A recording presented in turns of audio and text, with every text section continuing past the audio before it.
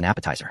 The air seemed to congeal. The smile on Yi Fei's face gradually faded. He was no fool. He understood Chun, whose concerns were not without merit. In this seemingly scorching wasteland, a sudden drop in temperature could prove far more lethal than a lack of water or food. He fell silent for a moment before breaking into a nonchalant grin, brushing the sand off his clothes with his right hand. What is there to fear? His voice, though quiet, was imbued with a fearless bravado, as if he were declaring that challenges would be met head-on. If the heavens were to rain down blades, we would simply wield our pots to shield ourselves. Surely a living person cannot die from holding in their urine? Chun, who looked at his carefree demeanor and, despite himself, shook his head in resignation, feeling a strange sense of reassurance. Though this lad often spoke flippantly, he always managed to conjure some ingenuity in dire situations. However, unbeknownst to Chun Hu, while speaking, Yi Fei's gaze casually swept the surroundings, a small oasis, swirling yellow sands, a few Indian backpacks, thermal blankets, clothing, and dead wood. He already had a rudimentary plan forming in his mind, but given their current state, its execution might prove challenging.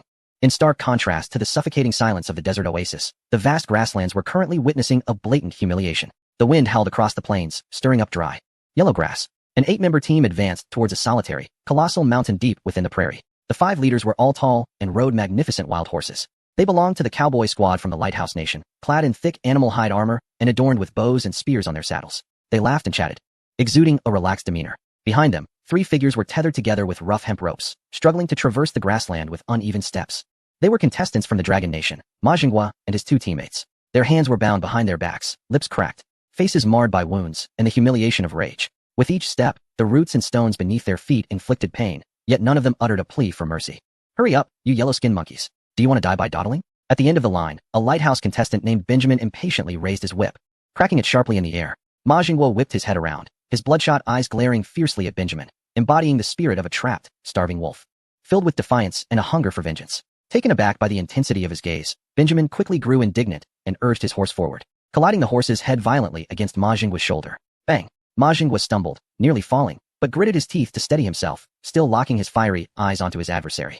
Ah, you possess quite the spirit, Benjamin said, reining in his horse, looking down at him from his elevated position, a mocking smirk plastered across his face. I do enjoy a toy with some backbone. Rest assured, when you arrive at your destination, your bones will shatter inch by inch. The leader of the group, a white man with a scruffy beard, glanced back and spoke in a flat tone. Benjamin, conserve your energy. Don't ruin the stepping stones before they break under the pressure. Understood, boss, Benjamin replied, shrugging off his cruel demeanor as he returned to the rear of the line.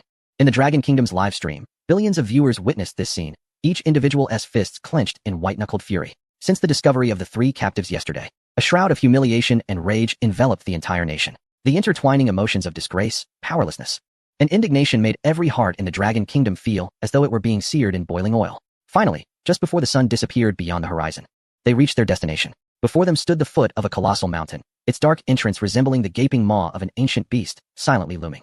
The cave's mouth soared over 10 meters high, surrounded by barren land, littered with weathered stones inscribed with strange symbols.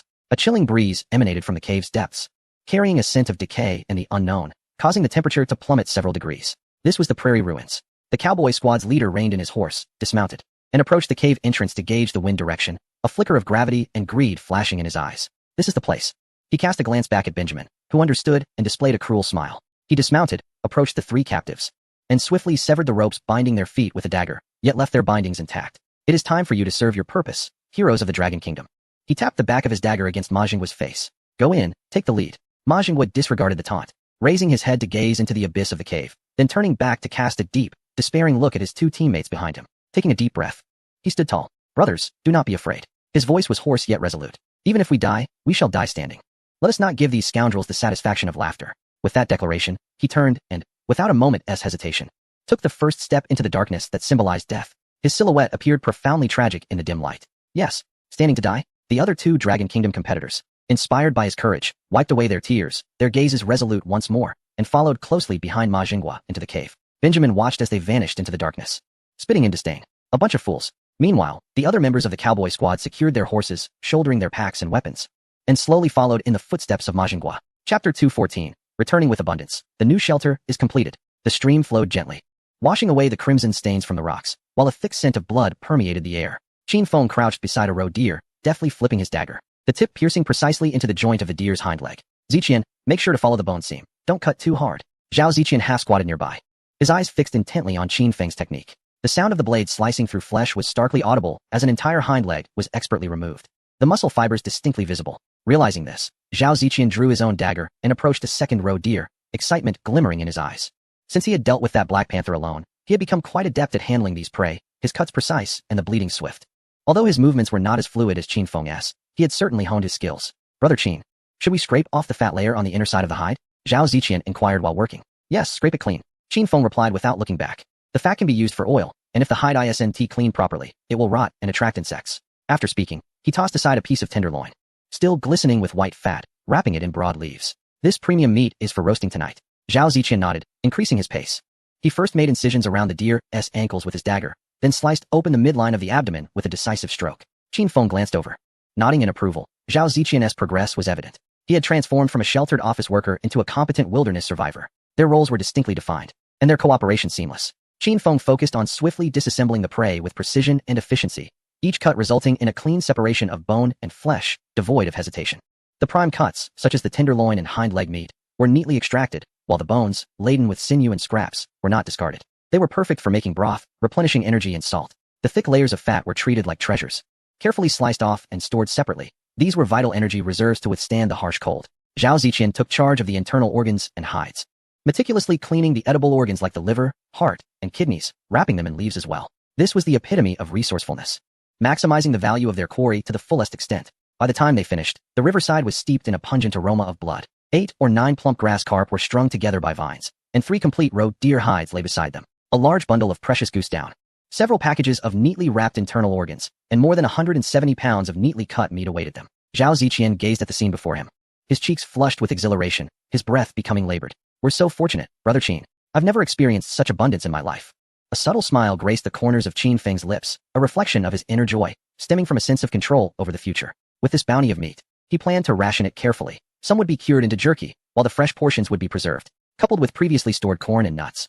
He intended to forage for edible tubers and wild vegetables nearby the following day, confident that they could weather this severe winter calamity. This feeling of security was unparalleled. Stepping aside, Qin Feng adeptly wielded his dagger to sever several remarkably flexible branches, applying strength to bend them into a U-shape with ease. He then bound these branches together with resilient vines, creating a rudimentary yet remarkably stable carrying system that appeared more reliable than any mountaineering backpack Zhao Ziqian had previously encountered. Qin Feng secured the largest and heaviest bundles of meat firmly onto the frame, layering 3 deer skins and goose down atop, finally securing everything with interlaced vines. Completing this task, he clapped his hands and turned to the astonished Zhao Ziqian, instructing, "You handle the fish and entrails, stay close to me." Zhao Ziqian gazed at the formidable mound of meat, which seemed to dwarf Qin Feng's upper body, swallowing hard at the thought. Could this possibly weigh 200 to 300 pounds? Was Qin Feng truly going to carry it all? Before he could ponder further, Qin Feng effortlessly lifted the daunting frame with one hand, steadying it with the other, and with a swift motion, the heavy mountain of meat settled securely onto his back. His body only slightly sank. His footing remained solid as if he were bearing not flesh and blood, but merely a bundle of cotton. "Let us go," he commanded succinctly. Zhao Ziqian, flustered, scrambled to grasp the hefty string of grass carp and several packages of entrails, hastily following suit. This scene was broadcast live across the globe through their wrist-mounted devices. In the Dragon Kingdom's live stream, silence was shattered by a deluge of comments akin to a landslide. "I'm utterly stunned. Someone tell me how much that weighs on Qin Feng's back." 200 pounds. It must exceed 200 pounds. The weight of an adult male. Feng seems unfazed. Zhao Ziqian is doing great. Though his face has turned pale from exertion, he hasn't fallen behind, carrying dozens of pounds. Well done, men of the Dragon Kingdom. While Qin Feng and Zhao Ziqian battled for sustenance to survive the winter, the camp's inhabitants were equally industrious, laboring to forge a sturdy fortress against the bitter cold. Though Qin Feng was not there to oversee operations, each individual had found their niche. In the camp's central clearing, Lin Yihan and Hina were spreading the last few baskets of shelled corn kernels out to dry, their golden hue shimmering under the sun like a radiant carpet. "Let us leave these remaining corn cobs unshucked," Lin Yihan suggested, wiping the beads of sweat from her brow, a satisfied smile gracing her face. "We can cook them directly later or roast them for a change of flavor." Upon closer inspection of Lin Yihan's complexion, the once fair skin has been replaced by a sun-kissed hue, imparting her with a newfound vitality and healthfulness, shedding the frailty of her past.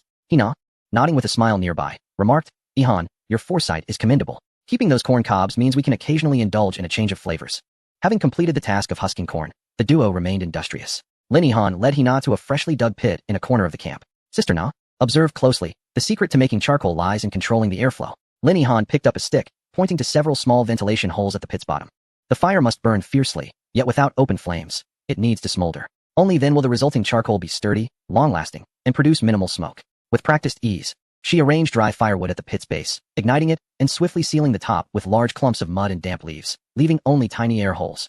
This process had become second nature to her, and Hina nodded in understanding, committing every detail to memory. Meanwhile, on the other side of the camp, Wang Ming and Shun Lai were engaged in a more significant endeavor, the renovation of the shelter. The 4 scattered makeshift shelters had been completely dismantled, replaced by a vast, interconnected common sleeping area. This new shelter boasted over double the space of its predecessor, and to maximize warmth, it featured just one entrance.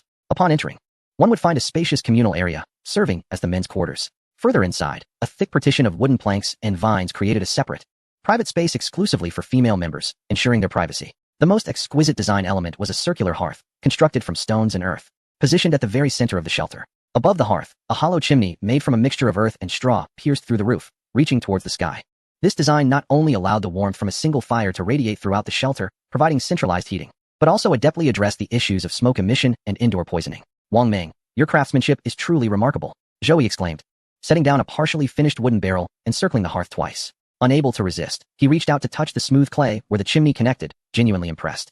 I reckon the ratio of mud to straw must have taken several attempts to perfect. You managed it on the first try? And this chimney, it seems simple, but if the angle is off even slightly, the whole place would be filled with smoke. Have you built houses before? Wang Ming, checking the sturdiness of the hearth by patting it, grinned at the compliment.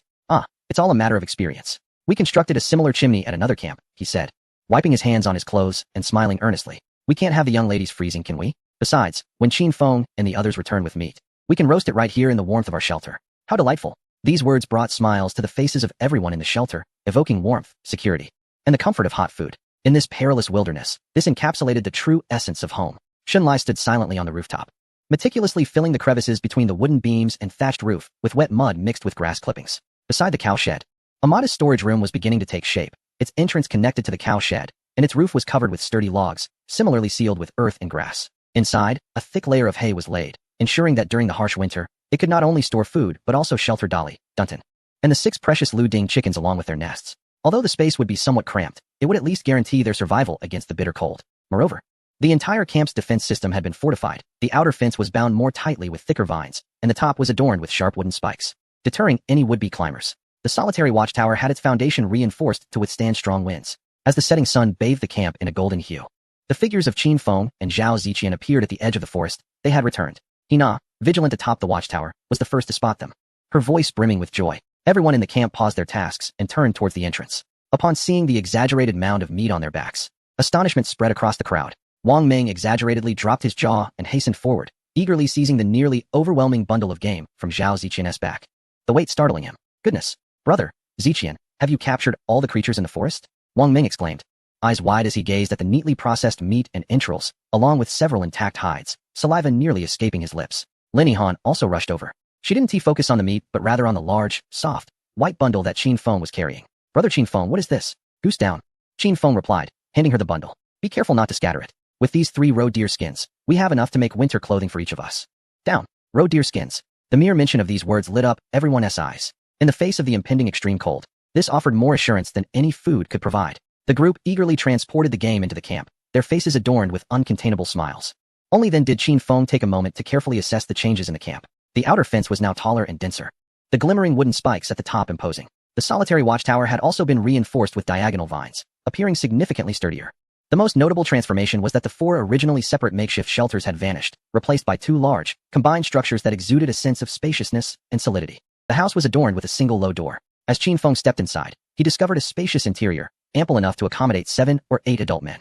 The ground was generously covered with thick hay, soft and comfortable underfoot. Venturing further, he encountered a sturdy wooden wall that partitioned the space, with a curtain marking the entrance to what was evidently the women's quarters. Impressive, Qin Feng remarked sincerely. He patted Wang Ming on the shoulder and flashed a grin at the assembly. Everyone has worked hard. Tonight, we shall feast on a grand meat banquet.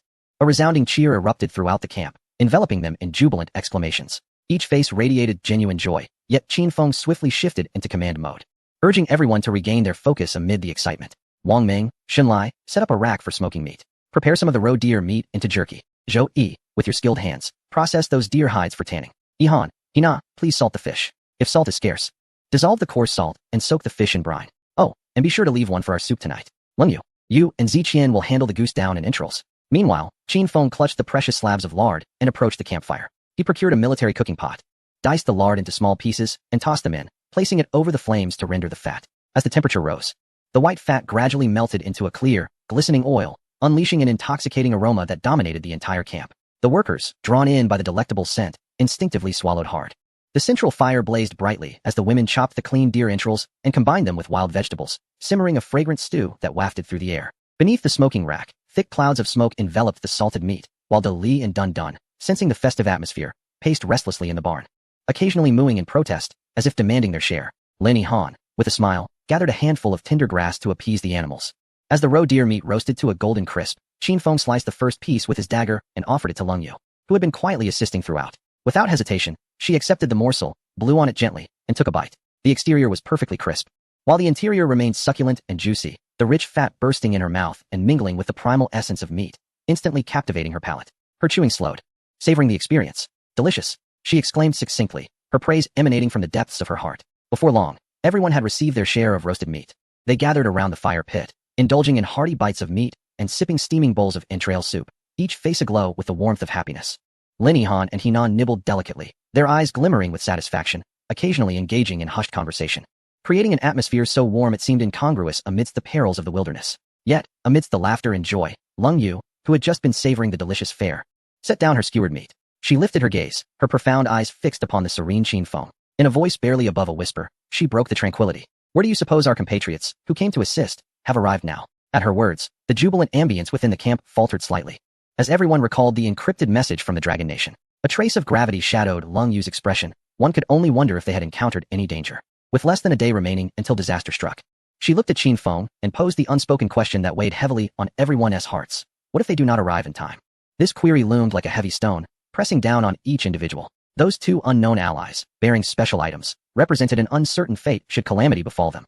All eyes turned to Qin Feng, who merely added a new piece of wood to the fire, his demeanor unruffled. He met Leng Yu's gaze, his voice calm, yet resonant. I understand your concerns. He surveyed the anxious faces surrounding him, continuing with a steady tone. The nation would not dispatch two weaklings for such a task. Their survival in the wild until now, and their selection for support, attest to their capabilities. He paused, the weight of his words sending a shiver through the group. However, we must prepare for the worst. Qin Feng's eyes settled on the flickering flames. At dawn, we will hastily craft 2 supreme winter garments from deer hides and goose down. Should they not arrive before the disaster strikes, he lifted his gaze. Determination etched in his expression like granite. I shall don one and venture into the storm to bring them back. Whether alive or deceased, we shall have answers. Chapter 216. Finally, the rewards have arrived. A complaint from Xiao Ningxue. No. A crisp, resolute voice interrupted, not that of the boisterous Wang Meng, nor the worry-laden Lenny Han, but Leng Yu. She set aside her skewer, raising her head, her eyes, illuminated by the firelight, fixed unwaveringly on Qin Feng. Her cold tone bore no plea or hesitation. I cannot agree. For you to venture alone into that blinding snowstorm is tantamount to courting death. With fervor, she stood, her tall silhouette casting a straight shadow in the flickering light. Unless I accompany you. Her declaration ignited a surge of emotion among the group. Indeed, the young lady speaks wisely. Wang Meng, discarding a half-eaten bone with a thud, glared with wide, round eyes and bellowed. Brother, what are you saying? Go alone. That is out of the question. If anyone is to go, it must be the both of us. In this icy wilderness, the more eyes, the better the vigilance. His voice was laden with urgency, and the imposing figure of the man, radiating an aura of fierce determination, bore an expression of unyielding resolve. Qin Feng, it is far too perilous. Lenny Han's voice was tinged with concern as she set down the bowl in her hand. The glow of the campfire painted her cheeks a rosy hue, but now the color drained away. This is a natural disaster, not merely a snowfall. In such blizzards, visibility is utterly compromised. What if something were to happen to you? What would we do? Her softly spoken words echoed the sentiments of all present. They had labored diligently to establish this home, to find solace in their steadfast leader. The mere thought of Qin Feng embarking alone into that frigid world gripped their hearts like an icy hand. Brother Qin Feng, though I may be older and my legs not as nimble as yours, I can still lend a hand. Indeed, Qin Feng, we cannot permit you to face this danger alone, shouted Zhou Yi, Sun Hao, and Zhao Ziqian as they all rose to their feet. Their faces etched with concern and anxiety, forming an impenetrable wall around Qin Feng. Feeling the warmth of their heartfelt support, something deep within Qin Feng stirred gently. His gaze swept over the gathered faces before settling on the flickering flames. I understand your intentions, he began, raising his eyes to meet the cold gaze of you.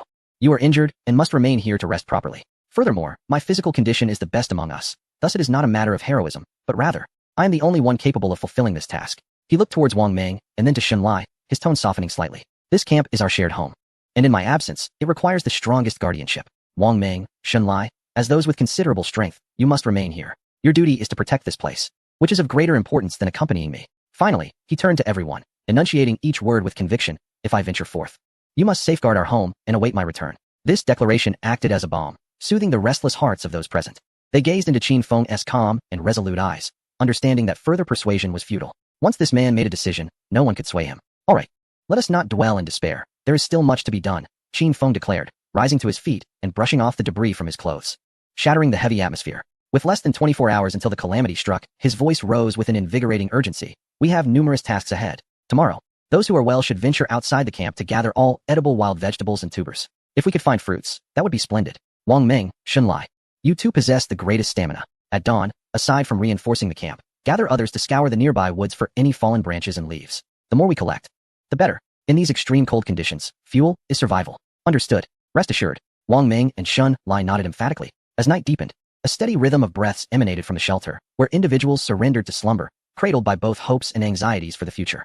Alone, Qin Feng ascended the frigid watchtower, gazing upon the tranquil encampment illuminated by moonlight. The lowing of cattle echoed from the barn, while within the sanctuary lay his comrades, whom he vowed to protect with his very life. He raised his wrist, observing the faint red dot on his live-streaming watch, fully aware that beyond that point, billions of eyes were fixed upon him. A profound sense of responsibility intertwined with a warmth surged within his heart. He felt an urge to address those unseen supporters behind the screens. Are you unable to sleep? Qin Feng suddenly spoke softly to his watch. Rest assured, we are well. Our provisions are ample, and the camp remains secure, as you can see. Tomorrow will be colder, but we are prepared. As he spoke of his two comrades, he promised to bring them back safely. His voice was gentle, almost like a soliloquy, yet it resonated as a vow to the entire Dragon Nation. Though he could not see the barrage of comments, he sensed the overwhelming tide of support transcending time and space. A faint smile graced his lips, only to quickly fade. Amidst the comments, expressions of concern and admiration flooded in. Please, Feng Shun, don't say such things. It pains my heart. Is this the first time Feng Shun has spoken to us? He must be under immense pressure. Rest easy, Feng Shun. We are taking good care of your families. They are receiving the highest standard of care. Don't go. It's too dangerous. We would rather lose those two contestants than risk your safety. What nonsense are you spouting upstairs?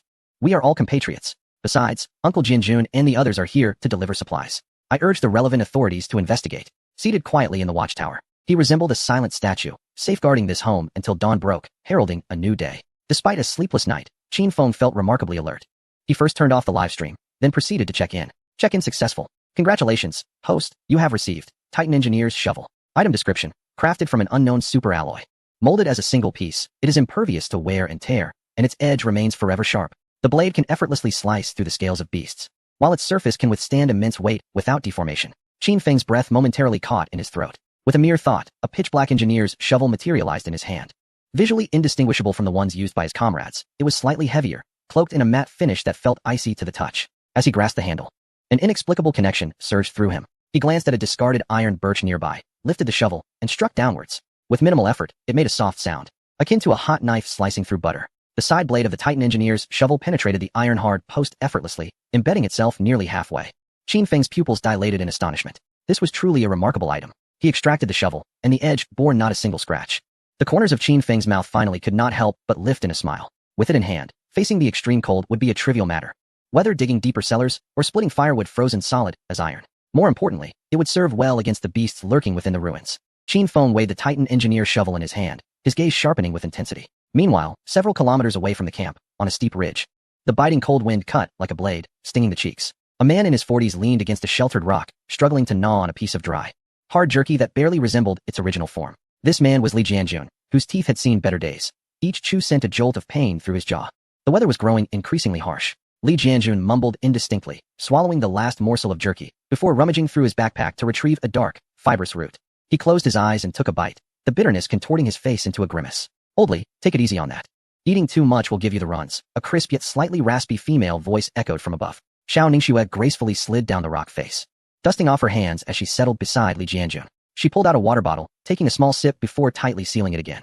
Observing the profound sorrow etched on Li Jianjun's face, she scoffed lightly. What's the matter, missing your wife? You mentioned back on Blue Star how long it's been since you saw her. Hey. Li Jianjun interjected, sensing the direction of her words. You, being a woman, always speak so coarsely. He shot her an exasperated glance. I'm missing my daughter. She's already frail and malnourished. I wonder if the state's assistance will make any difference. Xiao Ningxue pouted, with the current level of attention from the government. Your daughter's provisions are probably on par with special supplies. Just put your mind at ease. She then retrieved a carefully wrapped bundle from her backpack, revealing their last substantial piece of jerky. However, she merely glanced at it before tucking it away again. Let us hold out for another day and a half at most. We'll reach our destination. She lifted her gaze toward the direction of Qin Feng's camp, licking her cracked lips. Damn it. Once we arrive, I'll make that lad named Qin Feng cook me a pot of meat soup. Otherwise, this suffering will have been in vain. There are quite a few of them. Nearly the same number as in our camp. I wonder how much food they have. Li Jianjun sighed, concern evident in his eyes. This cursed place. A natural disaster is looming. Let us hope we can reach safety before it strikes. After a brief respite, the two exchanged no further words, shouldering their heavy burdens, bracing against the increasingly fierce winds, and limping forward with unwavering determination. Chapter 217. It snowed despite having gone a night without sleep. The moment Qin Feng acquired the Titan engineer shovel, an invigorating energy surged through him. Morning sunlight pierced the clouds, and the camp's inhabitants began to awaken, their first sensation being the biting cold. Unlike the usual morning chill, this was a bone-chilling cold. Lin Yihan wrapped herself in a thermal blanket as she stepped out of the girls' dormitory, shivering. Why does it feel so much colder than last night? A natural disaster might be imminent. Shun Lai tightened his clothing and spoke with a serious tone. Wang Ming also emerged from the blanket, unbothered by the cold, wearing only an undershirt. He ruffled his messy hair and let out a loud yawn. Wow, this weather is piercingly cold. Enough chatter, quickly put on your clothes. Shen Lai said, stepping out behind him and tossing his jacket over. Who will take care of you if you get sick? Wang Ming chuckled, donned the jacket, and stretched his limbs. What's this little cold compared to? We've heard your glorious tales 100 times. Sun Hao poked his head out from under the blanket, grinning. The campsite gradually became lively as Qin Feng scanned the group and declared, the temperature is dropping faster than I anticipated. Today as tasks are heavy. We must commence work right after breakfast. Understood. Wang Ming patted his chest. Lin Yihan and he now went to boil water. Zhou Yi was responsible for distributing the leftover grilled meat and corn from the previous night, while Zhao Ziqian squatted by the fire, poking at the flames with a stick to make them burn brighter. Breakfast was simple, a few pieces of grilled meat, a bowl of hot corn porridge, and a bit of wild vegetable soup. Wang Ming held his bowl, devouring the food ravenously, finishing it off in just a few bites. Then wiped his mouth. Brother Shenlai, follow me. Let us gather everything flammable and edible from around here. Shenlai nodded, and the two strapped on their backpacks and took Dolly along, heading outside the camp. Dolly had a makeshift shelf woven from vines strapped to its back, while Dun Dun was left in the barn, rooting through hay with its nose. Stay put, I'll give you extra rations tonight.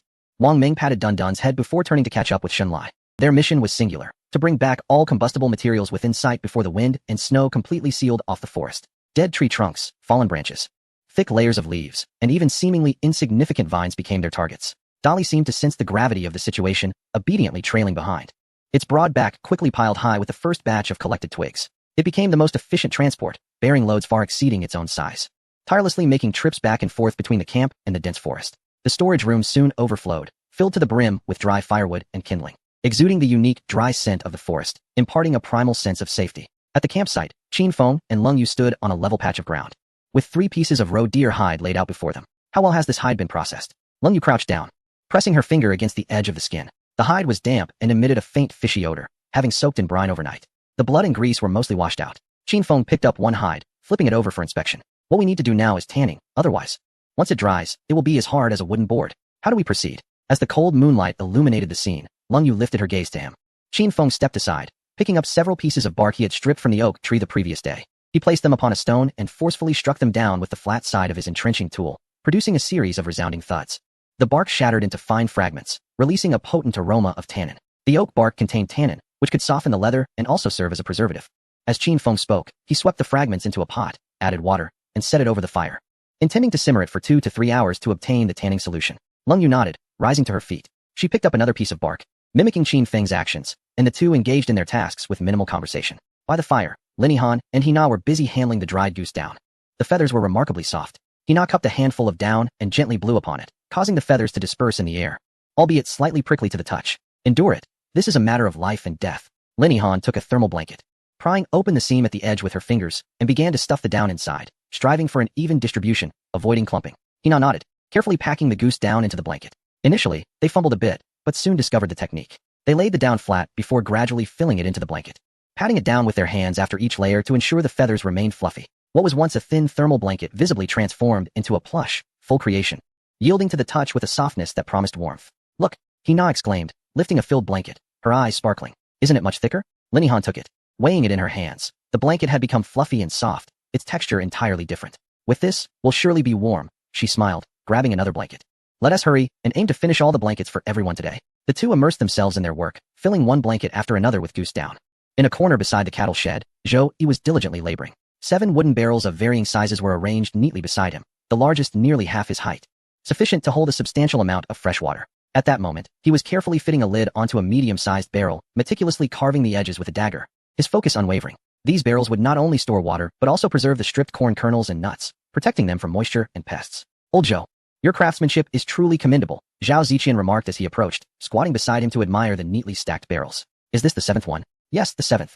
Zhou Yi wiped the sweat from his brow, looking up at him. Once this batch is completed, it should suffice. I'll lend you a hand, Zhao Ziqian smiled. Didn't you hear what Brother Qinfeng said? We must prepare for the worst. It's wise to make a few extra. Zhou Yi pondered for a moment before nodding in agreement. Indeed, he decided to prepare a few smaller vessels for water convenience. Rising to his feet, he stretched his stiff back and picked up a piece of oak, resuming his chopping. Throughout the morning, silence enveloped the group, punctuated only by the sound of axes cleaving wood, the heavy thud of footsteps, and the crackling of the campfire. Time slipped away unnoticed, hunger forgotten. As a singular thought consumed them, faster, even faster. Upon receiving that encrypted message, the entire contingent from the Dragon Kingdom descended into a frenzied state of preparation. Some teams frantically excavated cellars in an attempt to seek refuge underground, while others, emulating Qinfeng's group, fervently reinforced their shelters, scouring for anything combustible. However, the global livestream painted an entirely different picture. The Japanese are utterly absurd. 3 or 4 men are huddled around a single woman, seemingly debating who shall enjoy her company tonight, their faces adorned with lewd grins, completely oblivious to the impending storm. Look at the participants from the Korean team. They discovered a cave, but chose to bicker over a woman instead of fortifying their position. Goodness, turn your gaze to the Russian stream. That burly man named Vicky has amassed a considerable amount of fuel, intending to haul wood into the cave for burning, yet he neglected the ventilation. Experts warn that if ignited, none will survive half an hour due to carbon monoxide poisoning. Those from the Lighthouse Nation are not devoid of sense. Several squads are indeed reinforcing their shelters. Yet they are embroiled in significant internal conflict, even resorting to infighting over a complete moose hide, lacking the unity we possess in the Dragon Kingdom. Those who have managed to survive thus far should not be underestimated. We must remain vigilant. Amidst their busyness, the entire camp tacitly abandoned lunch, with no complaints voiced. Each individual persevered, racing against the increasingly ominous sky overhead. As afternoon waned and the sun dipped low, casting a dusky hue reminiscent of twilight, Qinfeng straightened his back, massaging the soreness, and declared, "Rest. Time to cook." A collective sigh of relief swept through the group as the campfire blazed anew. A large pot was suspended above the flames, simmering with yesterday's leftover roe deer bones and wild greens, the rich aroma of meat dispelling the chill in the air. The group gathered around the fire, sipping steaming broth with wooden spoons, cherishing this hard-won warmth. As Qinfeng held a bowl of soup, poised to drink, a sudden furrow appeared on his brow as he lifted his gaze. "Do you hear that?" Lin Yihan, attuned to the unusual atmosphere, whispered, "Has the wind ceased?" The group fell silent, realizing that the previously howling winds had come to an abrupt halt. The forest was enveloped in an eerie stillness, devoid of the chirping of insects and the calls of birds, the air thickening to the point of suffocation. In the barn, Dolly and Dudu anxiously scraped their hooves, the sound echoing sharply in the profound quiet. At that moment, a minuscule, icy fragment drifted silently down, landing precisely on Qinfeng's exposed wrist, a pristine snowflake, resplendent with its 6-sided crystalline structure. The moment it made contact with Qinfeng's warm skin, it melted into a trivial droplet of water. Everyone in the camp lifted their heads to gaze at the overcast sky. The second flake, the third flake, an increasing number of crystalline snowflakes spiraled down from the heights above.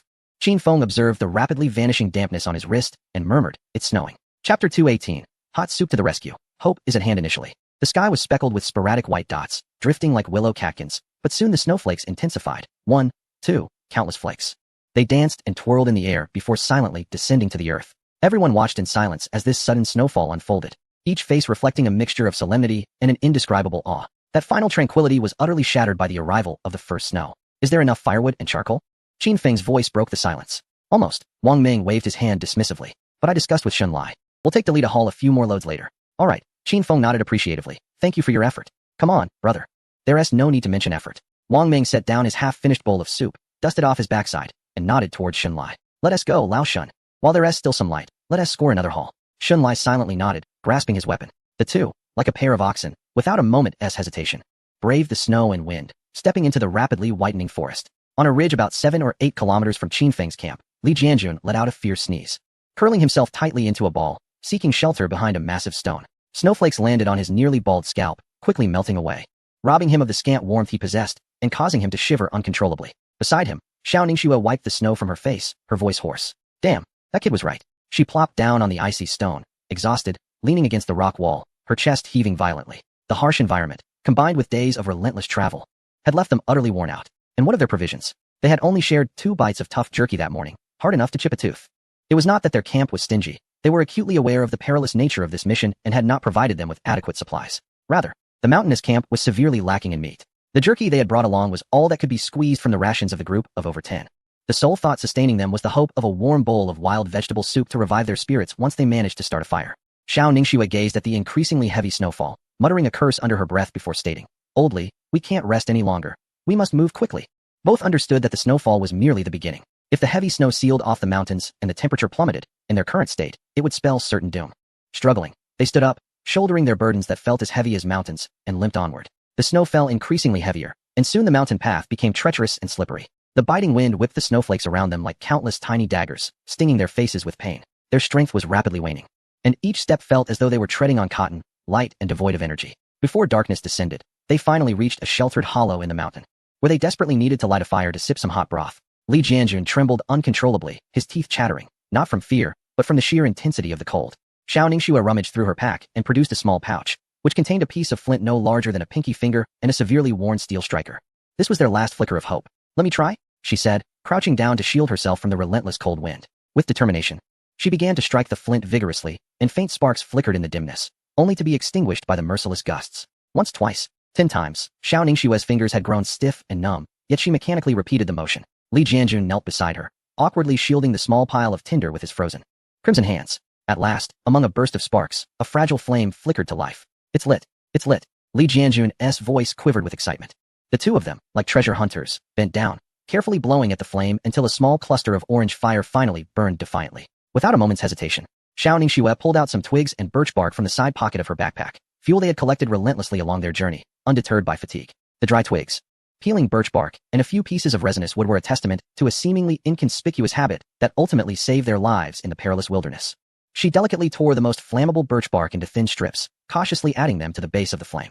Gradually, the fire began to stabilize. Li Jianjun retrieved a battered canteen, scraping together a full flask of clean snow with his knife and placing it over the fire.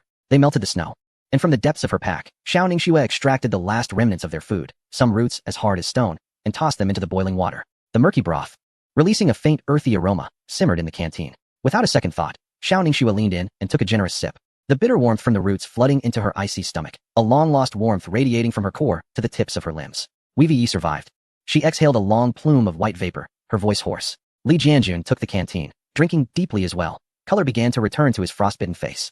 This was no mere soup, it was a lifeline. They took turns drinking from the canteen, finishing every last drop of what could hardly be called soup. "Let us go. If we don't move now, we truly won't be able to." Xiao Ningxue rose to her feet, gazing into the distance as they trudged forward with heavy steps through the knee-deep snow. Time seemed to stretch endlessly until Li Jianjun's legs buckled, and he collapsed face-first into the snow. Oldly, Xiao Ningxue hurriedly turned back to help him up.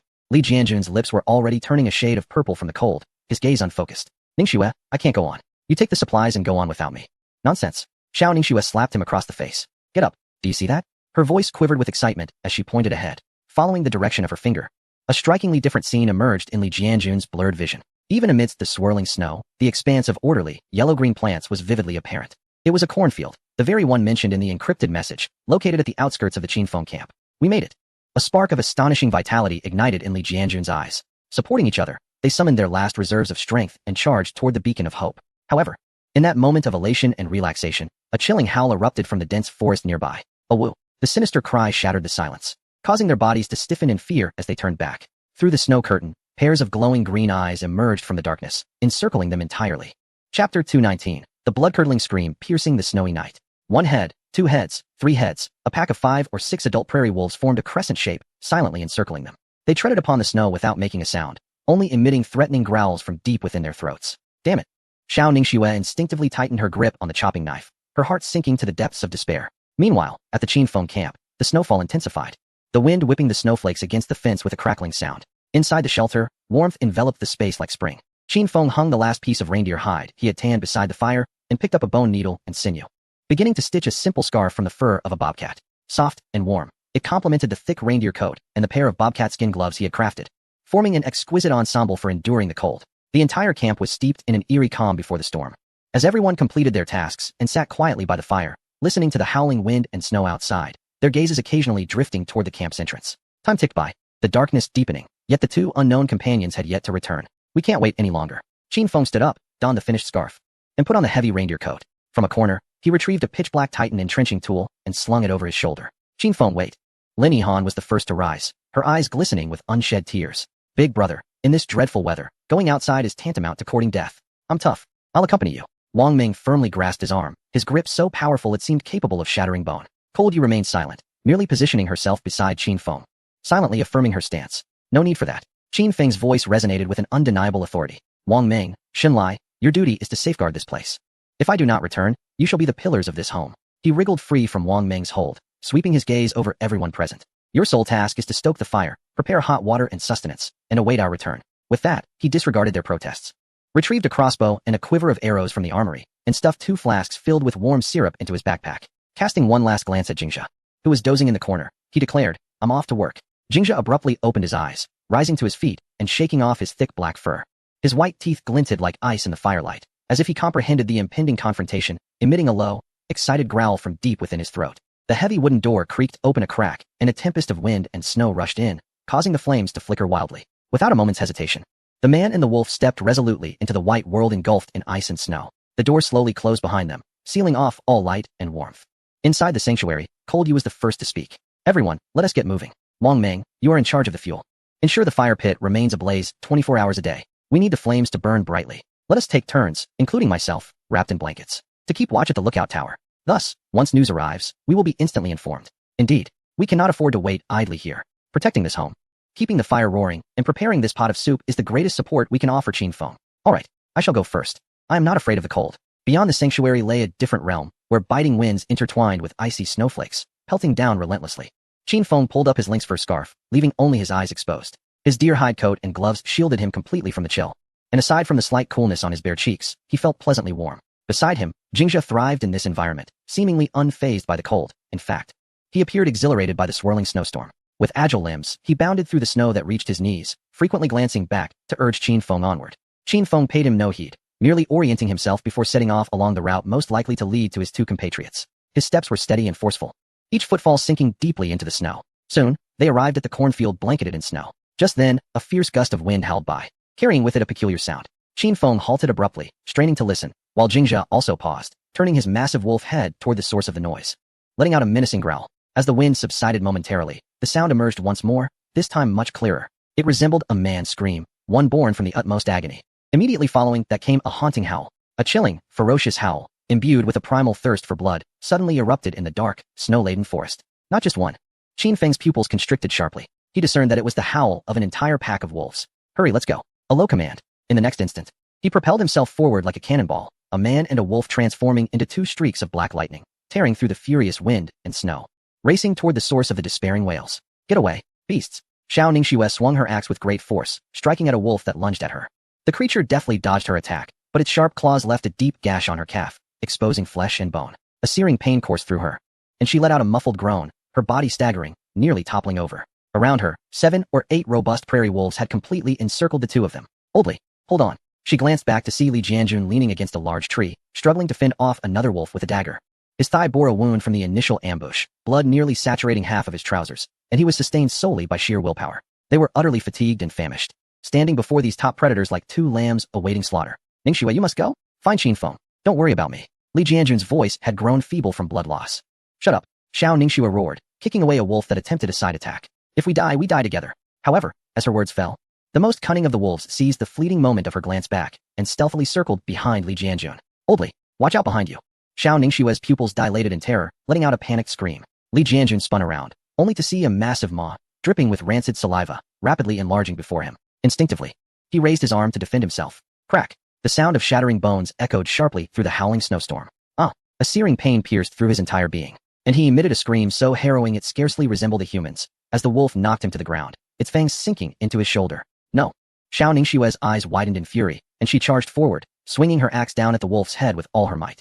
Yet, more wolves surged from all directions, overwhelming her. Despair engulfed her like the swirling snowstorm, drowning her completely. Chapter 220. The Savior in the Snowstorm. He has arrived. With a single thrust, the Wolf King has been severed in 2. At this critical juncture, whoosh, whoosh, whoosh, 3 piercing sounds sliced through the wind and snow. 3 black crossbow bolts, moving with an almost imperceptible velocity, accurately struck the eyes of 3 wolves that were about to pounce on Xiao Ningxue. The wolves had no time to utter a cry.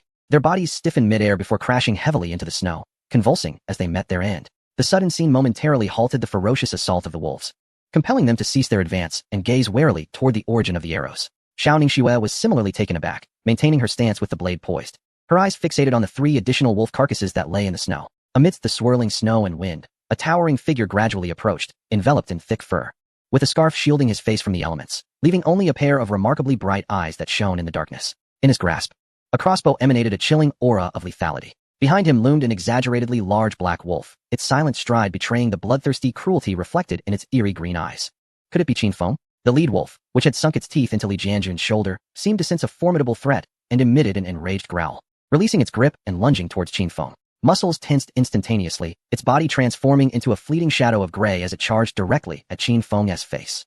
This was the lead wolf's desperate strike. In the face of such a lethal assault, Qin Feng's expression remained utterly undisturbed. He relinquished the crossbow, which had just performed a remarkable feat, carelessly discarding it onto the snow. Simultaneously, his right hand shot backward in a flash.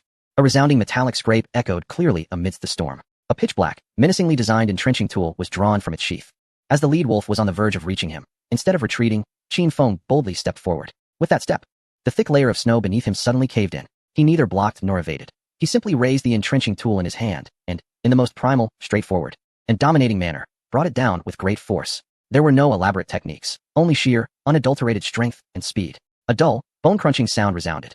Time appeared to freeze in that instant. Xiao Ningxue and Li Jianjun widened their eyes in terror, witnessing the black entrenching tool slice seamlessly into the lead wolf's forehead, cleaving down along its spine. Blood and entrails erupted outward at the moment of impact. The ferocious lead wolf's body was violently severed in two mid-air by this unparalleled strike.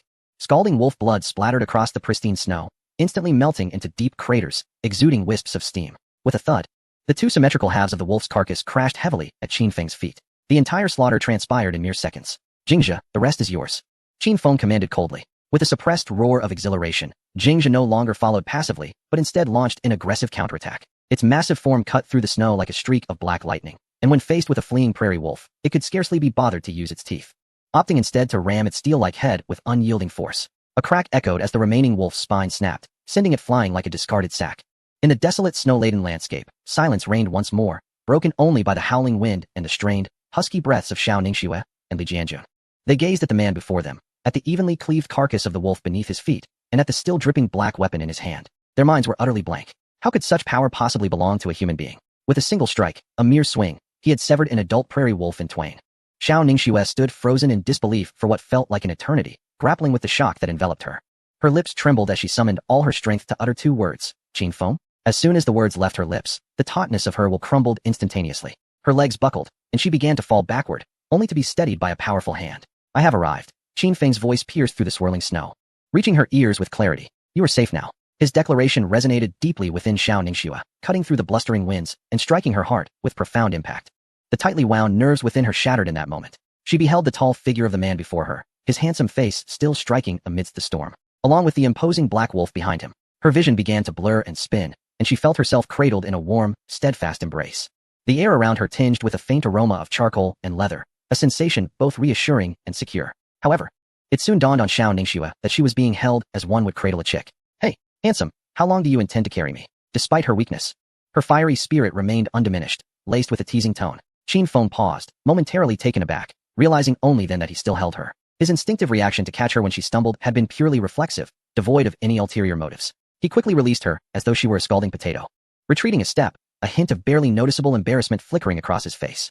I'm fine, thank you, Xiao Ningxue declared as she regained her footing, rubbing her numb cheeks. Her gaze shifted to Li Jianjun, who lay in the snow, being examined by Qin Feng. Go check on old Li, she urged. Without further ado, Qin Feng hastened to Li Jianjun's side, crouching down to examine him closely. The situation was grim. Li Jianjun's left arm was unnaturally bent, undoubtedly fractured, while two deep bite wounds, one on his right shoulder and the other on his left thigh. Exposed bone, blood seeping through his thin clothing, staining the snow with a stark, dark crimson. The loss of blood and the biting cold rendered his lips a purplish hue, and his consciousness began to wane. Can you hold on? Qin Feng asked, concern lacing his voice. Li Jianjun managed to open his eyes, gazing at Qin Feng's not-so-imposing back, and weakly shook his head. Little brother, you must be Qin Feng, right? Thank you for saving us, but you won't be able to carry me quickly. Just take Xiao Shui and our backpack. Seeing that Li Jianjun was still coherent and able to speak, Qin Feng did not offer him a chance to refuse. With a surge of strength, he hoisted the 140 to 50-pound man, along with his hefty backpack, securely onto his back. The weight bore no burden upon him. Li Jianjun lay upon Qin Feng's back, feeling the steadiness of his strides, his heart overwhelmed with boundless astonishment. In such an environment, how could one carry an adult and still move with such agility? Is this truly human? Qin Feng, having shouldered Li Jianjun, cast a glance at the fallen wolves and then at the equally fatigued Xiao Ningxue. He made a swift decision. Jingzhe, he called out urgently, return, deliver the message. A low growl emanated from Jingzhe, who had been quietly crouching nearby, licking the blood off its paws. It gazed intently at the two injured figures in the snow before turning away. With a powerful push of its hooves, it transformed into a streak of lightning, vanishing into the vast expanse of the snowstorm. Let us depart. Qin Feng instructed Xiao Ningxue, and with Li Jianjun still upon his back, He surged forward towards the camp with remarkable speed, moving through the deep snow as if it were solid ground. Gritting her teeth, Xiao Ningxue summoned her last reserves of strength to closely follow in his wake. In the shelter's watchtower, Leng Yu tightened her grip around the thick down blanket enveloping her, cradling a thermos filled with hot water. The warmth radiated steadily from the container to her abdomen, dispelling much of the chill. Her gaze, sharp and penetrating, pierced through the swirling snow, fixated on the distant darkness, anxious not to miss any vital information. A faint creaking sound broke the silence as the wooden ladder of the watchtower stirred. It was Xunlai. "I've come to relieve you. Go down and rest," he said, draped in a heavy blanket and bearing a steaming bowl of meat soup. "Thank you," Leng Yu replied, preparing to descend when her peripheral vision caught a fleeting black figure darting swiftly across the snow. Wait. She squinted, trying to discern the shape. It was Jingjia. Xunlai tensed, having also spotted Jingjia, and instantly understood. It had returned with news. Leng Yu nodded in excitement. "It seems Qin Feng has found someone. You go inform the others. I shall follow Jingjia," Xunlai suggested. "Let us go together," Leng Yu said, already beginning her descent. More hands mean more strength. Just as she finished speaking, the shelter's door swung open, and Wang Ming poked his head out, exclaiming, "Why are you two dawdling on the shift change? Isn't it cold outside?" Upon seeing the serious expressions of the two atop the watchtower and the approaching Jingjia, his playful demeanor vanished in an instant. "Is something wrong? Let us move." Leng Yu uttered a single word before swiftly descending from the watchtower. "Jingjia," she called out to the giant wolf that had reached the camp entrance. Jingjia halted, anxiously pawing at the snow, emitting a muffled sound from its throat, then abruptly turned its head toward the direction from which it had come. "Follow me." Leng Yu instantly grasped its intent. The three individuals, no longer hesitating, seized their weapons and pushed open the heavy gates of the camp, following Jingjia into the swirling snowstorm. They had not ventured far when they spotted three figures of varying depths in the snow. At the forefront was Qin Feng, carrying a bloodied man upon his back. Behind him, a woman staggered, on the verge of collapse. "Big brother," Wang Ming shouted, rushing forward with urgency. Upon recognizing the bloodied man on Qin Feng's back and the pale-faced woman trailing behind, a heavy weight settled in his heart. Xiao Ningxue. Noticing the sudden appearance of these three allies, especially the woman at the forefront, wrapped in a blanket and exuding a fierce elegance, finally let go of her taut nerves. She managed a weak smile towards Leng Yu, saying, "Oh, what a grand welcome." Yet, before she could finish her sentence, her legs buckled beneath her, and she lost consciousness entirely. "Be careful." Xunlai reacted swiftly, stepping forward to support her arm before she fell. Without a moment's hesitation, he crouched down, his arm sliding beneath her knee and across her back, executing a standard fireman-esque carry to hoist her onto his shoulder. Although this position lacked elegance, it was the most stable and energy-efficient method for traversing with a burden. "Let us go," Xunlai commanded, carrying Xiao Ningxue as he followed closely behind Qin Feng. "Should I take over and carry him?" Leng Yu inquired, stepping forward to relieve Qin Feng of Li Jianjun. "No need, we're almost there," Qin Feng replied, his breathing steady. "Wang Ming, there are 5 or 6 wolf carcasses in that thicket. You and Jingjia should go and bring back as many as you can. The meat and hides are valuable." As he spoke, he handed Wang Ming his crossbow, his catskin gloves, and the scarf around his neck. "Put these on quickly. Don't freeze." "Got it." Wang Ming accepted the items, watching Qin Feng advance through the storm, barehanded and burdened. A pang of unspoken sorrow welled within him. After donning the gloves and scarf, he suppressed his emotions and signaled to Jingjia, "Let us go. Time to collect the corpses." A few minutes later, the warm glow of the shelter finally came into view. Lin Han and Hina had been anxiously waiting at the entrance. Upon seeing Qin Feng and the two unfamiliar, injured individuals returning, they rushed forward. "Quick, come inside." The heavy wooden door closed behind them, sealing off the icy world outside. In the shelter, warmth enveloped them like spring, a blend of food aromas and comforting heat greeting them. "Hurry, everyone come in," Lin Han urged, as they shook off the snowflakes at the entrance and assisted Xiao Ningxue in wiping the snow from her face. "Her face is so cold," Lin Han remarked, touching Xiao Ningxue's cheek and checking her hands, which were icy to the touch. "First, let her recline and cover herself," instructed Leng Yu softly. Xunlai gently placed her on the bed, which was adorned with a thick layer of straw and insulated blankets. Lin Han promptly fetched additional goose-down quilts to secure her warmth. However, mere blankets could not sufficiently thaw her frigid body. Observing Xiao Ningxue's increasingly pale complexion, Lin Han suddenly had an idea. She hurried to the roaring central fire pit, extending her delicate hands towards the flickering flames. The firelight illuminated her anxious visage as her palms quickly turned crimson from the heat, yet she remained oblivious to the discomfort. Once she deemed them warm enough, she swiftly pressed her lips against the back of her hand to test the temperature, ensuring it would not scald Xiao Ningxue before returning to the bedside. She gently cupped Xiao Ningxue's paper-white face with her warm hands, infusing her with warmth that enveloped the coldness, perhaps stimulated by the temperature difference. Xiao Ningxue's unconscious body subtly trembled, and her beautifully shaped brows furrowed slightly. It worked. Lin Han's eyes sparkled with hope. She dashed back to the fire pit once more, heating her hands repeatedly. This seemingly fragile girl tirelessly traversed between the fire and the bed, gradually pulling Xiao Ningxue back from the brink of icy oblivion with the warmth of her palms. Hina mimicked her actions, clasping Xiao Ningxue's icy feet, using the same method to dispel the chill. Meanwhile, Xunlai silently filled a kettle with hot water, wrapped it in cloth, and tucked it into Xiao Ningxue's bedding. On another front, Qin Feng and Leng Yu were tending to Li Jianjun's injuries. Li Jianjun surveyed his surroundings in astonishment. The sturdy, robust birchwood frame was fortified, with gaps in the walls stuffed with straw and a mixture of earth forming an insulating layer.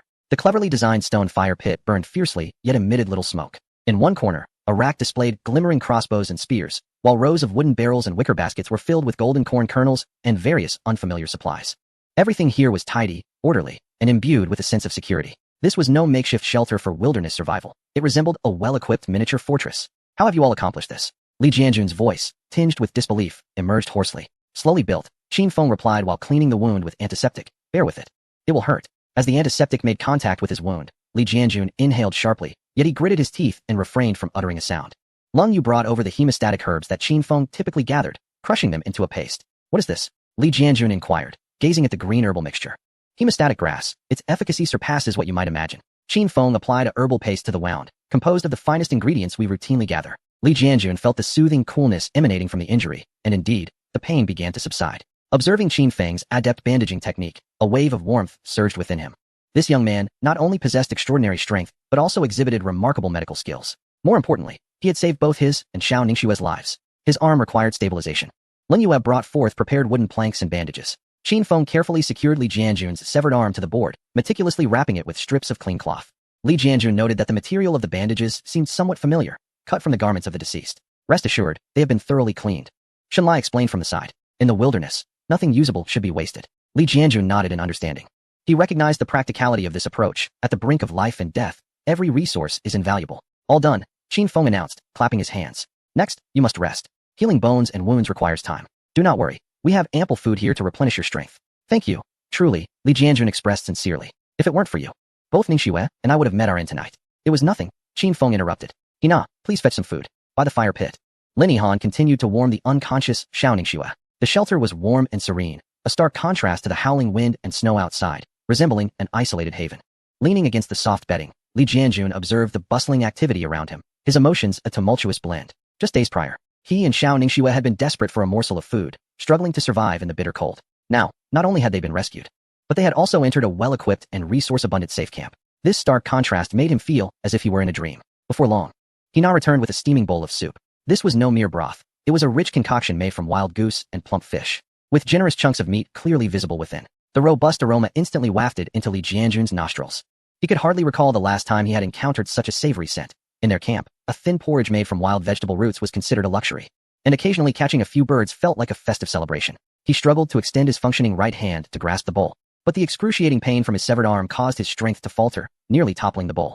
Uncle Li, please don't move, Hina softly urged, naturally scooping a spoonful of soup and bringing it to his lips. Your arm is not suited for this. Allow me to feed you. The sight of a man in his 40s blushed at her tender care was a sight to behold. Yet, in the face of that irresistible aroma, all pretenses seemed utterly futile. He opened his mouth, and the scalding broth slid down his throat, a wave of warmth exploding within him, instantly dispersing the lingering chill that had taken residence in his body. The warmth enveloped him as Li Jianjun felt a sudden heat in his eyes. Hina gently scooped a piece of tender, perfectly stewed goose meat, its skin glistening, and brought it to his lips. With barely a bite, the meat melted in his mouth, a stark contrast to the dry, tough, and bloody jerky he had previously gnawed on. This was the purest, most primal flavor of food. A true comfort to the soul. Another bite of snow-white fish meat was offered, dissolving on his tongue, exquisite beyond compare, as the broth fully infused every fiber of the fish. Delicious, thank you, he remarked, gazing at the girl, who fed him like a daughter. A scalding tear unexpectedly slipped from the corners of his weathered eyes, splashing into the bowl with a soft plop, creating a tiny ripple in the soup. Slow down. Uncle Li, Hina's voice trembled, her eyes reddening. There's plenty more in the pot. Li Jianjun emitted a deep nasal sound, exerting all his strength to swallow the food. Just then, with a creak, the door of the shelter was pushed open a crack, allowing a gust of cold wind, mixed with snowflakes, to rush in. Wang Ming's tall figure squeezed through, unusually subdued. He lowered his voice and swiftly shut the door, muttering, "It's getting damn cold out there." Snow clung to him as he busily dragged 2 frozen corpses of wild wolves, one in each hand, like dragging 2 tattered burlap sacks. With a thud, he tossed the wolf bodies onto the ground by the entrance and quietly called out, "Jingjia, come in." Almost instantly, the large Jingjia entered, gracefully setting down the 3rd wolf it had carried by the nape. "Hey, we'll have a few more wolfskin coats. How are you, brother? Any pain?" Wang Ming rubbed his frostbitten hands, grinning as his gaze fell upon the newly arrived Li Jianjun. At that moment, Li Jianjun was utterly stunned, fixated on the massive black wolf at the door, larger than any wolf he had ever encountered. The beast obediently made its way to the fire pit, finding a comfortable spot at everyone's feet, and lay down quietly. A chill shot through Li Jianjun, reaching the crown of his head. Could this fearsome creature simply lie down like a domesticated dog? "Don't be afraid," Uncle Li, he now noticed his unease and softly reassured him. That's Jingzhe, raised by Brother Qin. He very gentle. Raised? Qin Feng patted his shoulder, offering comfort. It's all right. Jingzhe was the one who saved you earlier. He very gentle. Seeing Li Jianjun appear somewhat at ease, he handed him a cup of warm sugar water and posed a crucial question. How many people are in your camp? Is there a shortage of supplies? Li Jianjun let out a bitter smile. Including us, there are over 10 people. It's not just a shortage. That place is nothing but rocks and sand. And it's hard to find even a blade of grass. Qin Feng frowned slightly. Then why not relocate? Why stay there? Chapter 223. Everyone in tears. A sacred site safeguarded by life itself. Upon hearing this inquiry, Li Jianjun's expression was not one of sorrow. Instead, a grin spread across his face, his eyes glimmering with a hint of mystery and pride. It is indeed a remarkable place. He took a sip of sweetened water and, lowering his voice, revealed, there. We discovered these intriguing items. He raised his chin, gesturing towards the backpacks belonging to him, and shouting Shua. Qin Feng felt a spark of realization. His gaze sharpened. Indeed.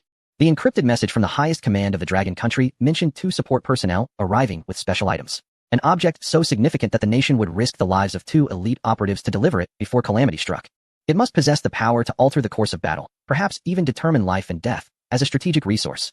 The colossal question that had lingered in his mind suddenly crystallized under the catalytic gaze of Li Jianjun. Without further inquiry, Qin Feng rose and walked directly towards the 2 mud-covered backpacks. Every pair of eyes followed his movements, fixated on those bags. He lifted one, feeling its weight, a mere heaviness. Qin Feng unzipped the backpack, revealing no clutter within, only a tightly wrapped square object swaddled in a thermal blanket. He extracted it, weighing it in his hands. It felt substantial, approximately 10 pounds. Before he could unravel the wrapping, Wang Meng, who had been curiously peering over, suddenly paled upon recognizing the distinct shape and binding of the package. His pupils constricted to pinpricks as if he had stepped on a sharp object. He recoiled, his voice pitching higher. No way. This can't possibly be a bomb, right? In an instant, the entire shelter fell silent. Wang Meng's exclamation sending ripples of shock throughout the warm refuge. All eyes converged on the seemingly innocuous square wrapped in the thermal blanket in Qin Feng's grasp. Bomb. These 3 syllables felt surreal in the context of wilderness survival, yet they carried a jarring, terrifying potency. Lin Yihan and Hina clasped their mouths in disbelief, while Xun Lai and Zhao Ziqian halted their tasks, staring intently at the object, their throats bobbing nervously. Qin Feng tore away the outer thermal blanket, revealing a block tightly bound in animal hide, its color a grimy gray-black. A faint, acrid scent reminiscent of gunpowder wafted through the air. He pinched a bit of the powder, bringing it to his nose for a whiff before rubbing it between his fingers. It was black powder, and meticulously formulated. At that moment, Qin Feng comprehended why this group of compatriots from the Dragon Country preferred to remain in this desolate place, subsisting on wild roots rather than relocating. They were guarding an armory. Indeed, Li Jianjun wore a proud smile, as if showcasing his most esteemed creation, a homemade explosive. Its potency is commendable. We've tested it. Commendable. Indeed. Wang Meng, filled with excitement, stepped forward with utmost care to cradle the explosive package, as if it were a rare and exquisite treasure. My dear brothers, where did you procure this marvel? In the wilderness, it is more precious than anything else. Li Jianjun, flattered by Wang Meng's praise, felt a warmth rise to his cheeks but declined to accept the compliment. Instead, he waved his hand with a bittersweet smile, his expression tinged with a profound sense of nostalgia. His gaze drifted towards the heavy parcel in Qin Feng's hands, a look of complexity etched upon his face, embodying pride and heartache. This creation was not the work of Xiaoxue and me. We are not skilled in such matters. Li Jianjun's voice grew hoarse as he began to unveil a story long buried beneath the snow and wind. Xiaoxue and I were initially dispatched to the marshlands. After a grueling trek, we hoped to find a fertile expanse to settle in, but amid our aimless wandering, we ended up in an arid wasteland, a desolate place you could scarcely imagine in terms of poverty. There was not a single living creature in sight. We nearly perished there. Yet, just as we were on the brink of starvation, it was Captain Miao Mingyuan, our savior, who came to our rescue. Li Jianjun's eyes glistened with unshed tears. He led a small team of 4 and had arrived at that wasteland a week or so prior. They discovered a wind-sheltered cave to serve as their refuge and managed to survive in that dire situation. When we found them, they too were on the verge of running out of supplies, but without hesitation, Miao Ge shared half of their remaining jerky with us. Li Jianjun's throat constricted as he spoke, his voice thick with emotion. Miao Ge is exceptionally kind, resembling a paternal figure, always prioritizing our needs. It was he who inadvertently stumbled upon a vast nitrate mine. Nitrate? Zhou Yi interjected. Isn't that a primary ingredient for gunpowder? Indeed. Li Jianjun nodded emphatically, his eyes igniting with fervor. Miao Ge was once a seasoned miner, well versed in these matters. When he discovered that immense nitrate deposit, he was so exhilarated that he couldn't sleep a wink that night. Moreover, fortuitously, not far from the nitrate mine, we uncovered a geothermal hot spring, surrounded by stones adorned with yellow crystals. Sulfur. Lung Yu's pupils constricted as realization dawned upon her. The 2 essential components for black powder, nitrate and sulfur, are already in our possession. Precisely. Li Jianjun's voice grew increasingly animated. As for charcoal, Miao Ge led us to the foot of the mountain, where we felled every burnable shrub and dead tree, transforming them into charcoal and grinding it into powder. Then, adhering to the traditional method of 1 part nitrate, 2 parts sulfur and 3 parts charcoal. We painstakingly purified, proportioned, and compressed the ingredients until we produced this remarkable substance. Within the confines of the shelter, an overwhelming silence enveloped the atmosphere. In the minds of all present, a poignant scene involuntarily emerged. Amidst the barren desolation of the Gobi Desert, a group of emaciated competitors from the Dragon Kingdom toiled under the blistering sun during the day, scavenging for sustenance and fuel. By night, they labored under the dim glow of flickering flames, painstakingly chipping away at, or with primitive stone tools, grinding it into powder.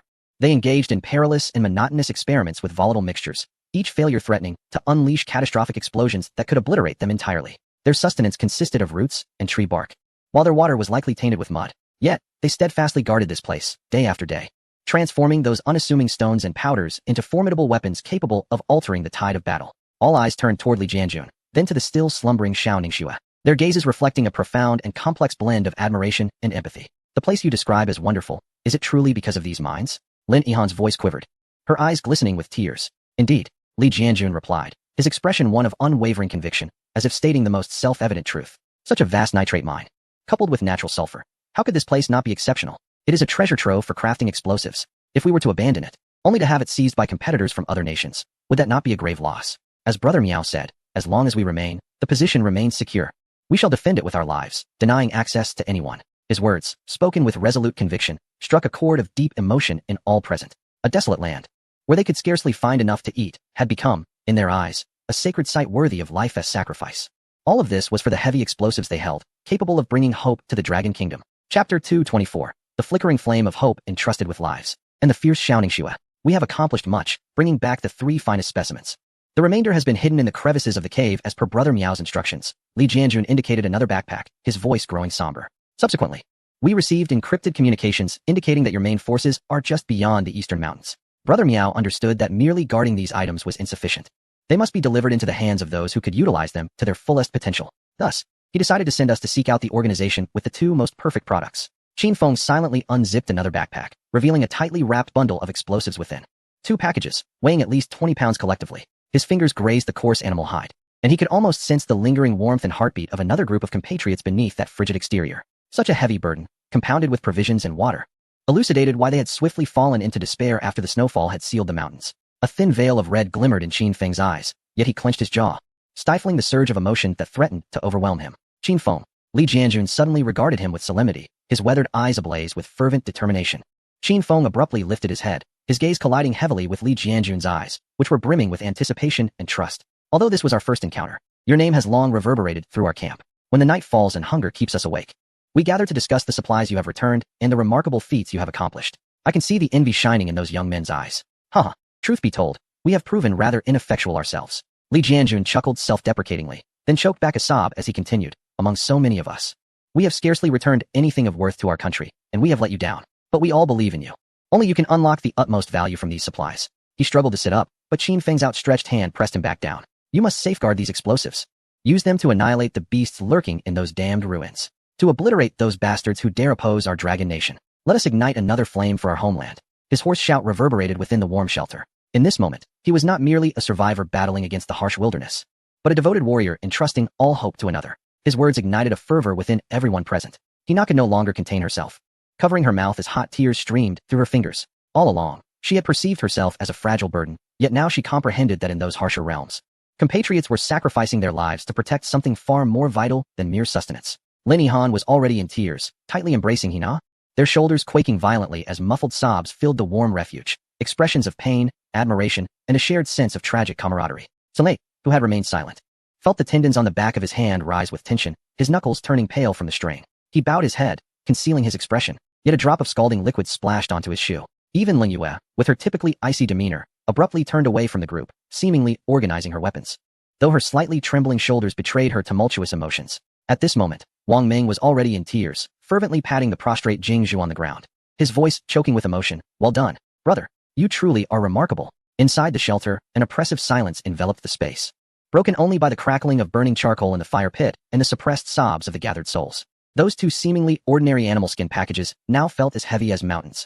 They bore not merely saltpeter and sulfur, but the faith and hope forged by another group of Dragon Nation participants who had endured hunger, cold, and even sacrificed their lives. Qin Feng slowly, almost reverently, placed the 2 explosive packages gently in the innermost corner of his bedding. He rose, his gaze sweeping across each individual within the shelter, ultimately resting on Li Jianjun's face, which was etched with yearning. Qin Feng's face bore no expression, yet the depths of his eyes blazed with an inferno of unquenchable fury. His voice, though not raised, struck each listener's heart with undeniable force. Brotherly, I shall take this fire. He paused, each word laden with unwavering determination. Not only will I add fuel to this fire, I shall let it consume this desolate wilderness, incinerating every despicable foe. All who dare oppose our dragon nation shall be reduced to ashes. I, Qin Feng, vow by my name here and now. I shall never betray the trust of those who have entrusted their lives to me. In that instant, the entire Dragon Nation live stream erupted with fervor. Burn. Burn with all your might. Damn it. Here I am, a grown man, crying in the restroom like a fool. Brother Miao, you are heroes. Fengshun, Fengshun, Fengshun. This fire, we shall burn alongside you with our billions. I shall never betray the trust of those who have entrusted their lives to me. Damn, I'm standing up right now, goosebumps all over. This is the essence of our Dragon Nation's men. This is the backbone of our Dragon Nation. Within the sanctuary, Qin Feng's oath echoed. As Li Jianjun stared at him in awe, this man, in his 40s, who had not uttered a single groan even while being savaged by wolves, now found himself unable to contain his emotions. His weathered face twitched violently, tears cascading like a torrent from his murky eyes. He was not merely crying, he was wailing. Good, good, good, he shouted thrice, his voice hoarse yet resonating with a profound sense of relief. You have spoken the truth. You have spoken the truth. He choked on his words, nearly unable to continue, as he pounded his uninjured hand against his chest. Even if all of us brothers perish there, it is worth it. Our efforts have not been in vain. We have not toiled in vain. As everyone wallowed in this poignant sentiment, an incongruous sound of a growling stomach broke the heavy atmosphere. They turned towards the source, only to find Xiao Ningxue, who had been lying on the bed, had awakened at some point. Rubbing her eyes, she sat up in confusion, gazing at her surroundings, then glancing down at her rumbling belly. Wasn't I feeding wolves in the snow? She murmured, her gaze landing on the pot of fragrant meat stew over the fire, her eyes widening in delight. Wow. There's meat stew. Wow, and a lovely little sister. Can you bring me a bowl too? She called out to Lin Han, who was tending to her. The abrupt shift in tone startled everyone, and soon laughter erupted, dispelling the earlier heavy atmosphere. You're awake, Lin Han exclaimed, both surprised and delighted, hurriedly offering her a bowl of warm soup. Quickly drink this to warm yourself. Xiao Ningxue took the bowl, heedless of the heat, and gulped down half of it in one go, then sighed contentedly. I'm alive. She wiped her mouth and began surveying her surroundings, finally exhaling in relief upon seeing Li Jianjun safe and sound by the fire. Old Li, you're still alive. Li Jianjun had long since grown accustomed to her temperament and manner of speaking, and at this moment, he could only chuckle in exasperation. You're still alive. How could I possibly perish? Fine, let's ensure our graves are close together. We can keep each other company. Xiao Ningxue said boisterously, taking another sip of soup. Her gaze then shifted to Qin Feng, her eyes sparkling. Handsome. Thank you. I owe you a debt of gratitude for saving my life. How about I repay you with my body? Cough, cough, cough. Zhao Ziqian, who was sipping water, suddenly sprayed it everywhere. While Wang Ming and Sun Hao doubled over in laughter, Qin Feng couldn't help but smirk. He had truly witnessed the audacity of this woman. You are far too heavy, he replied, maintaining a straight face. Uffed. This time, it was Lin Han and Hina who burst into laughter. Xiao Ningxue was taken aback, then put her hands on her hips and glared. Hey, you, little pretty boy, dare to look down on me? Do you have any idea how many people are lining up just to pursue me? Then go find them, Qin Feng said with a relaxed smile. You. Xiao Ningxue was momentarily speechless, pointing at Qin Feng for a long while before finally waving her hand in defeat. Fine, since you're good-looking and saved our lives, I want to hold it against you. Once again, thank you. Without you, old Li and I would still be in dire straits. Her spirited demeanor instantly dispelled the lingering somberness in the shelter, and everyone couldn't help but laugh. Within that modest sanctuary, the atmosphere transformed into one of joy and warmth due to her playful banter. Wang Ming, noticing that the two newcomers were in good spirits while the night outside grew darker, felt his appetite stirring. He grabbed the dagger at his side, stood up, and announced to the group, hey, our patient team is growing stronger. He grinned widely, revealing a set of white teeth, and his gaze swept over Li Jianjun and Xiao Ningxue with a hint of boastfulness. It seems it's time to unveil our hidden treasures and properly welcome our new comrades. With that, he nodded toward Lin Han. Ihan, go. Inventory our strategic reserves and see how many golden nuggets we amassed. Lin Han responded cheerfully and quickly jogged to a corner of the shelter where a small rack made of vines and wooden planks held a half-height wooden barrel, tightly sealed.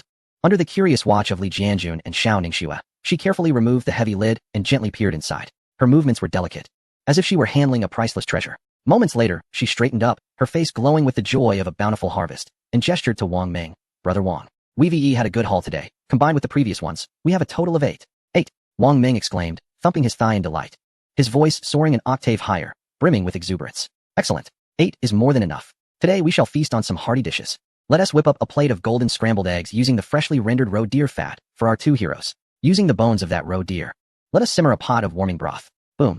Wang Ming's words struck like a heavy hammer, landing squarely upon the heads of Li Jianjun and Xiao Ningxue. They could comprehend the bone soup, and they could envision the roe deer fat, but scrambled eggs?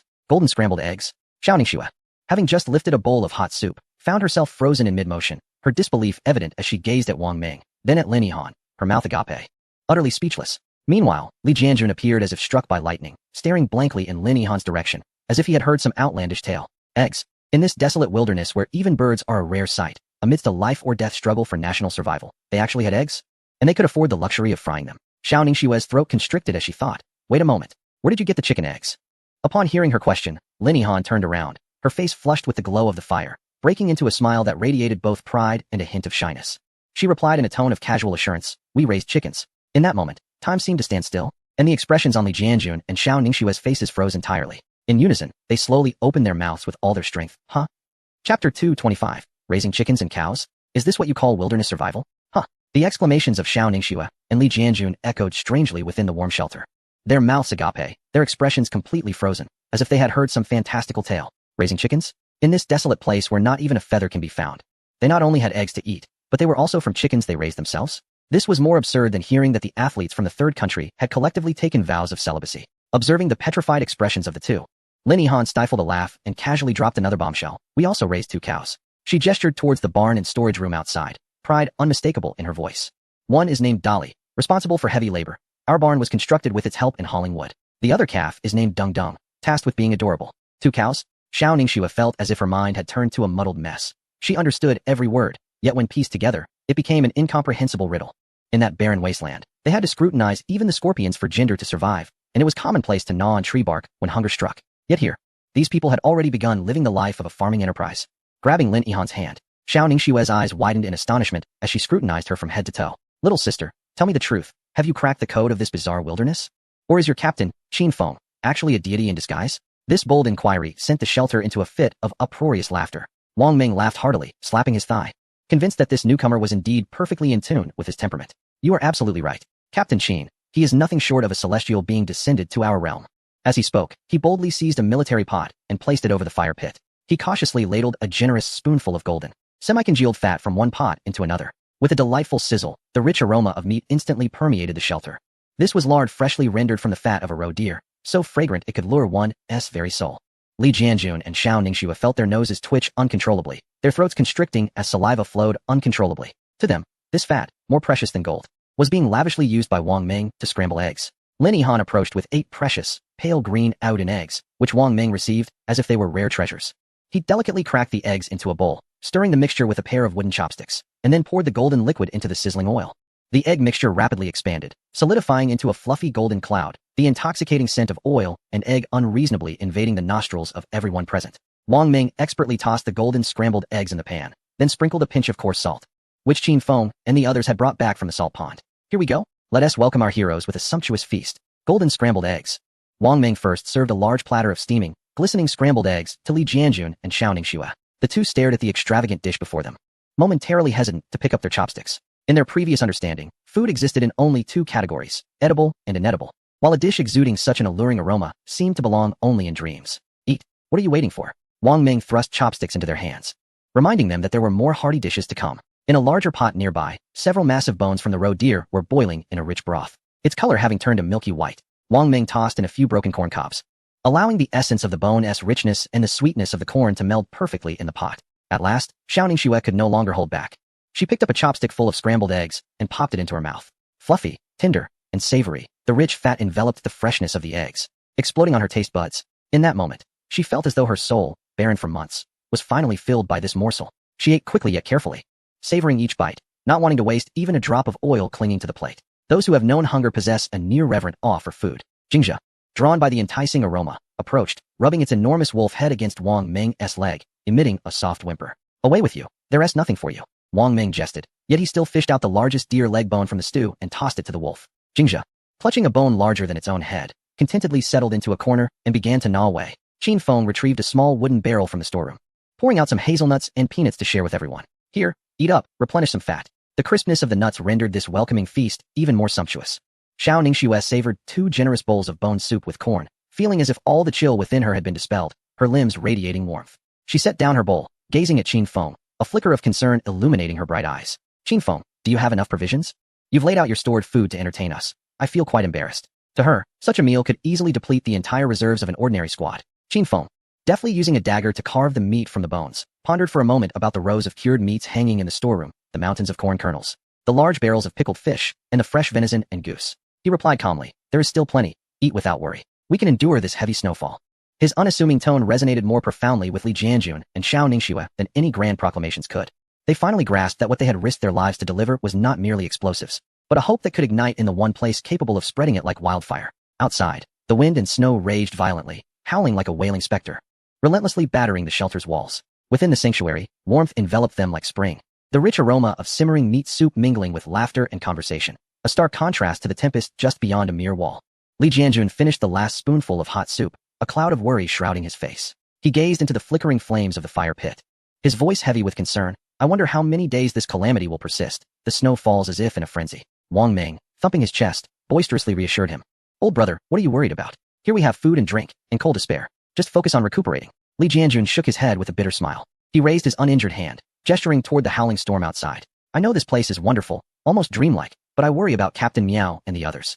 His voice caught momentarily. Then he continued, "Once the snow ceases, we may have to return."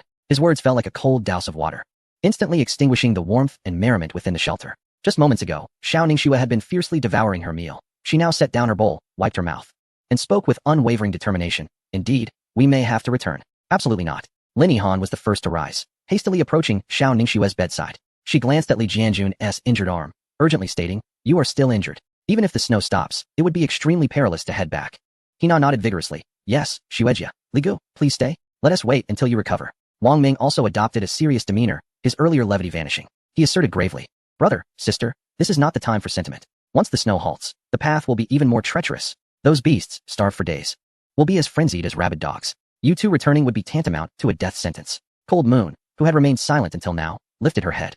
She did not offer counsel but simply regarded them with piercing eyes, calmly stating a stark reality. After the snow, the forest will be even colder, and the terrain will be irrevocably altered. Relying solely on the two of you to embark on a long journey without sufficient supplies results in a survival rate of less than 10%. I am well aware of this, yet we must return. Xiao Ningxue, with her stubborn demeanor, had bloodshot eyes as she gazed at Qin Feng. Her expression tinged with a hint of plea. "Qin Feng, could you spare us some food for our return? I understand this may be an unreasonable request, but Captain Miao and the others." Qin Feng waved his hand dismissively. "Rest assured, food shall not pose a problem. However, after the heavy snowfall, the mountain paths will become treacherous, and the wild beasts, driven by hunger, will grow increasingly aggressive. The presence of an additional person strengthens our resolve." Xiao Ningxue interrupted him, her gaze unwavering. "We must return. Captain Miao and the others are still waiting for us." This unwavering bond of camaraderie moved everyone in the shelter deeply. Chapter 226, A Solitary Vigil on a Snowy Night. He is the sole guardian. Yet, they all understood that had they been in the same situation, they would undoubtedly make the same choice. Ultimately, all eyes converged on Qin Feng, who, at that moment, was meticulously carving the last scraps of meat from a bone. He then handed the prepared strips of meat to Hina, signaling her to distribute them among the injured. Only then did he clean his hands and raise his gaze to Xiao Ningxue and Li Jianjun. He neither refuted nor agreed. He simply stated calmly, "I will not allow you to perish needlessly." He paused, his tone leaving no room for argument. "If you wish to return, it must be under two conditions. First, you must recover sufficiently to run and fight. Second, we must wait until the snow ceases completely and we ascertain the situation around us." Qin Feng's eyes swept over the two of them, finally resting on the two heavy packs of explosives they had brought. He shifted the conversation, his voice turning sharper. "Have you considered that if you return now, injured, and perish along the way, what will Captain Miao and the others be left with? Supplies, or yet another despair?" His words struck hard at the hearts of Li Jianjun and Xiao Ningxue. They feared not death itself, but dying without purpose. They exchanged a glance, the anxiety and stubbornness in their eyes gradually fading, replaced by a heavy realization. Finally, Li Jianjun, with a hoarse voice, solemnly nodded. "All right, we shall heed your advice." With this resolution, the atmosphere in the shelter eased once more, as night deepened and the storm outside roared with greater ferocity. The fire pit at the center of the shelter blazed brightly, casting a warm glow on everyone's faces. "I shall take the night watch." Qin Feng rose, beginning to don his top-tier winter gear. "No." Wang Ming was the first to object. "Brother, you just fought with a pack of wolves and carried someone for such a distance. You must rest. I shall take the watch with Shun Lai." Shun Lai nodded in agreement, though he remained silent, his gaze conveying a clear message. Qin Feng donned his thick roe deer fur coat and wrapped himself in a lynx fur scarf, leaving only his eyes exposed. He patted the fabric, his voice muffled by the layers. "This outfit is tailored for such weather, and you are all well aware of my physical capabilities." He turned to Wang Ming and Shun Lai, adding, "How about this? You both sleep first, and when you awaken, you can come and take my place." Wang Ming's lips moved, ultimately condensing a multitude of words into a gruff admonition. "All right, you hold on. Shun Lai and I will sleep for 4 hours. No matter what, we'll come to switch with you. You make sure to bundle up." As he spoke, he turned to grab a recently warmed kettle from beside the fire and thrust it into Qin Feng's arms, insisting, "Here. Hot water just boiled." Shenlai approached as well, wordlessly adjusting the loosely fitting scarf around Qin Feng's neck. He then gave Qin Feng's arm a firm pat, their unspoken bond evident. Holding the steaming kettle tightly, Qin Feng nodded, checking the Titan engineer shovel and the repeating crossbow secured at his waist. He addressed the group, "Make sure to sleep early. Keep the fire blazing. Do not let it die out." With that, he pulled open the heavy wooden door, reinforced with animal skins and moss to seal the gaps. A gust of frigid wind, mingled with snow, burst into the room, causing the flames in the fire pit to flicker and shrink, prompting a collective shiver from everyone present. The temperature at the door felt like an entirely different realm compared to the warmth of the shelter. Without hesitation, Qin Feng stepped into the white abyss, slamming the door shut behind him with a resounding thud, isolating himself from the storm. Battling against the wind, he trudged toward the watchtower, the snow nearly reaching his knees.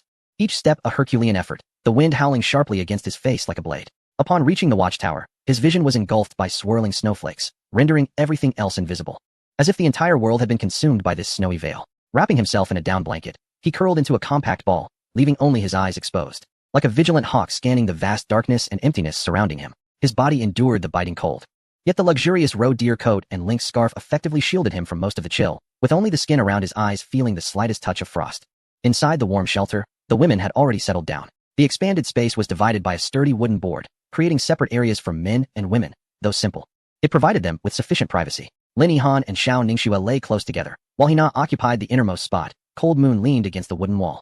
In the darkness, Xiao Ningxue turned over and nudged Lin Yihan with her elbow, her voice low and teasing. "Hey, little Yihan, tell me the truth. Have you taken a fancy to your captain?" Lin Yihan's face flushed crimson in an instant, thankfully hidden in the shadows. She quickly retorted in a hushed tone, "Sister Shui, don't say nonsense. I merely admire brother Qin Feng. He saved us all." "Huh, admiration is just the first step toward affection." Xiao Ningxue let out a derisive laugh, then sighed, "But it's only natural. What woman wouldn't be enchanted by such a man? Calm, powerful, and exuding an undeniable sense of security. If I weren't so much older, I might be tempted to rush in." Her bold words elicited a stifled laugh from Hina beside her, who chimed in softly. "Brother Qin Feng is truly remarkable. I never imagined anyone could thrive in a place like this, let alone bring us along." Listening intently, Lin Yihan felt a flutter of sweetness and admiration in her heart, yet stubbornly retorted, "It's not at all like what you think." In the darkness, Leng Yu, who had been resting with her eyes closed, slowly opened them. As she listened to the women's midnight musings, a faint smile unconsciously graced her lips. Then, in a calm tone, she remarked, "From a biological and team dynamics perspective, populations instinctively gravitate towards the strongest male leader when faced with extreme survival pressures. This is both a quest for shelter and an optimal strategy for genetic continuation." Pausing, she seemed to find her explanation overly cold and added a rare touch of warmth. "He is worthy." With that, she turned away, falling silent. Lin Yihan and Hina exchanged astonished glances in the dark, recognizing shock and amusement in each other's eyes. The acknowledgement from the Ice Queen carried more weight than any compliment. Gradually, the camp fell silent, save for the occasional crackle of the firewood in the hearth and the relentless, mournful howl of the wind and snow outside. Meanwhile, in a wind-sheltered hollow of the vast, snow-covered wilderness, a makeshift shelter constructed from large rocks and animal hides teetered precariously in the howling gale. Inside, 7 or 8 Japanese competitors huddled together, shivering violently. The meager campfire between them was no larger than a fist, its flame flickering weakly as though it could extinguish at any moment. "Damn it, we're out of firewood," a man named Yamamoto shouted, his lips turning purple from the cold. Their leader, a bearded man with a grim demeanor, cast a cold glance at a comrade beside him who had succumbed to unconsciousness, his breathing shallow. He nudged the man with his foot, and the latter barely opened his eyes, mumbling incoherently. He survived the night. The bearded man stated matter-of-factly, rather than let him lie here in these rags, turning into a lifeless, cold corpse, it would be better for him to make one last contribution to the team. He looked at the others, his voice devoid of any emotion. "Strip him of his clothes and use them as fuel. His body will serve as his final honor as a warrior of the Empire." At his words, the others paused in shock, but soon their remaining humanity was entirely consumed by the primal instinct to survive, their eyes glinting with a wolfish ferocity. In another location, within a more robust stone cave, Miao Mingyuan, the captain who entrusted the flame of hope to Li Jianjun and Xiao Ningxue, leaned against the frigid stone wall. Beside him were 9 remaining team members, each gaunt yet resolute in spirit. Before them lay a modest fire, and each held a bowl of murky hot water, sipping it slowly. "Captain, do you think Jianjun and Ningxue have arrived?" a young team member inquired. Unable to contain his curiosity, Miao Mingyuan gazed out into the snow-laden world beyond the cave, his cracked lips moving as he uttered a few words. "They must have arrived." His gaze seemed to penetrate the endless storm, directing itself towards the Qin Feng camp, the singular hope ignited by their very lives. Chapter 227, News of Rivals, Dual Strikes. All prepare for battle, aiming at the relics. A night devoid of conversation ensued. Despite the raging storm throughout the night, the sanctuary provided a peaceful slumber. Xiao Ningxue was roused by the rich aroma of meat. She abruptly opened her eyes, her body instinctively tensing, her hand reaching for the weapon at her side. This wariness was etched into her very bones. In the desolate expanse of the Gobi, even the faintest hint of an unusual scent could herald danger. However, in the next instant, she froze. Beneath her was soft, warm hay, and over her was a fluffy, insulating goose down blanket. The scent that enveloped her was not of blood, but rather an enticing broth that made her mouth water. In her ears, she heard the crackling of burning wood in the fire pit and hushed voices as people moved about. Warmth, safety, and the aroma of food, these luxuries, once only dared to be dreamed of in the past months, now felt vividly real. Xiao Ningxue's taut muscles gradually relaxed. An unprecedented fatigue mingling with profound joy surged within her. She could scarcely recall the last time she had slept so deeply and soundly. Awake? Lin Yihan's voice broke the reverie as she approached with a wooden bowl filled with warm water. How do you feel? Your throat must be dry. Have a few sips of warm water first. Xiao Ningxue opened her mouth, realizing her throat was indeed somewhat hoarse. She accepted the bowl and drank it down in one go, finding immediate relief. Not far away, on another bed, Li Jianjun had also awakened, supported by Zhou Yi. As he sipped a steaming bowl of meat soup, his expression mirrored that of Xiao Ningxue, astonished, moved, and a touch of bewilderment. The man in his 40s lifted his gaze to the ceiling of the sanctuary with each spoonful, as though fearing this was all but a dream. That he would awaken to the icy despair of the stone cave once more. Eat up, Sister Shui, he now said, bringing over a bowl of meat porridge that contained not only bits of meat, but also golden corn kernels. Brother Qin Feng said the snow will lighten today, but the temperature will drop even lower. We need to eat more to replenish our warmth.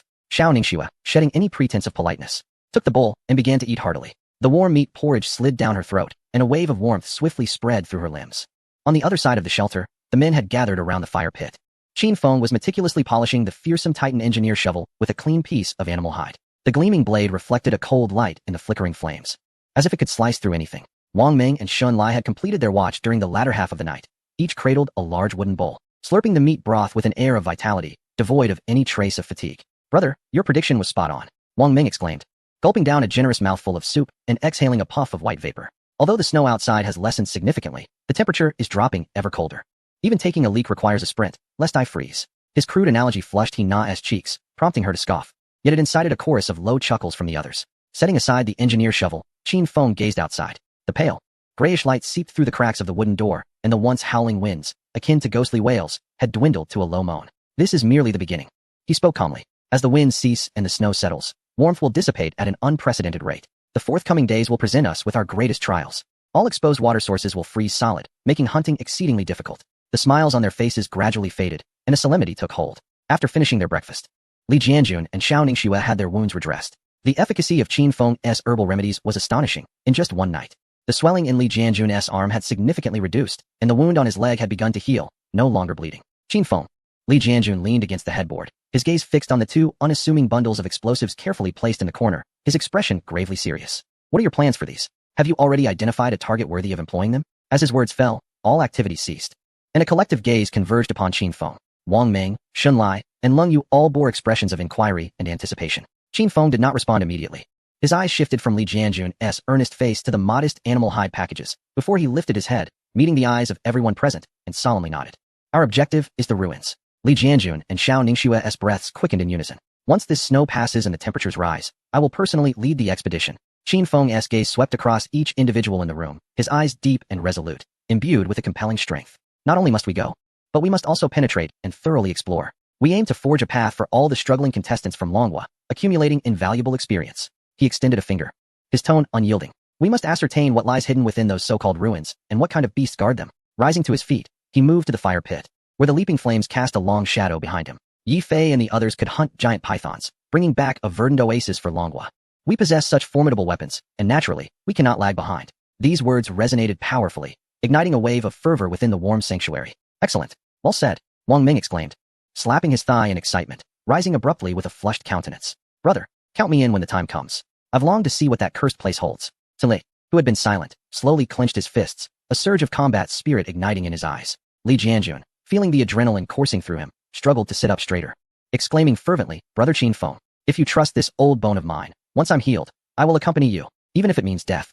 Let it be on the path of charge. Xiao Ningxue's eyes sparkled, dispelling her earlier fatigue. Indeed, how could I miss out on raiding the ruins? I shall serve as your scout.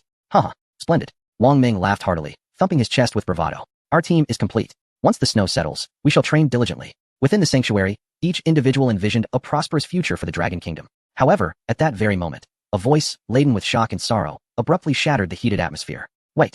It was Zhao Ziqian, his gaze fixated on the live-streaming watch on his wrist, his complexion turning as pale as a sheet. What's wrong? Wang Ming's laughter ceased abruptly. his brow furrowing in concern. The others raised their wrists, and a newly flashed message regarding a Dragon Kingdom competitor pierced through their minds like a chilling needle. Dragon Kingdom competitor, Ma Jinghua, Kia. Dragon Kingdom competitor, Lu Ziwei, Kia. Dragon Kingdom competitor, Zhang Tao, Kia. 3 names, 3 fatalities, lined up side by side, glaringly crimson. Silence enveloped the sanctuary in an instant. Wang Ming's spirited smile froze, his eyes trembling as he stared at the names, his lips quivering and his eyes reddening. The excitement on Xiao Ningxue and Li Jianjun's faces also solidified. They understood better than anyone the harrowing struggles and despair that lay behind the words Kia. A tumult of grief, anger, and helplessness surged within each heart. Yet, before they could recover from the sorrow of their fallen comrades, a cold, emotionless mechanical voice resonated simultaneously in everyone's minds. Global announcement. Congratulations to the Luminary Kingdom competitor, Jorson Benjamin, leading a 5-member team, for successfully slaying the giant lizard guardian of the Southern Prairie Ruins. National Fortune Reward. The territory of the Luminary Kingdom will undergo ecological restoration to 1980 standards by a factor of 10. Boom. This announcement struck each individual in the sanctuary like a thunderclap from the heavens. The previously fervent atmosphere froze instantaneously. Wang Ming's excitement became stifled. The Luminary Kingdom had breached a ruin. Moreover, they had received a National Fortune Reward as terrifying as Yi Fei's. What did this signify?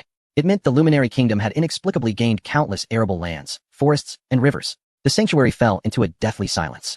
All eyes instinctively turned once more towards Qin Feng, who stood by the fire pit, his expression devoid of sorrow or joy, and his gaze hauntingly profound. The flames flickered within the depths of his pupils, reflecting not warmth, but a chilling, crystallizing intent to kill. Chapter 228. A Feast of Remains in the Southern Grasslands. Deep within a cavern shrouded by towering mountains, the air was thick with an indescribable amalgamation of scents, the acrid stench of blood, the putrid odor of decaying flesh, and the tantalizing aroma of roasted meat, all entwined to create a nauseating atmosphere. At the center of the cave, a crackling bonfire dispelled a modicum of the oppressive darkness. Beside the fire lay 6 corpses, already beginning to stiffen. 3 bore the features of Eastern descent, the very Dragon Kingdom contestants recently announced as fallen. Their faces were frozen in expressions of fury and resentment, their bodies marred by vicious claw marks and bite wounds. The remaining 3 were contestants from the Lighthouse Nation. Their demise equally tragic, one having been completely impaled, its innards spilled across the ground. Deeper within the shadows of the cavern, a colossal creature occupied half the space, a massive lizard, its size comparable to that of a small truck, with dark green scales as hard as iron. Even in death, its fearsome visage and sharp claws exuded a palpable menace. Yet at this moment, this terrifying guardian of the ruins was pinned beneath a boulder weighing several tons, its head and upper body reduced to a pulpy mass. It was evident that its death stemmed not solely from battle, but rather from an unfortunate twist of fate. A man named Jorson, his face adorned with a bushy beard, tore off a substantial chunk of sizzling lizard leg meat, ravenously stuffing it into his mouth. His left arm was crudely slung across his chest with cloth, clearly injured, yet this did not hinder his enjoyment of the spoils of victory. Hey, Benjamin. Try this piece, it's tender. Jorson mumbled toward his companion. Opposite him, a robust man named Benjamin was carefully tending to a wound on his leg. Upon hearing Jorson's words, he looked up and forced a weak smile. God, Jorson, eat slowly. No one is competing with you. As Benjamin spoke, he too picked up a skewer of roasted meat, taking small bites while casting glances at the nearby corpses of the Dragon Kingdom contestants, a hint of disdain curling at the corners of his mouth. Foolish yellow-skinned monkeys. They thought they could confront that beast head-on. As Benjamin methodically picked at the bits of meat lodged between his teeth with a dining knife, he continued. Had they not drawn the majority of the creature's attention, we would never have had the chance to set traps behind it. Nor would we have been fortunate enough for the cave's ceiling to collapse. Jorson erupted into a raucous laugh, which caused him to wince in pain. So what, Benjamin? History remembers only the victors. Now it is our time. It was our beacon of hope, Jorson and Benjamin, who successfully breached the ruins. With pride, he brandished the skewered meat in his hand, declaring that our names would be immortalized in textbooks. Our families would reside in the finest neighborhoods of Washington, enjoying the highest privileges of citizenship. Our children would have access to the best educational institutions. Indeed, for the liberty of our beacon. Benjamin raised his skewer as if toasting with a goblet. The two clinked their greasy skewers together, producing a dull sound, though it was unfortunate for Tom and his companions. Jorson glanced at the lifeless bodies of his comrades, his smile fading slightly, yet his tone held little sorrow. Their sacrifices were worthwhile, and their families would receive generous compensations. This was their honor. They should rejoice. Benjamin coldly concurred, and the two ate in silence. The cave filled only with the crackling of the fire and the sounds of their chewing. Once satiated, their taut nerves began to relax. A wave of weariness washed over them. Here we shall rest until the snow ceases, then we will seek to reunite with the main force. Jorson yawned and leaned against the rock wall. This cave was secure and warm. The foolish lizard had cleared the area of surrounding beasts. Benjamin nodded, preparing to find a comfortable position to recline. Just then, a faint rustling sound, akin to footsteps on snow and gravel, emanated from the cave's entrance. The sound was subtle, almost lost amidst the howling wind and snow, yet for Jorson and Benjamin, who had battled for survival for months, it was as thunderous as a storm. The contentment on their faces vanished in an instant, replaced by acute vigilance. Jorson sat up abruptly, grasping his machete. while Benjamin ceased his movements, quietly producing a bow and arrow from behind. They exchanged a glance, both recognizing the gravity of the situation in each other's eyes. Were they beasts? Impossible. The scent of the giant lizard would deter any creature within miles. Were they competitors from other nations? Who could they be? The footsteps drew nearer, and it sounded as though there were more than one. Joseph gestured to Benjamin, and they silently retreated into the shadows, beyond the reach of the firelight, pressing their bodies against the cold rock wall, perfectly concealed in the darkness. The entrance's light was obscured by several swaying figures, rendering it increasingly dim. The footsteps halted at the cave's mouth. The outsiders appeared to hesitate, observing the situation within. A deathly silence enveloped the space. Seconds stretched on like centuries, and Joseph could even hear the violent pounding of his own heart. Finally, those figures moved. They entered the cave slowly, illuminated by the flickering flames, and the pupils of the concealed Joseph dilated to pinpricks. There appeared to be 3 individuals, armed, yet oddly enough, they seemed to be clad in nothing at all, draped in the pelts of various wild beasts. What on earth is this? Chapter 229, Extra, 5. The Snow Desert Dragons roar, hope rekindled. In the heart of the desert, fierce winds whip up sand and snow, madly sweeping across this desolate oasis. Behind an inconspicuous sand dune, sheltered from the wind, lies a pit that barely qualifies as a refuge. Surrounding the pit are sandbags constructed from backpacks and the clothing of a certain contestant, haphazardly piled to a height of half a meter, offering meager protection against the biting wind and snow. Atop the pit, several gnarled branches of a poplar intersect, covered by a precious thermal blanket, which in turn is weighed down by a thick layer of snow. This is the home of Yi Fei and Chun Hu.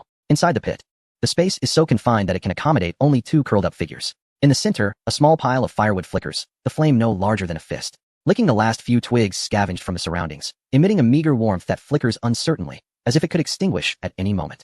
Yi Fei and Chun Hu huddle closely together, wrapped in every piece of fabric they could muster, yet their lips turn purple with cold, their teeth chattering uncontrollably. Damn this wretched weather. Chun Hu curses through chattering teeth, his voice hoarse, feeling as though ice has settled within his bones, his blood nearly congealing. Yi Fei's condition is no better. The exposed skin on his body has succumbed to numbness. He gazes at the dying fire, his eyes growing distant. They have burnt through all their firewood. When this flame extinguishes, only death awaits them. Suddenly, Yi Fei forces a smile onto his pale face. A grimace that is more painful than tears. Old Chun, he nudges the now semi-conscious Chun Hu with his elbow. I have a remedy that can keep us warm, but I don't know if you're up for it. Chun Hu's eyelids flutter, and he lifts his head with great effort, asking weakly, what remedy? Hurry up and tell me. Yi Fei chuckles, a spark of vitality returning to him as if he has been revived. We should strip off our clothes and hold each other close to share body heat. The book says it's called core warming method, and we definitely want to be cold. Chun Hu pauses for a moment, then reacts, not knowing where he finds the strength. He raises his foot to kick him, but his leg is frozen stiff, only managing to shift half an inch. To hell with you, he shouts with all his might. Even if I freeze to death, I want to cuddle with you, you big man. This feeble outburst, however, brings laughter from Yi Fei, his laughter triggering a fit of harsh coughing. The pit returns to silence once more, save for the howling wind and snow above, and the increasingly faint breaths of the 2 men. The last ember in the fire struggles momentarily before finally extinguishing completely. Darkness, along with the bone-chilling cold, swiftly envelopes them. It's over, Chun Hu murmurs in despair, slowly closing his eyes, lacking even the strength to curse. Yi Fei falls silent as well, feeling the vitality ebbing away with each passing moment. So be it. If death is to come, let it come. At the very least, I have fought for the dragon country, vanquishing a wretched giant python and earning a 10% ecological restoration value for my nation. As these thoughts coursed through his mind, his consciousness began to ebb, and the encroaching darkness seemed to envelop him in warmth. He fancied he could see his parents, far away on Blue Star, smiling at him. Just as he was on the brink of losing consciousness entirely, he heard a series of indistinct, intermittent shouts that seemed to emanate from the distant horizon. Or perhaps it was merely a figment of his imagination, creeping into his ears. Yi Fei jolted back to life. An illusion?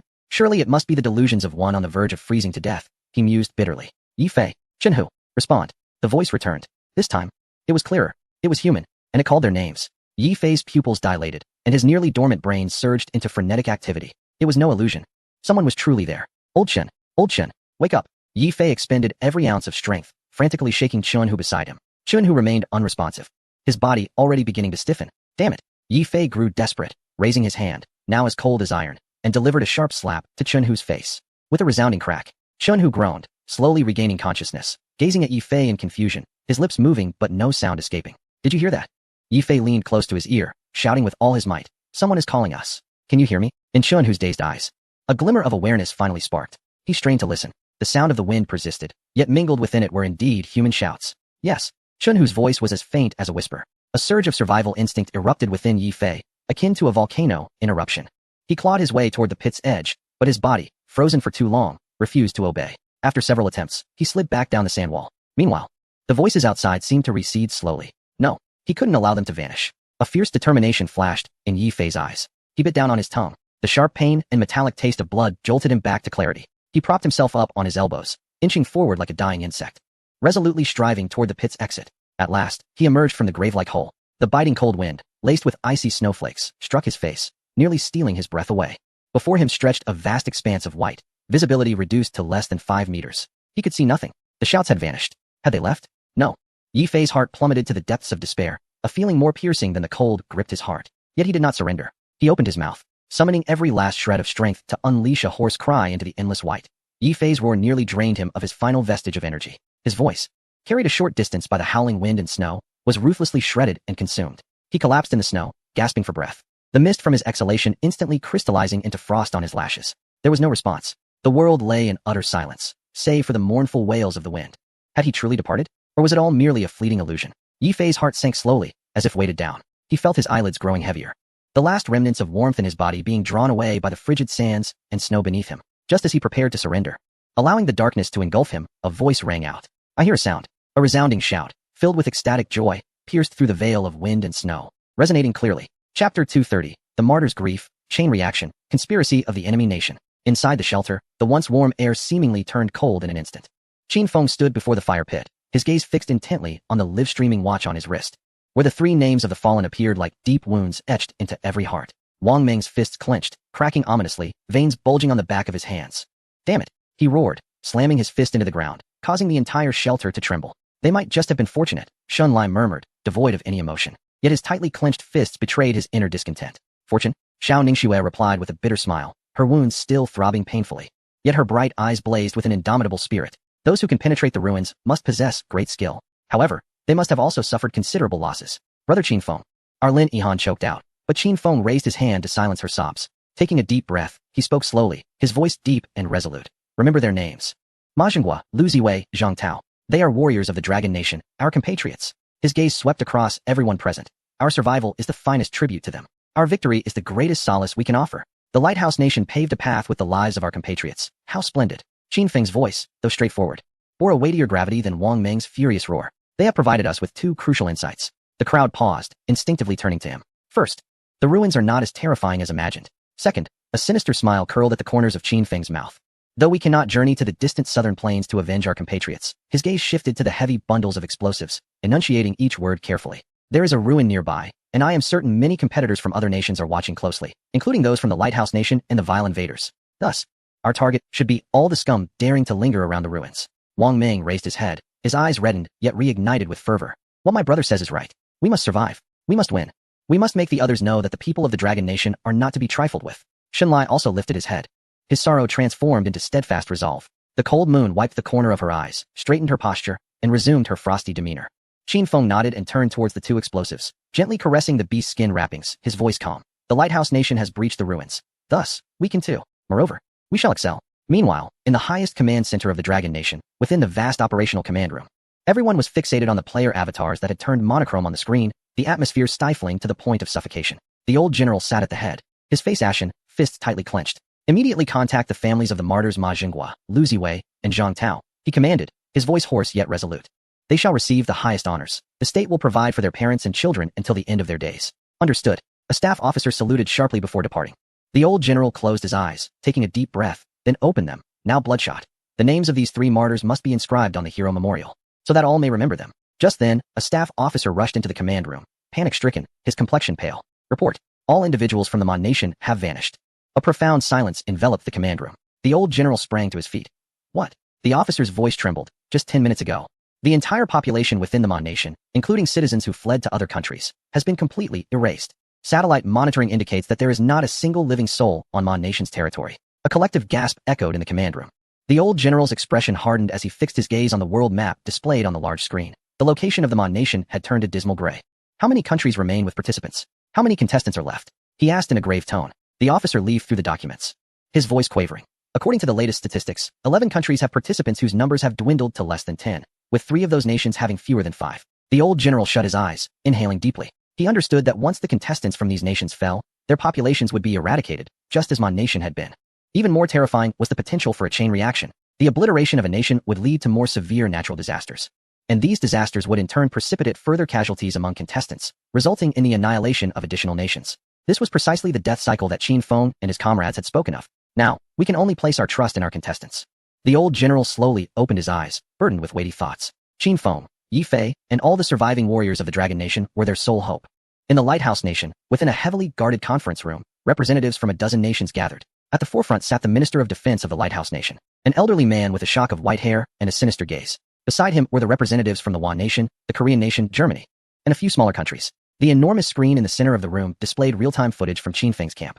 Esteemed colleagues, the Defense Minister of the Lighthouse Nation spoke in a deep voice, announcing that our competitors had successfully penetrated the southern prairie ruins, garnering substantial national fortune rewards. Meanwhile, Qin Feng from the Dragon Nation was also planning an assault on the ruins. He paused, a glint of ruthlessness flashing in his eyes. This is our opportunity. The representative from the Island Nation immediately grasped the implication, smirking as he remarked, "Do you mean to lie in wait for the rabbit?" The Defense Minister of the Lighthouse Nation scoffed, acknowledging that while the guardians of the ruins were formidable, Qin Feng and his team possessed explosives and weaponry, making it conceivable for them to breach the defenses. However, such an endeavor would demand a tremendous cost. They would sustain injuries, become fatigued, and deplete vast resources. Our competitors, on the other hand, merely needed to wait at the outskirts of the ruins, anticipating the moment they would breach the defenses and exhaust themselves. He did not elaborate further, yet all present comprehended his intent. The representative from the Stick Nation excitedly slapped the table. Brilliant. Let the Dragon Nation serve as cannon fodder while we reap the rewards. The German representative furrowed his brow, but Qin Feng is quite powerful, and their team exhibits excellent coordination. Yet what does that matter? The Defense Minister of the Lighthouse Nation sneered. Once they breach the ruins, they will inevitably be grievously weakened. Our competitors can bide their time. Moreover, we can act in concert. His gaze swept across all present. Island Nation, Stick Nation, Germany, and you smaller nations. Combined, our competitors number at least 30.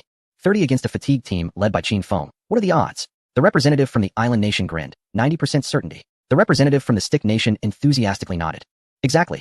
Not only can we seize the resources of the ruins, but we can also eliminate the strongest team from the Dragon Nation. The Defense Minister of the Lighthouse Nation nodded in satisfaction, then it settled. When the weekly newsday arrives, notify your competitors to gather near the ruins by Qin Feng's camp. Remember, do not alert them. Wait until they breach the ruins before we strike. Yes, at Qin Feng's camp, the snow had ceased falling, yet the temperature had plummeted to unprecedented lows. Qin Feng pushed open the door of the shelter. A biting chill enveloping him. The outside world had transformed into a silvery landscape, the snow accumulating to a depth of half a meter, nearly covering the entire camp. Everyone, come out and clear the snow. Qin Feng commanded. Wang Meng, Shun Lai, Zhao Ziqian, and Zhou Yi immediately sprang into action, wielding shovels to begin clearing the snow within the camp.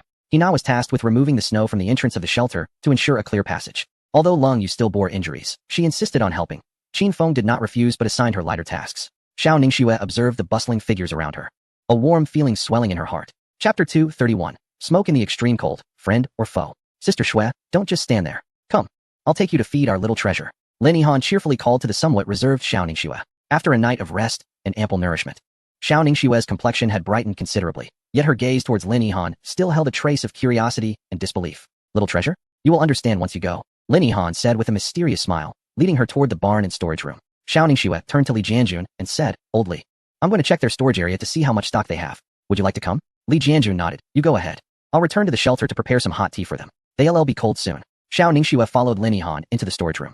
When Lin Yihan opened the door, Xiao Ningxue was left speechless. The room was filled to the brim with various supplies. One entire wall was lined with cured meats, barrels of pickled fish, and large containers of corn kernels. On the other side of the storage room, Dolly and Dundun were leisurely munching on hay, while a chicken coop, enclosed by wooden fencing, clucked with 6 lively hens. My goodness! Xiao Ningxue gasped, unable to articulate her astonishment. Lin Yihan chuckled and tossed a handful of corn into the coop, saying, Sister Xue, surprised? This is unbelievable. Xiao Ningxue stammered.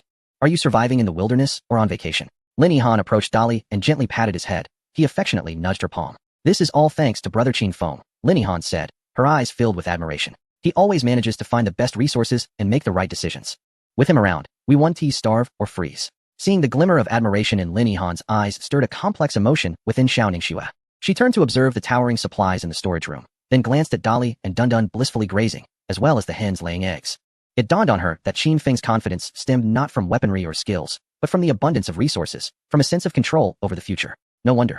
She murmured to herself. No wonder he dares to say he will breach the ruins. Lin Yihan smiled but said nothing, continuing to tend to Dolly and Dundun's feed. Outside the camp, Qin Feng was clearing the snow around the area with Wang Meng and Shun Lai. He wielded the Titan Engineer's shovel, methodically pushing the snow to the perimeter, while Wang Meng and Shun Lai followed closely, their cooperation seamless as they quickly cleared a path to the storage room. Brother, this snow is incredibly thick, Wang Meng said, wiping the sweat from his brow and exhaling a cloud of vapor. At this rate, we'll be clearing until dark. Qin Feng paused and surveyed the surroundings. We don't need to clear everything. Just ensure the main pathways are accessible. The storage room, watchtower, and barn must remain passable. Shunlai nodded and resumed clearing the snow. Qin Feng, I'll go check the situation around the watchtower, Leng Yu said. Qin Feng glanced at her and nodded. Be careful and avoid the wound. The cold moon said little, turning to walk towards the watchtower. She stepped through the accumulated snow, climbing slowly up the tower. Upon reaching the summit, she raised her binoculars to survey the surroundings. As far as her eyes could see, a vast expanse of white lay before her, with dense forests, hills, and streams all blanketed under a thick layer of snow, rendering the world seemingly ensnared in profound silence. Cold Moon furrowed her brow, aware that such frigid weather posed a formidable trial for all competitors, particularly for those teams lacking resources and with rudimentary shelters. She dared not dwell on the thought. Suddenly, her pupils constricted slightly. In the distant valley, a faint wisp of black smoke was ascending straight into the sky. In this desolate snowy expanse, any sign of human presence signified something extraordinary. Were they other survivors or foes? Cold Moon frowned, cognizant that this extreme cold was not only culling the weak, but also transforming those who survived into far more perilous hunters. The snow had been largely cleared, and the main pathways were now passable. Qin Feng stood at the center of the camp, observing the bustling figures around him as he commanded, "Everyone, stop. It's too cold. Let us return to the shelter and warm up." His command resonated like a divine decree. Wang Ming's ears were frozen and nearly numb. Upon hearing this, he promptly thrust his shovel into the snow. Zhou Yi, Zhao Ziqian, and Sun Hao's fingers had long since stiffened, and they hurried towards the shelter, relieved to finally take a break. A swarm of people surged into the warm shelter, a wave of heat enveloping them and dispelling the bone-deep chill. The central fire pit blazed vigorously, and everyone eagerly gathered around, extending their frostbitten hands towards the flames to savor the searing warmth. "Ah, this feels divine," Wang Ming exclaimed, grinning as he roasted his hands, the frigid skin prickling under the intense heat. Li Jianjun had already brewed steaming tea, serving each person a bowl. Xiao Ningxue cradled the warm wooden bowl, sipping slowly as a comforting warmth spread through her body, prompting a sigh of relief. Just then, the curtain of the shelter was lifted once more, and Cold Moon entered, carrying with her the chill of the wind and snow. She approached Qin Feng directly, stating, "I observed smoke rising from a valley in the southeast, approximately 10 kilometers away." Smoke. Wang Ming's eyes widened in astonishment as he plunged his shovel into the ground, his anger flaring. "Who are those blind fools? Do they think we can't find them? 10 kilometers is nothing. If we take the Jingjia, we could sneak over and eliminate them by midnight to feed the wolves." Yet, Qin Feng remained remarkably composed, replying, 10 kilometers is not close. The snow is so deep and the temperature so low. Even if they are enemies, they cannot make it here. In their haste, their physical exertion would be several times greater than usual, and before they reach us, they would likely freeze into popsicles. Upon hearing this, the previously tense atmosphere suddenly relaxed. "So, shall we act as if we didn't see anything?" Wang Ming scratched his head. "No." Qin Feng shook his head, a glimmer of cold light flashing in his profound eyes. He surveyed the crowd and issued his command. "Do not be anxious. Continue clearing the snow, and then return to the shelter to rest. From today onward, the watchtower will be manned 24 hours a day, with shifts rotated regularly, regardless of who arrives. Let them remain in the snow for a few more days to wear down their spirit." He paused, a faint smile curving his lips. "We have plenty of time to entertain them." His words acted as a balm for the anxious hearts of those present. Indeed, they had a sturdy sanctuary, an inexhaustible supply of charcoal and abundant food, while the uninvited guests outside would have to struggle to survive in the biting cold of minus several degrees. This blizzard was not merely a natural disaster. It served as the most formidable wall of defense for Qin Feng's camp. Chapter 232, A Night of Terror in the Snow. Was that not a human holding the torch? The afternoon passed amidst tense yet orderly labor as everyone finished clearing the last area of snow outside the camp. They gathered branches blown over by the wind and neatly stacked them in the storage room. The sunlight reflected dazzlingly off the snow, yet it offered no warmth, a fitting reminder of the saying, "Snow does not chill, but melting snow does." Qin Feng organized the equipment for the expedition to the ruins while repeatedly calculating the selection of personnel for the journey. It was imperative to have sufficient manpower for such an uncertain undertaking. The dangers lurking within the ruins were unknown to anyone. Although they possessed explosives as an advantage, they equally required ample hands to handle unforeseen circumstances. At least one of the two strongest combatants, Wang Ming or Shunlai, must accompany them. While Leng Yu had high tactical acumen, she was injured. Lin Yihan would remain at the camp to take care of Dali Dundu, making her the most suitable choice. Xiao Ningxue and Li Jianjun would leave once their injuries healed, so they could not be taken along. Zhao Ziqian and his companions were more auxiliary roles, lacking somewhat in frontline combat effectiveness. He glanced at Shunlai in the corner, meticulously sharpening a shovel with a whetstone, then shifted his gaze to Wang Ming, who was engaged in a wrist wrestling match with Xiao Ningxue. Their faces flushed crimson, while Hina and Lin Yihan cheered them on with laughter. Each member of this team had their designated role, yet this very reason meant that the withdrawal of any key player would upset the balance. Damn it, they were still short on manpower. If only there were a fierce warrior like Yi Fei among them. Qin Feng cursed inwardly. If he had a few more fighters like Wang Ming and Shunlai, he could confidently assemble a team and charge directly towards the ruins. His gaze swept over the group, his brow furrowing slightly. This was inherent in the people of Longhua. They strive for perfection in all endeavors, even to the point of avoiding injury. It seemed that this problem was more complex than he had anticipated. As dusk approached, The last vestiges of pale sunlight vanished beneath the horizon, and the aroma of food wafted through the shelter. This brief tranquility was the most extravagant gift amidst the harsh wilderness. Qin Feng, what are you thinking about? Lin Yihan's voice was soft as she approached, holding a steaming bowl of meat porridge, interrupting Qin Feng's reverie. First, have something to warm yourself, she urged. It's nothing, Qin Feng replied, accepting the wooden bowl while contemplating who would stand watch after dinner. I shall take the watch, Shunlai interjected, his tone as succinct as ever. Having finished his meal, he prepared to head to the watchtower. Wang Ming gulped down a large mouthful of hot porridge and mumbled, all right, I'll relieve you shortly. This dreadful weather will freeze a person solid if left outside for too long. Shunlai secured his engineer's shovel at his waist, picked up a charred corn cob, and was ready to depart. Wait, Qin Feng called out, handing him a kettle filled with hot water. Shunlai accepted the kettle, his fingertips brushing against its warmth, momentarily taken aback before nodding and vanishing from sight. Inside the shelter, the fire pit blazed brightly as Wang Ming animatedly recounted his afternoon arm wrestling match with Xiao Ningxue. Although he had ultimately succumbed to her cunning strength, he spun it as a tale of chivalry, claiming he had let the female comrade win. Xiao Ningxue merely crossed her arms, observing him with a smirk, neither confirming nor denying his boast. Suddenly, a sharp, piercing whistle shattered the merriment within the shelter, instantly piercing everyone's eardrums. The sound emanated from the watchtower. They had agreed that the whistle would only be blown in emergencies. Something's amiss. Wang Ming sprang to his feet, seizing the nearby machete, while Leng Yu, Xiao Ningxue, and others swiftly shifted into combat readiness. Stay inside. Do not emerge just yet. Qin Feng commanded calmly. His gaze sharpened as he exchanged a meaningful look with Wang Ming, then grasped the Dark Titan engineer's shovel, whispering, Jingzhe, the massive wolf, dozing by the fire pit, immediately opened its eyes, its emerald gaze devoid of sleepiness. It stood up silently, trailing behind Qin Feng. With Wang Ming on one side and himself on the other, they pushed aside the heavy curtain, and a chilling draft rushed in. Outside was engulfed in darkness, save for the howling wind and snow. Shunlai, what is going on? Qin Feng called up to the watchtower in a hushed tone.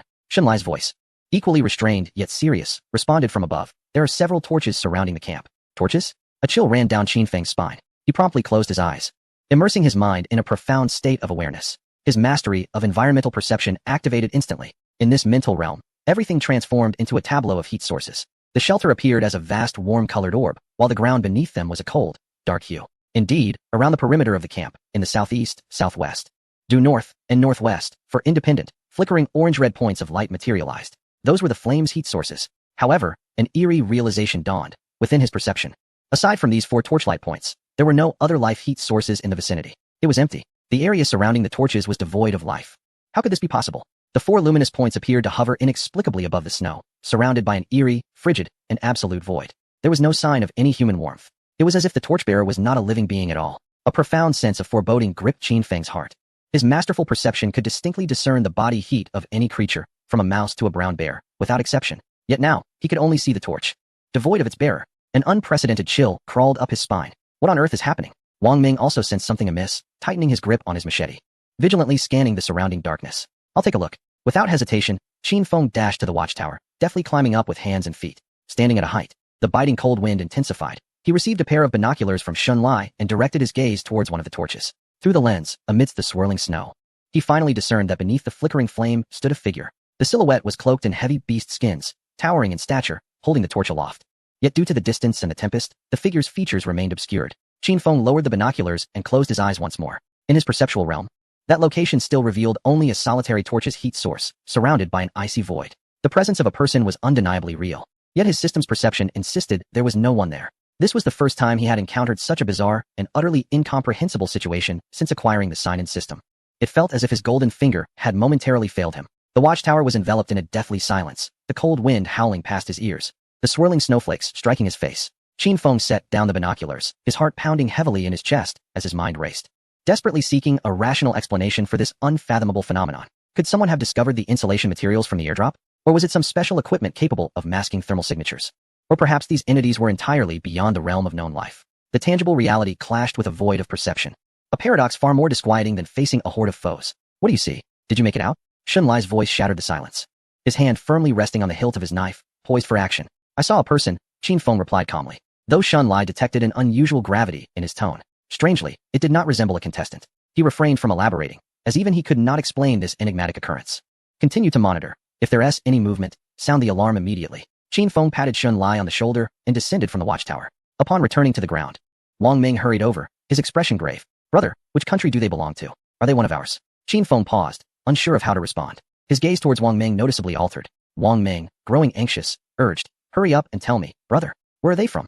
Qin Feng spoke each word with deliberate effort, as if extracting them from between his teeth, uttering a phrase that sent chills down Wang Meng's spine. They seem not to be human. What? Chapter 233, A Lethal Spear. The Titan Engineer's shovel faced its first formidable clash. What? Wang Meng's eyes widened in disbelief, instinctively tightening his grip on the crossbow. He lowered his voice, asking, if they are not human, then what are they? Brother, do not mislead me. In this frigid, blustery snow, could we have encountered something unclean? Though his words expressed fear, his body unconsciously adopted a stance of readiness, legs slightly apart, weight lowered, an instinctive tactical posture prepared for an imminent confrontation.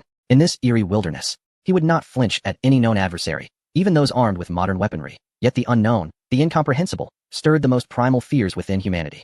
Regardless of whether they were human or ghostly apparitions, it was evident that ill intentions accompanied their approach. Qin Feng's reply was succinct yet grave, his gaze fixed upon the flickering torches in the darkness. He paused, adding a disquieting comment that quickened Wang Meng's heartbeat. Moreover, they are clad in animal skins, not the attire of competitors. Following this train of thought, a shiver cascaded over Wang Meng, as he suddenly found the crossbow in his grasp less reassuring. Wait until I retrieve my firearm. Damn it, whatever they are, I shall make them taste the iron fist of modern civilization today. No sooner had he spoken than chaos erupted. Qin Feng, shouted Shen Lai from the watchtower, urgency permeating his voice. They are on the move. They are charging towards us. Immediately after, a massive shadow surged forth from the darkness, aimed directly at the watchtower. Boom! A tremendous sound erupted as a robust spear penetrated the thatched roof of the watchtower, tearing it asunder. Splinters of wood and shards of straw scattered in all directions. Shen Lai felt a malevolent gust rush past his head. Having been engaged in conversation with Qin Feng, he instinctively crouched, narrowly avoiding the spear that whizzed past him. Embedding itself deeply into the floor of the tower, its tip vibrating ominously. Had he hesitated a mere fraction of a second longer or failed to duck, he would have been impaled by that spear. Shen Lai, Wang Meng shouted in alarm. Are you unharmed? I'm fine, came Shen Lai's restrained voice from the watchtower, brimming with suppressed anger. Qin Feng glanced up at the gaping hole above, then down at the spear, nearly as thick as a child's arm, and his pupils constricted sharply. Such tremendous force. The power behind that throw far exceeded that of an ordinary human. Rage ignited within Qin Feng, a fury akin to that of a home invader trespassing upon sacred ground. At this juncture, the enemy had breached his domain. To endure any longer was not in his nature. Wang Meng, summon all those capable of fighting. Qin Feng's voice was as frigid as ice. Cold Moon, Xiaoning Shua, all able-bodied individuals, come forth. The thunderous roar of Wang Meng reverberated within the camp as the door curtain was lifted. Leng Yu, Xiaoning Shua, Sun Hao, and Zhao Ziqian emerged in quick succession, their faces etched with a chilling resolve. They all beheld the terrifying spear that pierced the watchtower. You, ascend the barricade. Qin Feng rapidly assigned tasks. Zhao Ziqian, Sun Hao, you are strong. Take charge of the spear throwing. Leng Yu, Xiaoning Shua, utilize your bows. Fire at will, and provide us cover. Understood. Without the slightest hesitation, they swiftly stepped onto the wooden stumps reserved at the barricade's edge, elevated above the ground.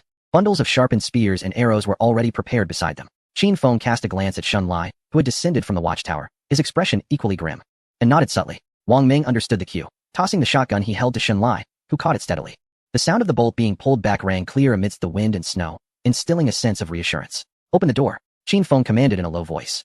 Gripping the Titan Engineer shovel, the heavy wooden door creaked open as Wang Meng yanked it aside. Charge! A black flash surged forth first, with Jingzhou emitting a deep roar from its throat, its agile limbs swiftly clearing the snow, vanishing into the darkness in an instant. Qin Feng, Wang Meng, and Shen Lai followed closely, forming a triangular battle formation as they stepped into the snowy terrain outside the camp. Illuminated by the torches at the camp's entrance, they finally discerned the distant enemy. For torches, for figures, had approached to within 50 meters. The flickering flames revealed the face of the foremost figure. His skin a bronzed hue, as if perpetually scorched by the sun. His visage bore strange black and red markings painted with unknown pigments, resembling the totems of some primitive tribe. He was clad in rough animal skins, topped with a hat fashioned from the same material, adorned with several unfamiliar feathers. He stood silently in the snow, expressionless, gazing at the trio charging forth, his eyes devoid of any human emotion. This bizarre sight sent shivers down Wang Meng and Shen Lai's spines, and even the usually fearless Jingzhou halted, arching its back while emitting a threatening growl. Its fur bristling in response to an unprecedented sense of danger. Yet, Qin Feng's gaze remained fixed on the animal skin worn by the figure. The texture and patterns appeared increasingly familiar. Purification Beast. Qin Feng silently uttered the words. Indeed, it was the creature they had painstakingly defeated at the Waterfall Valley camp. The attire of these individuals was unmistakably crafted from the pelts of the Purification Beast. Who were they, and what was their connection to the Purification Beast? Hey, which country do you bastards belong to? Wang Meng stepped forward, aiming the dark muzzle of his gun at the leader, shouting, dressed like a savage. I will count to 3. You better scram if you know what's good for you. Otherwise, don't blame me for my gun's indiscriminate nature. In response to him, there was only silence. The leader of the wild men didn't even blink, as if Wang Meng and the gun in his hand were mere phantoms. Just as Wang Meng prepared to count, the wild man moved. Without warning, without a roar, and without any formal preparatory motion. His body surged forward at an angle that defied the limits of human joint mobility. He lunged like a bloodthirsty bull unleashed, instantly covering a distance of several meters. The spear in his hand tore through the snowstorm, transforming into a lethal line imbued with a primal ferocity, aimed straight at Wang Meng's heart. It was too fast. Such speed was beyond the realm of human capability. Caution! Wang Meng's pupils constricted, leaving him no time to react. Clang! The deafening sound of metal clashing echoed, sparks flying. Qin Feng had somehow already positioned himself in front of Wang Meng. The Titan engineer shovel in his hands deftly intercepting the deadly strike. The tremendous force coursed through the shovel into Qin Feng's arms, and despite his enhanced physique, he felt a numbing shock as he was pushed back half a meter before regaining his balance. Alarm surged within him. This creature's strength could contend with his fortified body? A flicker of surprise crossed the wild man's hollow gaze. He anticipated that this seemingly frail being could withstand his full-force attack. Wang Meng, drenched in cold sweat from narrowly escaping death, still had his combat instincts intact, almost simultaneously with Qin Feng's defense. He raised his hand and pulled the trigger aimed at the wild man's forehead. Bang! The gunshot reverberated through the silent snowy night, piercing the stillness with its harsh sound. The bullet struck true, leaving a clear hole in the wild man's brow. Success! Wang Meng felt a surge of joy in his heart. However, in the next moment, that joy froze on his face, replaced by a horror akin to encountering a ghost. The anticipated scene of the opponent collapsing did not unfold. The wild man didn't even bleed. He merely swayed slightly. Then, his hollow, lifeless eyes slowly turned back to Wang Meng, who stood just within reach. What the hell is this thing? Wang Meng's face turned ashen, clearly beyond his comprehension. Meanwhile, Qin Feng, standing at the forefront, finally understood why his environmental perception had failed. These entities could not be judged by the logic of life. The Dragon Kingdom's livestream fell into an eerie silence. And moments later, the comments erupted like a volcano. What the hell? Headshot. That was a headshot. Why isn't it dead? Is this for real? What on earth is this? How are we supposed to fight this? It's over. This has surpassed the realm of humanity. Qin Feng has truly encountered a dire predicament this time. Chapter 234, The Camp Breached. Titan's Might. The wild man in retreat. The wild man, struck in the forehead by the bullet, seemed to be incensed beyond measure. From deep within its throat came a roar unlike that of any human. Its arm muscles bulged instantaneously, and the spear in its hand swept violently. This strike harnessed all of its ferocious strength, a final surge before death. Bang! Wang Meng was violently struck by an immense force akin to a battering ram, sent hurtling backward and crashing into the snow several meters away. Meanwhile, at the forefront, Qin Feng's pupils constricted, and he instinctively positioned the Titan engineer shovel before him. Clang! A sound resonated, powerful enough to shatter eardrums. Qin Feng felt a terrifying force surge through the shovel into his arms, his muscles tensing to their utmost limit. Yet, his feet seemed rooted deep in the earth, steadfast against the violent blow. The snow beneath him compacted under the immense pressure, carving two deep ruts as he held his ground, refusing to fall. After delivering this final assault, the wild man appeared to expend his last vestige of energy, his body stiffening as he toppled backward, crashing into the snow, motionless thereafter. Simultaneously, the other three wild men sprang into action. Their speed was astonishing, leaving behind three blurred afterimages in the snow, completely disregarding the arrows and spears shot by the likes of Lung Yu and others atop the barricade. Those attacks, potent enough to pierce wild boar hide, struck them only to produce a series of dull thuds, leaving mere, faint impressions. One of the wild men, eyes fixed on a singular target, abandoned its struggle with Qin Feng and Shun Lai, charging like a frenzied bull, its shoulder clad in thick hides, crashing violently against the camp's gate. Boom! A terrifying explosion reverberated. The camp's entrance, tightly bound with hefty logs and vines, splintered as several logs shattered upon impact.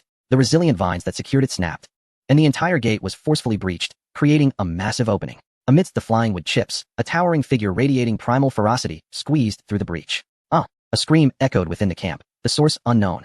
Everyone, protect yourselves. Xiao Ningxue's eyes were ablaze with fury, her already fiery temperament ignited further by rage. She disregarded her unresolved injuries, seizing a sharpened backup spear and charging forth with a fierce roar.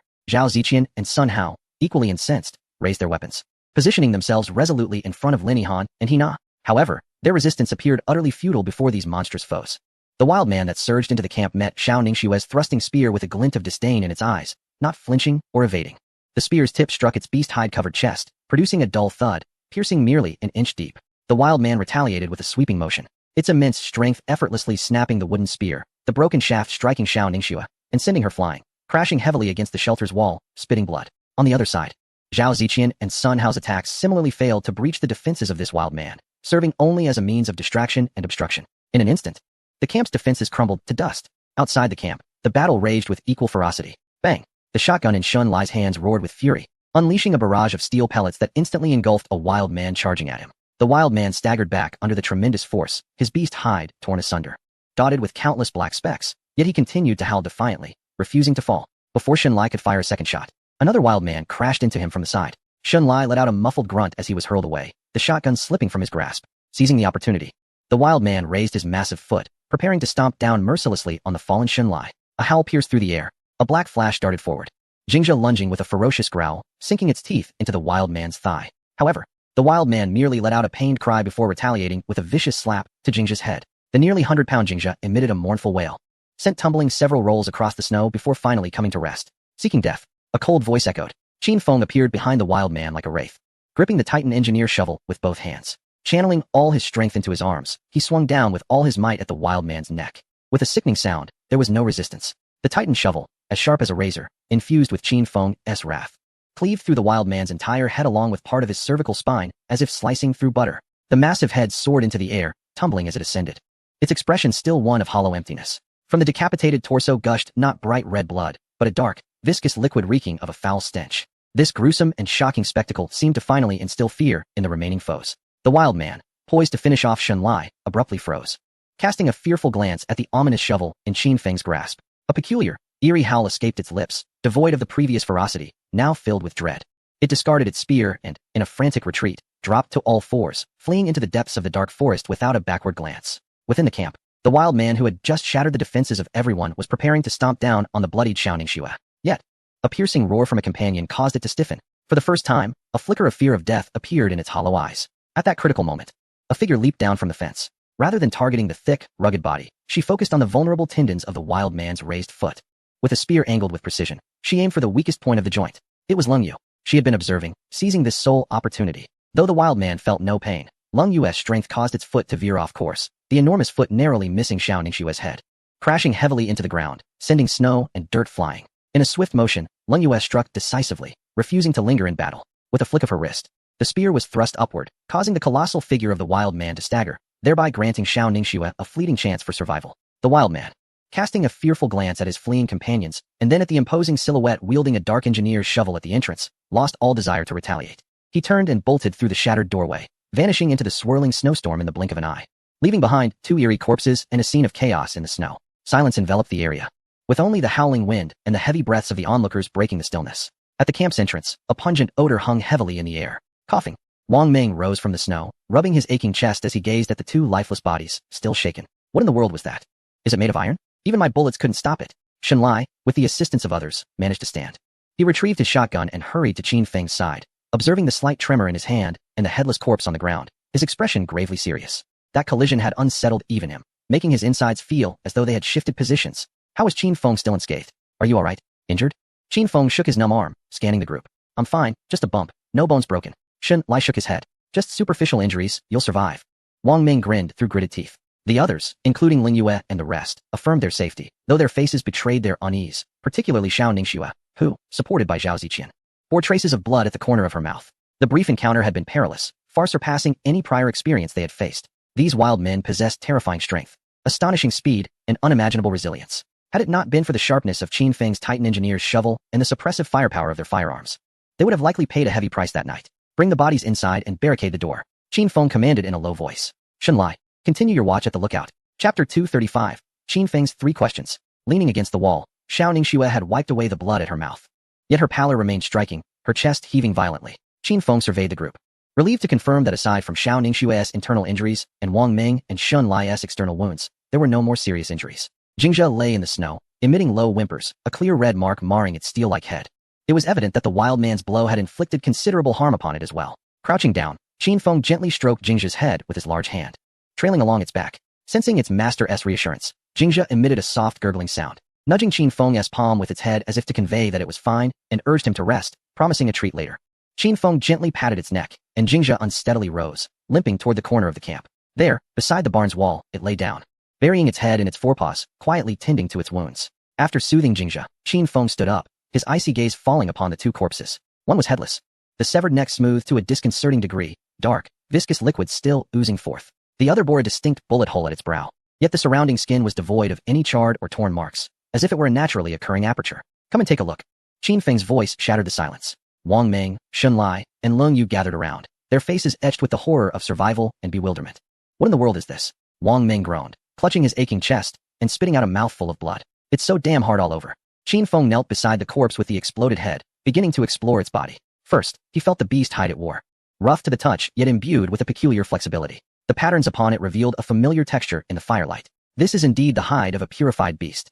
Qin Feng's voice was low, yet it resonated clearly in everyone's ears. Upon hearing this, the faces of all present shifted dramatically. They had exerted tremendous effort to slay a purified beast in the Waterfall Valley, fully aware of the resilience of its hide.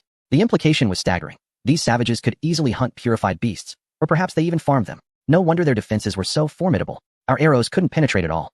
Lung Yu gritted her teeth. Qin Feng's fingers continued their exploration, grasping the corpse's arm, which was as hard as iron, brimming with explosive strength. Then, using the edge of a Titan engineer shovel, he sliced open the wrist of the corpse. No blood flowed, not a single drop, only that dark, foul-smelling viscous liquid seeped slowly from the wound. So that's how it is, Qin Feng murmured to himself, finally comprehending why his masterful environmental perception had completely failed before these entities. His perception was based on the heat of life. Yet what lay before him was not coursing with warm blood. Lacking body temperature, they could not be sensed. They seemed not to be human. Zhao Ziqian voiced the collective thought of the group. Who cares if they are human or ghost? Wang Ming growled menacingly. Strip them. That hide is valuable. Qin Feng nodded, affirming his intent. Get to work. Remove every piece of beast hide from them. Hats, clothes, everything. Leave nothing behind. The hide of the purified beast was not only astonishing in defense, but also unparalleled in cold resistance. In such frigid weather, it was a life-saving treasure. The crowd immediately sprang into action. Wang Ming and Shun Lai took the lead, laboriously slicing through the seams with their daggers, while Leng Yu and Xiao Ningxue assisted by organizing the stripped animal hides. These hides, though crafted rather rudimentarily, exhibited remarkable durability. Soon, two naked corpses lay before them. Their skin a rich bronze, muscles well-defined, yet beneath the surface, faint black patterns reminiscent of root systems intertwined across their bodies. Beyond two complete sets of animal hide garments, nothing else was discovered. Sun Yi picked up a long spear that had been left behind, its weight almost causing him to fumble it. His brow furrowed as he scrutinized the spear, attempting to carve a mark into the shaft with his small knife, but only managing to leave a faint white scratch. Something's amiss, he remarked, astonishment lacing his voice. The density of this wood is extraordinarily high, offering almost no grain gaps. It feels akin to stone, yet possesses the flexibility of wood. This material is unlike any tree we know. It resembles something crafted from bone. Could they be the indigenous inhabitants of this planet? Sun Hao proposed a bold hypothesis, plunging the surroundings into instant silence. Indigenous inhabitants? If that were the case, the situation would become significantly more intricate and perilous. Qin Feng's brow furrowed deeply, not out of concern for this revelation, but for the safety of the other competitors from Dragon Country. Their camp comprised himself, Wang Ming, Shen Lai, and Leng Yu, top-tier combatants, alongside sturdy barricades and weaponry. Even against four such monstrous beings, they had suffered grievous losses, with their camp's gate breached. What of the other teams from Dragon Country? If they encountered even a single one of these creatures, the consequences would be unimaginable. Drag the bodies to the barn and cover them with snow. We shall examine them further tomorrow, Qin Feng commanded, casting a glance at the two corpses riddled with dark, root-like patterns beneath their skin. He wished to prevent this bizarre occurrence from lingering at the entrance, which could dampen morale. Wang Ming, Shen Lai, blocked the broken gate with logs and stones. Sunny, take a team to inspect the perimeter. Check for any other weak points. Understood. The group promptly set to work, the post-battle camp bustling once more. Qin Feng then turned and entered the shelter, addressing Lin Yihan, who was tidying up. Yihan, I need you to prepare some food for everyone. He paused before adding. Bring out the deer bones we've stored and make a thick soup. Load it with meat. Especially for Jingjia, give him the largest piece. Also, I recall there being some jerky from the purifying beast in the storage room. Bring that out for Jingzhu as well. All right, Brother Qin Feng. Lin Yihan responded immediately. Half an hour later, the shattered gate had been temporarily barricaded, and the weary group returned to the warmth of the shelter. The charcoal was added to the fire pit, and the flames surged anew. Lin Yihan approached, carrying a large pot of steaming bone broth, the rich aroma of meat wafting through the air. She carefully selected the largest bone, laden with tender meat, and placed it gently before Jingjia. The remaining purified beast meat was tossed onto the ground, releasing a familiar, pungent odor. Jingjia lifted his head, inhaling deeply, and emitted a satisfying whimper before he began to voraciously tear into the meat, relishing every bite. The group gathered around the fire pit, sipping the scalding broth while gnawing on the succulent meat from the bones, finding immense solace for both body and spirit. Once everyone had eaten their fill, Qin Feng set down his bowl and surveyed the group with a serious demeanor. I know that what transpired tonight has left everyone on edge. This camp is no longer as safe as we once believed. All activity ceased as everyone turned to him. Logically, we should relocate immediately in search of a new territory. His words tightened the hearts of the listeners. However, given our numbers and resources, it is impractical to execute a swift relocation. If we encounter those savages en route, we cannot move for the time being, he continued. His voice calm, yet authoritative, instantly soothing the restless spirits of his companions. Tomorrow marks the day we establish secure communications with the highest command. His gaze pierced through the shelter, seemingly envisioning the distant Dragon Country. His voice rose with undeniable resolve. We must ascertain how many individuals across the wilderness continent have encountered such savage attacks. Why are they targeting us? Where are their lairs? What are their weaknesses? Rising to his feet, his eyes blazed as he scanned the faces of each teammate.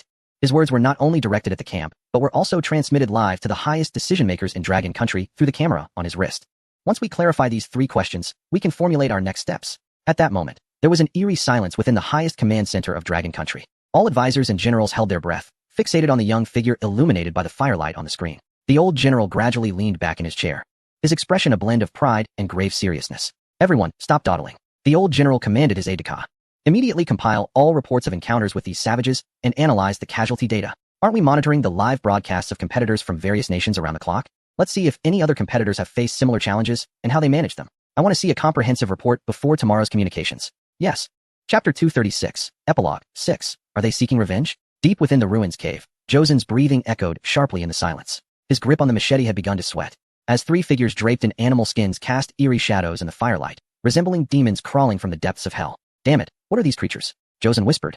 His gaze fixated on the 3 figures slowly approaching. Benjamin's breath quickened, cold sweat beading on his forehead. He had drawn his bow to its full extent. The arrow aimed squarely at the head of the foremost savage. The trio halted at the edge of the campfire, its flickering light illuminating their bronzed skin.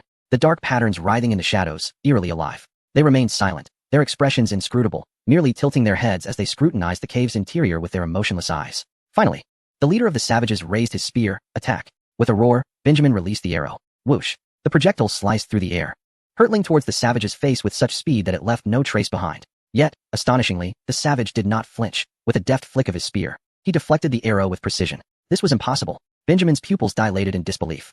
At that moment, Josen erupted from the shadows, veins bulging on his forehead. Gripping his machete tightly, he summoned all his strength to slash horizontally at the throat of another savage. He aimed to sever this monster's head. Die, beast! He shouted. Thud! This time, the blade found its mark. Yet, the cruel smile on Josen's face froze instantly. He felt as though he had struck not flesh, but a bundle of soaked, resilient vines. The blade sank deep, but was caught by an immense force, refusing to penetrate further. More terrifyingly, instead of blood, a dark, foul-smelling viscous liquid oozed from the savage's neck. Panic surged within Josen. He attempted to withdraw his blade, but it was too late. The wounded savage moved with lightning speed, disregarding the machete embedded in its neck. In a blur, it grasped Josen's wrist with a hand that left an afterimage. Crack! The sound of shattering bone echoed through the cave. Josen let out a piercing scream as his wrist was crushed. Josen! Benjamin bellowed, unleashing 3 arrows in rapid succession. This time, he aimed for the savage's knees, shoulders, and eyes. Yet, the 3 savages moved in perfect harmony. The other 2 struck simultaneously, their spears swatting down all the arrows. Despair welled up within Benjamin. This was beyond human speed and strength. The leader of the savages advanced steadily towards Benjamin, the firelight casting a flickering glow on its lifeless face. Gritting his teeth, Benjamin drew a dagger from his waist, assuming a battle stance. He knew his time was short, but he would fight to the bitter end. Come on, you monstrosity! Benjamin roared. No sooner had he spoken than the savage blurred into motion, its speed rendering Benjamin nearly blind. The next instant, a hand clutched his throat, lifting him off the ground. Gasping for air, Benjamin struggled desperately, his dagger flailing wildly. The blade grazed the wild man's arm, splattering droplets of dark liquid, yet the savage did not even spare a glance. His hand clenched like an iron vice, and Benjamin could distinctly hear the sound of his cervical vertebrae succumbing to the unbearable pressure. His vision began to blur, consciousness gradually slipping away. In the final moments before he sank into darkness, Benjamin's dimming sight caught a glimpse of 2 other wild men, disregarding the human corpses on the ground, and instead striding towards the colossal remains of a giant lizard. They extended their bronze-toned hands, seemingly caressing and examining the lizard's hardened scales and flesh, their movements imbued with an indescribable focus and greed. With a sharp crack, the sound of bones fracturing echoed. Benjamin's struggles ceased as the wild man released him, casting aside his lifeless body as if it were mere refuse. The savage approached Jorsen, the man still gasping for breath, and placed a foot upon his chest. No. Jorsen's eyes were wide with terror. He wished to plead for mercy, to utter something, yet the wild man merely gazed at him silently before raising his spear. With a swift thrust, the spear pierced Jorsen's heart. His eyes widened in shock, mouth agape, but no sound escaped him any longer. Life ebbed away within seconds, leaving behind a cold corpse. As Jorsen's life signal vanished entirely, the live broadcast from the Lighthouse Nation's 2 participants began to flicker, soon dissolving into a monochrome haze. No one knew what these 3 savages would do next within the depths of the ruins. In an instant, the global live stream erupted with chaos. What the hell is that thing? Those wild men are not human. Did the warriors of the Lighthouse Nation just perish like that? My god, are there other intelligent beings on this planet? Damn it, Qin Feng encountered these creatures too. This truly illustrates the disparity. Both faced wild men. Yet Qin Feng survived, while they did not. I am now only concerned about one thing. Are there more of these savages? This thought weighed heavily on everyone's hearts. Chapter 237, Side Story 7. Who are the 2 figures in the desert? Yi Fei's consciousness felt as though it was being forcibly pulled back from the unfathomable depths of an icy sea by a warm hand. He had endured an interminable nightmare, oscillating between being engulfed by flames and being devoured by a monstrous creature, in the throes of near-death hallucinations. The last sound he heard was his own hoarse screams, followed by a beam of light piercing through the snowstorm, shattering the encroaching darkness of his mind. Two towering figures seemed to coalesce from the blizzard, staggering towards him. Found him! Found him! A rugged, hearty male voice echoed with elation as he discarded the wooden stick in his hand, kneeling in the snow. His immense hands, resembling fans, hesitated to lift Yi Fei, wary of causing him harm. Old Zhao, don't just stand there. Quickly, drag him to a sheltered spot. Check his vital signs. A clear and resonant female voice rang out, imbued with an undeniable sense of command. Yi Fei felt himself being lifted by powerful arms. The warmth radiating through his thick clothing was strikingly real and fervent. He was not dreaming. They were dragged back to the humble pit, and soon, more dry branches were tossed in. After the crisp sound of flint striking, a small cluster of precious flames defiantly ignited. Yi Fei's eyelids felt as heavy as lead, and through the blurred gaps, he could see the busy figures of two individuals. The woman moved with remarkable speed, retrieving a thermal blanket and thick animal hide from her backpack, covering both him and Chun Hu without hesitation. Meanwhile, the man cautiously tended to the flames, continually adding small twigs until the fire stabilized, allowing him to let out a long sigh of relief. The bone-chilling cold was finally dispelled, replaced by a warmth that etched itself deep within, when Yi Fei managed to open his eyes again with great effort. A bright bonfire crackled in the center of the pit, the orange glow illuminating the confined space as if it were a warm spring. He slowly turned his stiff neck, his gaze sweeping across the scene, where the man known as Old Zhao was adding firewood to the flames, while the curly-haired woman was holding a wooden bowl, ladling steaming liquid from a ceramic pot suspended over the fire. Yi Fei's eyes fixated on the vividly bright insignia of the Dragon Kingdom on their arms, a sign of kinship. An uncontrollable surge of warmth flooded his eyes, and his heart, which had nearly ceased beating from the cold, began to thump vigorously once more. Old Chun! Old Chun! He exerted all his strength to nudge Chun Hu beside him. Chun Hu groaned softly, slowly opening his eyes, equally bewildered. But upon seeing the bonfire and the two strangers, his entire demeanor tensed, his eyes flashing with caution. Don't be alarmed, they are our people, Yi Fei croaked soothingly. Yet his eyes brimmed with moisture. You're awake? The curly-haired woman approached with the wooden bowl, her face lighting up with genuine joy upon seeing them regain consciousness. Quick, drink some warm water to warm your body. She held the warm bowl to Yi Fei's lips, and he gratefully accepted, greedily drinking from the edge. The scalding water flowed down his throat into his stomach, and a wave of warmth instantly spread through his limbs, awakening the frozen, numbed flesh. He was alive, truly alive. The woman ladled another bowl, and, alongside the man named Zhao Fu, helped Chun Hu sit up, carefully feeding him as well. Chun Hu's complexion visibly brightened, and he regarded the two with a grateful expression. After a moment of hesitation, he finally spoke earnestly. My name is Chun Hu.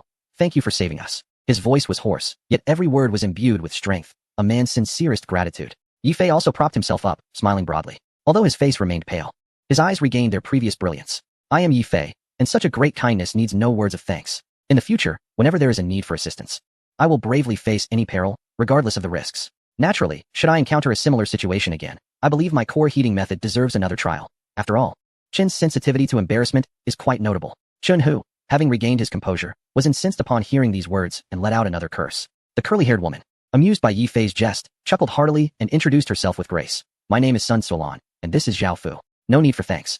As citizens of the Dragon Kingdom, it's only right. Zhao Fu, with a sincere smile, waved his hand dismissively, scratching his head in mild confusion as he looked at the duo. I must say, my friends, you both are quite remarkable. You've truly exhausted us. Just a moment ago, with the snowstorm raging, you dashed off at such speed while we were left shouting hoarsely in your wake. If it weren't for the footprints you left behind, we would have been utterly lost. Upon hearing this, Yi Fei and Chun Hu were taken aback, exchanging bewildered glances. Yi Fei pointed at the small pit, feigning innocence. Brother, you must have mistaken us for someone else. We were barely able to muster the strength to crawl out of this pit, let alone run. Look, Sun Sulan exclaimed, slapping her thigh and casting an exasperated look at Zhao Fu. I told you those two were suspicious, yet you refused to believe me. You insisted they were on the same team and insisted on pursuing them. Turning to Yi Fei and Chun Hu, she elaborated, I could see those two clearly. They were clad in garments made from the pelts of some unknown beasts, moving faster than rabbits. In the storm, they resembled phantoms, vanishing behind the sand dunes in the blink of an eye. Who knows which country those contestants hail from? Chapter 238, Qin Feng's New Ace. Within the sanctuary, the expressions on each person's face fluctuated between uncertainty and tension, creating a somewhat oppressive atmosphere. Silence enveloped the room, interrupted only by the faint sounds of soup being consumed. Xiao Ningxue's internal injuries had significantly eased under the warmth of the broth and herbs. Leaning against the wall, she observed the quiet figure of Qin Feng tending to his wounds while devouring the purified beast jerky. Her heart was a tumult of emotions. The battle of that night had been brief, yet perilously intense. The invulnerable monsters and the easily shattered gates felt as though a colossal weight pressed upon her heart. Yet, gazing at this man before her, an inexplicable sense of unease seemed to dissipate. Let us all eat. After finishing, we shall rest well. Qin Feng's voice was calm and devoid of discernible emotion. Shenlai, I will take the first watch tonight. I trust that by tomorrow, we will receive timely news from our homeland. No need for that. Shenlai instinctively began to refuse, but Qin Feng interjected, trust me. Qin Feng's tone brooked no dissent.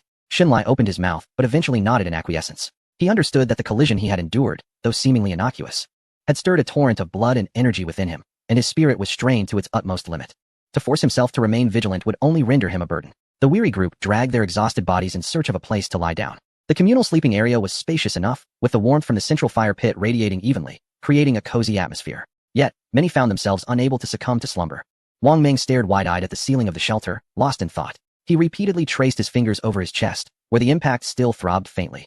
But the physical pain paled in comparison to the terror that gripped his heart. The bullet he had fired struck true, hitting the creature squarely between the eyes. Yet, it had still managed to retaliate in its final moments. This utterly shattered his understanding of combat as a special soldier.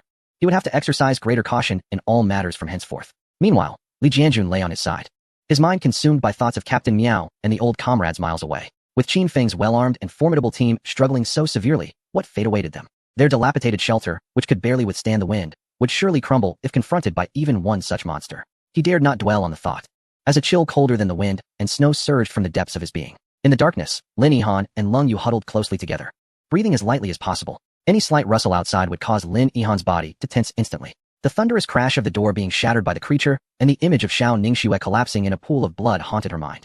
The sanctuary that had once bestowed them with an overwhelming sense of security now bore its first cracks. At that moment, a cool yet remarkably steady hand reached over from beside her, covering her trembling knuckles and squeezing gently. It was Lung Yu.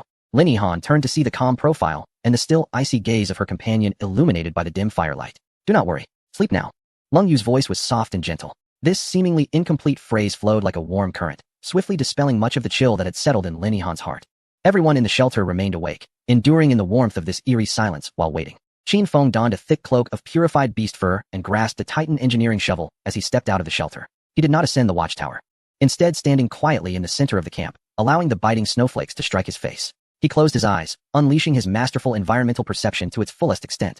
Inside the camp, the rhythmic breaths of his comrades, steady or hurried, represented the warmth of life. Outside, there was a profound stillness, apart from the wind.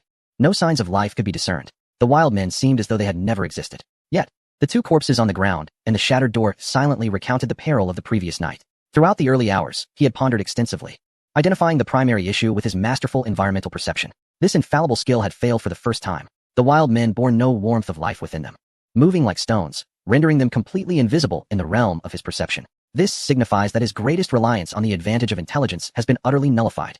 Had it not been for Xunlai's timely warning from the watchtower, and had they chosen to infiltrate silently in the dead of night, the consequences would have been unimaginable. A new reconnaissance and early warning method must be devised. Qin Feng's gaze flickered in the darkness, envisioning a living, ever-watchful eye and ear pervading the jungles. As dawn broke, and Xunlai ascended the watchtower to replace him, Qin Feng returned to the shelter, leaning against the fire pit to recuperate. His mind raced, simulating various possibilities, attempting to construct an entirely new early warning system from the existing conditions. However, every proposed plan seemed to harbor fatal flaws. Just as he became engrossed, nearly trapped in a mental loop, a cold yet familiar system notification echoed like thunder in his mind. Ding. Sign-in system refreshed. Signing in. Sign-in successful. Congratulations, host, you have acquired a new skill, Animal Friend Beginner. A spark ignited within Qin Feng, and he promptly examined the skill description. Animal Friend Beginner. You can initially comprehend the simple emotions and intentions conveyed by nearby animals, e.g., danger, hunger, friendliness. As the skill upgrades, you will be able to engage in more complex communication and gain affinity with animals. Qin Feng's eyelids twitched violently, and his heart raced uncontrollably. A divine skill. This was undoubtedly a divine skill. In a wilderness where communication relied on shouts, what did it mean to communicate effortlessly with animals? It meant he would possess countless eyes and ears throughout this vast jungle. Reconnaissance, early warning, tracking. Its strategic value was even comparable to master-level environmental perception. He suppressed the exhilaration swelling within him, slowly opening his eyes, his gaze inadvertently landing on the corner where Jingzhe was. He attempted to concentrate, directing a thought towards Jingzhe. In the next moment, a wondrous sensation surged within him. It was as if he was no longer merely observing Jingzhe, but rather experiencing it. A series of vague yet direct thoughts, akin to intermittent signals, flowed into his mind. Hungry master, last night's meat was delicious. Though simple and somewhat chaotic, Qin Feng understood it perfectly. He then turned his gaze towards De Li, who was ruminating in the barn, and Dun Dun, who was grunting. Cold feed is scarce, here is safe. Hungry, sleep, eat. The corners of Qin Feng's mouth finally betrayed a subtle smile. He now possessed an unexpected and entirely new trump card. Chapter 239, News from the Dragon Country. It turns out the wild man lacks intellect. Big brother, what are you thinking? Why so cheerful? Wang Ming rubbed his sleepy eyes and curiously leaned closer. Oh, nothing much, just some happy thoughts. Qin Feng collected his thoughts, his expression returning to calm, and patted Wang Ming's shoulder. Come on, get up and get busy. In the morning, everyone awoke and commenced the hustle of a new day. Under the care of Qin Feng's herbal remedies and ample nutrition, Xiao Ningxue and Li Jianjun's injuries were healing rapidly. Meanwhile, Zhou Yi and Sun Hao, equipped with tools, began the formal repair of the damaged gate. At that moment, the wristwatches of all the contestants from the Dragon Kingdom within the camp emitted a subtle vibration. Encrypted communication. Everyone. Halt. Inside. Qin Feng commanded sharply. The group promptly set aside their tasks and filed into the warm sanctuary. Qin Feng raised his hand to terminate the livestream, and the others followed suit. A concise message appeared clearly on each individual's watch screen. After analyzing the behavioral data of the remaining 127 global contestants, 1. The wild men only actively attack contestants who have previously killed purification beasts or guardians of relics. 2. The Su Minghui squad suffered heavy losses while utilizing the swamp terrain to kill a wild man. Preliminary conclusion. The enemy possesses formidable individual combat strength, but lacks intelligence, and can be targeted by the environment. 3. Intelligence suggests that the wildman's lair is likely situated atop towering trees. Special directive. The Qin Feng squad will launch an assault on the northern forest relics in the next 2 days. Nearby contestants from the Dragon Kingdom should prepare for support. Once the information concluded, an eerie silence enveloped the sanctuary. So that is how it is. Wang Ming broke the stillness, striking his palm with a fist in sudden realization. Damn it. No wonder they charged at us. They're seeking revenge. A glimmer of understanding flickered in Leng Yu's eyes as she glanced at Qin Feng, who met her gaze. This was not mere revenge. It resembled a planetary self-defense mechanism. In a hushed tone, Cold Moon articulated a thought that sent shivers down everyone's spine. We outsiders are akin to a virus. The purification beasts and relics are the core organs of this world. If we encroach upon them, we trigger its immune system, which manifests as those wild men coming to eliminate us. Even the fearless Xiao Ningxue gasped in disbelief, murmuring, so they treat us like a virus?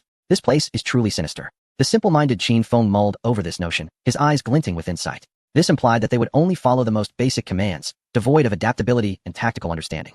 This intelligence was worth its weight in gold. That Su Minghui squad is quite impressive. They managed to counterattack and kill one. Lin Yihan marveled, though a shadow of sorrow crossed her face, as they too had lost a comrade.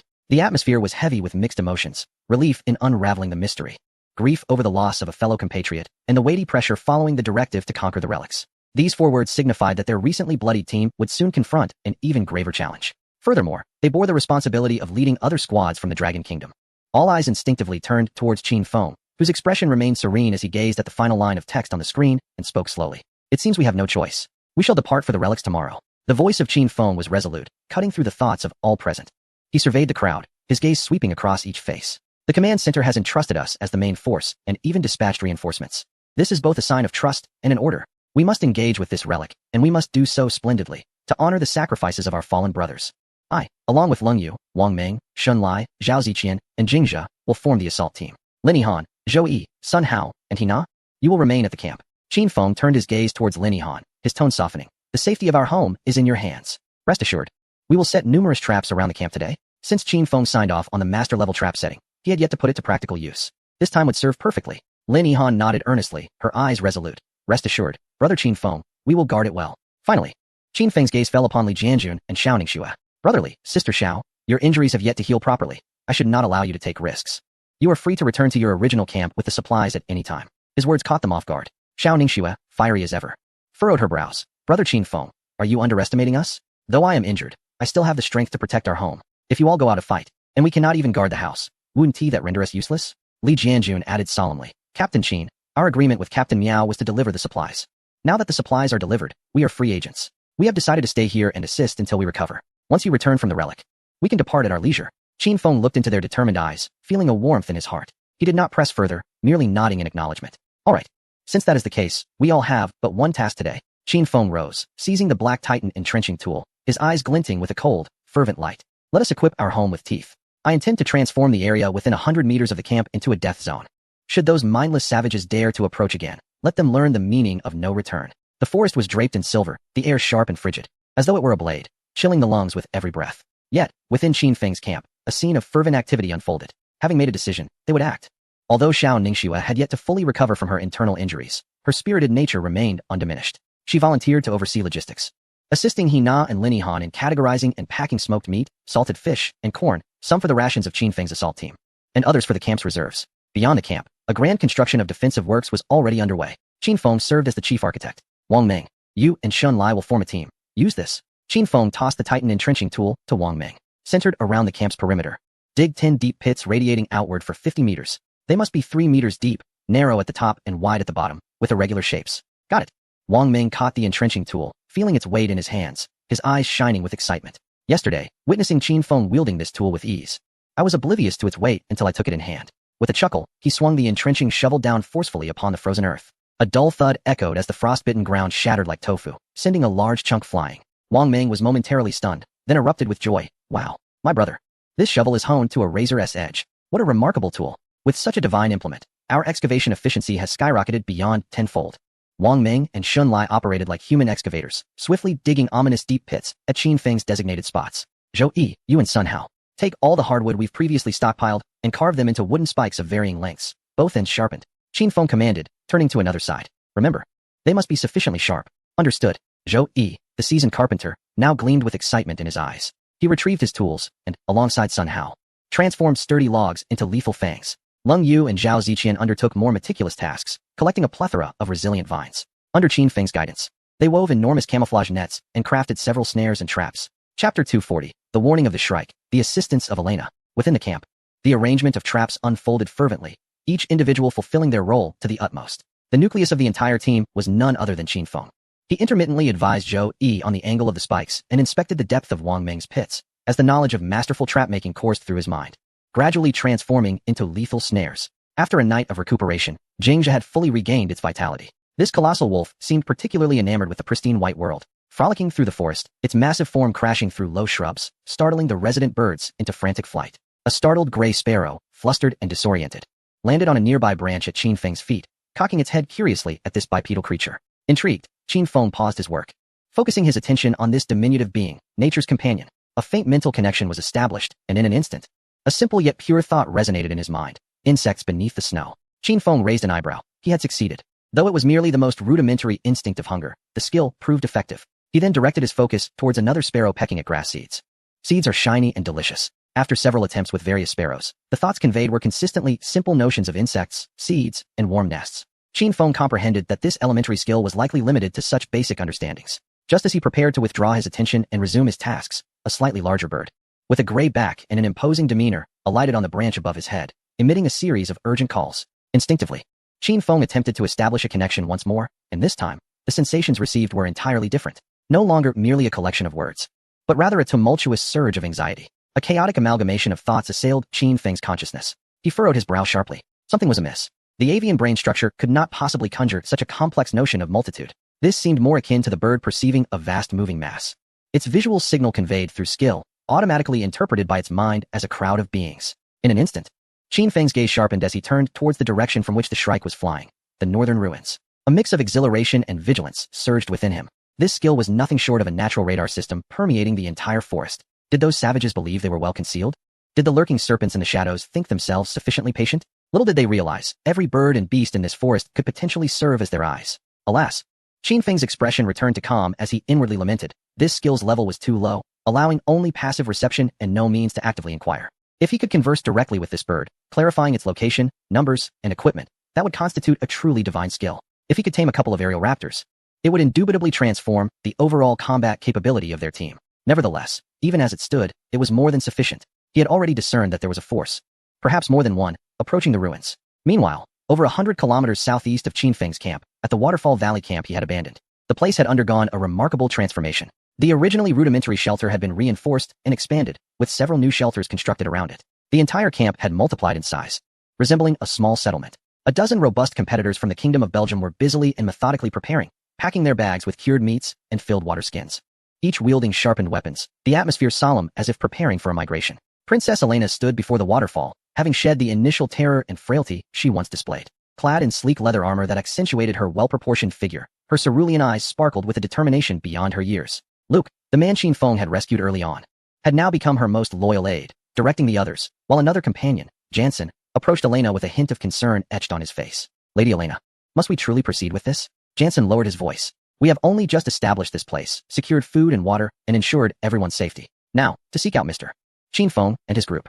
Our information from Belgium merely suggests aiding the Dragon Kingdom competitors, not that it is imperative. We need not entangle ourselves in their conflict with the savages, nor accompany them in an assault on any ruins. It is not that Yansan is afraid of death, nor is it that he lacks gratitude. Rather, it is his admiration for the Prime Minister's daughter that compels them all. Elena did not respond immediately.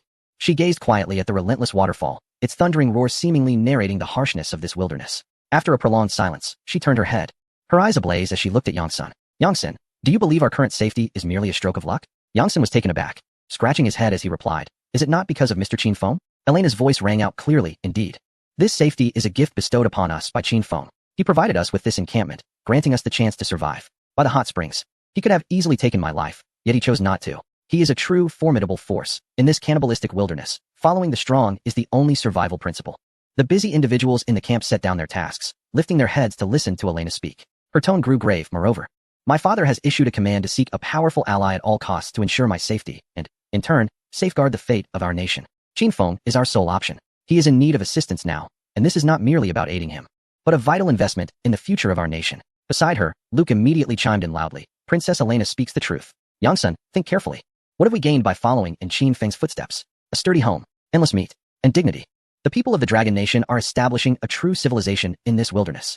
If we do not cling to this opportunity now, we will inevitably be left behind. This is our best chance to repay our debt and genuinely integrate into their ranks. Yang-sun fell silent, observing the resolute gazes of Elena and Luke, then glancing at his compatriots who shared the same hopeful expressions. His internal hesitation gradually dissipated. He exhaled deeply, as if having made a firm resolution. All right, I understand. However, we must proceed with caution. If Qin Feng intends to use me as cannon fodder, I will charge to the front. After all, my life was granted by him. Yet, I hope Princess Elena will ensure her own safety. A faint smile finally graced Elena's lips as she nodded. Prepare all supplies. We shall depart at dawn. We will first approach their encampment to express our intentions as friends. We will not partake in their provisions without offering something in return. As the first rays of sunlight pierced through the clouds, this expedition, laden with the hopes of their nation, quietly set forth towards the north. Elena cast one last glance at the home they had painstakingly transformed, yet now had to abandon. Her face bore no traces of longing, only a resolute determination to shoulder the fate of her entire country. She turned, her cerulean eyes gazing towards the distant north, shrouded in endless snow and wind. There lies the only deity of this wilderness, and perhaps the sole future of their nation. Let us set forth. At the command, this ragtag yet resolute group embarked on their journey northward with unwavering determination. Behind them lay the warmth and tranquility they had just acquired, while ahead loomed the perilous uncertainty of life and death. In that moment, within the live stream of the Kingdom of Billy, billions of citizens held their breath, their eyes fixated on the screen displaying the minuscule band, akin to ants traversing the vast snowy expanse, yet persistently forging ahead, their hearts gripped by an ineffable emotion. No one could ascertain whether this alliance would herald a meteoric rise or lead to their own demise. However, all understood that this was the most audacious gamble their nation had ever placed in this brutal struggle for survival. Someday, the Chronicles of the Blue Star would record this expedition with vivid strokes, bestowing upon it the title of the Expedition of Hope. Chapter 241, Ready for Departure. 5 men and a wolf set off on the expedition. In the center of the camp, a finely polished wooden board lay on the ground, while Qin Feng crouched beside it, holding a charred piece of wood with which he sketched something. His movements were fluid, each stroke exuding an air of calm assurance. The remaining few, including Lin Yihan, Xiao Ningxue, Li Jianjun, Zhou Yi, Sun Hao, and He Na, gathered around, their eyes converging on the rudimentary blueprint. Everyone, please turn off the live stream. Qin Feng instructed the onlookers. All right, this is our camp. Zhou Yi's gaze sharpened as he recognized the makeshift shelter depicted by a circle on the blueprint. Radiating outward from the shelter were lines of varying thickness adorned with an array of peculiar symbols, an intersecting skull, a twisted noose, and a row of sharp triangles. 100 meters around the camp, Wang Ming and I have dug 10 pits 3 meters deep. Qin Feng marked the skull symbols with charcoal. The bottoms are filled with the hardwood spikes Zhou Yi crafted. We covered them with the camouflage leaves prepared by Brother Zhou and Leng Yue, then laid snow on top. Unless someone flies over, stepping on them means certain death. Xiao Ningxue leaned closer, gasping in astonishment. Goodness, this is turning our entrance into a mass grave. Whoever steps here is doomed. Qin Feng nodded, moving his finger to the noose symbols. These are tripwire snares, connected to taut, resilient vines, primarily targeting the enemy's ankles. Once triggered, they will be left dangling from the trees. He then pointed to the dense cluster of triangles. And these are ground spikes. Xinlai and I gathered over 100 sharp stones, half buried in the snow. Even if one avoids the pits, daring to move swiftly around our camp will result in their feet being pierced. A profound silence enveloped the shelter, save for the crackling of the fire pit. Gazing at this lethal map of death, an unsettling chill ran down everyone's spine. This was no mere defense. It was the construction of a meticulously interconnected, heart-pounding meat grinder around the camp. Any foe bold enough to tread upon this territory would come to understand the meaning of having no way to heaven and no door to earth. This map must be etched into your minds. Every trap's location should be thoroughly familiar. Qin Feng's voice, though not raised, resonated with undeniable authority. In my absence, Xiao Ningxue and Lin Yihan will assume command. Remember, under no circumstances should you take the initiative to attack. Lure the enemy into the trap zone and eliminate them with your crossbows. His tone suddenly shifted, taking on an air of grave seriousness. Should you encounter overwhelming foes, such as numerous wild men or large forces from other nations, do not hesitate. Immediately execute Plan B. Abandon the camp, Take everyone, including Dolly and Dunton, and retreat via the small path we have cleared to the west, heading directly towards the northern ruins. We will leave markers along the way for you to follow and reunite with us. Remember, lives are more precious than the camp. Rest assured, Qin Feng. Xiao Ningxue thumped her chest with a resounding smack, declaring, we will await your safe return. We look forward to your good news. Lin Han remained silent, carefully stowing the wooden board depicting the traps as if cradling the very lifeblood of the camp. After conveying all directives, Qin Feng rose, ready to depart. The assault team, comprised of 5 individuals and 1 wolf, began to prepare their gear. Wang Meng meticulously wrapped the 2 heavy bundles of black gunpowder in layers of oilcloth before stowing them in his backpack, treating them with a tenderness that rivaled that reserved for a beloved spouse. Shen Lai grasped a bone spear seized from a wild man, its entire body a deep black, composed of an unknown bone material, astonishingly heavy. He weighed it in his hand, relishing its peculiar heft and icy touch, a flicker of satisfaction gleaming in his eyes. The other spear was shouldered by Lung Yu, who donned the deer-hide armor and down coat that Qin Feng had crafted for her. The once rigid lines of her form were softened by the supple fur, lending her an air of gallant grace. She slid a newly sharpened dagger into the sheath at her thigh and double-checked the mechanism of her crossbow, her movements fluid and seamless. Zhao Ziqian, your pack is too heavy. Share some with me. Wang Ming glanced at Zhao Ziqian, whose back was slightly bowed under the weight, and reached out to take some. No need, Mingge. Zhao Ziqian sidestepped, taking a breath, yet his gaze remained resolutely steadfast. My combat abilities are the weakest. This is the only way I can contribute to the team. You must conserve your strength for the enemy. I can manage. With that, he tightened his straps silently. Standing a bit taller, Wang Ming, momentarily taken aback, soon broke into a broad smile and clapped Zhao Ziqian on the shoulder. Good lad. I knew I could count on you. As for Qin Feng, he slung the formidable Titan engineer shovel across his back, secured a dagger at his waist, and held his crossbow in hand, his attire of beast hide strikingly conspicuous against the snowy landscape. A low growl of excitement emanated from Jingjia, whose massive form surged forth like a black whirlwind, leading the charge out of the camp's gates. Take care. Ensure your return. Lin Han and Hina stood at the doorway, waving their hands, their eyes slightly red-rimmed. Qin Feng did not turn back. He merely raised his right hand, clenching it in the air, before stepping resolutely into the boundless snowfield. Wang Ming, Shen Lai, Lung Yu, and Zhao Ziqian followed closely behind. The eager Jingjia, already waiting outside, let out an excited low growl, its pure black fur strikingly prominent against the snow. It affectionately rubbed against Qin Feng's leg and then dashed ahead, its agile form cutting through the deep snow like a streak of black lightning, forging a path. Onward. With a firm command from Qin Feng, this team of 5 men and 1 wolf officially embarked on their expedition towards the northern ruins. Behind them, wisps of smoke rose from the chimney of their sanctuary, carrying warmth and hope. Before them lay the vast, endless snowfield, concealing unknown dangers and lethal threats beneath its surface. The silhouettes of the group stretched long across the expansive snow, gradually diminishing into mere moving black dots, until they vanished beyond the horizon. In the Dragon Kingdom's live broadcast room, the hearts of billions of viewers surged in unison with the team as they ventured into the unknown. Is it finally here? The assault on the ruins. The Qin God team's gear is absolutely top-notch. That furry outfit looks so warm. Let us not forget those 2 packs of black gunpowder. True weapons of destruction. I wonder what awaits in the ruins. That Joseon from the Lighthouse Nation killed a giant lizard. What will be the Qin God's guardian this time? I'm feeling a bit anxious. The Lighthouse Nation, the Woku, and the Bangzi won't just sit back and allow the Qin God to claim the rewards easily. Exactly. The snow has stopped, and not just the Qin God. Everyone will begin to act. This snowfield is about to be stained with blood. Seeing Feng God depart makes me want to cry. Don't cry upstairs. They're off to seize the land. The Feng God team is unstoppable. Xiao Ningxue and Lin Han are impressive too. One handles martial matters, the other literary. They keep our home secure. The women of the Dragon Kingdom never disappoint. Indeed, the assault team expands territory while the garrison team secures the rear. This is the perfect team. Charge. Let us trample the Lighthouse Nation beneath our feet. Family of Wang Meng from the capital. You little rascal, stand tall and walk straight. Don't bring shame to the Dragon Kingdom. Return safely. Whoa. Is that Meng Ji's family? Ha ha ha. That tone is definitely a mother S. Meng Ge is formidable. Family of Zhao Ziqian from the capital. Is that our son? He has really grown up. Ziqian, well done. Mom and Dad are proud of you. Ziqian's parents must have cried. I'm tearing up too. Of course. Following the Qin God, even a pig could be forged into a warrior. Look at him carrying such a large pack, silent and resolute. The barrage of comments surged like a tidal wave. Unbeknownst to Qin Feng and his companions, billions of eyes, filled with anticipation and blessings, were watching every step of their journey with unwavering support. Chapter 242. The praying mantis catches the cicada. While the yellow bird awaits in the shadows, Zhao Ziqian's unexpected gain in the wake of a relentless snowstorm.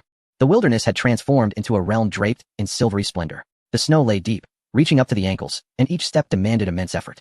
Beneath the soft surface of the snow concealed treacherous pits and entangled roots, and a moment's carelessness could lead to a significant fall. Awu. Leading the way, Jingjia resembled a formidable black snowplow, its massive frame forcefully clearing and compacting the snow ahead, forging a relatively navigable path for the trailing group. Yet, progress remained sluggish. The snow was unforgiving. Wang Meng panted heavily, wiping the perspiration from his brow. The breath he exhaled crystallized into frost, adorning his beard. Conserve your energy and maintain a steady pace. Qin Feng's voice resonated from the middle of the formation, steady and commanding. Our objective today is to advance 20 kilometers before nightfall and find a sheltered valley to set up camp. The team advanced in silence. The surrounding stillness was eerie, devoid of even a single bird's call. This extreme quietude rendered one's nerves taut with anticipation. After approximately 2 hours of trekking, Qin Feng suddenly halted and raised his right fist, the agreed signal to stop. Instantly, the group froze in place, shifting into a state of heightened alert. Weapons out, Wang Meng whispered, his robust hand gripping the shotgun tightly as he scanned the surroundings warily. Without turning, Qin Feng's gaze locked onto a towering pine tree several dozen meters to the left, where a small squirrel scurried about. Upon activating his animal companion skill, his mind felt as though it had acquired a unique receptor, capable of perceiving the most primal emotional fluctuations of nearby creatures. Throughout their journey, he had intercepted countless thoughts of hunger, cold, and mating, all typical musings of wildlife. Yet never had he encountered such an intense warning of danger. Simultaneously, Qin Feng's masterful environmental awareness surged into full effect. However, the feedback he received caused his pupils to constrict sharply. Nothing. There was absolutely no life signal within 100 meters, save for themselves and a few small animals in the woods.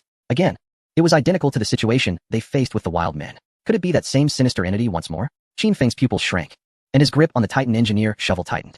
Everyone, remain vigilant and slowly approach that thicket, he commanded in a hushed tone. Ling Yue and Shun Lai had already dispersed silently, positioning themselves to the left and right, creating a triangular formation with Qin Feng. As the group drew nearer, whoosh, whoosh. Without hesitation, Ling Yue unleashed 2 crossbow bolts, slicing through the air with precision, and striking the seemingly tranquil brush. Thud, thud. 2 exceptionally muffled sounds echoed, akin to striking a lifeless mass. Qin Feng would not linger any longer. He surged forward with ferocity, wielding the pitch-black Titan engineer's shovel, which carved a deadly arc through the air, whistling as it struck the thicket with tremendous force. Swish. There was no sensation of cutting through flesh. The razor-sharp edge of the shovel cleaved through the waist-high shrubs with precision. Suddenly, the view opened up, revealing what lay beyond the underbrush to everyone's gaze. Indeed, there were no living beings, only a solitary figure, a naked male corpse, bearing a crimson mark around the neck, his head held high, eyes wide with terror, and his face frozen in an expression of utmost horror and despair. Upon discerning the wound, Wang Meng furrowed his brow, a clean, swift cut across the throat. Zhao Ziqian took a step forward, gazing intently at the corpse, unable to restrain himself from asking. He has nothing on him, completely bare, and it's impossible to discern his nationality? Before his words could settle, Lung Yu stepped forward, barely crouching, merely casting a condescending glance before straightening up and declaring, given this repulsive visage and underdeveloped stature, it is highly probable he is a Japanese pirate. Her words assigned a grim identity to the nameless corpse. However, Qin Feng's gaze did not linger on the body. He began to scrutinize the surrounding snow-covered ground, soon uncovering further clues. Footprints. Centered around the corpse, the snowy terrain was strewn with a chaotic array of footprints, some deep, some shallow, varying in size, clearly not left by a single individual. Judging by the quantity and distribution of the prints, it was evident that a small team of at least 5 had recently lingered here. They must have slain this Japanese man and subsequently used his clothing for warmth. Shun Lai observed coldly as he approached Qin Feng. Nodding, Qin Feng continued to follow the footprints. Advancing several meters, they extended northward, aligning perfectly with their own trajectory toward the ruins. An answer formed in his mind. Ahead lay another ruthless group, also en route to the relics, suggesting that the journey would not be devoid of peril. Turning to his team, Qin Feng's expression remained calm, yet bore a chilling intent. Perfect. Let them lead the way and scout for us. He glanced down at the corpse, retrieving the crossbow bolts. None should go to waste. Wang Meng nodded and stepped forward, exerting effort to extract 2 bolts from the frozen body, cleaning the blood from them before stowing them away. The group did not linger at the scene. Once assured there were no immediate threats, they continued their march northward. The only sound was the crunch of snow beneath their feet, with the forest enveloped in silence. After hours of relentless trekking, even the most robust among them began to feel the toll of exhaustion, particularly Zhao Ziqian, who was the weakest in the team. Burdened with heavy supplies, his legs ached to the point of numbness, sweat soaked through his undergarments, and as the biting cold wind blew, it felt like ice against his skin. He clenched his teeth, gazing at the sturdy figures of Wang Meng and Shun Lai ahead, not daring to fall behind. A sudden flash of black lightning, known as Jingjia, had inexplicably slowed its pace, silently returning to the rear of the group to walk alongside Zhao Ziqian. It made no sound, occasionally nudging Zhao Ziqian's thigh with its large head, as if offering silent encouragement. Qin Feng, perhaps you should take a rest. We are all utterly exhausted. Shun Lai's voice, somewhat hoarse, shattered the silence of the forest. Wang Meng did not immediately halt. His chest heaved violently as he gasped for breath, waiting for Qin Feng to speak. Qin Feng cast a glance back at Zhao Ziqian, whose face had turned pale, yet his lips remained tightly pressed together. He then looked at the silently standing Shun Lai and finally nodded. Let us rest for 10 minutes. Qin Feng's voice remained calm as ever, prompting the group to lean against the tree trunks and sit down. Wang Meng rummaged through his backpack and pulled out some tough jerky, tearing off a piece and chewing laboriously. I have some jerky, though it's rather tough. Anyone with strong teeth can have a bit, he mumbled. Zhao Ziqian unscrewed his water bottle, taking a sip. The warm water he had filled it with earlier had become ice cold. Just as he prepared to retrieve some jerky himself, something tripped him, causing him to stumble. Be careful. Xunlai steadied him. Thanks, Xinge. Once stable, Zhao Ziqian curiously brushed away the snow at his feet, eager to discover what had caused his stumble. With his dagger, he dug a couple of times, revealing a stubborn green shoot peeking through the snow. It was a plant with thick leaves, its stems slightly swollen, exuding a faint, spicy aroma. Qinfeng, look at this, Zhao Ziqian exclaimed, pulling it out and handing it to Qinfeng. Chapter 243. Helping the people of Zhao? No. I simply wish to eradicate the invaders. Qinfeng took a glance at it, and immediately his face lit up. Excellent. This is mountain ginger. It's edible, can be used for soup, and helps ward off the cold. Zhao Ziqian was overjoyed, carefully placing this unexpected find into his backpack. Just then, a familiar global announcement echoed in the ears of all participants and viewers in the live stream. Global announcement. Dragon Country contestant Zhao Ziqian has discovered edible resources, mountain ginger, triggering a 10,000-fold return. 1,000 premium mountain ginger growth locations have randomly generated within Dragon Country. In the silent snowy forest, Wang Ming paused for a moment before slapping Zhao Ziqian on the back. Good lad. Your luck is truly unmatched. We can have ginger soup to warm us up tonight. Hurry, dig out some more. Zhao Ziqian stumbled slightly from the pad, scratching his head with a sheepish grin, his face brimming with pride. This brief respite and delightful interlude eased the previously tense atmosphere of the team. Once everyone had replenished their strength, they resumed their journey. The sky had gradually darkened without their notice. The deep blue twilight enveloped the entire snowy expanse, the temperature plummeting, and the biting cold wind stung their faces painfully.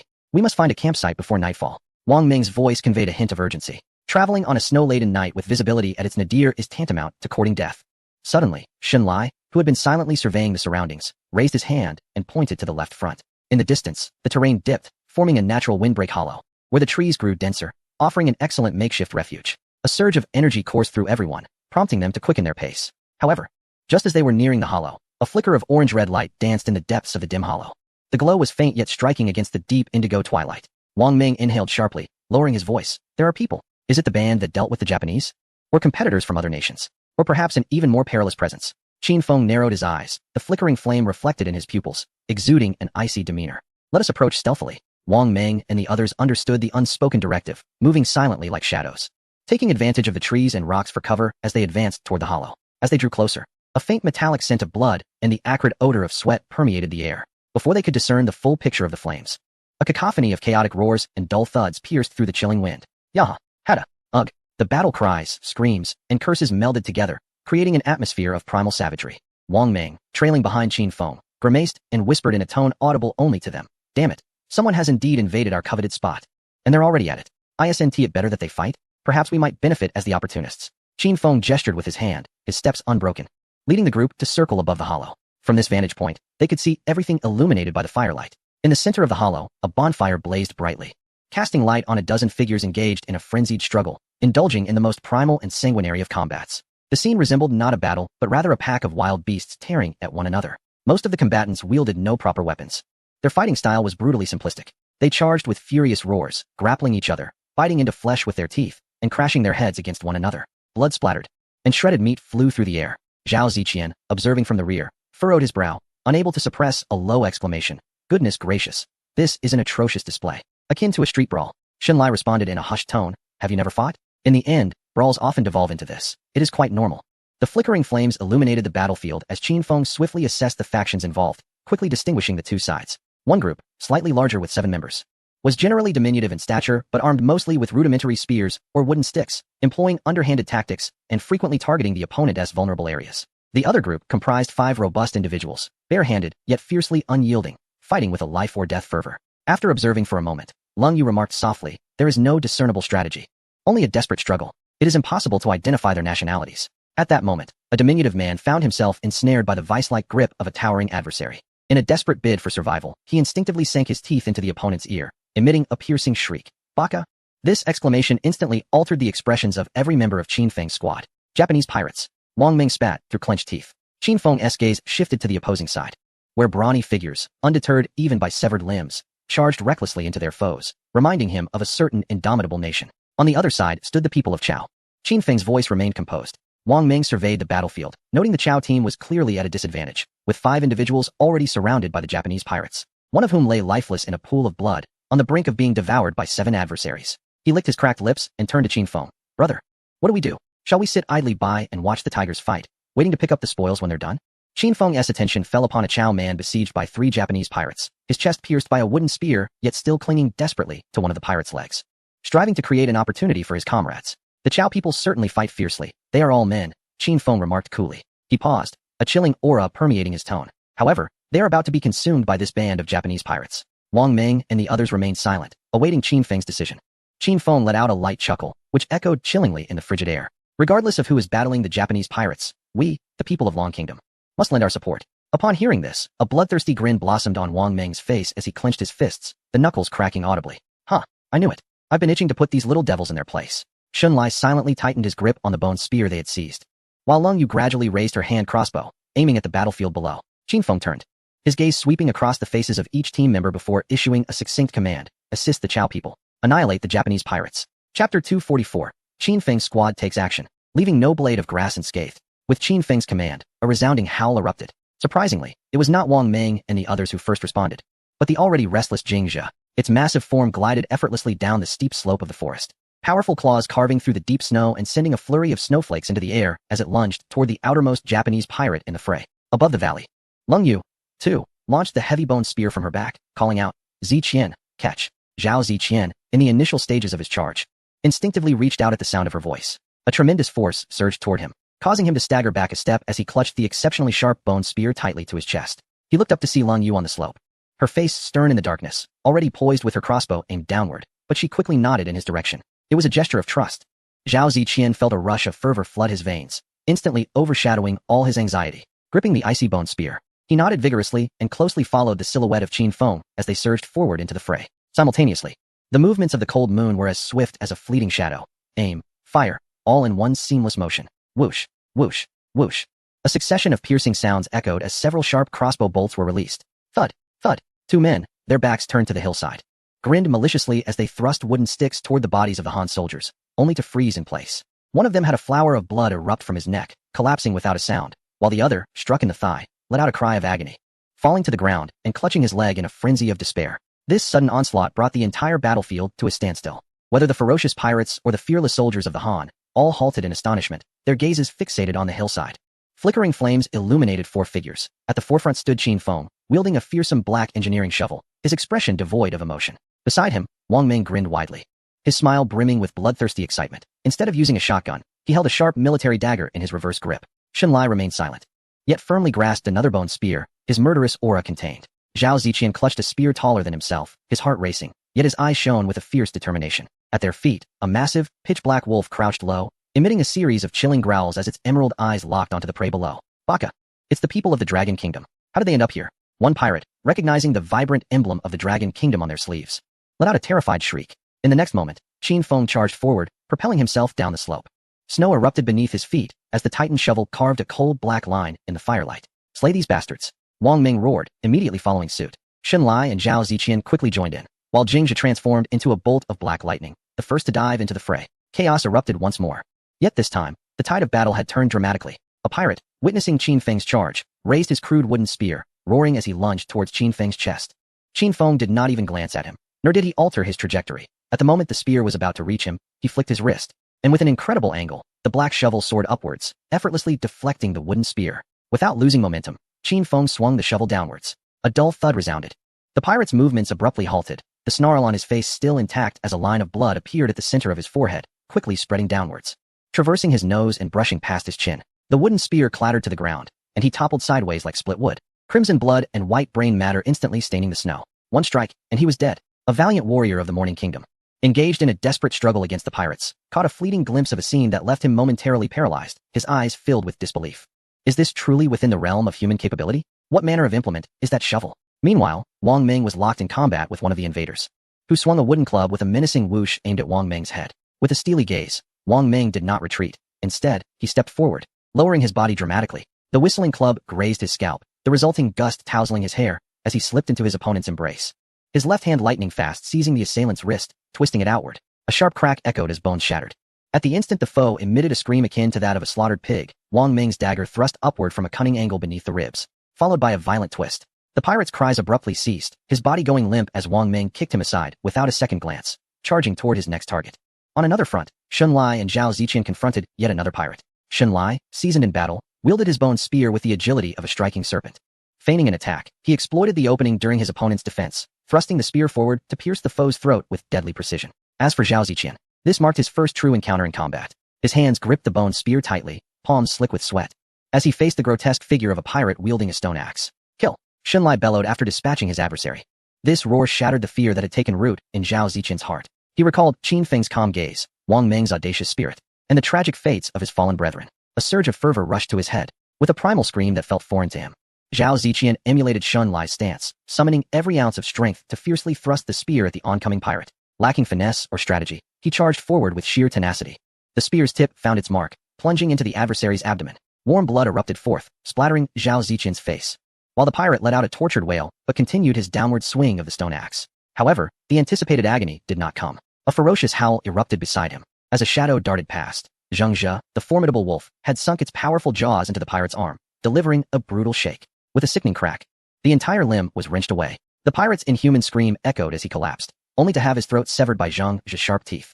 The battle commenced swiftly and concluded even more rapidly. From the moment Qin Feng's squad plunged into the fray to the last pirate's fall, mere seconds elapsed, restoring silence to the valley, save for the crackling of the campfire and the pervasive scent of blood. Qin Feng thrust the engineer's shovel into the snow, sweeping his gaze over his comrades. Wang Meng and Xunlai moved in synchrony, coming closer. Are you all right? Qin Feng inquired softly. Wang Meng grinned, wiping the blood from his face, exclaiming, what a thrill. 7 Japanese pirates, 6 dead and 1 injured. The sole survivor was the man who had been struck in the thigh by a cold moonbeam. He now sat helplessly in the snow, terror-stricken as he watched Qin Feng and his companions. His body trembled like a leaf in the wind, and a warm, foul odor emanated from his damp trousers. Meanwhile, the 5 soldiers from the Zhao nation finally regained their senses, each bearing wounds and drenched in blood. Yet, as they gazed upon the lifeless bodies of the Japanese invaders, their eyes filled with astonishment and gratitude. The leader among them, a robust Zhao man, bore a chest wound that began to freeze in the biting wind. Yet he paid it no heed. Approaching Qin Feng, he cast a deep glance at the group before his gaze fell upon the massive wolf, Jingzhe, quietly resting at Qin Feng's feet. The awe in his eyes was palpable. Ultimately, he bowed deeply to Qin Feng with a soldier's precision. Rising, he pointed to the dragon emblem on Qin Feng's sleeve and then to the corpses of the Japanese pirates, speaking in a halting, heavily accented dragon tongue. We are the Zhao nation, Jin Jingtai. These are beasts. Dragon nation brothers, this debt of gratitude, I, Jin Jingtai, and my comrades shall remember with our lives. Chapter 245. Why say that? We're brothers. Qin Feng regarded the blood-soaked, yet resolute Zhao man before him, his expression betraying no emotion. He extracted the Titan engineering shovel from the snow, shaking off the blood before motioning toward Jin Jingtai's companions. Let us not dwell on this. Check on your comrades. Leave this pirate to me. Perhaps I can unearth something useful. Qin Feng's words eased Jin Jingtai's taut nerves. However, just as Jin Jingtai turned, he was horrified to see that 2 of his 4 companions had collapsed, the thud echoing starkly in the stillness of the mountain hollow. Park Chung, Ingji. Jin Jingtai's eyes widened in despair as he scrambled toward them. One of the fallen was the stout man who had previously been impaled by a Japanese spear. Fueled by sheer willpower, he had held on until now, but with the enemy vanquished, his strength ebbed, and he lay in the snow, blood pouring from his mouth. His gaze fixed on Jin Jingtai. The latter hastily retrieved a pristine silver first aid kit from a well-worn backpack, seemingly unused until now. Upon opening the box, he found it neatly stocked with tablets, bandages, antiseptic, and even some syringes. It was uncertain whether they had randomly acquired it or salvaged it from an airdrop. But in this untamed wilderness, the first aid kit was a luxurious find. Brother Jin, Park Chung grasped Jin Jingtai's hand, shaking his head weakly. Don't waste supplies on me. I'm beyond saving. His gaze shifted to the woman lying nearby, bleeding profusely from her abdomen. With his last ounce of strength, he cried out, saving Ji. As his words fell silent, his hand drooped listlessly, his head tilted, and he ceased to make a sound entirely. Park Sung, Kim Jong-tae, and the other 2 surviving members of the Chao Nation team emitted heart-wrenching cries, their voices echoing far into the frigid night sky. Within the global live broadcast, the audience, who had just moments ago cheered for the Dragon Nation team's thunderous assault, fell into an instant silence. Alas, even though they are from another country, it is still painful to witness. They are all fighting for survival. These Chao people are indeed brave, even with a gaping wound in their chest. They persevered until the battle concluded. This is the brutality of the national fortune war. One moment they are fighting side by side, the next they are forever separated. If Qin Feng and his comrades hadn't intervened, these Chao individuals would likely have perished entirely. Wang Meng gazed at the grief-stricken Chao compatriots and let out a heavy sigh. He then turned, his gaze fierce as it fell upon the sole survivor, a Japanese pirate, collapsed on the ground, soiled and helpless. Brother, how shall we deal with this one? Qin Feng's eyes shifted from the sorrowful Chao individuals to the face of the pirate, his expression as cold as ice, devoid of warmth. Ask him. See if he possesses any useful information. He paused briefly, then added, once the questioning is done, dispose of him. Do not let him waste our air. Wang Meng chuckled, gripping a dagger as if it were a mere chick, dragging the pirate to a spot illuminated by the firelight. Meanwhile, Leng Yu, Xunlai, and Zhao Ziqian had commenced their search of the battlefield, their movements swift as they turned over every pirate's corpse, removing the rudimentary backpacks they carried. Sister Leng Yu, these fellows are quite impoverished. Zhao Ziqian exclaimed, opening one backpack to reveal only a few frozen, blackened wild fruits and a wilted handful of wild vegetables. Not a morsel of jerky in sight. Leng Yu inspected the weapons on the corpses and shook her head. They are all hastily crafted wooden spears and stone axes. Poorly made. The majority of their bows and arrows are broken. It is no wonder they could not use them earlier. Shenlai emptied the contents of every backpack onto the snow, meticulously searching through the debris, ultimately finding only some flint and severely worn rope that held a modicum of value. Speak. What is your destination? Are there any other teammates? Wang Ming placed a foot on the pirate's injured leg, applying slight pressure. Ah! The pirate let out a piercing scream, his body curling up like a shrimp. I don't know. I know nothing. Qin Feng remained silent, merely turning his head and calling out to Jingjia, who was nearby, licking the blood from its claws. Jingjia. The giant wolf lifted its head, its eerie green eyes locking onto the pirate. It stepped forward, unhurried, approaching the pirate, its massive head lowering to meet him. Its long tongue extended, covered in flesh hooks, lightly licking the pirate's hand, the coarse texture and pungent scent, even with remnants of the pirate's flesh clinging to its teeth, instantly shattered the pirate's last mental defenses. I will speak. I will tell you everything. He emitted a piercing scream reminiscent of a slaughtered pig, the foul stench from his groin intensifying. Overwhelmed by the terror of death, he spilled everything like a bamboo tube pouring out beans. Their small team of 7 was indeed composed of Japanese players, who had recently received the highest directive from their prime minister via watch communication. They were ordered to immediately proceed to the northern ruins and rendezvous with the team from the Lighthouse Nation, assisting them in conquering the ruins. On their journey, they encountered a team from the Korean nation, also struggling through the snow. Upon discovering that there was a woman among their ranks, these individuals, twisted by hunger and desire, unhesitatingly harbored murderous intent. As they supported the Lighthouse Nation, Qin Feng's eyes narrowed slightly, his fingers unconsciously caressing the cold grip of the Titan engineering shovel. What else do you know about the ruins? How many people has the Lighthouse Nation gathered? The Japanese man shook his head vehemently. No, I don't know. All I know is that the Prime Minister said in the last directive not to worry. This operation is under the unified command of a powerful French player who will lead us and our friends from the Lighthouse Nation to achieve ultimate victory. We are merely here to make up the numbers. In truth, they were nothing more than cannon fodder. A French player? He recalled having killed 2 French players in a cave early on. Indeed, it seemed that enemies were fated to cross paths. Qin Feng firmly etched this critical information into his mind. With the Lighthouse Nation, Japan, and now France involved, it appeared that these factions had secretly formed a substantial alliance. Their sights set on the northern ruins. I have shared all I know. Please, spare me. I do not wish to die. The Japanese man bowed his head repeatedly. But Qin Feng's gaze remained impassive. He merely exchanged a knowing glance with Wang Ming, who understood and stood up with a sinister grin, a sharp dagger glinting in the firelight. In your next life, do not be a Japanese scoundrel. With a soft thud, silence enveloped the world. Qin Feng turned away from the corpse and walked towards Jin Zhengtai and the others. At that moment, Jin Zhengtai was frantically tending to the wounds of the female player named Hong Yingji. He tore open bandages, carelessly wiping at the wound, even preparing a syringe to inject her. What you are doing will kill her. Qin Feng's voice resonated behind him. Jin Zhengtai froze, turning to see Qin Feng, the man who had just appeared as a harbinger of death, now quietly observing him. He recalled his deceased comrades and glanced at the barely breathing Hong Yingji in his arms. This stout-hearted man suddenly dropped to his knees in the snow, bowing deeply to Qin Feng. Brother from the Dragon Nation, I implore you, save her. If you can bring her back to life, our lives and everything we possess will be yours. Qin Feng observed the situation, his mind racing with calculations. Before him lay a seemingly decent first aid kit. 3 injured yet formidable warriors from Zhao, and their seething animosity towards the Wokou and the Lighthouse Nation. Resources ripe for exploitation. The first aid kit, in particular, could prove vital in the impending battle for the ruins, potentially saving the lives of his comrades in critical moments. Compassion is the most inexpensive sentiment. Only tangible benefits hold true value. He turned his head and called out to Leng Yu, who stood not far off. Leng Yu, come and lend a hand. Although he possessed masterful knowledge of herbal medicine and basic wound treatment, enlisting her assistance was more practical, given her gender. He then turned to assist Jin Jingtai, who knelt on the ground, lifting him gently while speaking in a soothing tone. Why speak of such things? We are all comrades. Let us first attend to the wounded. Chapter 246. The culinary skills of the Dragon Nation, unrivaled in the world. Jin Jingtai remained oblivious to Qin Feng's internal musings. He merely felt a pair of steady, strong hands grasping his arm, pulling him from the icy embrace of the snow. Raising his gaze, he met a pair of deep, dark eyes, those once indifferent to life, akin to the Grim Reaper, now held a glimmer of kindness. This man had even considered the fact that the injured party was a woman, specifically summoning his female teammate to assist. How could such goodness exist in the world? This delicate nuance amidst decisiveness shattered the last bastion of Jin Jingtai's resolve. The 7-foot-tall man could no longer contain his tears, which mingled with the blood on his face, cascading down in torrents. My brothers from the Dragon Nation, he choked, attempting to kneel once more. Yet Qin Feng's grip on his hand remained steadfast, as unyielding as iron. Jin Zhengtai hastily wiped his tears with the back of his hand, straightened his posture, and declared with unwavering conviction, Fear not, brothers of the Dragon Nation. From this moment forth, our meager lives belong to you. Wherever you choose to go, we brothers are willing to charge ahead, standing as your first line of defense. Qin Feng regarded the fire of battle igniting in his eyes. Formulating a plan in his mind, yet he simply nodded calmly in response. Rest assured, we are not the Lighthouse Nation, nor will we ever emulate their ways. This succinct assurance held more weight than 1,000 words. Lung Yu approached swiftly, uttering not a single superfluous word. She crouched down and deftly took the silver first aid kit from the hands of the Zhao contestant.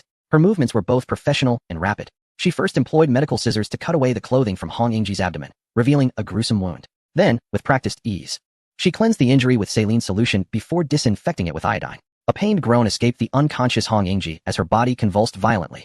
Hold her down. Lung Yu commanded without lifting her gaze. Jin Jingtai and another Zhao teammate, as if awakening from a dream, hurriedly secured Hong Yingji's shoulders and legs. Finally, Lung Yu meticulously applied hemostatic powder, covered the wound with sterile gauze, and expertly wrapped it with bandages in a professional crisscross manner. The entire process flowed seamlessly, leaving the 3 Zhao men nearby utterly astounded. Jin Jingtai, reflecting on his earlier brusque actions, felt a burning shame and lingering regret wash over him. Before long, Lung Yu had attended to all the wounds, and Hong Yingji's previously frantic breaths had steadied considerably, while she was no longer in immediate danger. The excessive blood loss coupled with the cold left her condition precarious. It was advisable to keep her close to a heat source that night. As Lung Yu rose to report to Qin Feng, Jin Jingtai and his remaining 2 companions immediately gathered around, bowing and expressing their profound gratitude. Qin Feng raised a hand to interrupt them, inquiring about their intended destination. Where are you headed? Judging by your direction, are you also bound for the ruins? Jin Jingtai, with a wry smile, shook his head. We are aware of such a place, but we are acutely aware of our team's limitations. With just the 4 of us, venturing to the ruins would be tantamount to becoming cannon fodder. He paused, a flicker of helplessness crossing his eyes. We merely hope to follow in the wake of those larger nations' teams once they breach the ruins, in the hopes of salvaging something left behind. Upon hearing the term salvaging, a subtle smirk tugged at Qin Feng's lips. The intention was commendable, yet the reality was harsh. Given the current state of this small team from Chao country, not only was it improbable that they could scavenge near the ruins, but survival itself was in question. One severely injured member, 2 others nursing wounds, and another who, though seemingly unscathed, was utterly drained in spirit and stamina. Jin Jingtai regarded Qin Feng, taking a deep breath as if steeling himself for a resolution. We will follow you.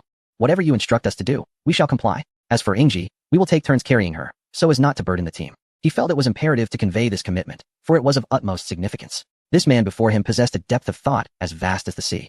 Any factor that might render them a liability could lead to their abandonment once more. Qin Feng's gaze swept over him, finally resting on the unconscious female team member. First, let us have something to eat. We shall discuss tomorrow's matters after we are nourished. He turned to Zhao Ziqian and commanded, Ziqian, fetch some jerky and corn, and prepare a pot of porridge. Also, bring out the mountain ginger and boil it separately for everyone to ward off the chill. Understood. Zhao Ziqian moved with impressive efficiency, promptly retrieving supplies from his pack. Jin Jingtai watched in exhilaration as the Dragon Country members willingly shared their food, swiftly turning to his remaining 2 comrades. Don't just stand there. Bring out our supplies as well. The 2 Chao Country members hurriedly unfastened their packs, emptying their contents, alongside a few unidentifiable, dark stones. They revealed a small pouch wrapped in animal hide, containing vibrant red dried chili peppers. Wang Meng's eyes sparkled with interest as he leaned in, pinching one to inhale its pungent aroma that struck him sharply. Hey, Brother Jin, you've got quite the find. This is a treasure in the wilderness. Adding it to stews or grilled meat not only masks the gamey taste, but also whets the appetite and warms the body. A faint smile of pride mingled with a hint of shyness adorned Kim Jongtae's face as he gestured towards the few dark, unappealing pieces before him. This is all we have left. We smoked this jerky ourselves, rabbit meat. Please, do not disdain it, brothers from the Dragon Kingdom. Wang Meng, known for his unpretentious nature, immediately seized a piece and stuffed it into his mouth. With a forceful bite, a sharp cracking sound echoed. Wang Meng's expression froze instantaneously as a nauseating odor instinctively urged him to expel it all. However, upon witnessing the eager, even proud gazes of Kim Jongtae and his 2 comrades behind him, he resolutely suppressed the urge to retch. Gritting his molars, he exerted every ounce of strength to chew that jerky, reminiscent of stone, twice before swallowing it whole. The sensation of that morsel sliding down his throat felt akin to swallowing a piece of sandpaper. How is it? Is it good, brothers from the Dragon Kingdom? Kim Jongtae inquired with palpable urgency, as though awaiting an exalted appraisal. It's quite good, Wang Meng replied, cradling his jaw, feeling as if his teeth might shatter. Here, Shenlai, have a large piece. After speaking, his eyes darted, and he swiftly grabbed a larger, darker, and seemingly tougher piece of jerky, enthusiastically turning to the silent Shenlai nearby. Come, Shenlai, my good brother. Quickly, sample the ancestral craftsmanship of Brother Kim. The authentic flavor of the Morning Kingdom. Immensely nourishing. Wang Meng's voice boomed, as if he were presenting an unparalleled delicacy. Shenlai, having just added a log to the fire, raised his head at the mention, his expression impassive. He cast a fleeting glance at Wang Meng's exaggerated gestures, and then at his awkwardly twitching jaw before his gaze settled on the dark, oddly shaped jerky, lingering for a full 2 seconds. Subsequently, he silently shook his head, rising without a word to join Zhao Ziqian, who was distributing porridge. Naturally accepting a bowl to assist in serving, Wang Meng's smile froze completely, his hand holding the jerky suspended in midair, caught between assent and dissent. His expression a masterpiece of incredulity. Hey, this kid, He muttered with a mix of exasperation and amusement, feeling as though he had struck a punch into cotton. Reluctantly, he returned the ancestral delicacy to its place, as if it were a scalding hot potato. Soon, Zhao Ziqian had prepared the porridge. The rich aroma of meat blended with the sweet scent of corn, wafting through the cold air, eliciting salivation. Each person from the Morning Kingdom received a bowl. One burly man, cradling a steaming bowl of meat porridge, trembled as he blew on it gently, cautiously sipping a mouthful. The scalding porridge slid down his throat, the pure, unparalleled fragrance of meat and sweetness of grain exploding on his palate. The man's movements abruptly stilled. In the next moment, tears cascaded down his face without warning, large droplets plummeting into the bowl, despite having faced the onslaught of invaders without flinching. Delicious, truly delectable. As he wept, he ravenously scooped food into his mouth, terrified that this might merely be an ephemeral dream. The other two shared a similar reaction, their faces streaked with tears as they consumed not mere porridge, but a long-awaited sustenance belonging to humanity, a symbol of hope for survival. Jin Zhengtai was overwhelmed with mixed emotions as he observed the expressions of his comrades. Memories of Wang Meng's earlier remarks about their jerky flooded his mind, stirring feelings of shame, gratitude, and astonishment within him. Holding his bowl, he approached Qin Feng and solemnly bowed. I, Jin Zhengtai of the Dragon Nation, am in awe. Your culinary skills are truly unparalleled. Qin Feng merely smiled in response, saying nothing. After finishing the last spoonful of his porridge, he handed the bowl to Zhao Ziqian, rose to his feet, and gazed northward, shrouded in darkness. Having satisfied our hunger, we must seize the time to rest. By our pace, we shall meet the so-called Frenchman the day after tomorrow. Chapter 247, Iron Blood and Tenderness. Winning hearts. The night deepened, and in the valley, Qin Feng dragged the last corpse of the invader to a distant spot for burial. Returning to the fire, he brushed the snow from his hands, glancing at the ravenous compatriots from the Morning Nation and then at his own team, who were likewise replenishing their energy. With calmness, he began to organize the night watch. Let us divide into 3 shifts tonight, each lasting an hour and a half. After a gentle cough, he continued, Wang Meng, you and Jin Zhengtai will take the first shift. Shunlai and Ziqian, you will join. His gaze fell upon another relatively alert member of the Morning Nation. He will join us for the second shift. I and Lung, you will take the last shift. This arrangement not only integrated the Morning compatriots into their defense system, but also served as a subtle form of oversight. One member from the Dragon Nation paired with one from the Morning Nation, striking a perfect balance of trust and accountability. Jin Zhengtai, engrossed in his bowl of meat porridge, immediately lifted his head at the mention of his name. Not even pausing to wipe the food from his lips, he nodded vigorously, no problem. Dragon brothers, trust us. His heart was illuminated with clarity. Qin Feng's meticulous planning provided them with an opportunity to share in the responsibilities while also allowing for an assessment of their loyalty. He held no objections, instead harboring a deeper respect for this young man whose thoughts ran as deep as an ancient well. As the temperature in the valley continued to drop, in a bid to conserve warmth and huddle together, Qin Feng signaled for everyone to draw closer to the fire. The 2 uninjured men from the Morning Nation instinctively shielded the gravely wounded Hong Yingji, enveloping her in nearly all the tattered clothing they could find, while they themselves positioned themselves on the outskirts, using their backs to fend off the biting cold wind. Out of the corner of his eye, Wang Meng caught sight of a scene before him. He noticed a man named Park Yong, a fellow from the Korean nation, clad only in a thin layer of clothing, his lips turning a shade of purple from the cold, his body trembling uncontrollably. Yet, he steadfastly shielded his companions as if he were a mountain. This brought back memories of his days in the Marine Corps, where he had brothers he could trust with his back. Silently, he retrieved a small handful of nuts from his backpack, precious reserves taken from the camp that could swiftly replenish energy. He extended his hand, placing the nuts into Park Yong's palm. Park Yong froze, staring at Wang Meng in astonishment. Without uttering a word, Wang Meng nodded towards the nuts with his chin, his gaze urging him to eat. There was no sympathy, no pity in his eyes, only a straightforward expectation that seemed to say, stop hesitating. Park Yong gazed at the nuts in his hand, then looked at Wang Meng's seemingly simple, yet profoundly sincere face. His heart swelled with emotion, and he opened his mouth to speak, but found himself at a loss for words. Ultimately, he merely nodded vigorously and popped a nut into his mouth, chewing it with fervor. This was not an act of charity. It was a recognition from one warrior to another. When the first watch was over, Wang Meng stood up, stretching his limbs. He beckoned to Jin Zhengtai with a gesture. Let us take a stroll nearby, Brother Jin. Sure. Jin Zhengtai quickly rose, grabbing a wooden spear left behind by the invaders, and followed him. The two walked in silence to the entrance of a valley, taking positions on either side, vigilantly observing the silver-white snow illuminated by the moonlight. In the stillness, only the sound of the wind and the occasional distant howl of an unknown beast could be heard. Dragon Country brothers, Jin Zhengtai suddenly spoke, his voice carried by the wind. Who exactly are you? Wang Meng cast him a sidelong glance and chuckled. What else could we be? Just unfortunate souls, like you, who drew the short straw to end up in this hellhole. No, it's not the same. Jin Zhengtai shook his head, his expression earnest. I have seen the competitors from Lighthouse Country. They are arrogant and selfish, treating all other competitors as mere disposable trash. I have also encountered the people from the island nation. They are cruel and despicable, like hyenas. But you are different. He recalled Qin Feng's decisive ruthlessness and meticulousness, the professional calm of Lung Yu, and Wang Meng's current blend of strength and subtlety. This team was terrifyingly powerful, yet retained a reassuring baseline of integrity. Wang Meng paused for a moment, exhaling warm breath into his palm and rubbing his hands together. There's really no difference. We have an old saying, when friends arrive, we offer fine wine. When wolves come, we have rifles ready. You are friends, so we naturally treat you as brothers. Those invaders are wolves, and they shall be dealt with accordingly. It's as simple as that. His words were blunt and straightforward, yet they struck a chord within Jin Zhengtai. He mulled over the statement, and the confusion in his eyes gradually transformed into a dawning realization. Indeed, it was that simple. He fell silent, gripping his wooden spear more tightly, his gaze piercing as he scanned every shadowy corner of the darkness. Within the shelter, the crowd huddled together gradually succumbed to slumber. Zhao Ziqian, in a state of drowsiness, felt a gentle nudge. Upon opening his eyes, he saw Xunlai, who pointed towards the fire and then at himself, signaling it was time for a shift change. Zhao Ziqian nodded, about to rise, when he noticed Xunlai retrieving a palm-sized piece of smoked meat from his backpack, tearing it in half, and handing it to another team member from Chao Country, who stirred from his light sleep, startled and bewildered by the gesture. Xunlai's expression remained stoic as he softly instructed, "Eat. Keep watch." With that, he stood up, taking Jin Zhengtai's place.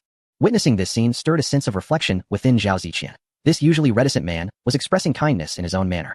Qin Feng's character and conduct were subtly influencing everyone around him. During the final watch, seeing that Leng Yu was sleeping soundly, he chose not to awaken her, allowing her a small reprieve. He stood alone at the highest point of the ravine, Jingzhe nestled comfortably at his feet, gazing up at the sky, where the stars sparkled brilliantly, breathtakingly beautiful. He closed his eyes, the skills of an animal friend quietly activating. The sounds of the wind, the rustling of trees, and the distant hooting of an owl flooded his mind like a tidal wave of information. He could sense Jingzhe's assurance of safety by his side, and hear the complaints of a vigilant owl perched on an old tree, grumbling about the cold wind and its unsuccessful hunt for a mouse. Though these messages were a cacophony, they formed his most formidable means of reconnaissance. Just then, he heard a faint crunch of snow behind him, almost indistinguishable from the whisper of the wind. Qin Feng did not turn around. "Why didn't you call me?" Leng Yu's voice emerged, laced with the languor of recent awakening. She approached him, offering a military water bottle still warm from her body. He accepted it, twisting the cap open to find warm ginger water inside. The spicy warmth coursed through him, dispelling the chill that had settled within. "Your injury hasn't healed properly," he remarked, his tone calm and steady. "Rest for another hour, you'll be stronger tomorrow." This purely practical advice, rooted in the team's interest, resonated more with Leng Yu than any soft words could. She simply acknowledged with an HM and fell into step beside him, both gazing into the enveloping darkness. Their silence spoke volumes, a tacit understanding flowing between them. They were both accustomed to solitude and peril, and this quiet companionship was the most profound form of communication. Leng Yu glanced at Jingzhe, who was comfortably yawning, revealing a set of formidable teeth. "What is it thinking?" she suddenly inquired. Qin Feng turned his head slightly, his eyes reflecting the starlight. "It's pondering whether there will be meat in tomorrow's breakfast." A barely perceptible smile flickered at the corner of Leng Yu's mouth before her expression returned to its usual sternness. Time passed in the stillness. As dawn broke over the horizon, a delicate hue of pale light illuminated the sky, heralding the arrival of a new day. After a long night, the campfire had dwindled to a mere handful of faint embers, offering a scant warmth. Qin Feng added the last piece of wood, and the flames danced back to life. Zhao Ziqian and the stalwart Piao Yong from the Morning Kingdom had already begun boiling water, with the snow melting in the pot and releasing wisps of steam. Each person received a steaming jug of ginger water. The spicy warmth coursed through their bodies, reviving their numbed limbs. Breakfast remained modest, consisting of jerky and roasted corn. Yet for Jin Zhengtai and his companions, it was a culinary delight of the highest order. Hong Yingji's condition had stabilized considerably. Leng Yu conducted another examination of her wound, changing the dressings. Although she remained unconscious, her breathing was steady, and a hint of color returned to her face. "Today, we must quicken our pace." After finishing the last sip of ginger water, Qin Feng rose to his feet, estimating that the forces from the Lighthouse Nation and the pirates were nearing the ruins. "We cannot allow them to gain too much of an advantage." Jin Zhengtai promptly assured, "Rest assured, brothers from the Dragon Kingdom, we shall not lag behind." He rallied the remaining two companions, swiftly crafting a makeshift sled from animal skins and vines. Piao Yong volunteered to lie on it for testing. Once he confirmed its sturdiness, they carefully lifted Hong Yingji onto the sled. Jin Zhengtai and another team member, named Li, he took turns pulling the sled. This hastily assembled group set forth once more, with Qin Feng leading the way, his gaze sweeping across the vast snowfield towards the distant north, where the alliance of the Lighthouse Nation and the pirates was drawing nearer. A bloody storm surrounding the ruins was already brewing, and they were destined to become its epicenter. Chapter 248. To open the door, or to engage in battle. Dragging a person through the thick snow proved to be far more arduous than anticipated. The sled sank deeply into the snow, and Jin Zhengtai and Li He exerted every ounce of strength, each step feeling as if they were mired in a quagmire. The beads of sweat on their foreheads froze into frost in the biting cold. Their breathing grew increasingly labored. Zhao Ziqian observed this scene, recalling the struggles he faced when he first joined the group. Silently, he approached the sled and said to Li He, "Let me take over for a while." Li He paused in surprise, then vigorously shook his head. "No, you cannot do this to the brothers from the Dragon Kingdom." "It's all right," Zhao Ziqian insisted.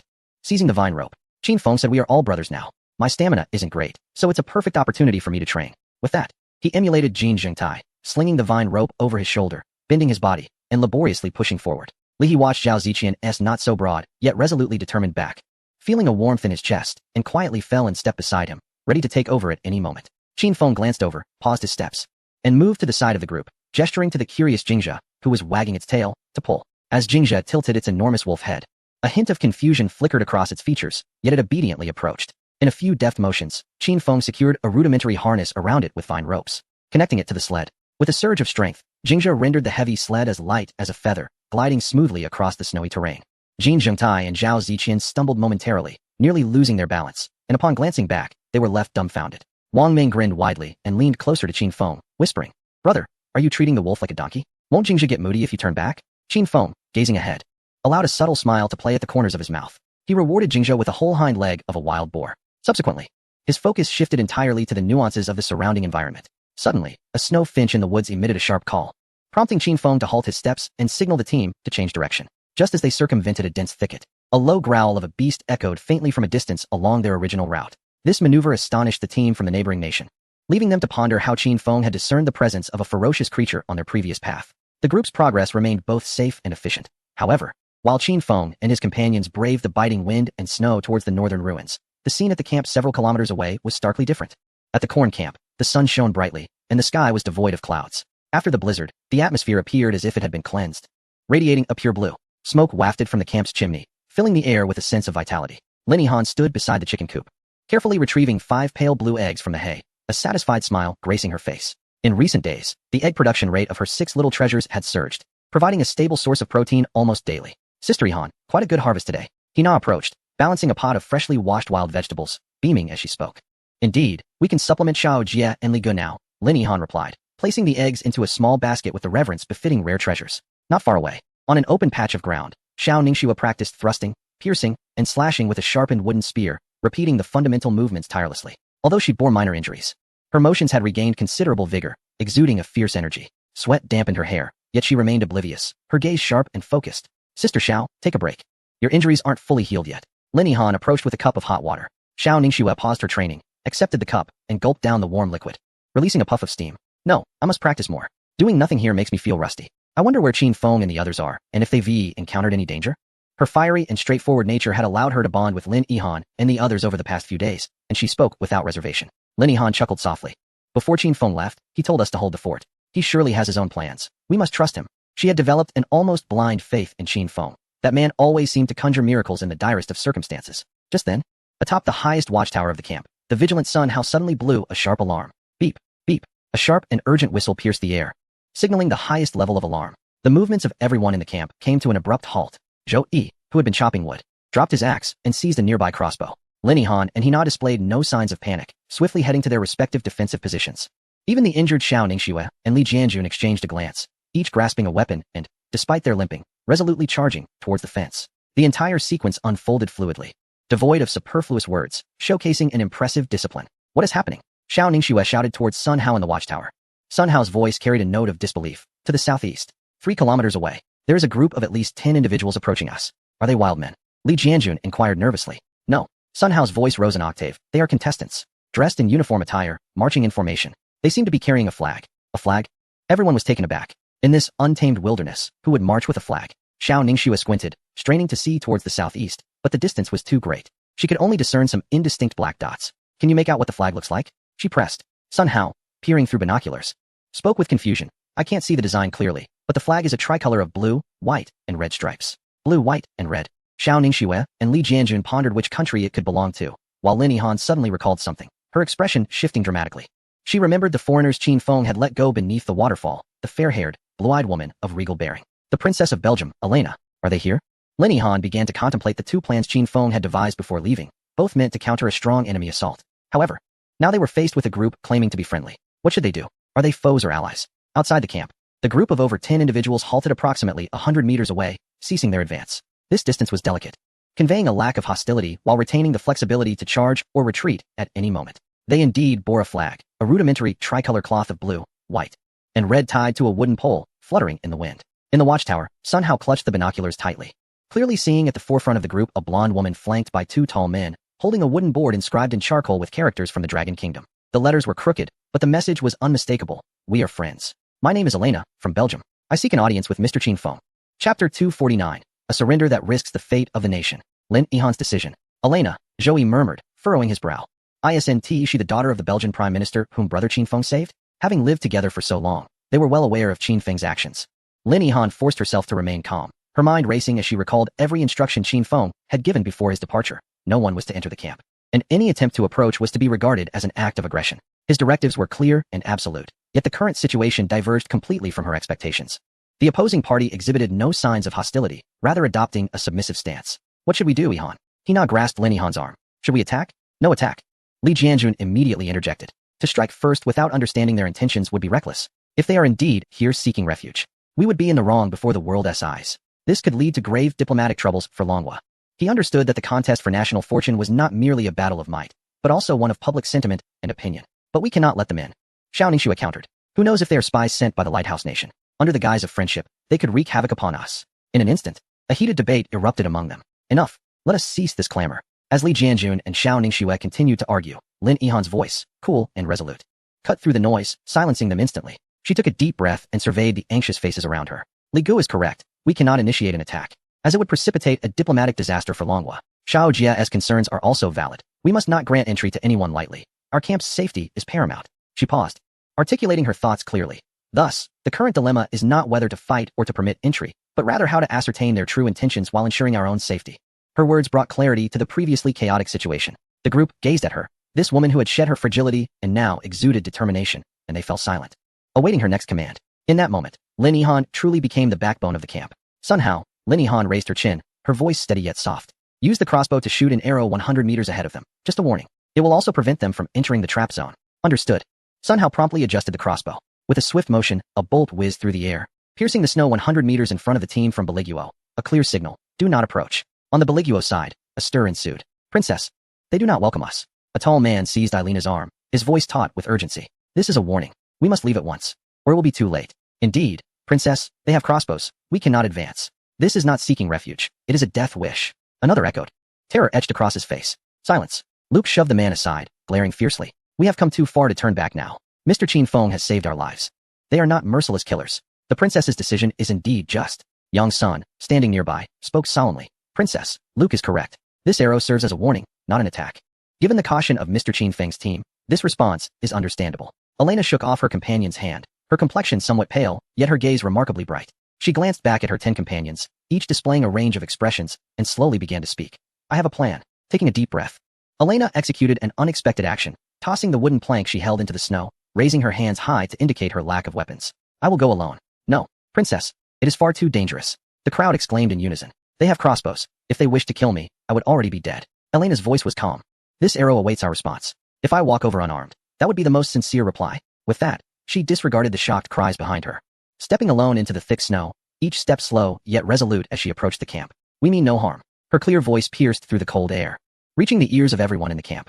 We come seeking Mr. Qin Feng's protection and an alliance. Please do not attack. On the watchtower, Sun Hao, and in the camp, Xiao Ningxue and Li Jianjun were all taken aback. This blonde woman truly dared to approach alone? As Elena continued her advance, she called out, her voice trembling with tension yet articulate. There are 11 of us. We are capable of work.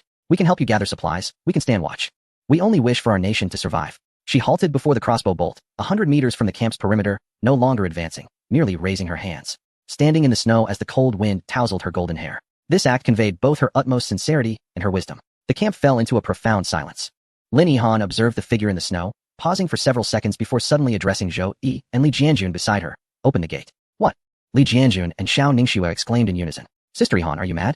Qin Feng said, I will go out. Lin Yihan interrupted them, her tone leaving no room for dissent. If she dares to come forward alone, I dare to step out. Rest assured, I will not let her approach the trap area. Zhou Yi, you and brotherly stay at the entrance. Sun Hao, aim your crossbow at her. If she makes any move, do not wait for my command. With that, she afforded no opportunity for further objection, turning to stride towards the gate. The heavy wooden door creaked open slightly. Lin Yihan inhaled the icy air deeply and stepped outside, pausing at the edge of the trap area, gazing at Elena from a distance of several meters.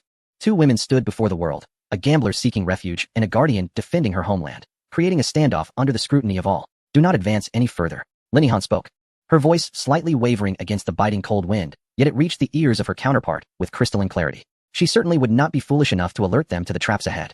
Elena regarded her, nodding in acknowledgement. Oh no, the goddess Yihan has ventured out alone. This is too perilous. It's over. A female actor going out to negotiate? Isn't that tantamount to offering herself up? Without the Great Qin Feng, the Longhua camp is bound to be deceived. Congratulations from the Lighthouse Nation's audience, watching as the Longhua vase brings about its own demise. However, as Lin Yihan began to speak, a profound silence enveloped the global live stream. You claim to harbor no malice, merely seeking refuge. Yet in this desolate wilderness, trust is both the most invaluable and the most elusive of commodities. How do you intend to prove it? This question was both direct and piercing.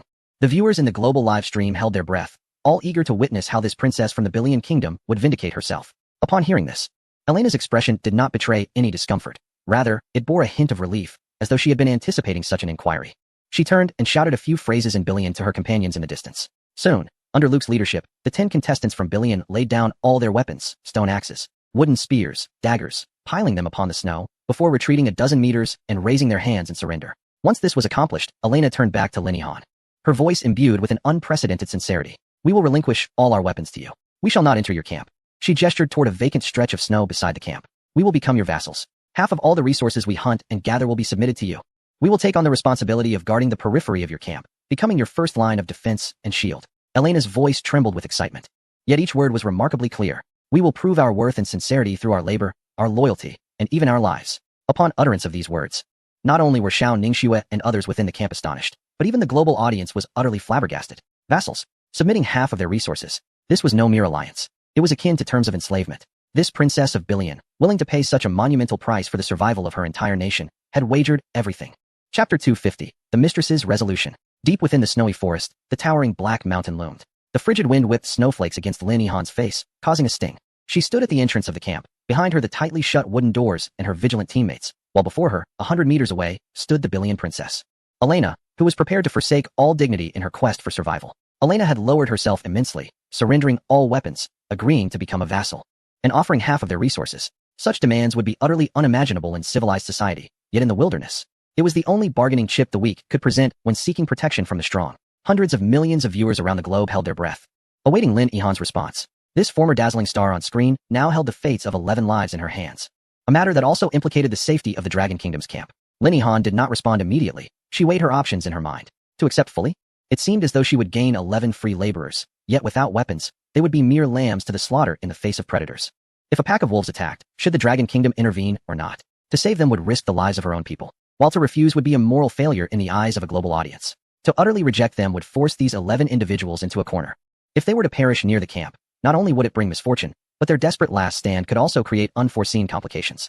A few seconds of silence felt like an eternity to Elena, her hands still raised high, reddened from the cold, as her body began to tremble, not from the chill, but from the fear of the despair that rejection would bring. At last, Lin Yihan spoke, her voice soft yet carried clearly by the wind. I accept your fealty. Elena's eyes lit up with elation as she looked up, ready to step forward, only to be rooted in place by Lin Yihan's next words. However, the terms require some modification. Lin Yihan slightly raised her chin, her gaze sweeping over the crude weapons strewn on the ground.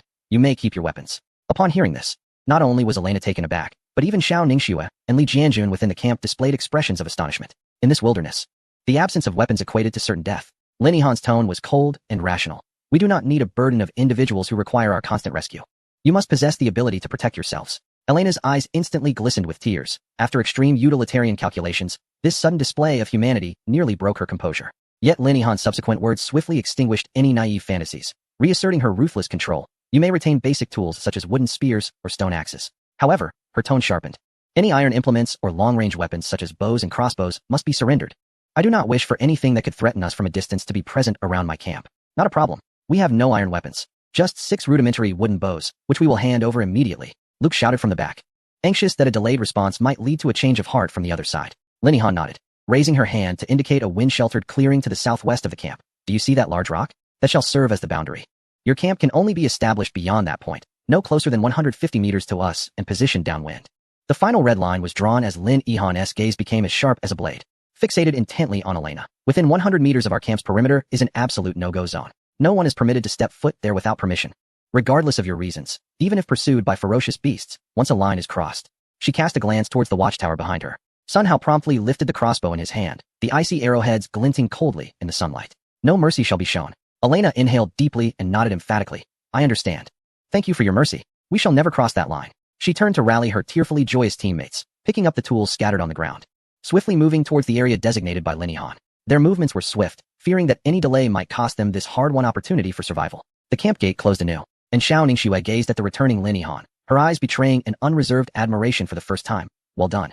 You not only gathered people but also ensured their safety, preventing them from becoming liabilities. If Qin Feng were to know, he would surely commend you as well. Lin Yihan finally relaxed her tense shoulders, offering a wry smile. My palms are sweating. Xiao Jia, please don't tease me. Wow, is this the aura of the rightful queen? I'm in love. This handling is exceptional, even better than I imagined. Letting the Belgians serve as the outer defense line. They can take the risks while we remain secure inside. The mistress has proven her worth. This demeanor is perfectly matched with Lord Qin. I'm a Belgian spectator, grateful to the Dragon Kingdom. Thank you, Miss Lin. Our nation is saved.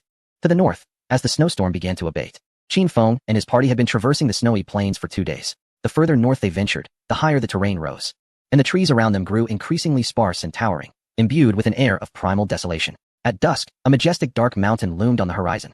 The mountain's silhouette was steep and jagged, and at its base, a colossal natural feature came into view, a massive cave entrance, soaring several dozen meters high, resembling the gaping maw of a monstrous beast, ominously dark against the heavens. Even from a distance, an ancient, decayed, and perilous aura assailed the senses. The team crouched behind a snow mound, approximately 700 or 800 meters from the entrance, lowering their bodies and using the mound and shrubs for cover. It's enormous. Wang Ming whispered, his voice quivering with excitement. Is this a relic? It's several times larger than the one I visited last time. Shen Lai took over the conversation, his voice low and laced with rare astonishment. Having roamed this wilderness, he had encountered many wonders. Yet the scale of this relic far exceeded his comprehension. Qin Feng positioned his engineering shovel before him, narrowing his eyes towards the cavern entrance. Nearly concealed by the accumulated snow, were it not for its immense size, it would be nearly undetectable. Qin Feng's masterful environmental perception radiated outward, yet only fragmented and indistinct feedback returned. Numerous heat sources lay ahead, dense and complex, distributed across various depths and directions, making it impossible to ascertain which nation's competitors were present or to decipher their defensive arrangements. The entrance to the ruins is undoubtedly a battleground coveted by warriors. The alliance of the Lighthouse Nation, Yamato, and France has firmly established its objectives and will not permit newcomers to enter easily. Brother Qin Feng, allow me to scout ahead with Cold Moon. Wang Ming tightened his grip on his dagger, a glimmer of battle spirit flashing in his eyes. No need. Qin Feng firmly grasped Wang Ming's shoulder with immense strength, rendering him immobile. If you go now, you will merely be offering yourselves as prey. This strategic location, within 500 meters ahead, is surely laden with traps and surveillance. Qin Feng's voice was calm and devoid of warmth. They would not grant us the opportunity to approach. Cold Moon nodded in agreement with Qin Feng's assessment. If I were to arrange defenses, any moving object within a 500-meter radius would be regarded as a threat and eliminated in advance. Fully aware of this, Qin Feng abandoned the notion of relying on master-level environmental perception for reconnaissance. He needed a more discreet approach to acquire intelligence from the front lines. Chapter 251, Borrowing the Eyes of Beasts, Stealthily Advancing. Qin Feng closed his eyes, and the world around him fell silent. The howling wind, the heavy breathing of his companions, all noise retreated from his perception as he activated the skill animal friend. In an instant, his consciousness spread outward like ripples on water. This time, it was not a search for the warmth of life, but an attempt to connect with the minute creatures inhabiting this snowy expanse. The limitations of the basic skill were considerable. Qin Feng could not engage in precise mental communication with any animal, let alone control them. What he received were fragmented, chaotic thoughts, brimming with primal emotions. Thus, he had to discern and extract the most useful information from this tumultuous sea of feelings. The first connection he established was with a cold crow nesting in the crevice of a rock above the ruins. The crow's consciousness was a chaotic gray, filled with hunger and vigilance. Soon, a surge of thoughts regarding the danger below flooded Qin Feng's mind. There were many noisy bipedal creatures with shining, sharp spikes that could not be approached. Below lay warm food, but it was terrifying. The information was exceedingly limited, yet Qin Feng swiftly refined it. There was indeed a large gathering of personnel at the main entrance of the ruins, heavily fortified with numerous traps and weapons. The spikes were likely disguised ground spikes. Qin Feng continued to extend his awareness, linking to several snow squirrels foraging for food beneath the snow. The squirrels' thoughts were a tangled mess, filled with notions of food and storage. However, any intention they harbored regarding the main entrance was instantly replaced by a powerful wave of fear. The main entrance is terrifying. We cannot go there. There are traps. A heaviness settled in Qin Feng's heart. Even these curious little creatures instinctively avoided the main entrance, a testament to the formidable defenses in place. The strategy of the Lighthouse Nation's alliance was evident. They amassed all their strength at the entrance of the ruins, occupying the high ground or core areas of the ruins, transforming the entrance into bait, waiting for any competitors attempting to enter to fall into their trap. Once their gathered forces were sufficient, they would not hesitate to step into the ruins. A remarkably conservative yet effective approach. Qin Feng swiftly sketched a rudimentary defensive layout in his mind based on these fragmented pieces of information. Within 500 meters of the main entrance of the ruins lay a trap zone and a long-range fire blockade area, where at least 3 or more teams lay in ambush. Just as he prepared to retract his perception, a somewhat intricate, yet reassuring consciousness suddenly seized Qin Feng's attention. It was a snow weasel, carrying a mouse as it made its way back to its den. The weasel's route was curiously erratic. It avoided any straight lines. instead tracing a vast semicircle, flawlessly evading all the perilous zones Qin Feng had sensed. Its consciousness brimmed with an eagerness for its den. Warmth and safety were just within reach. More crucially, the direction of the weasel's den pointed directly to the side of the mountain, housing the ruins. It did not approach through the main entrance, but instead slipped into an exceedingly concealed crevice within the mountain. The weasel conveyed a sense of struggle as it squeezed through the narrow opening, yet simultaneously radiated a profound sense of security beyond the crevice. Qin Feng's eyes flew open. The cold starlight of the snowy night reflected in his pupils, a barely perceptible smirk gracing his lips. Indeed, every meticulously arranged defense harbors vulnerabilities, and these flaws are often exploited by the most inconspicuous of creatures. The vents of the ruins invariably attract small animals to nest, and now there was a way. Qin Feng whispered to Wang Meng and Leng Yu, who were beside him, his voice barely above a murmur. Wang Meng immediately perked up. What do you mean? Are we engaging in guerrilla tactics? There's no need for combat. Qin Feng shook his head, his tone calm. First and foremost, the main entrance leads to a dead end. It is a perfect pocket formation with at least 3 teams lying in wait, and numerous traps abound. Upon hearing this, Shun Lai's expression grew solemn. How do you know? Qin Feng cast his gaze towards the distant mountain, his tone imbued with an undeniable authority. Instinct, coupled with keen observation of the surrounding environment. Have you not noticed? Since we halted, not a single squirrel or wild hare has ventured toward the ruins. They instinctively avoid that area. Only those fools who wish to court death would charge straight in. Qin Feng raised his hand, pointing towards the left side of the ruins entrance, where a pile of rocks was blanketed in snow, appearing indistinguishable from the surrounding environment. There, Qin Feng asserted with absolute certainty, lies an entrance, well concealed. It could be a burrow dug by some creature. In any case, it allows us to circumvent their main forces. Without hesitation, Leng Yu grasped her binoculars, adjusting the focus to its maximum, and trained them on the rocky pile Qin Feng indicated. The view through the binoculars was a blur of snowy shadows and stones. Yet Leng Yu, an elite special forces operative, possessed a remarkable aptitude for detail. After observing for a full minute, she finally discerned a narrow gap, partially obscured by withered vines, nestled between several massive stones. The narrow gap, barely wide enough for a slender individual to pass sideways, was only discernible due to Qin Feng's guidance. Even during daylight, they would have undoubtedly overlooked it. Leng Yu lowered her binoculars and gazed at Qin Feng, her eyes brimming with astonishment and admiration. I see it, she whispered, her voice tinged with rare excitement. It's so concealed, like a dog hole. Qin Feng disregarded her description and decisively commanded, the night has fully descended. This is our optimal cover. Move out immediately. Wang Meng, you and Shun Lai will bring up the rear. Jing Jingtai, you shall lead the Zhaogui squad in the center. I will take the lead with Jing Jia, and Leng Yu and Ziqian will follow closely behind. Wang Meng nodded promptly, his eyes sparkling with exhilaration. He had long grown weary of trudging through the snow, and now, being able to evade enemy surveillance and infiltrate from the shadows was nothing short of perfect. Understood. Striking from the shadows is our forte, Wang Meng whispered. His spirit ignited, as the team swiftly adjusted their formation. Qin Feng slung the Titan engineer shovel diagonally across his back, wielding a crossbow in one hand, while the formidable wolf, Jing Jia, silently prowled alongside him, its massive form gliding through the snow like a phantom. They navigated a vast semicircle, laboriously ascending the mountainside adjacent to the ruins. The deep snow rendered each step an arduous endeavor. Qin Feng treaded with utmost caution, mindful not only of the snow beneath, but also of the snow precariously piled on the branches above. Any unexpected sound could alert distant sentinels. Upon circumventing the final massive boulder, they were approximately 300 meters from the entrance of the ruins. Although the mountain shielded them, Qin Feng could discern muffled voices emanating from the direction of the main entrance. Damn it, this wretched place is both cold and dreary. When will they arrive? Quiet down. Captain Xiaoyer said we must stay sharp, came the low, heavily accented voice of a lighthouse dialect. Yet, Leng Yu, Wang Meng, and the others could hear it clearly. Tension instantaneously tightening their nerves and sending adrenaline surging through their veins. Instinctively, everyone crouched lower, even their breathing slowed. Jingzhe lowered its body further, a silent growl reverberating in its throat. Quickly, Qin Feng urged in a hushed tone, pushing the team to hasten. As they closed the distance to a mere 100 meters, faint voices and flickering flames became discernible ahead. The rubble lay just beyond, but an open area in between rendered them vulnerable. No, we can't go through here. Leng Yu made a professional assessment, realizing they had precautions in place. This area was well within crossfire visibility. It seemed a direct assault was futile. Qin Feng turned to Jingzhe, stroking its massive wolf head, contemplating how to create a diversion. Leng Yu furrowed her brow. Are you suggesting that Jingzhe attract fire? That's too perilous. Who said I would send it? Qin Feng whispered a few words into Jingzhe's ear. The wolf's emerald eyes immediately gleamed with excitement as it let out a low, enthusiastic growl and vanished into the swirling snowstorm. Chapter 252, The Arrival of the Wild Boar. The human beast, Zaire. Wang Meng was momentarily taken aback. Brother, what have you sent Jingzhe to do? With a smile gracing his lips, Qin Feng directed his gaze towards the illuminated clearing, saying, just watch, a splendid performance is about to commence. In the open area before the entrance of the ruins, over 20 individuals were scattered around 3 different campfires. Although it was a joint encampment, the divisions were starkly clear. Closest to the entrance of the ruins, 7 or 8 contestants from the Lighthouse Nation were seated alongside 2 or 3 from the Francophone country. They were well equipped, armed with bows, daggers, and even 2 iron crowbars seemingly procured from nowhere. While they appeared to engage in casual conversation, their bodies maintained an alert posture, their eyes frequently sweeping the surrounding dark forest. A little further out, 8 or 9 contestants from the Yamato nation huddled together, clearly of lower status, seeking refuge from the wind. Most wielded sharpened wooden sticks or crude stone axes, speaking in hushed tones. Occasionally, they cast glances towards the central fire, their expressions filled with awe and trepidation.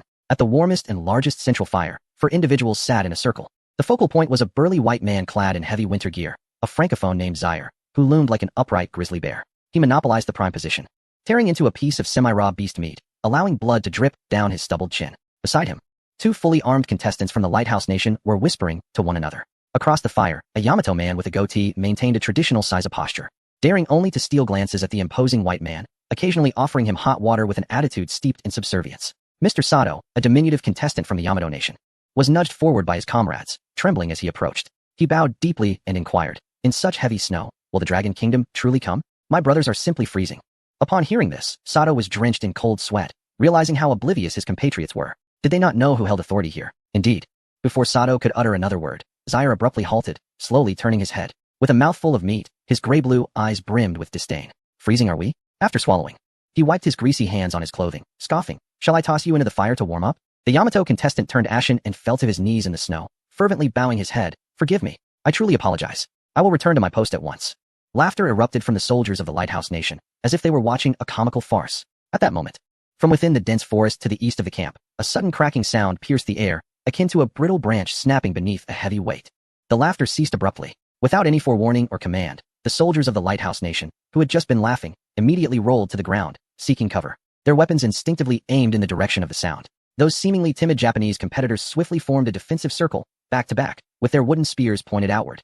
It was evident that this group, having survived in the wilderness until now, was far from inept. Charles remained seated beside the fire, slowly tightening his grip on the battle axe, a hint of a bloodthirsty grin appearing on his face. Just as the tension among the crowd reached its peak, a sudden wolf howl pierced the darkness. The sound emanated an aura of dominance from a top predator. Following that, the panicked squeals of pigs and the sounds of bushes being violently trampled echoed from the depths of the forest. With a snort, Charles' previously tense muscles relaxed instantly, and the cruel smile at the corner of his mouth transformed into impatience. He returned to his seat by the fire, picking up a piece of half-raw beast meat. It was merely a few animals being hunted. Without lifting his head, he gestured with his greasy fingers towards the darkness, instructing a few of them to deal with it. As tonight's supper would be supplemented, Sato, feeling as if he had been granted a reprieve, immediately brandished his wooden stick, directing a few subordinates eager to make an impression.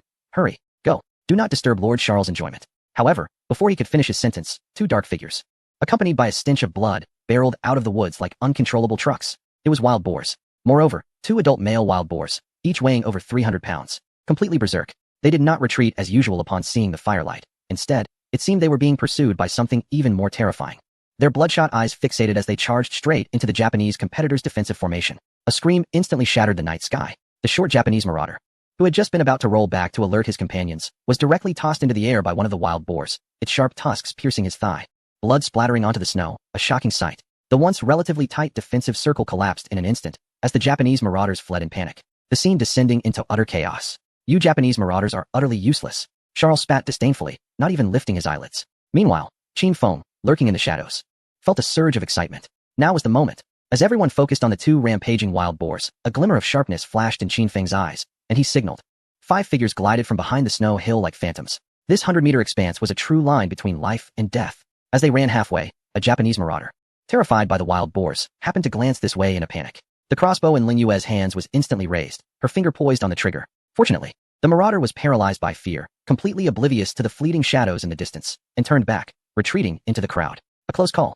The 5 swiftly approached the concealed stone crevice. In the center of the camp, a blood-crazed wild boar, having scattered the Japanese marauders, suddenly changed direction, charging toward the largest fire, where Charles was located. "Be careful," Sato screamed in terror, retreating behind a tree as several soldiers from the Lighthouse Nation prepared to draw their bows.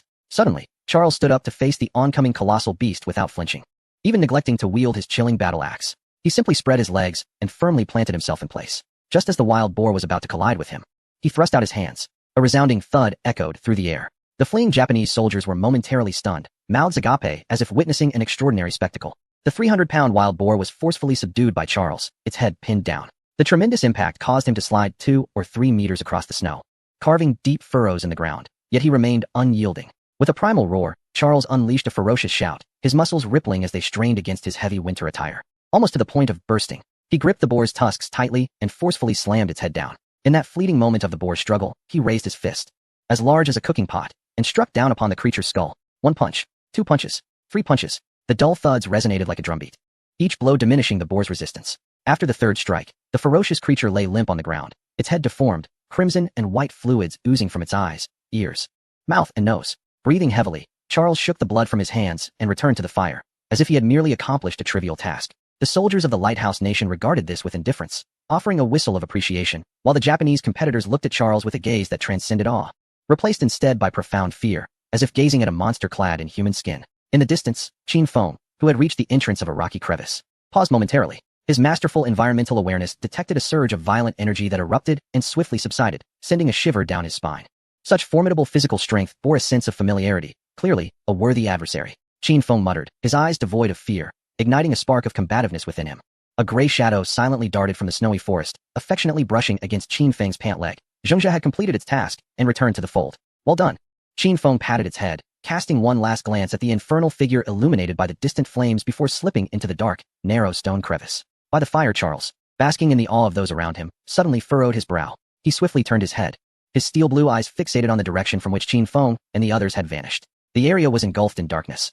Only the wind swirling the snowflakes howling in the night. Lord Charles, what troubles you? Inquired a soldier from the Lighthouse Nation. Charles stared into the abyss for a long while until the unsettling sensation of being watched dissipated. He shook his head, seized the lifeless boar, and tore off a bloody chunk to gnaw on. Once our competitors arrive, we shall enter the ruins. Chapter 253, The Silent Cave. The Chosen One receives a 1,000-fold return. The entrance to the crevice was far narrower than anticipated, with the biting wind howling behind them, swirling snowflakes into their collars. Yet, as the group gradually squeezed into the rocky fissure, the penetrating chill miraculously began to dissipate. In its place arose a peculiar warmth, reminiscent of a musty, aged odor. Qin Feng, sidestepping, pressed his chest against the frigid stone wall, while his back was scraped painfully by the rough edges. He could sense the strained breaths of the cold moon ahead and Wang Meng's heavy panting. In this confined space, anyone of a larger stature would surely be stuck. Wang Meng muttered, lamenting the discomfort of Jingzhe, who, due to its massive size, could only crawl forward, using its forepaws to inch along the ground.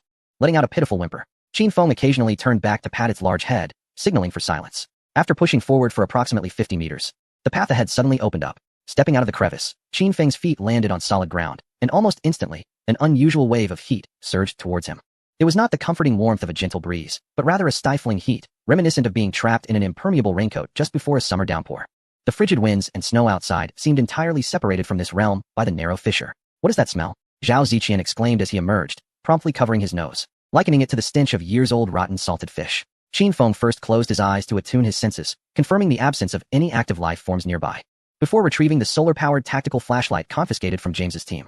With a soft click, a brilliant beam of light pierced the surrounding darkness, sweeping across the area. This was not merely a natural cave. The rock walls were adorned with rugged chisel marks, reminiscent of ancient tools, each indentation deeply carved into the stone, exuding a primal and archaic sense of power. The ceiling soared high, the flashlight beam barely reaching its apex, with stalactites hanging like rows of inverted swords, dripping water in a rhythmic pattern. Qin Feng closed his eyes as his masterful environmental perception silently activated, his consciousness spreading like ripples on water. Oddly, it was too quiet. Within his sensory range, there was an almost complete silence. No large beasts emitted warmth, and even common subterranean creatures like snakes, insects, and rodents were exceedingly scarce. Only from the depths of the rock occasionally came faint, intermittent heat signatures, resembling a candle flickering in the wind, poised to extinguish at any moment.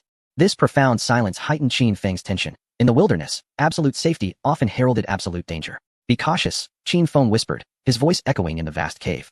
Something feels off, it's too clean here. Upon hearing this, the group tightened their grips on their weapons.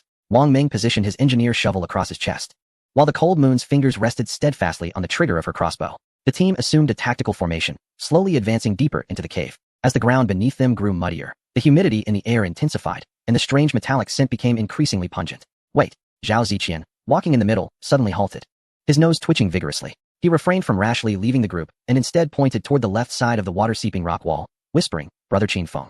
There is something over there. The scent is eerily familiar. Qin Feng made a gesture of caution and, confirming there was no danger, signaled him to investigate. Zhao Ziqian carefully crouched down, disregarding the mud above, and pulled up a dark red plant. The leaves were heart-shaped, with a purplish-red underside, and the stem was segmented, adorned with fibrous roots.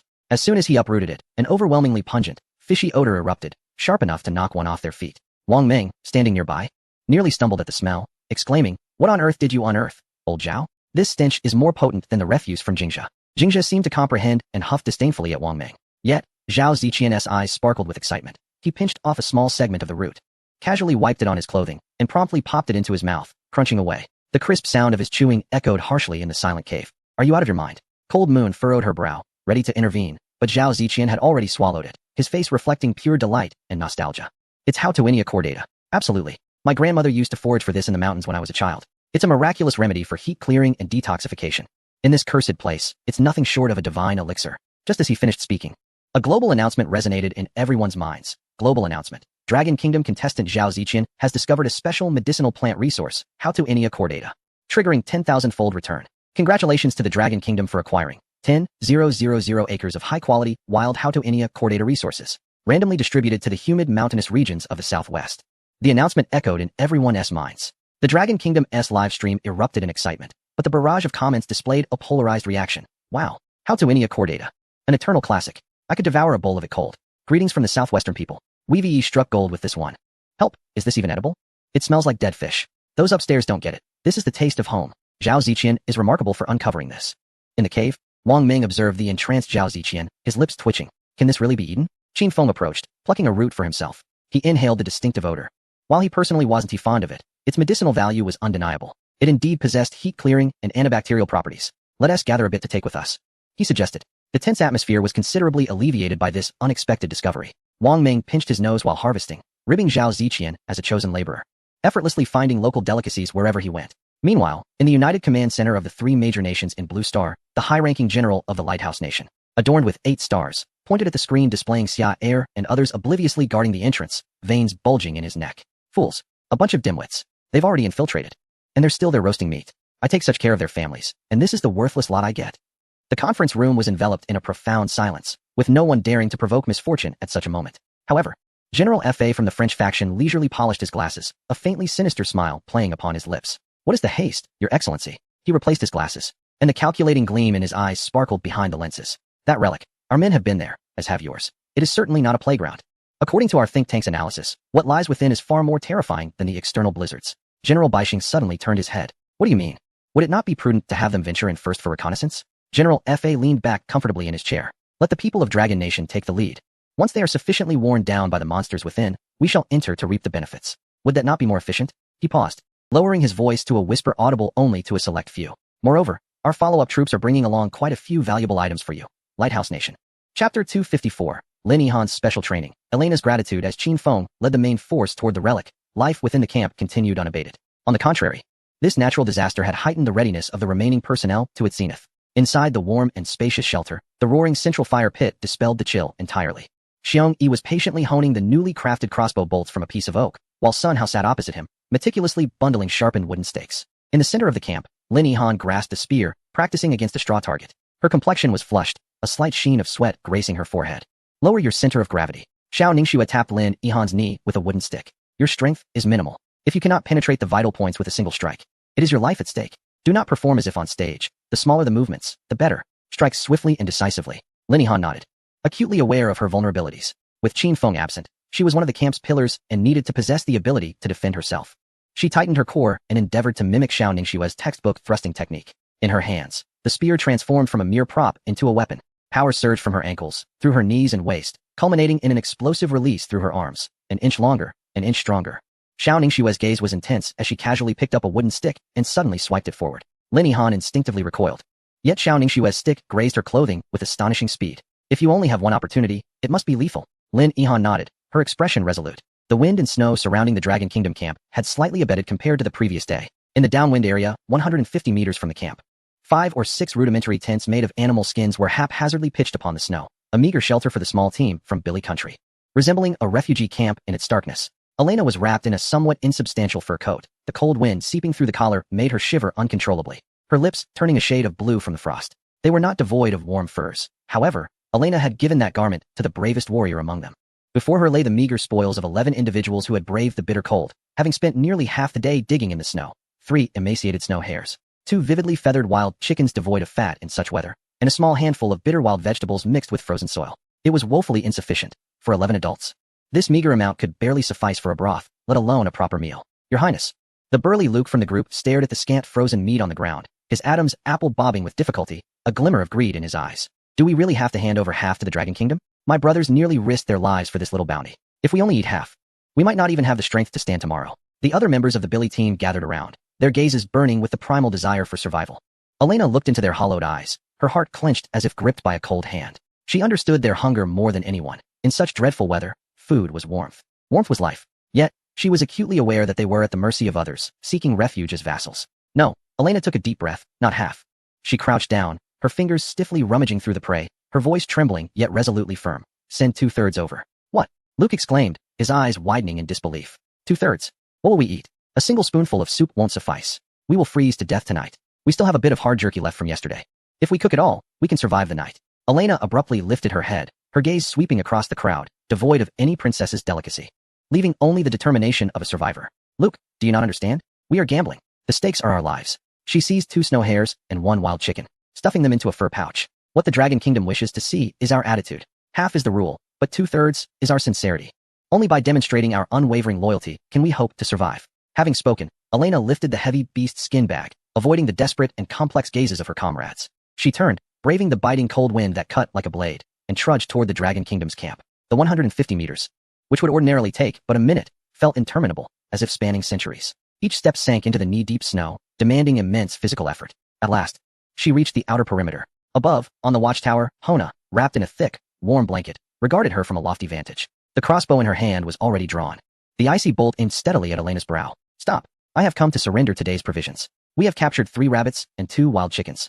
Elena halted, straining to raise the beast skin bag high above her head, then slowly placed it on the snow-covered ground. She took 3 steps back, spreading her frostbitten hands to indicate her harmlessness. Hona did not immediately lower her bow, but instead observed her with vigilance for a moment before descending the rope ladder from the watchtower. Approaching the beast skin bag, she glanced inside through the barrier, raising an eyebrow slightly. You've turned in 2 of the 3 rabbits? That is hardly half. Though today's haul was modest, the Billis Kingdom was eager to express greater goodwill. Elena lowered her head, her posture one of utter humility. Hona regarded her intently for a moment, offered no further words, and turned to re-enter the camp with the bag in hand. The waiting felt interminable, the cold wind threatening to encase Elena in ice. After 10 minutes, the heavy gate of the camp creaked open, revealing a narrow gap through which Lin Ihan emerged. Having just concluded an intense training session, she wore a light jacket. Yet her complexion was flushed, beads of perspiration glistening on her forehead, a stark contrast to the gaunt, shivering Elena. Lin Ihan held the beast skin bag, now appearing considerably fuller than before. While we do not harbor idlers, we will not watch our own perish from hunger, Lin Ihan said as she approached Elena, passing the beast skin bag back through the barrier with a calm tone that revealed no hint of emotion. Elena was momentarily taken aback, instinctively reaching out to receive it. The moment the bag was in her grasp, its weight nearly caused her to falter. We have taken 1 rabbit. The rest is for you to keep. There are also a few other items as a token of goodwill. Remember, as long as you abide by the rules. The people of the Dragon Kingdom never shortchange their friends. With that, Lin Ihan turned decisively, the gate slamming shut behind her, sealing warmth and light within the walls. Elena stood frozen, the wind and snow lashing against her face, as if she had lost all sensation. Trembling, she struggled to unfasten the beast skin bag. Inside, there lay a snow-white rabbit and a wild chicken. Remarkably, the Dragon Kingdom had taken only the smallest rabbit. Beneath the frozen meat, a small cloth pouch was nestled. With utmost care, Elena cradled the pouch and gently opened it. In that instant, her pupils constricted sharply. Within the fabric pouch lay 2 still warm eggs and a small handful of crystalline yellow substances, sugar. In this desolate and bleak wilderness, sugar represented pure sustenance. A glimmer of hope for survival. Elena's eyes instantly reddened, tears streaming forth as she stifled her cries against the biting wind. For this small handful of sugar symbolized the dignity bestowed upon her by the people of the Dragon Kingdom. They had not discarded a mere bone like one might to a beggar. Instead, they offered her a product of civilization. As she stumbled back to the camp, all the members of the Billion team gathered around her, their previously dull expressions igniting with astonishing brightness upon seeing what Elena had brought back. Dear God, it's sugar. I swear I can smell the sweetness. They even gave us eggs. We are saved. Several towering men, upon gazing at the modest pouch, felt tears welling in their eyes, their throats constricted with suppressed sobs. Elena trembled as she dipped her finger into the sugar, gently placing it on her tongue. The long-awaited sweetness blossomed at her taste buds, the pure sugar coursing down her throat, warming her all the way to her stomach. In that moment, she turned her gaze toward the direction of the Dragon Kingdom's camp. Her expression transformed, not merely filled with fear and exploitation, but imbued with a profound reverence and submission from the depths of her soul. Did you all see that? Elena, with tears in her eyes, her voice hoarse yet resolute, resonated in the ears of every Billion member. From this day forth, the fate of Billion belongs to the Dragon Kingdom. Chapter 255, The Stagnant Depths, a silent gaze after gathering fish meant they ventured deeper into the cavern. As they progressed, the cave's illumination did not diminish but rather emanated a faint, ethereal glow. Along the rugged walls, irregular veins of luminescent blue mineral began to appear, casting a magnificent yet eerie light throughout the cavern. These crystals, embedded within the black rock, resembled serpentine blue veins, illuminating the entire cave in a stunning yet sinister glow. Zhao Ziqian instinctively shrank his neck and edged his body towards the center of the path, striving to distance himself from the glowing walls. Qin Feng, is there any radiation from this stuff? I've heard some rare minerals emit strong radiation, and a single circuit can be deadly. He understood now that the more beautiful something appeared, the more perilous it could be. Yet, even if there was danger, retreat was not an option. Qin Feng's demeanor remained exceptionally calm in the confined space. He approached the wall, refraining from direct contact, and instead, gently struck the glowing crystal with a spade. The crisp sound echoed in the silent cavern. It appeared to be a phosphorescent fluorite vein, self-illuminating, typically within acceptable radiation levels. Qin Feng made his assessment, but cautiously advised. For safety's sake, everyone should stay towards the middle and avoid direct contact. In a closed, underground environment, any additional risk could become the final straw that breaks the camel's back. The cold moon nodded, her vigilance heightened as she surveyed her surroundings. This dim blue light was more disorienting than complete darkness, casting peculiar distortions upon the shadows. Everyone remained alert. In such an environment, the eyes could easily deceive the mind. The group, having briefly relaxed their nerves due to the presence of light, felt tension return as the ghostly blue glow illuminated their faces, rendering their complexions as pale as parchment. After approximately half an hour of walking, the sound of dripping water grew increasingly distinct and rhythmic, ultimately coalescing into an unceasing symphony. Let us pause and rest, Qin Feng commanded. The relentless exertion, particularly in this treacherous, muddy terrain rife with uncertainty, was a tremendous drain on both physical stamina and mental fortitude. The group settled against a relatively dry rock wall, while Wang Ming rummaged through his backpack for some tough jerky, struggling to chew it. Though flavorful, it was rather difficult to consume. How delightful it would be to have a warm bowl of meat soup. Qin Feng cast a glance at the bundles of firewood in their backpacks, his brow furrowing slightly. The cave is poorly ventilated, making fire a perilous endeavor, and our supply of wood is limited. It must be reserved for the most critical moments. He continued. The same goes for water. Conserve the clean water in your canteens. Until we find a reliable new source, do not drink from the stagnant water here. His words cast a pall of silence over the group. In the wilderness, fire and water are lifelines. With both now severely restricted, an invisible weight bore down upon each heart. After a brief respite, the team resumed their journey. As they walked, Qin Feng attempted to activate his animal affinity skills, hoping to connect with any minute life forms that might exist deep within the cave. Even a single cave spider could offer insights into the environment ahead. However, the response was a profound silence. His consciousness sank like a stone thrown into a mire, failing to stir any ripples. The deeper they ventured, the more intense this sensation became, amplifying Qin Feng's unease. The dripping water grew louder, and the ground ahead appeared increasingly flat and expansive. The blue light seemed more concentrated here, illuminating a vast area as bright as day. As the foremost figure, Shenlai was about to step onto a seemingly solid patch of black rock. Stop! Qin Feng's voice reverberated through the cavern. Shenlai, startled by the abrupt command, froze mid-stride, his foot suspended mere centimeters above the mirror-like surface. Dumbfounded, he turned back, unable to comprehend the situation. Qin Feng's expression was unusually grave. He hurried forward, grasping Shenlai and pulling him back, his gaze fixed intently on the expansive clearing ahead. To the naked eye, it appeared to be a level expanse of some black rock, its surface glistening with a bluish sheen due to moisture, seemingly extraordinarily solid. Yet, in Qin Feng's masterful environmental perception, it revealed itself as an abyss, an unfathomable void. This was not ground at all. What is wrong, brother? Wang Ming, grasping a military shovel, approached with a puzzled expression. Qin Feng bent down and picked up a stone the size of a fist, casually tossing it toward the ground ahead. The stone traced an arc through the air, and to the astonishment of the onlookers, it struck the smooth surface without the anticipated thud. Instead, a muted splash echoed, reminiscent of a colossal boulder plunging into an unfathomable abyss. Ripples of vibrant green radiated across the mirror-like surface, the stone barely disturbing the water before being swallowed whole, vanishing without a trace. A profound silence enveloped the cavern, a deathly stillness, save for the ripples that continued to expand, leaving no sound in their wake. Everyone, including the typically composed Lung Yu, felt a chilling sensation surge from the soles of their feet to the crown of their heads, their backs drenched in cold sweat. What lay beneath was not merely ground. It was an immense, bottomless underground pool. The water neither shimmered with clarity nor murkiness, but possessed a viscous, dark green hue. The surface lay unervingly still, perfectly reflecting the eerie azure glow of the cave ceiling, rendering it indistinguishable from a polished obsidian floor in the dim light.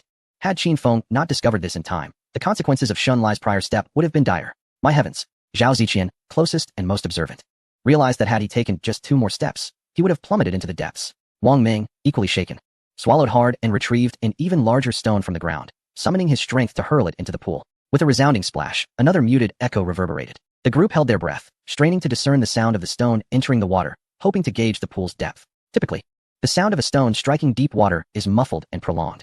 Wang Ming, genuinely astonished, murmured to himself, feeling as if they were standing at the edge of an endless chasm. An unfathomable underground pool barred their only passage, completely obstructing their advance. Qin Feng's expression darkened further as he approached the water's edge, crouching to fixate on the eerily silent, dark green surface. The water was icy to the bone. Even without contact, a palpable chill emanated from the ground beneath them. At that moment, Qin Feng's pupils constricted sharply.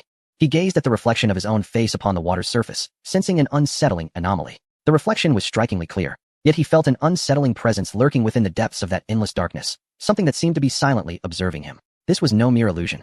His masterful environmental perception detected an exceedingly faint wave of consciousness. This awareness bore no emotion, neither anger nor curiosity. Rather, it resembled a top-tier predator lurking in the shadows, quietly watching its intruding prey with an overwhelming malevolence. It was watching them.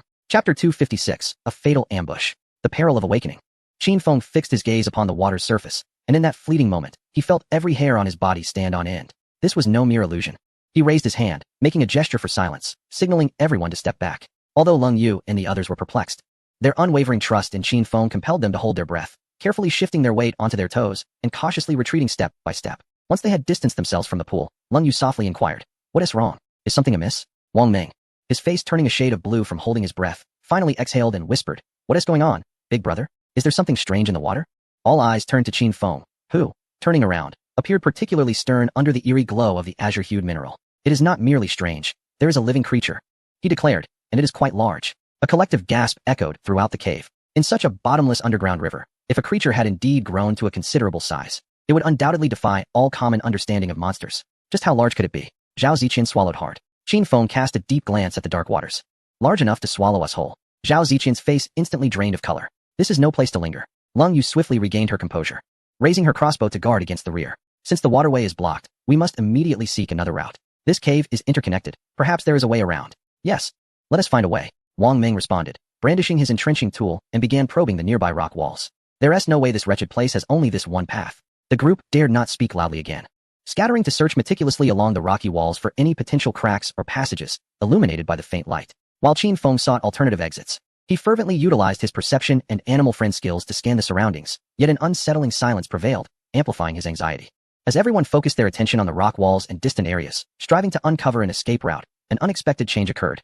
None noticed the silent transformation taking place in the center of the tranquil black-green pool, though the surface appeared calm. The light reflections of the azure mineral on the water began to subtly distort at an imperceptible rate, rising upwards. A massive, dark green shadow silently emerged from beneath the water. Its slick skin seamlessly blended with the color of the pool, reflecting no light under the eerie glow of the mineral. It slowly crawled from the pool onto the slippery rocks at the edge, until it was fully exposed to the air. A piercing and urgent roar suddenly erupted. It was the Jingjia. Its keen instincts had finally detected the looming threat. Almost instantaneously, it turned and unleashed the loudest warning towards the shadow that had just crawled ashore. "Jingjia, retreat." The roar of Qin Feng nearly coincided with the bellow of Jingjia, and for the first time, a semblance of tension surfaced on his perpetually calm visage. Yet it was all too late. In the instant Jingjia turned to roar, that colossal dark green figure opened its cavernous maw. A flash of pink, a horrifyingly long tongue covered in barbs, erupted forth from that monstrous mouth. The onlookers heard Jingjia's roar abruptly cease, replaced by a mournful cry of agony. They turned in shock, and through the dim blue light of the cavern, they finally beheld the true form of the creature. It was enormous, nearly 5 meters in length. Its entire body cloaked in a slick, dark green skin that oozed viscous oil. Its limbs were short and powerful, with claws deeply embedded in the rock. Most terrifying was its head, massive and flat, devoid of eyes or nose, featuring only 2 constantly fluttering apertures, evidently for sensing its surroundings. What in the world is this monstrous entity? Wang Ming instinctively cursed, his knuckles turning white as he gripped his entrenching tool. The pink tongue, akin to a constrictor, was coiling tightly around Jingjia's waist. A tremendous force surged forth. The sound of Jingjia's claws scraping desperately against the hard rock echoed, leaving deep, white gashes behind. Yet, despite expending all its strength, it was inexorably dragged inch by inch toward the abyss that symbolized death. A howl of terror and rage erupted from Jingjia as it frantically twisted, exerting every ounce of power to gnash at that unyielding tongue. But no matter how fiercely Jingjia's sharp teeth tore, the pink appendage remained steadfastly wrapped around it. Damn it! Wang Ming's eyes turned crimson in an instant.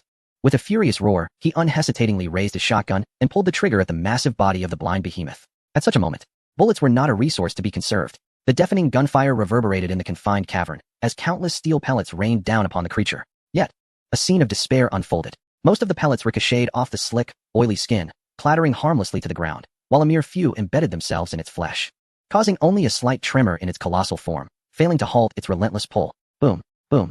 Leng Yu fired simultaneously, her pistol bullets accurately targeting the sensory apertures on the monster's head, but they too were deflected by its thick dermal layer and slippery skin. Conventional firearms appeared utterly impotent against such a monstrosity. Charge! Xun Lai and Zhao Ziqian shouted in unison, brandishing the salvaged bone spears, rushing in from both sides. The bone spears displayed an unexpectedly keen sharpness. With all his might, Xun Lai thrust forward, successfully piercing the creature's hide, driving the spearhead half a foot deep. The creature, in agony, emitted a deep, guttural roar as its massive body violently thrashed, sending a tremendous force through the bone spear.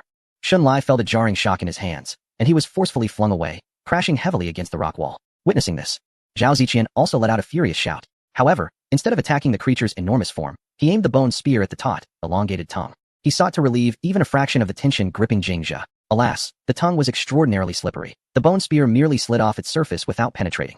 As Jingzhe's body was dragged perilously close to the edge of the pool, its hind legs submerged in the frigid, dark green water. A glimmer of despair flickered in its eyes. In this critical moment, a shadow shot forth like an arrow released from a bow. Emerging from the shadows of the rock wall, it was Qin Feng. His eyes blazed with unquenchable fury. He leaped high, gripping the pitch-black Titan engineering shovel tightly. His body coiling in midair like a bow drawn taut, channeling every ounce of strength into his arms. Jingzhe was his second companion, tamed after entering the wilderness. His most astute scout, and an indispensable member of the camp he had painstakingly built. This beast dared to harm his ally. In his furious gaze, only the pink tongue that connected life and death remained in focus. Sever it, he growled, accompanied by a piercing shriek that tore through the air. The razor-sharp edge of the Titan shovel traced a deadly arc in the ethereal blue light. As he summoned all his might and brought it crashing down upon the taut tongue, with a sickening sound of muscle tearing, the Titan shovel, as effortless as slicing through soft clay, cleaved the terrifying tongue, taut as steel cable, cleanly in two. The severed tongue, propelled by tremendous inertia, recoiled weakly, while the other half, still entwined with Jingzhe's remaining form, fell heavily to the ground. A roar erupted from the monstrous, sightless creature, deep and resonant like thunder from the abyss, filled with pain. Thick, foul-smelling black-green blood gushed forth from the severed tongue's wound like a high-pressure jet, splattering across the rock wall. The excruciating agony plunged the colossal beast into a frenzy. Its massive body writhed and thrashed wildly at the water's edge, its short, stout limbs flailing chaotically against the ground. The hard rock crumbled beneath its immense strength as if it were mere tofu, producing a cacophony of cracking sounds. The entire cavern trembled under the dying struggles of the beast, with fragments of stone cascading down from above. Chapter 257. Within the ruins, minor gains. Outside the ruins, reinforcements arrive. The severed giant tongue, still quivering violently upon the rocks, resembled a headless python. Once Jingzhe was freed from its predicament, it immediately scrambled away from the water's edge, drenched and coated in that repulsive slime. Trembling with residual fear, it hurried to Qin Feng's side, nuzzling against his trousers while emitting a pitiful whimper from its throat. Qin Feng reached out to soothe Jingzhe's quaking head, yet his gaze remained icy and fixated on the frenzied beast. The creature rolled on the shore for mere moments before abruptly turning and crashing back into the depths with a resounding splash, sending water flying. Its colossal form swiftly descended, vanishing in the abyss of darkness without a trace, denying Qin Feng and the others any chance to strike with explosives or other weapons. The cave fell into an eerie silence, leaving behind a scene of chaos at the water's edge, along with a 2-meter-long, slimy severed tongue that continued to convulse on the ground. Only the heavy breaths of the group echoed within the cave. What in the world was that thing? Wang Ming wiped the cold sweat from his brow, his heart still racing as he stared at the water's surface. My shotgun barely tickled it. It appeared to be some ancient amphibian, dwelling underground for eons, with its vision diminished due to the absence of light, yet possessing an extraordinarily keen sense of smell and hearing. It feels reminiscent of a salamander, analyzed Lung Yu calmly, on high alert as she swiftly inspected her handgun. Moreover, the creature's skin was covered with a special oily secretion, greatly diminishing the effectiveness of kinetic weaponry against it. Where would we even acquire such heavy-caliber anti-material weaponry? Wang Ming reluctantly tucked away his largely ineffective shotgun and approached the still-twitching severed tongue, disdainfully prodding it with his toe. It's as slippery as if it were coated in lard. If it weren't for your sharp shovel, Jingzhe might have met its end today. Xun Lai leaned against the wall, clutching his painfully bruised chest, his gaze fixed on the now silent black pool of water. His voice was hoarse as he pondered. Can a cave salamander, or some other type of salamander, truly grow to such a size? In this wilderness, nothing is impossible, Qin Feng replied, moving closer to Jingzhe to assess its injuries. The creature bore deep crimson marks around its waist, inflicted by the barbed tongue, its flesh grotesquely exposed. With a whimper, Jingzhe nestled its large head against Qin Feng's embrace, having genuinely felt the specter of death moments before. It's all right, my brave wolf, Qin Feng softly reassured. Gently patting its head, he retrieved some hemostatic herbal powder from his backpack and evenly sprinkled it onto the wounds. After tending to Jingzhe's injuries, Qin Feng rose and approached the severed tongue, which was over 2 meters long, as thick as a child's arm, and adorned with numerous sharp, hook-like barbs. At this moment, although it had detached from its body, it continued to writhe on the ground like a dying serpent, emanating a nauseating stench. Brother, do you think this thing is edible? Wang Ming crouched down, wielding a spade, gesturing towards the severed, 2-meter-long tongue with a peculiar expression that blended disgust and curiosity. Such a substantial tongue. No. It was a monstrous tongue, looked quite chewy. It would be a pity to discard it. Menggu, please don't say that. Zhao Ziqian, who was nearby, instantly felt his stomach churn, The mere sight of it was enough to induce nausea. Eating it is one thing, but its remarkable toughness and the barbs on its surface are natural weapons. A glimmer of insight flashed in Qin Feng's eyes. As an extreme pragmatist, he perceived no repulsive entities, only valuable resources. If subjected to special treatment, it might be fashioned into a formidable whip. A shiver ran through the group at the thought of using a monster's tongue as a whip. Just the idea sent chills down their spines. Just as Qin Feng prepared to retrieve the severed tongue, Jing Zhe, who had been resting nearby, suddenly approached. It fixated on the still twitching tongue, its nostrils flaring as it revealed a glimmer of desire. Qin Feng was momentarily taken aback and promptly activated his animal affinity skill. A simple and direct emotional wave emanated from Jing Zhe. Desire to consume and grow stronger. You want to eat this? Qin Feng pointed at the severed tongue. Owl. Jing Zhe immediately exclaimed, its tail wagging like a propeller. After a moment of contemplation, Qin Feng decided that although this substance appeared repulsive and somewhat corrosive, animal instincts often surpass human analysis in accuracy. If Jing Zhe deemed it consumable, it was likely beneficial. Very well, it's yours. Qin Feng utilized the spade to slice the tongue into several segments for Jing Zhe's convenience. In the astonished gaze of the onlookers, Jing Zhe eagerly devoured the incredibly foul-smelling severed tongue, hardly chewing it all. After finishing, it let out a satisfying burp, and a subtle warmth began to emanate from its body. Its previously lethargic spirit revitalized. It seemed that the creatures within this underground relic were treasures in their own right. If only humans could consume it, Qin Feng mused to himself. At that moment, the global live broadcast had already erupted with excitement. The heart-stopping scene had left all viewers on the edge of their seats. Dragon Country Live Room. Jing Zhe. I almost lost my Jing Zhe. Ooh, damn it. This cursed place is too perilous. They just entered the side entrance of the relic and encountered such a tough challenge. That water pool is a dead end. They are trapped. What should we do? Lighthouse Nation and Wan Nation Live Room. Ha. The Dragon Country people are truly unfortunate. It seems their luck has run out. The waterhole is their grave. Captain Jorson and his team are on the right path. Look at them. A formidable force, well-equipped. These Dragon Kingdom denizens resemble thieving rats, deserving to perish in the sewers. This monstrous power is terrifying. Were we to be inside, we would surely have faced annihilation. This underscores how sagacious it was to align ourselves with the Lighthouse Nation and the Fagua. We willingly choose to be their loyal hounds. May this beast devour all those from the Dragon Kingdom, avenging our fallen warriors. Meanwhile, outside the entrance of the ruins, amidst the howling snowstorm, four tall and robust figures tread upon the snow, slowly making their way into the temporary encampment of the Lighthouse Nation Alliance. They are 4 recently arrived members of the Fagua team, each male towering above 6 feet, with well-defined muscles and steady strides. Even one female team member stands at approximately 5 feet 9, exuding strength and agility. Clad in various animal skin coats with fur facing outward, they appear rugged and warm, blending seamlessly with the surrounding blizzard. These individuals lack the civilized aura of ordinary people. Instead, they resemble apex predators honed by the harshness of nature, emanating a wild and formidable presence. Char. The leading member growled deeply, extending his arms to engage in a brutal chest bump with Char, the French captain who had long awaited their arrival. The sound of their iron-like bodies colliding resounded with a dull thud, causing the Japanese competitor Sato nearby to flinch. Did you bring the goods? Char inquired gruffly. The newcomer grinned broadly, revealing a set of pearly white teeth.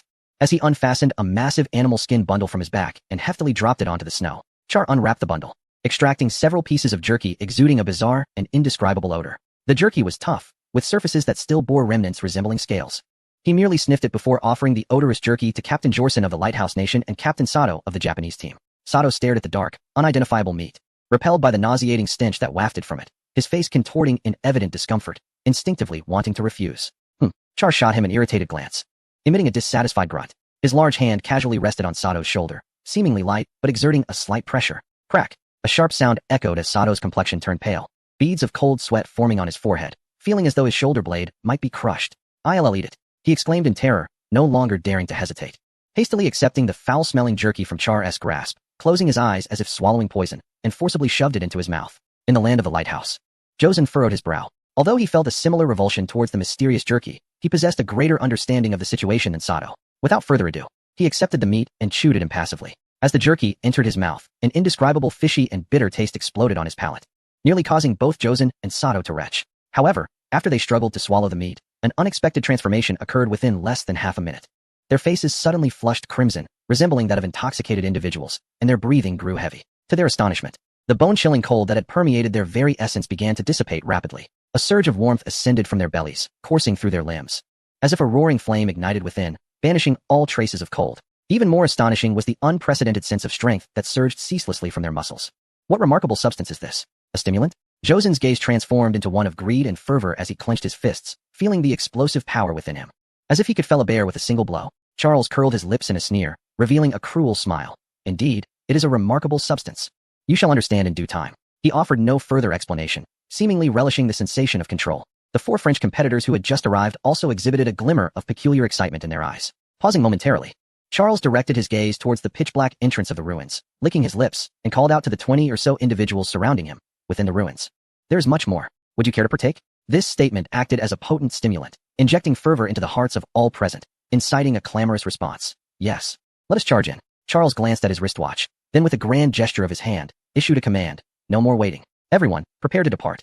The Dragon Kingdom may have already slipped in through another entrance. We must exercise caution once we enter. He resolved to forego waiting for reinforcements and led the existing elite team of over 20 members, including the main forces from the Lighthouse Nation, France, and Japan, directly into the ruins to seize the initiative. With a single command, this coalition of international elites surged forth into the vast entrance of the ruins.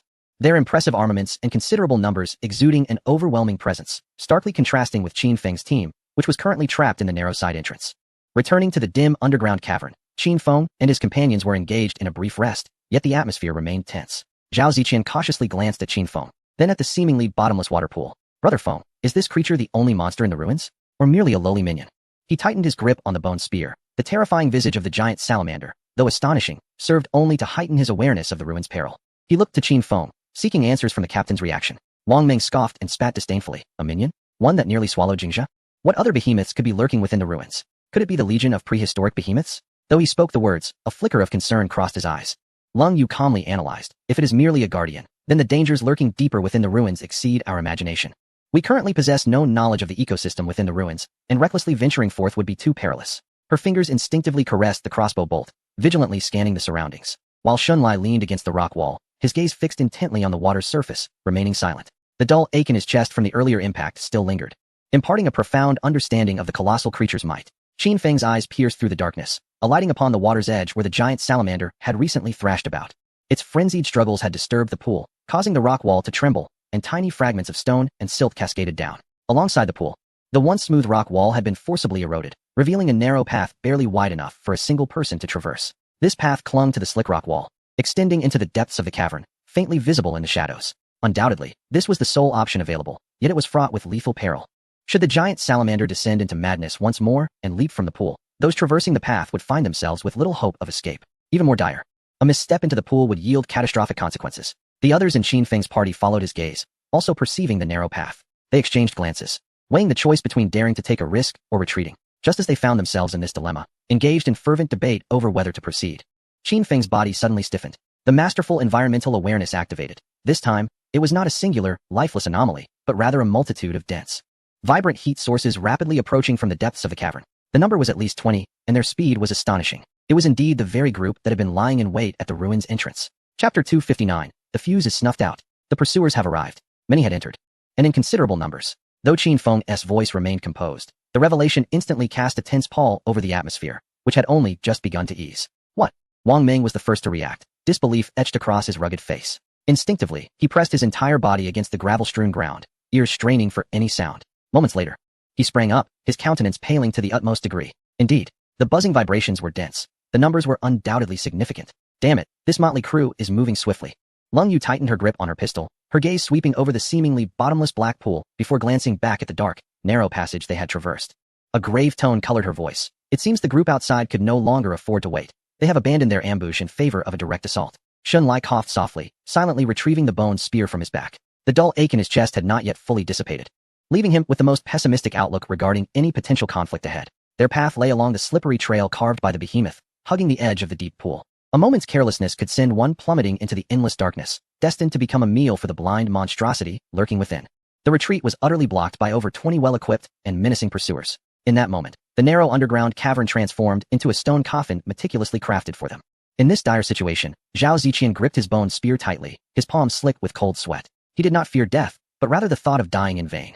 Even Jin Zhengtai, who had remained silent until now, along with his compatriots from the Zhao Kingdom, wore pale faces. They had just escaped the clutches of the Japanese marauders, only to find themselves ensnared in an even more terrifying ambush. Time was of the essence. Qin Feng's eyes betrayed no hint of panic, only a cold, almost cruel calmness. He turned and approached Wang Meng, without uttering a word.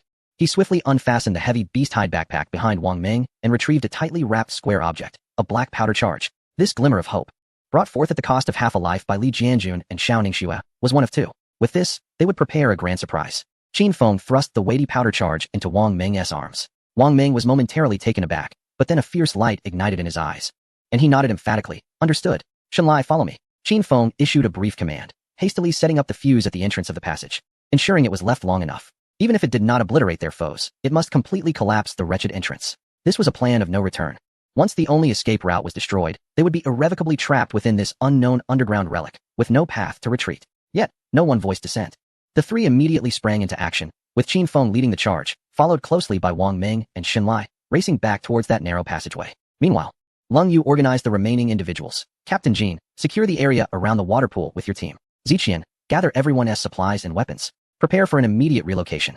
Yes. Captain Jean Zhengtai nodded solemnly, positioning his companions at the water's edge, determination etched in his gaze. Simultaneously, within the relic, the coalition army comprised of elites from the Lighthouse Nation, France, and Japan had surged to the concealed stone crevice. At the forefront, Charles, the robust captain from France, regarded the narrow gap that could only accommodate one person with a disdainful smirk. These Dragon Kingdom rats relish crawling through such dog holes, he scoffed, spitting onto the snow.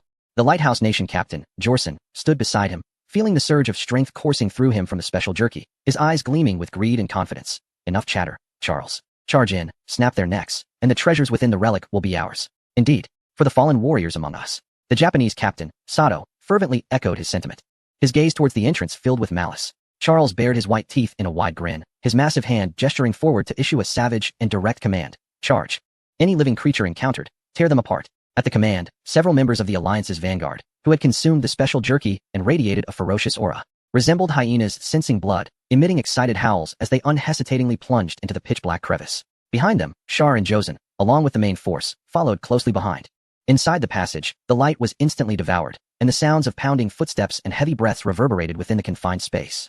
The foremost member of the Lighthouse Nation team could faintly discern the exit of the cave ahead, where a glimmer of eerie blue light beckoned. Victory seemed just within reach. However, at that very moment, he caught a whiff of the air and detected a peculiar scent mingled with sulfur and burnt matter. Dismissing it as merely a geothermal reaction of the strange cavern, he remained unperturbed, even invigorated by the acrid aroma, quickening his pace further. Deep within the cave, Qin Feng, Wang Ming, and Xunlai had just completed their preparations, igniting the fuse. The specially crafted, oil-soaked long fuse, adorned with orange-red sparks, steadily approached the black powder bag. Retreat. Qin Feng uttered a low command, and the three turned to flee. Yet, scarcely 20 meters into their escape, Qin Feng's heart jolted. He glanced back to see the steadily burning spark in the darkness, now dimming at a visible rate due to the cavern's inherent dampness and chill.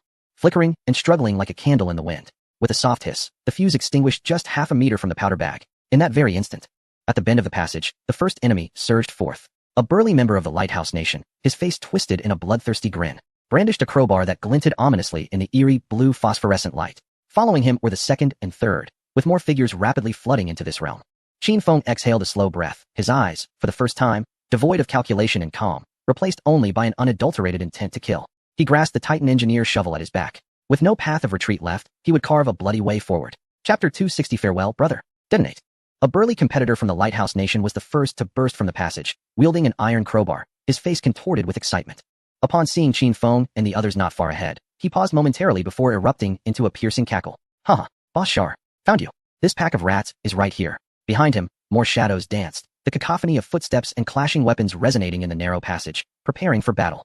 Qin Feng's voice, though not loud, caused the surrounding air to freeze in tension. The situation had reached a dire climax. Ahead lay the deadly pit of water, and behind them, relentless pursuers. This narrow passageway was their final line of defense. Once a breach was made by the adversary, the onslaught of over 20 assailants was ample enough to engulf their small squad. Damn it! Wang Ming spat out a mouthful of bloodied saliva, the muscles at the corners of his eyes twitching violently. He glanced at Qin Feng, then at the resolute faces of the compatriots behind him, and finally his gaze settled on the black explosive package lying mere steps from the cave entrance. He understood that it was their sole path to survival. If they could blow the entrance, they could seal off all their enemies completely. Suddenly, a realization dawned upon Wang Ming. A flicker of struggle crossed his rugged face, only to be swiftly replaced by fierce determination. In a hushed tone, audible only to Qin Feng and Xunlai, he rasped urgently, "Brothers, we have no other options. There are too many of them. If they rush in, none of us will survive. The entrance is narrow. If we blow it, we still have a chance. If we don't, we will die here." Before he could finish, he abruptly turned to charge towards the smoldering pile of explosives. Wang Ming, Qin Feng and Xunlai almost simultaneously seized the burly man's shoulders with firm grips. Wang Ming struggled, the veins on his neck bulging, as he fixed his gaze on the explosives, panting heavily. "Brothers, you know it in your hearts. This is our only hope for survival. Are you out of your mind?" Xunlai gritted his teeth, exerting all his strength to restrain Wang Ming. "If you rush over there, it's certain death. If I don't die, we all will." Wang Ming's voice was hoarse and frenzied, his eyes reddening. My life for those 20-odd scoundrels to be kept out? It's worth it. Qin Feng's fingers dug deeply into Wang Ming's shoulder, his breath heavy, a bitter taste rising in his throat. He knew Wang Ming was right. If the explosives did not detonate, the 20-plus enemies would flood in, and they would all perish in this narrow underground cavern. But if Wang Ming charged ahead, it would be tantamount to suicide. The mere distance of a dozen meters felt like crossing an entire battlefield in this life-or-death moment. In those brief seconds of stalemate, 3 figures burst forth from the passageway. Leading them was a man wearing a sinister grin, wielding a stout spear. Upon spotting Qin Feng and the others, he excitedly licked his lips and raised his weapon to strike. At that moment, Lung Yu pulled the trigger, bang. The gunshot echoed throughout the cavern. The bullet piercing the man's throat with pinpoint accuracy. Blood sprayed forth as he widened his eyes, clutching his neck and staggering backward, collapsing heavily to the ground. The second shot followed, then the third. Lung Yu's marksmanship was swift and lethal. In the blink of an eye, 2 more fell. Yet, her magazine ran dry, leaving no time to reload. More figures surged from the passage, 4, 5, 6, each bearing a fervid gaze, akin to a pack of beasts scenting blood. Emitting frenzied cries as they charged forward heedlessly, Wang Ming roared, breaking free from Qin Feng and Xun Lai's grasp, once again sprinting towards the explosives. Gritting his teeth, Qin Feng unsheathed his Titan engineer shovel, his figure darting like an arrow towards the foremost enemy. He must buy time for Wang Ming, even if it is just a few fleeting seconds. Xun Lai raised his bone spear, trailing behind Qin Feng, his breath heavy and his chest constricted with pain that made every exertion feel like a knife slicing through him. At that moment, a figure suddenly darted from their flank with astonishing speed, catching everyone off guard. It was Park Yong. He spotted Wang Ming, the man from the Dragon Kingdom who had once shared a precious nut with him, now roaring like a cornered beast, desperate to embrace death. He also saw Qin Feng, the formidable and composed leader, whose eyes betrayed a hint of struggle that seemed uncharacteristic. In an instant, memories of that warm nut, the fragrant bowl of porridge, and the faces of Captain Jin Zhangte and his comrades flashed through Park Yong's mind. He understood that the people of the Dragon Kingdom value their bonds. They would never abandon their brothers, even at the cost of their own lives. But if that were the case, Captain and the others would not survive either. Such kindness could never truly be repaid. This man, not particularly tall, staggered forward with an unprecedented determination. His gaze transcended Qin Feng and Wang Ming, charging directly towards the pile of black powder. Jin Zhangte's pupils dilated in horror as he bellowed, Park Yong. No, clutching a flint tightly in his hand. The members of the Lighthouse Nation momentarily froze before erupting into frenzied shouts, attempting to intercept him. Kill that scoundrel. 3 crossbow bolts whistled through the air, aimed straight at Park Yong's back. As Lung Yu had just reloaded, she raised her weapon and fired, deflecting 1 bolt. While Wang Ming shouldered his shotgun and pulled the trigger, the deafening blast sweeping away the barrage of iron pellets, downing another arrow and toppling 2 of the Japanese competitors at the forefront. Yet, the third arrow found its mark. With a sickening thud, the arrow pierced Park Yong's left shoulder, instantly soaking his tattered animal hide shirt in crimson. His body lurched violently, but he gritted his teeth and steadied himself, refusing to halt his advance. Immediately after, a spear soared through the air, brutally impaling his abdomen. The spearhead punctured through his back, emerging from his chest, releasing a torrent of bright red blood. A pained groan escaped Park Yong's lips, his form nearly pinned to the ground by the force of the blow. Jin Zhangte's eyes filled with blood as he roared, desperate to rush to his aid, but was held back fiercely by Li He beside him. Captain, you can't go. You mustn't. Li He cried, his voice thick with despair. Park Yong knelt on one knee, blood gushing from the corner of his mouth. His body trembled, fingers quivering. Yet the flint remained tightly clenched. More enemies surged into the corridor. Leading them was Charles, the captain of the French team, a man as robust as a grizzly bear.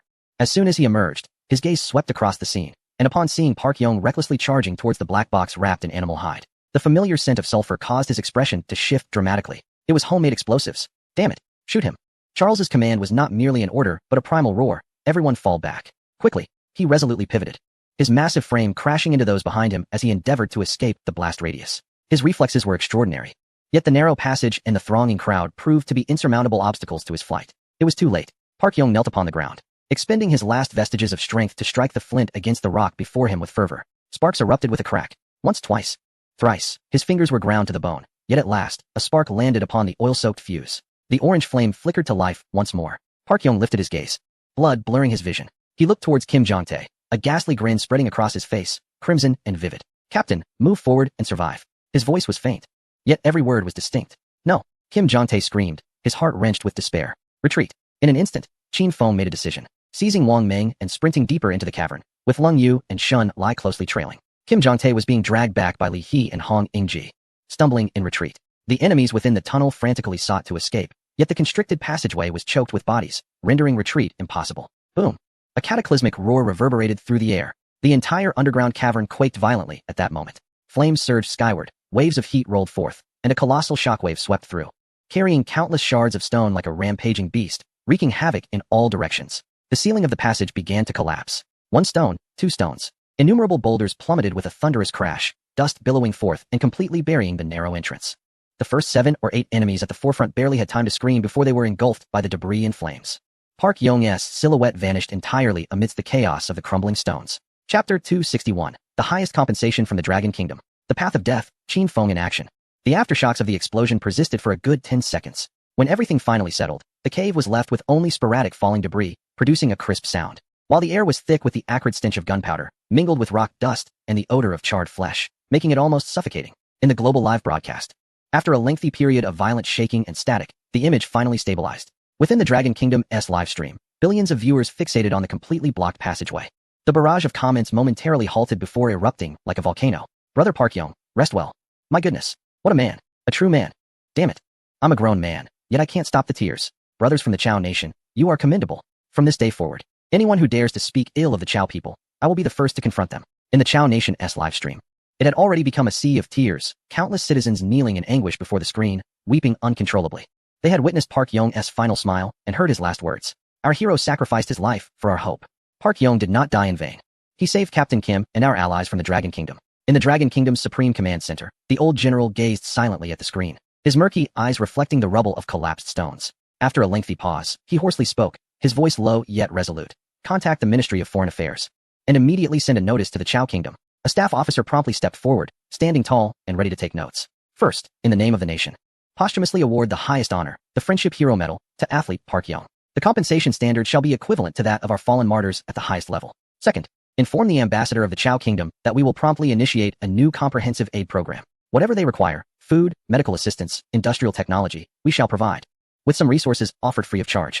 Third, the old general paused, articulating each word with gravity. The blood of friends shall not be shed in vain. From now on, the affairs of the Chao Kingdom will be our own. In the cavern, Qin Feng halted, glancing back at the passage that had been completely blocked. Countless boulders were piled together, sealing off any glimmer of light. Kim Jong-tae knelt on the ground, his hands pressed against the earth, trembling all over. He opened his mouth, attempting to utter something, yet no sound emerged. Silent tears streamed down his face, falling onto the dust-covered rocky floor. Hong Young, he covered her mouth, tears flowing uncontrollably.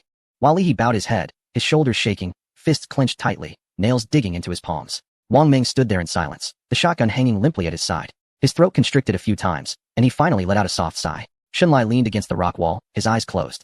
Qin Feng looked at the pile of rubble, feeling as though a heavy stone pressed down upon his heart. He knew that Park Yong's body lay beneath, entangled with the remains of 7 or 8 enemies, indistinguishable from one another. This man, who had spoken very few words since joining the team, had only once shown emotion, when Wang Ming had shared a small handful of nuts with him. At that moment, his eyes had glistened with tears as he mumbled a quiet thank you, and that was all. Yet, this taciturn individual, whose presence was barely felt, had been more decisive than anyone else at the brink of life and death. He had not hesitated, struggled, or left behind any parting words. He simply charged forward, ignited the fuse, and, with his own life, secured a path to survival for all. Taking a deep breath, Qin Feng turned and began to walk away. Kim Jong-tae raised his head, eyes reddened, his voice hoarse. Mr. Qin, I am so sorry for Park Yong. Do not say that. Qin Feng interrupted. We share the responsibility.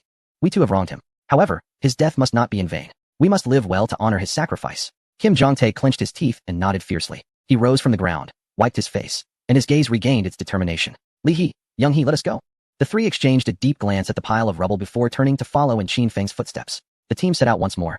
Ahead lay the slippery path precariously close to the abyss, threatening to plunge into the depths below. Behind them lay a thoroughly blocked escape route. They were devoid of choices. The only path left was to advance. The narrow trail measured less than half a meter in width, its surface cloaked in a viscous layer of moss and moisture. Beneath this path lay an unfathomable dark green pool, its waters unervingly still, devoid of even the slightest ripple, yet exuding a nauseating stench of decay. Brother, allow me. Wang Ming stepped forward, lowering his voice. I am tough and resilient. Should I fall, I can withstand a few bites from that monster. That won't do, Qin Feng replied, directing the Titan engineer shovel towards the slippery trail. This moss cannot bear weight. Your center of gravity is too high, and your weight is excessive. One misstep, and no one can save you. Cold Moon scrutinized the rock face. Can we use a rope? Secure it to the cliff for safety. Qin Feng reached out to feel the smooth stone wall, shaking his head. There's no point to anchor the rope. Forcing a stake will create too much noise, provoking whatever lurks beneath. For a moment, the atmosphere thickened with tension. Everyone understood that the mere 10 meters ahead could only be traversed through their own resolve. I shall go first. Qin Feng's tone was as calm as if he were discussing a trivial matter. He unburdened himself of his pack, retrieving the rope to wrap around his body, then tossed the backpack to Wang Ming. Hold this. Turning towards the perilous path, he grasped the Titan engineer shovel with both hands, using it as a balance pole.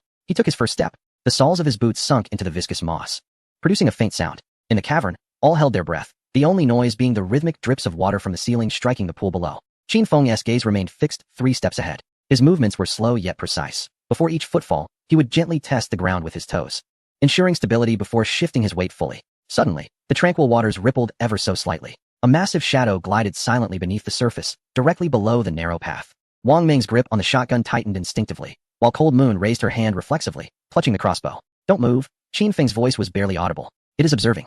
The creature did not attack. It was waiting for a misstep, a stumble, a moment of vulnerability. Qin Feng seemed oblivious, pressing onward. One step, then another. When he reached a particularly thick patch of moss, he paused. He did not take unnecessary risks. Instead, he gently tapped the sharp edge of his shovel against the rock wall beside him. Crack! A small fragment of stone fell, creating a rough, shallow pit in the wall. He placed his toes on this newly formed foothold, steadily advancing past it.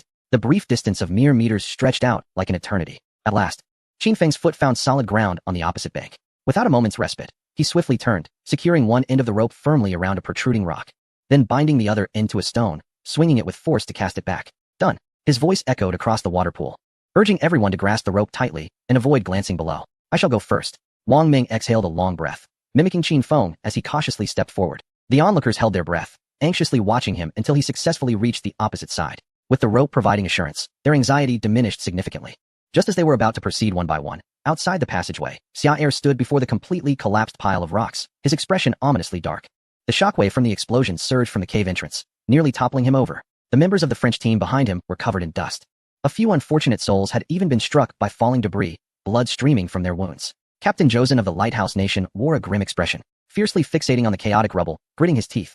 Damn it. Those Dragon Kingdom rats have explosives. Captain Sato of the Japanese team was trembling with rage. My men.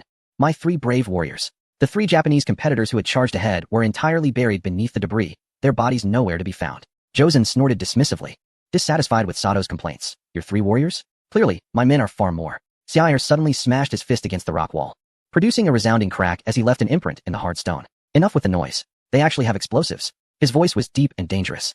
Just how many hidden treasures do those damned rats possess? Josen narrowed his eyes, a glimmer of greed flashing within them. If they have explosives, perhaps they possess other treasures as well. Do not dwell on that. Xia Er interrupted coldly. This route is completely blocked. We cannot enter, nor can they escape. He paused, a cruel smile curling at his lips. However, it matters not. This relic holds more than one entrance. Since this one is obstructed, we shall seek other openings. After all, those in the Dragon Kingdom are already trapped inside. Even if they are fortunate enough to have survived the explosion, they will inevitably perish at the hands of the monsters lurking deeper within the relic. By that time, we shall merely collect the spoils. Josen nodded, his eyes reigniting with fervor. Indeed, everything within the relic ultimately belongs to us. Although Sato felt anguish for his fallen comrades, he dared not contradict Xia Er's decision and could only grit his teeth in silence.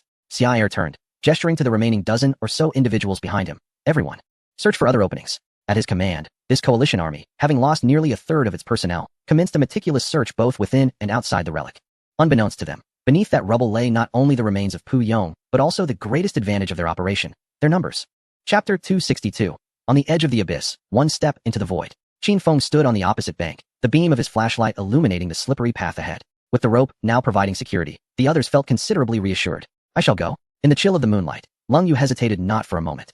Taking a deep breath, she grasped the rope firmly and stepped onto the treacherous, slippery path of death. Her stride surpassed Qin Feng's in both speed and grace, each footfall landing precisely within the small depressions created by his spade, her form barely wavering. In no time, she successfully reached the opposite shore, quietly positioning herself behind Qin Feng, vigilant of their surroundings. Following closely was Shun Lai, who, though lacking Lung Yu's nimbleness, made up for it with his steadiness. He traversed the path with deliberate slowness, his center of gravity low, passing through unscathed. Only 4 remained to cross. Jin Zhengtai glanced at the frail Hong Yingji and said to Li He, you go first. I will carry Yingji and follow last. Li He nodded, grasped the rope, and cautiously began to move, reaching the other side without incident. Next was Zhao Ziqian. He cast a glance downward, the stillness of the dark green depths stirring a wave of nausea within him. Yet, he refrained from a second look, having faced death numerous times. He understood well that fear resolves nothing, it merely hastens one's demise. Ziqian, focus. Watch your step. Wang Ming shouted from across the way. Zhao Ziqian nodded, gripping the icy rope tightly. He concentrated all his attention on the shallow impressions left by Qin Feng, lowering his center of gravity as Shun Lai had done, securely placing his first foot upon the path. 1 step, 2 steps. His movements were far from as graceful as Lung Yu's, nor as steady as Shun Lai's. Each step felt laborious, yet he planted his feet firmly, without a trace of hesitation. He could distinctly feel a steady and powerful force emanating from the other end of the rope. Qin Feng was pulling him along, instilling an unprecedented sense of security within him. However, as he reached the midpoint of the path, merely 5 or 6 meters from safety, a tremendous, thunderous roar erupted from the depths of the pool. The entire cavern, no, the entire mountain, seemed to shudder violently as if struck by an ancient beast from below. Loose stones tumbled from the ceiling, crashing into the water and sending ripples across its surface. Steady, Qin Feng barked with authority. Yet, the violent tremors did not originate from the earth itself, but from beneath the water. The colossal salamander, its long tongue severed, in a frenzy of pain and fury, was relentlessly pounding against the rock wall beneath the path in a bid for vengeance. Crack! A sharp sound of breaking echoed. The already slick moss-covered rock beneath Zhao Ziqian's feet shattered under the violent impact, a small piece giving way. He felt the ground slip from beneath him, his balance lost in an instant. Though his hands clung desperately to the life-saving rope, his body swung uncontrollably like a pendulum, plummeting straight towards the dark, icy waters below. Ziqian. Wang Meng's eyes widened in horror as he and Shun Lai frantically pulled on the rope. Splash. The sound of a heavy fall into the water reverberated sharply in the otherwise silent cavern. The frigid waters of the pool enveloped Zhao Ziqian's entire body in an instant. He sputtered and choked on the water, driven by his primal instinct for survival as he thrashed about wildly, his legs kicking in a frenzy. Yet, the more he struggled, the more elusive the slippery ropes became. Just then, a massive ripple appeared on the surface of the water behind him. A colossal, slick, dark green head silently emerged from the depths, its vacant, blind eyes fixated on him. The giant maw, devoid of a tongue, slowly opened wide, revealing a horrifying array of pale, jagged teeth, reminiscent of a steel saw. A putrid stench of decay assaulted his senses. Don't mind me, Brother Qin Feng. You all need to escape. Zhao Ziqian coughed and shouted with every ounce of strength he could muster. He could see the enormous silhouette surfacing from beneath the water. Though fear gripped him, he was far more concerned about endangering his team. Transitioning from an ordinary office worker to a fighter for survival, the fierce spirit of a son of the Dragon Kingdom surged within him. He drew a dagger from his waist, its blade barely breaking the surface of the icy water, and steeled himself, alertly scanning for the encroaching shadow of death. Even in the face of demise, he vowed to leave a mark on the creature. Wang Meng raised his shotgun but hesitated to fire, as Zhao Ziqian was perilously close to that monster. Shun Lai lifted his bone spear, equally reluctant to act. Those across the bank held their breaths in suspense. In a critical moment, just as the monstrous maw loomed over Zhao Ziqian's head, Qin Feng's voice rang out, "Cover me." Before anyone could react, he had already devised multiple strategies in a heartbeat, weighing the risks of firing and the diminishing accuracy of a thrown spear. The only path to salvation was to create a distraction louder than Zhao Ziqian's desperate struggles, diverting the creature's attention. This was the sole solution. He snatched the heavy backup bone spear from Shun Lai's grasp, his body coiling like a spring.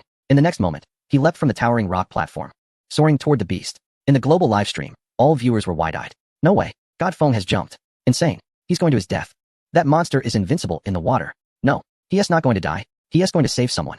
Oh my heavens. Under the astonished gaze of countless spectators, Qin Feng's body traced an arc through the air, crashing into the icy waters with a resounding splash. Boom. A massive spray of water shot up several meters high. This tremendous commotion successfully captured the blind monster's attention. For a creature that hunted through sound and vibrations, the disturbance created by Qin Feng's entry into the water was irresistibly alluring, causing the giant salamander to pivot and charge toward the source of the greater noise. Fire. The voice of Leng Yu rang out simultaneously. She reacted with remarkable speed, raising her crossbow the moment Qin Feng leaped. Swish, swish, swish. Several crossbow bolts accurately pierced the upper half of the monster's cranium. Though they failed to penetrate its defenses, the force of the impact caused the creature to falter momentarily. Bang, bang. Wang Meng's shotgun roared to life, a barrage of steel pellets raining down upon the monster's slick skin, while it too failed to inflict a fatal wound. It successfully bought Qin Feng that precious instant he desperately needed. Underwater, a chilling darkness enveloped him, the biting cold seeping into his very bones. Even with his enhanced physique, Qin Feng felt a sharp pang of discomfort. Yet, summoning his formidable willpower, he swiftly suppressed the physiological unease. His eyes snapped open in the inky depths, and he darted towards the disoriented Zhao Ziqian. Grasping Zhao Ziqian by the collar, he summoned the strength from his core and hurled him towards the life-saving rope several meters away. Grab it. At the same time, he redirected the bone spear in his hand, exerting all his might as he thrust it violently into the underwater rock wall. Clang. The bone spear collided with the hard surface, sparking a cascade of fiery glimmers. A tremendous recoil surged through him, utilizing this force. Qin Feng propelled himself away with the swiftness of a released arrow. Splash. Almost immediately after he vacated his original position, the colossal creature lunged forward, missing its target entirely and stirring up a tremendous wave. On the opposite bank, Wang Meng and Shun Lai clutched the rope with unwavering resolve. While he joined their efforts. Together, they heaved Zhao Ziqian, who had managed to grasp the rope, from the icy grip of the deathly waters. Cough, cough, cough. Zhao Ziqian collapsed onto the ground, drenched, resembling one just retrieved from a freezer, trembling uncontrollably. He gasped for breath, his face and lips tinged with a purplish hue. Yet his eyes brimmed with boundless gratitude for Qin Feng. He had survived when everyone thought his fate was sealed. Once again, Qin Feng had pulled him back from the brink of death. Splash. The sound of water erupted as Qin Feng emerged from the surface on the other side. Wiping the water from his face, the frigid pond only served to sharpen his senses. He regarded the agitated monster thrashing about in the water, emitting furious roars. With a calm demeanor, there was no trace of fear in his darkened gaze. It seemed this creature would not escape its demise. Chapter 263. Qin Feng's Frenzied Hunting Plan. With a growl, the massive giant salamander relocked its gaze upon Qin Feng, its enormous form surging from the water. Its gaping maw, devoid of a tongue and reeking of a foul stench, lunged ferociously toward Qin Feng. This time, rather than retreating, Qin Feng advanced. At the very moment the monstrous jaws were about to snap shut, he propelled himself off the bottom of the water, swinging the bone spear with all his might and driving it forcefully into the creature's upper jaw. Thud! The sharp, hardened bone spear, coupled with the creature's own terrifying biting force, became lodged deep within its mouth. The monster howled in pain, unleashing an even more violent roar, its massive head thrashing wildly in an attempt to dislodge the accursed toothpick. However, it only became ensnared tighter, caught in the grip of this overwhelming force.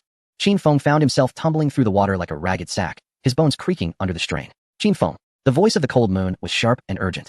A rope was skillfully cast down from the ledge above, landing with a splash beside Qin Feng. Seize it. Qin Feng choked on the icy, piercing water of the pool and desperately grasped the lifeline. On the shore, Wang Meng and Shun Lai immediately exerted their strength, attempting to haul him to safety. Yet, at the very moment he was being pulled upward, Qin Feng's gaze was fixated on the bone spear lodged in the jaw of the giant salamander, which was being thrust deeper with every thrash of its body. A frenzied thought flashed through his mind in an instant. The chance to slay it was but a singular opportunity. Instead of ascending with the pull, he twisted his waist and abdomen, clutching the rope, and plunged back into the inky, frigid depths of the water. Qin Feng, brother Qin Feng. All those on the shore witnessed the taut rope suddenly slack. And in an instant, Qin Feng's figure vanished from the water's surface, causing every heart to plummet. What on earth is he doing? Wang Meng's eyes blazed crimson, gripping the rope with all his might, veins bulging on the back of his hands.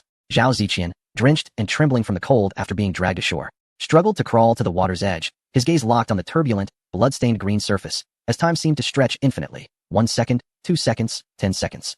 The surface was only disturbed by the monstrous thrashing. Qin Feng's presence was nowhere to be seen. Long Yu stood at the precipice, her lips pressed tightly together, drained of color. Her eyes were fixed on the indistinct silhouette beneath the water, her reason clamoring in madness, reminding her that a soldier's duty is to complete the mission, not to recklessly seek death. Yet, another uncontrollable emotion caused her hand, which gripped the crossbow, to tremble uncontrollably. Just wait for 3 more seconds. If he does not resurface. A resolute glint flashed in her eyes as she placed the crossbow down, crouched slightly, and prepared to plunge into the water herself. At that moment, splash! A tremendous roar erupted, sending water soaring. The colossal salamander furiously thrust its head above the surface, and alongside its massive skull, a figure was propelled by the tremendous force, crashing against the nearby rock wall like a cannonball. Bang! It was Qin Feng. His body slammed heavily against the rocks, producing a muffled thud, before sliding down the slick surface, kneeling on a protruding stone, and spewing forth a mix of blood and pool water. He was injured, and the end of the rope in his grasp had mysteriously vanished. In its place, the rope that should have pulled him to safety was now tightly looped around the giant creature's head, secured with an unyielding knot around the bone spear lodged in its jaw. In those brief seconds underwater, he had risked being devoured by the monster to transform that lifeline into a noose of death.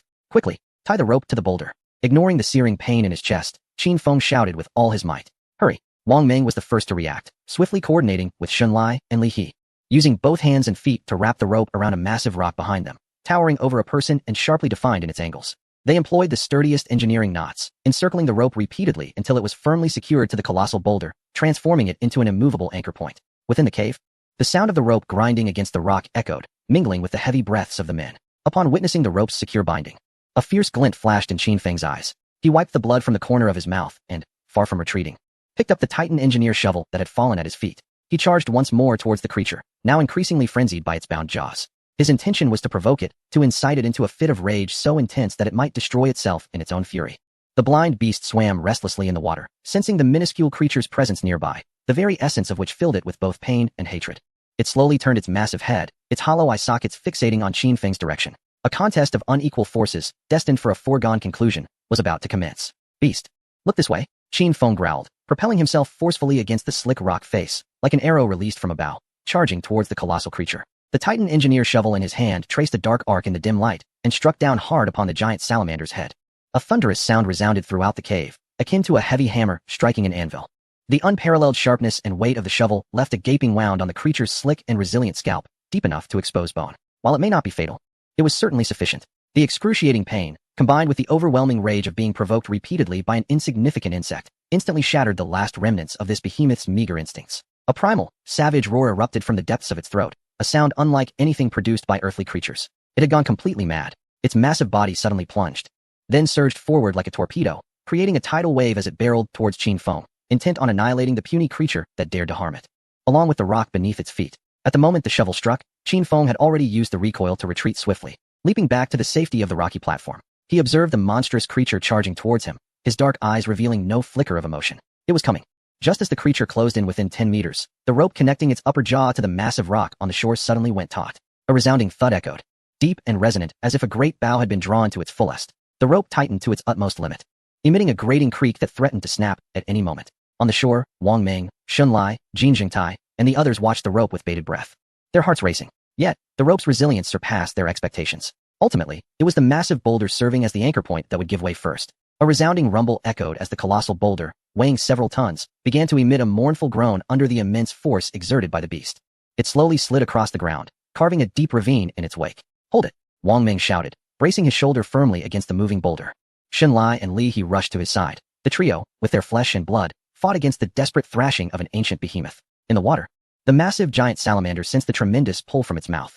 Yet, rage had consumed its rationality. All it felt was the agony in its jaws, prompting it to charge forward with even greater frenzy, striving to break free from its bindings. Chapter 264. The giant salamander is slain. Rewards distributed. Leng Yu rebukes Qin Feng. Thus unfolded a gruesome spectacle before the gaze of billions worldwide. A monstrous creature engaged in a tug-of-war against the immovable boulder on the shore, with its own jaw serving as the tether. A faint yet unmistakably clear sound, akin to the cracking of bones, emanated from the creature's gaping maw. Its momentum abruptly faltered, swiftly followed by a chilling tearing sound. This was not merely the sound of a rope snapping. It was a far more horrifying sound, the flesh being gruesomely rent apart. In the struggle between the beast's brute strength and the boulder's weight, it was the creature's own body that first succumbed. The bone spear lodged in its upper jaw, under the horrific strain, acted like a can opener, forcibly severing its entire upper jaw along with half of its skull. With a sickening burst, a jet of dark crimson blood erupted from the gaping wound, instantly tainting half of the emerald green pool a repugnant shade of red. The creature's roar was abruptly silenced. Its immense body convulsed violently in the water, creating towering waves that stirred the bloodied pool. Yet, all of this was but a futile struggle. Signs of life rapidly dwindled.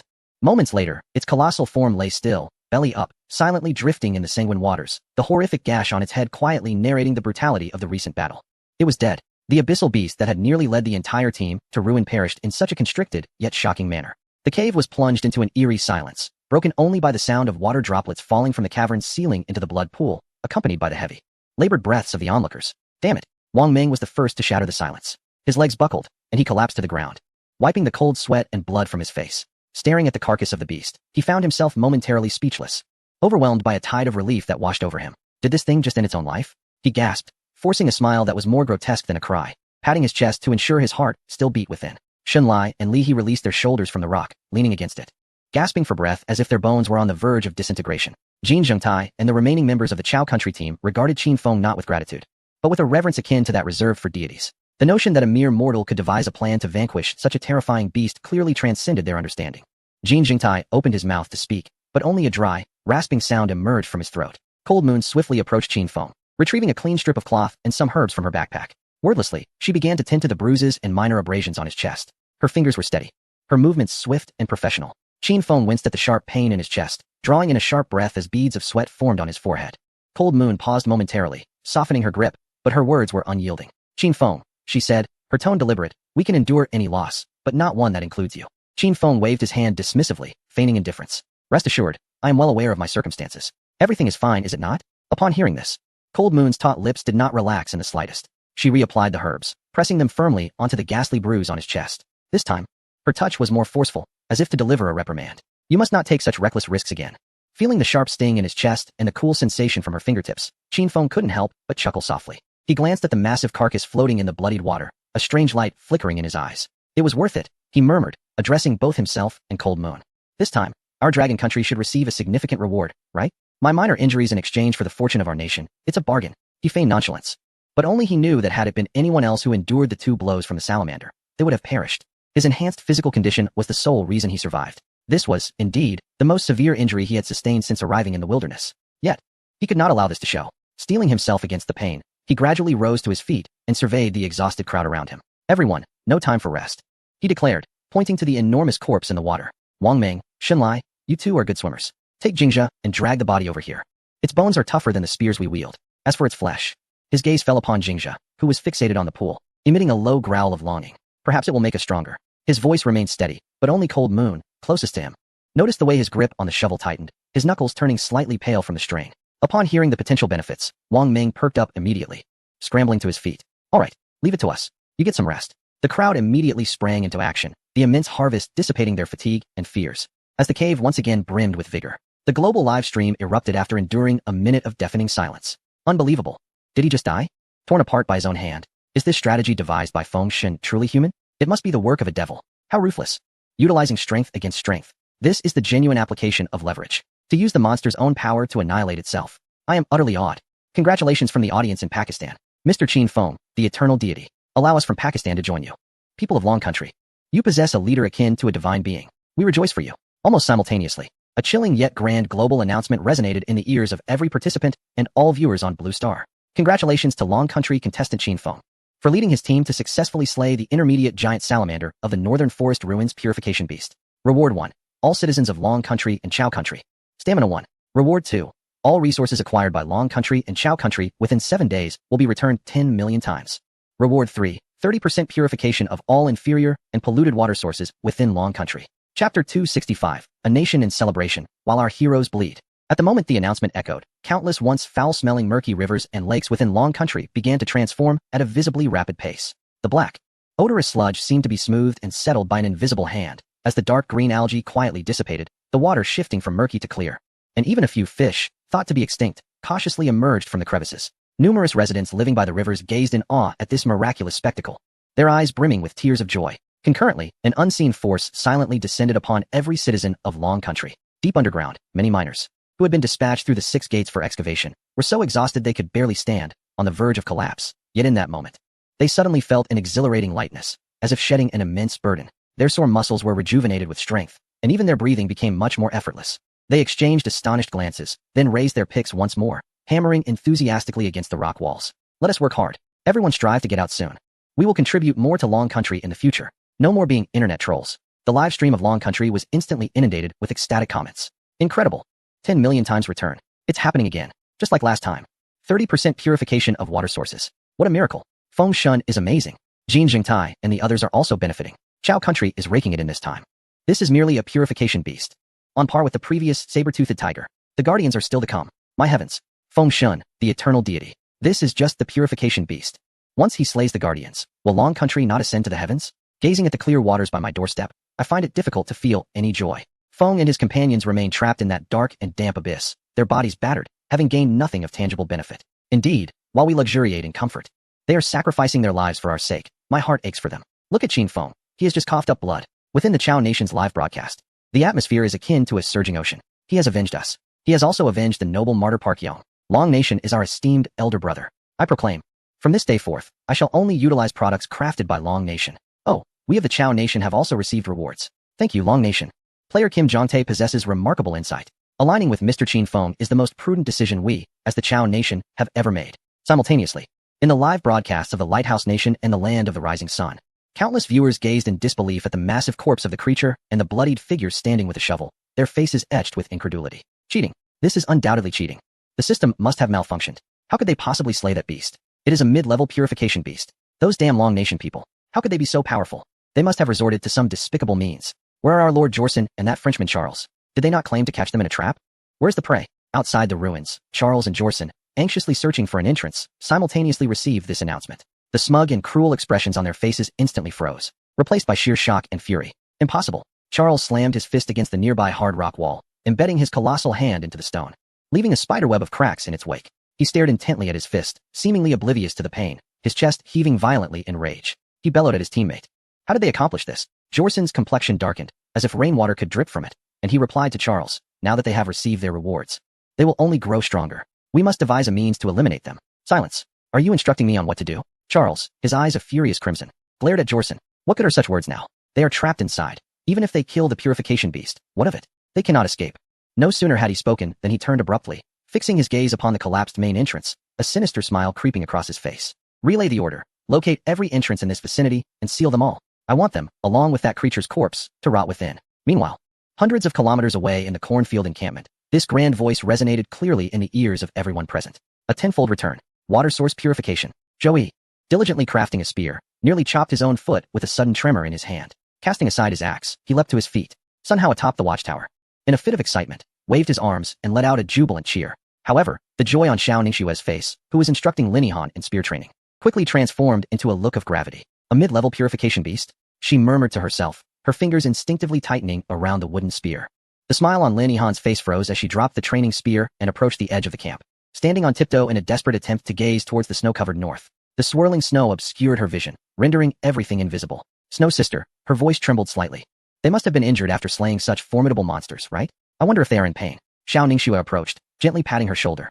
Her tone surprisingly resolute. Do not worry, that man is not so easily harmed. Have faith in them. Yet, the concern lurking deep within her eyes was impossible to conceal. Meanwhile, 100 meters away in the makeshift camp designated for the Dragon Kingdom, Princess Elena of the Billy Kingdom and her team of over 10 members also heard the resounding announcement that echoed through the heavens. Initially stunned, they were soon engulfed by an overwhelming, indescribable wave of euphoria. My God! Exclaimed Luke, his beard bristling with excitement as he knelt in the snow, fervently tracing a cross. We placed our bets wisely. Indeed we did. Princess Elena, you are the most illustrious leader of the Billy Kingdom. Even the usually composed Yensen could not hide his exhilaration. Gazing at Elena with newfound admiration and respect, Elena inhaled the frigid air deeply, striving to calm her racing heart. She surveyed her compatriots, who were on the brink of tears from excitement, and a radiant, proud smile illuminated her face. Did everyone hear that? Her voice rang clear and powerful. This proves that we follow true strength. It affirms that the fate of the Billy Kingdom rests upon the wisest of choices. Mr. Qin Feng and his companions are carving out new territory for our nation with their very lives, and we cannot merely sit back and reap the rewards. Raising her rudimentary wooden spear, she called out, let us all strive with fervor. Let us double today as hunting targets. Dig up every wild vegetable we can find. We must demonstrate through our actions that protecting us is the most prudent investment our allies can make in this battle for national destiny. A chorus of fierce roars erupted from over 10 members of the Billy team, their morale soaring to unprecedented heights. Chapter 266, Side Story 8, Dragon Kingdom's Twin Stars. All members prepare for assembly. The blizzard had long ceased, and the glaring sunlight spilled over the boundless snowfields. Yi Fei lay motionless behind a snowy slope, clutching a short bow crafted by Sun Tzuelan and her team. His gaze was fixed intently on a black stone not far away, emitting steam in the sunlight, where a battered lizard languidly basked in the rare warmth. Now was the moment. Yi Fei abruptly drew the bowstring, and a sharpened wooden arrow whistled through the air. Thud! The arrow pierced the lizard's eye socket, penetrating its brain. The lizard had no time to utter a cry, its body convulsing violently twice before falling utterly still. Mission accomplished. Yi Fei's face radiated with an exhilarating smile as he sprang to his feet and hastened forward. One hand grasped the tail of a lizard, while the other seized the short bough embedded in the ground, striding back to the shelter with purpose. Outside the pit, Chen Hu, Sun Tzuelan, and Zhao Fu were gathered around a pile of firewood, where a blackened ceramic pot simmered over the flames, bubbling with unknown plant roots, emitting a fragrant steam. A delightful addition to our meal. Yi Fei casually tossed the still-dripping lizard onto the snow, prompting Sun Tzuelan to roll her eyes. Zhao Fu chuckled, observing him, Brother Yi. Your recovery is astonishing. Just a few days after that fractured hand, and you're already drawing the bow. Yi Fei shook his previously broken left hand and flexed his wrist, feeling somewhat puzzled. I truly do not understand why, but ever since I vanquished that giant python, my body has felt somewhat peculiar. Chen Hu, who had been silently polishing his spear, paused, raising his gaze with a flicker of contemplation. Could it be due to the python's flesh you consumed? Sun Tzuelan inquired curiously. Uncle Chun, your leg injury hasn't healed yet. Did you not partake in it? Chun Hu shook his head, a look of distaste crossing his features. I took but a single bite. It was far too pungent and foul. I could not bear it. Yi Fei let out a wry smile and plopped down onto the ground. What a pity. That enormous python. And we only managed to salvage such a small piece of meat, hastily rushing off to find a water source. By now, it is either dried into jerky or snatched away by other beasts. As they lamented, a sudden clatter of heavy footsteps echoed from afar. The four exchanged alarmed glances, swiftly entering a state of vigilance, each grasping their weapons, anticipating an approaching beast. Yi Fei squinted, discerning the source with clarity. Moments later, his wariness transformed into unbridled joy. Was that not the camel, Luo Dana, whom he had willingly released when calamity struck? Moreover, behind Luo Dana, there seemed to follow a larger, more robust female camel. Luo Dana. Yi Fei rushed towards it, embracing its neck and affectionately rubbing his cheek against its furry face. He then turned his gaze to the obviously curious female camel, playfully winking at Luo Dana. Well, Luo Dana, what a surprise. You ventured out and returned with a bride for your old man? Luo Dana appeared to comprehend Yi Fei's jest, proudly lifting its long neck and exhaling two formidable jets of mist from its nostrils, emitting a series of pleased gurgles, as if showcasing its prowess. All right. I see you are impressive. Yi Fei laughed heartily, affectionately patting its sturdy neck, and led both camels back to the pit. This scene left Zhao Fu and Sun Tzuelan utterly astonished, their eyes nearly bulging from their sockets. They recognized that both Yi Fei and Chun Hu possessed remarkable skills, capable of slaying a giant python in dire circumstances. Yet, who could have anticipated that Yi Fei also kept a camel? In this desolate wilderness, which could easily ensnare a person, the value of a single camel needed no further elaboration. Yi, Brother Yi, Zhao Fu stammered, pointing at the camel. Oh, this is my mate. Dana the camel, Yi Fei casually introduced. And the one behind is its newly found, well, spouse. Sun Salon's gaze turned more pragmatic as she swiftly surveyed the towering figures of the two camels, her eyes sparkling with excitement. With these two camels, it seems we possess the means to escape this dreadful place. At that moment, the live broadcast watches on their wrists emitted a crisp chime simultaneously. The group paused, instinctively lowering their heads to observe. A luminous message materialized clearly on the screen. Global announcement. Dragon Kingdom contestant Qin Feng has successfully hunted the intermediate purification beast, the giant salamander. Reward. The surroundings fell into a profound silence, broken only by the crackling of the campfire. Again, it's Qin Feng. Zhao Fu murmured in disbelief, his voice laden with astonishment. An intermediate purification beast. Good heavens. Weavy, he never even laid eyes on one. It must be formidable. Sun Suilon placed a hand on her forehead, exhaling deeply. Her gaze darted between Yi Fei and the pierced lizard, her expression exceptionally peculiar. I've come to understand. She suddenly spoke, her tone tinged with a resigned acceptance. Our Dragon Kingdom truly boasts two extraordinary individuals. She pointed at Yi Fei. You and Uncle Chun who have slain a giant python and even raised camels in the desert. Then she gestured into the air. And that Qin Feng is even more outrageous. First, he slayed a great tiger, and now he's gone after a giant salamander. Why do I feel like this desolate wilderness is his backyard? The disparity was staggering. It seems Zhao Fu and I are better suited for logistics, perhaps cooking or something. She sighed slowly. At this moment, the usually reticent Chun who lifted his head, elbowing Yi Fei beside him with a rare glint of mischief in his eyes. Hey kid, did you hear that? Now that is a true powerhouse. Feeling the pressure? He intended to make a jest, to tease this young man who consistently conjured miracles. Unexpectedly, Yi Fei grinned widely, revealing a set of pearly whites, his gaze not burdened with pressure, but rather ignited with fervor. Pressure? What pressure? I'm thrilled to bring glory to the Dragon Kingdom. He shook his hand, now fully healed. It's all for a single goal. Comparing heights is rather trivial. With a shift in tone, he stroked his chin, a glimmer of competitive spirit illuminating his eyes. However, I genuinely wish to meet this Qin Feng and see what kind of remarkable individual he truly is. This declaration instantly ignited the flames of enthusiasm within everyone. Indeed, instead of waiting idly here, we should take the initiative. Exactly. Chun Hu thumped his thigh. We can't linger any longer. We must locate our other teammates. Lone wolves perish, while a pack thrives. The four were united in their resolve. With two camels serving as the finest mode of transportation through the desert, they finally gained the autonomy to choose their path. They swiftly packed their meager belongings and roasted the lizard that Yi Fei had just shot, preparing it as sustenance for their journey. Soon, for figures and two camels, facing the rising sun, embarked on their expedition to leave the snow-colored desert behind. However, unbeknownst to them, the direction they instinctively chose, appearing most vibrant, led them toward a treacherous expanse of Gobi Desert. At the heart of that Gobi, Captain Meow and his team found themselves ensnared in an unprecedented predicament. Chapter 267. Look, we've even consumed the awakening insects. Shall we indulge a bit more? The cold yet grand voice of the global announcement echoed within the vast cavern. An indescribable wave of ecstasy engulfed all except for Qin Feng and Leng Yu. Thud. Jin Zhengtai knelt heavily on the ground. This robust man now resembled a child, vigorously wiping his reddened eyes with his hand. Bowing deeply towards the direction of their homeland, he exclaimed, Park Yong, did you see? Our Chao nation has also received such bountiful rewards of fortune. Jin Jingtai's voice trembled, tears welling up. Li He dropped the wooden stick from his grasp, his knees buckled, and he collapsed onto the slick rocks, trembling with excitement. We, too, have rewards. Though weak, Hong Ingji struggled to kneel, but was held back by Leng Yu's firm grip on her shoulder. Stay still. If you move, your wound may tear. Jin Zhengtai lifted his head, his eyes ablaze with emotion. Mr. Qin, you have saved our lives, and now you bring such generous fortune to our Chao nation. This kindness, I, Jin Jingtai, could never repay, even in death. Get up, Qin Feng said, supporting himself with a shovel in one hand while reaching out to Jin Zhengtai with the other, helping him to his feet. This simple gesture momentarily alleviated the searing pain in his chest, yet his expression remained unchanged. Park Yong's sacrifice has secured the survival of us all. This is what you deserve. We are allies, are we not? Allies, Jin Zhengtai savored the word, his eyes brimming with gratitude and reverence. He understood that Qin Feng was providing them an avenue of dignity, truly placing them on equal footing as comrades. Jin Jingtai felt his eyes welling up with emotion.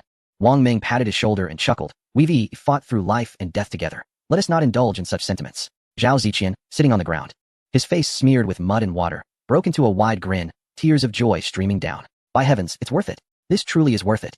His voice cracked with excitement. Minggu, do you remember the last time we took down that great cat? This is the reward. 1,000-fold. Our dragon nation is about to soar again. Nearby, Shunlai, resting against the rock wall, rarely allowed a hint of a smile to break through as he heard this. He lifted his gaze to the droplets falling from the cave's ceiling and solemnly added, the water source has been purified by 30%. This is more crucial than anything else. Indeed, a return of resources 1,000-fold could render the dragon nation prosperous. And a stamina of one could strengthen the physique of its citizens. Yet, these are mere embellishments. It is the purification of water that serves as true salvation in times of need. As the resources of Blue Star dwindle, fresh water becomes the first casualty.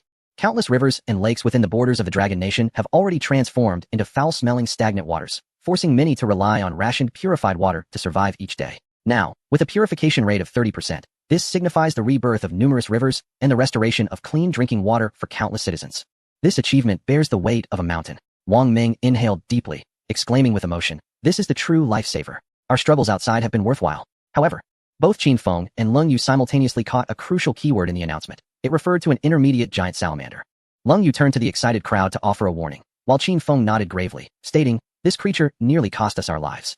Yet it is merely a purification beast, not a guardian." The smile on Wang Ming's face froze, and he realized, indeed, intermediate. The giant python that Yi Fei and the others defeated was labeled as a relic guardian in the announcement. Are we to understand that the formidable creature we fought so hard to vanquish was merely a gatekeeper? Is there something even more fearsome within this relic? This realization cast a shadow over everyone's hearts. An intermediate purification beast had already claimed one of their own and left the entire group injured, nearly annihilating them. What, then, could the true guardian possibly be like? Clearly, the path ahead was far more perilous than they had imagined. Observing the solemn expressions on their faces, Qin Feng suddenly clapped his hands, drawing everyone's attention. Why the long faces? He surveyed the group and a smile crept onto his lips.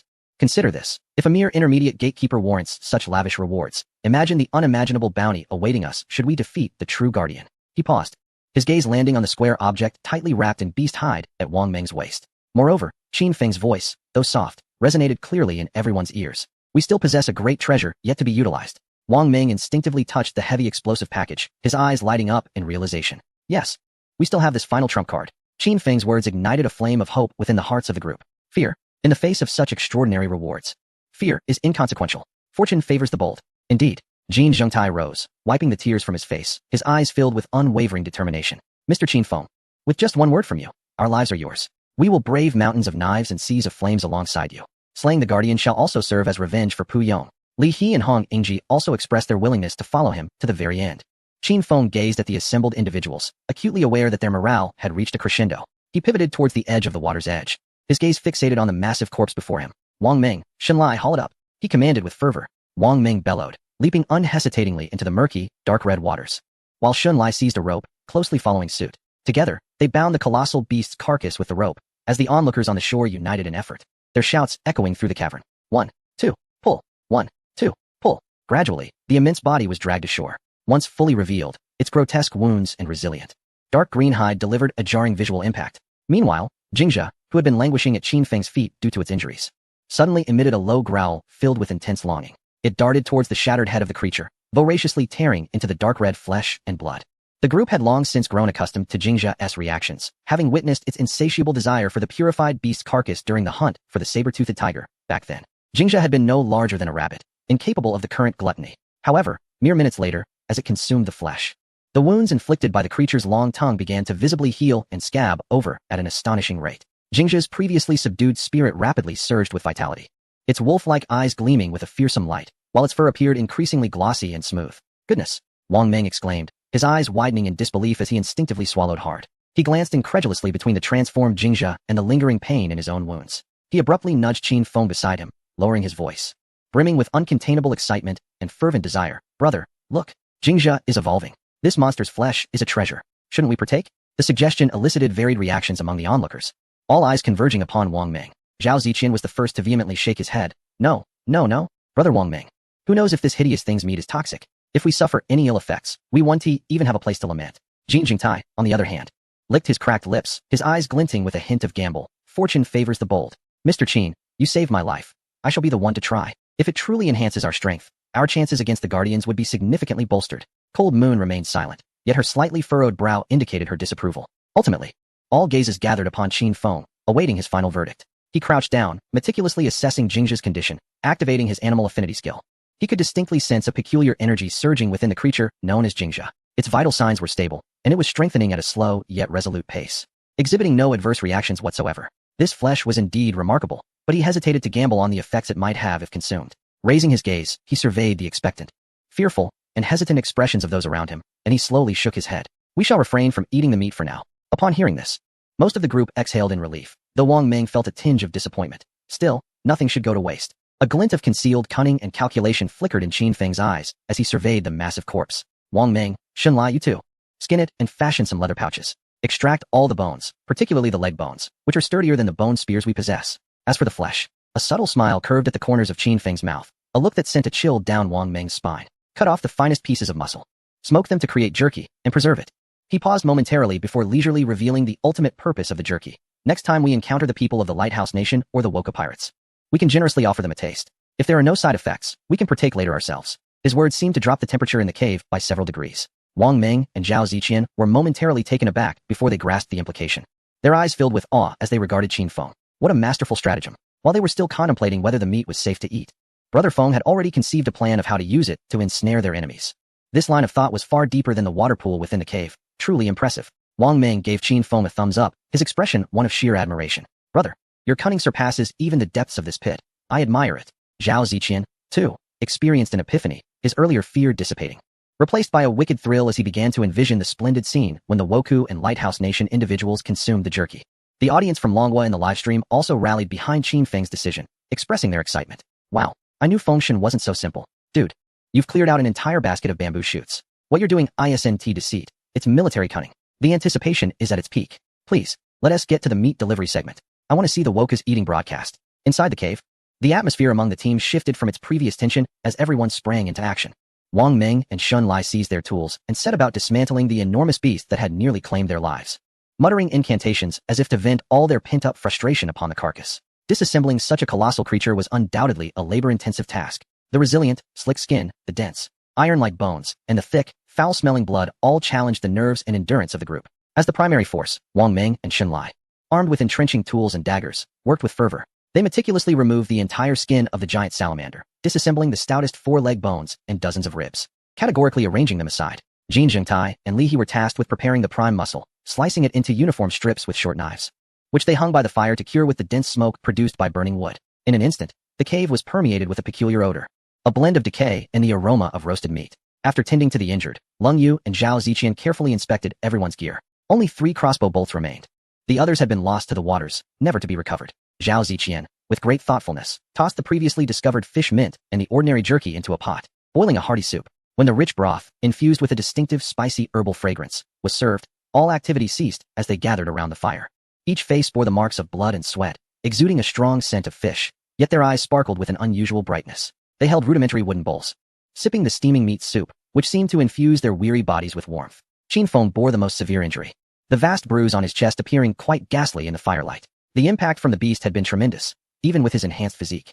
He felt his internal energy churning, and a dull pain lingered in his chest with each breath. Silently, Leng Yu sat beside him, producing clean cloth strips and crushed herbs, carefully tending to his wound. Her movements were gentle, and when her fingertips brushed against his heated skin, Qin Feng involuntarily shivered. Does it hurt? She inquired softly, slowing her movements further. It's bearable, Qin Feng replied, shaking his head, his gaze fixed on the flickering flames, avoiding her eyes. Between them, words were scarce, save for the crackling of the fire and the distant thuds of Wang Meng handling the bones. Yet, an unspoken understanding and concern flowed silently amidst the flames. After their simple supper, Qin Feng commanded a 6-hour rotating rest. Everyone was utterly fatigued, nearly collapsing into their thermal blankets, heavy snores reverberating throughout the cave. However, Qin Feng remained awake, leaning against the rock wall, holding a recently disassembled salamander leg bone as thick as an adult's arm. In his other hand, he grasped a Titan engineer's shovel, activating the master-level forging skill. Instantly, a plethora of structural diagrams for bone weapons materialized in his mind, and based on the density, toughness, and internal stress of the salamander bone, he selected the optimal design for a triangular armor-piercing spearhead. Instead of employing brute force, he deftly maneuvered his wrist, allowing the shovel's edge to slice into the bone at a precise angle. It did not emit a sharp hissing sound, but rather a muted and smooth rustling. With each cut, he meticulously followed the natural grain of the bone, removing excess material while maximizing its structural integrity. In the firelight, bone shavings did not flutter like snowflakes but curled and fell in orderly clusters as if choreographed.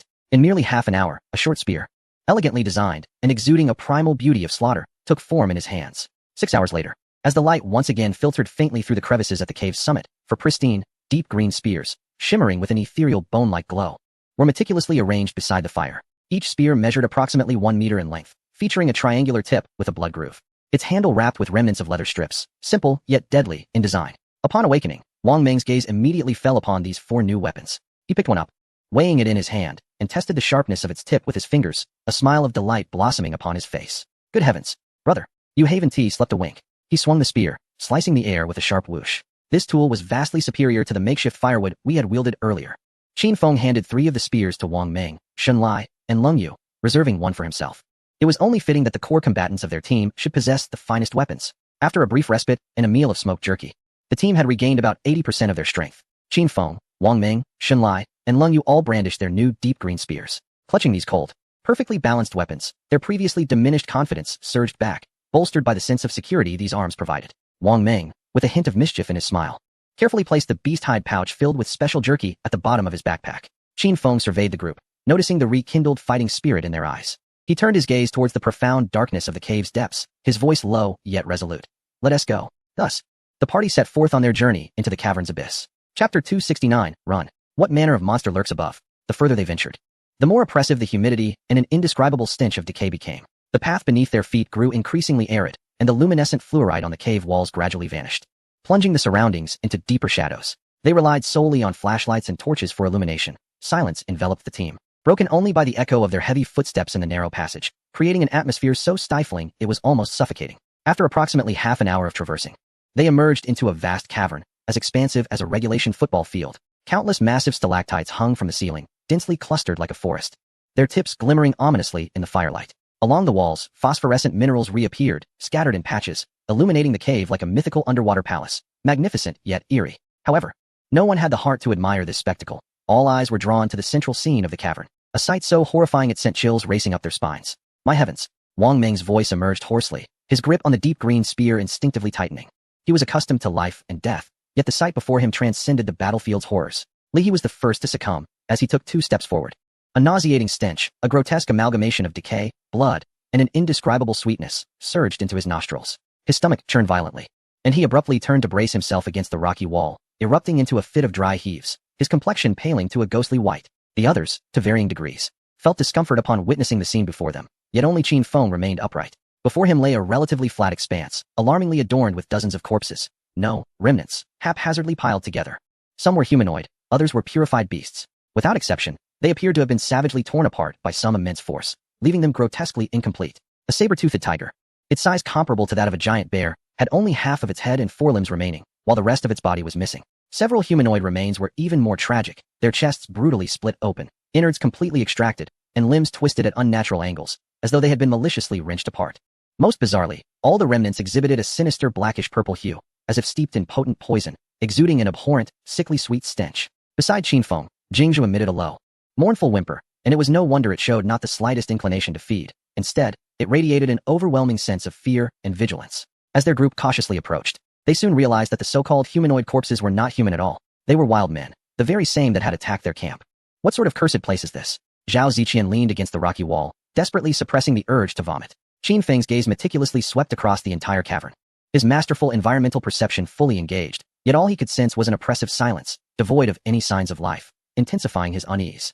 Be careful, do not touch anything, he commanded in a low voice, stepping forward cautiously toward the realm of death. Jin Zhengtai and Li He shielded the still injured Hong Yingji, following closely behind, each step taken with utmost caution, fearful of disturbing some unknown entity. Brother Feng, look at these corpses, Wang Ming whispered, trailing beside Qin Feng, feeling an unsettling dissonance.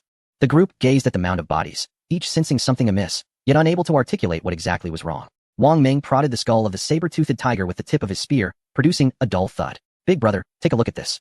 Its teeth are nearly ground down. Leng Yu approached as well, crouching to inspect a wild man's skeleton, her voice cold as she added, furthermore, this skeleton exhibits low bone density, with marked osteophytes at the joints, indicative of typical aging traits. Upon hearing their observations, Qin Feng surveyed the entire boneyard, ultimately connecting all the threads of evidence. He rose and addressed those beside him. All the corpses here are elderly, weak, or infirm. Elderly? Wang Ming was taken aback. Look, Qin Feng pointed with his entrenching tool at the wild man's corpse, contrasting it with the wild men who had attacked them. This particular body undeniably belonged to an aged individual. Furthermore, there lay the purification beast, which he pointed out, a mangled saber-toothed tiger, its fur sparse and dull, its teeth severely worn, an aged creature indeed. Upon his reminder, the crowd scrutinized their surroundings and collectively gasped in horror. Indeed, all the remains scattered across this boneyard, whether belonging to wild men or purification beasts, were predominantly frail, aged, or infirm. This place resembled an abandoned retirement home, where the elderly met their tragic ends. Were they merely awaiting death here? Zhao Ziqian felt utterly bewildered. No, Cold Moon's voice was icy as she examined the gnarled marks on a wild man's leg bone. They were killed here. This resembles a slaughterhouse. The chilling conclusion sent shivers down everyone's spine. What manner of being would regard this area as its dining hall?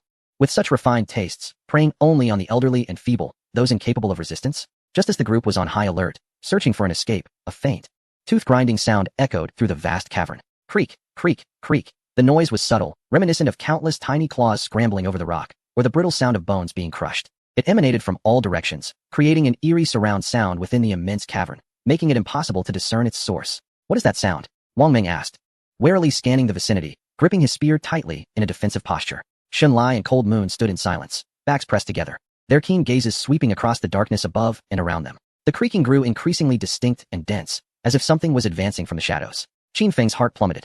He lifted his gaze toward the dimly lit ceiling adorned with countless stalactites. The torchlight barely illuminated a mere 10 meters below, while above loomed an abyss of inkiness. The sound seemed to originate from above. At that moment, several drops of icy liquid fell upon Wang Ming's head. He shuddered, instinctively wiping it away, only to find his fingers sticky. Damn it, he muttered, frowning as he wiped his neck, feeling the wetness and the coppery scent of blood. What dripped on me? Is this stalactite drooling? He instinctively glanced upward, trying to see which stalactite was dripping. The beam of the torch followed his gaze, piercing through a fraction of the darkness. Then, the expression on Wang Ming's face froze. His pupils constricted in an instant, his mouth opened soundlessly, his throat constricted as if gripped by an unseen force, rendering him voiceless. Approximately 20 meters above him, amidst the dense forest of stalactites, an unimaginably large silhouette clung tightly to the cavern's ceiling. This was no rock. It was a living entity. It possessed numerous long, arthropod-like legs, each firmly anchored to the rock face. Its body was cloaked in a shell as smooth as obsidian, reflecting a chilling glow in the torchlight. What is most terrifying is its head, indescribable in words, composed of hundreds of eerie blue eyes that formed two immense compound eyes, fixated intently on the crowd below. That is not mere rain. It is the saliva dripping from its maw. A surge of profound terror seized Wang Ming's heart in an instant. With every ounce of strength, he let out a heart-wrenching scream, urging, "Run! Watch your heads!" No sooner had the words left his mouth than Qin Feng instinctively raised the Titan engineer's shovel across his chest, and upon glancing upward, his eyes filled for the first time with pure horror. Cold Moon and Xun Lai reacted with lightning speed, not even glancing up. They swiftly positioned themselves back-to-back to shield Zhao Ziqian and the injured from Chao Gua. Their dark green short spears pointed resolutely toward the unfathomable darkness of the cave ceiling, adopting the most determined defensive stance. At that moment, the entire cavern was engulfed in the shadow of death. Chapter 270. Wang Ming seriously injured. The awakening of the Guardian. A spider is a spider. How could there be such a colossal spider? Jin Zhengtai ground his teeth, his eyes brimming with fear. Run. Qin Feng's voice was chillingly calm, devoid of any tremor. In that critical moment of life and death, his mind raced to its utmost capacity. There was no alternative. They could only retrace their steps through the narrow passage they had come from. In an instant, everyone reacted. Zhao Ziqian and Li He scrambled to hoist Hong Yingji, frantically rushing back in the direction they had come. Suddenly, with a thunderous crash, the entire cavern trembled violently. The gigantic spider released its limbs, its massive body plummeting from the high ceiling. The force of the impact sent countless stones and dust soaring into the air, choking the group into fits of coughing. Cover!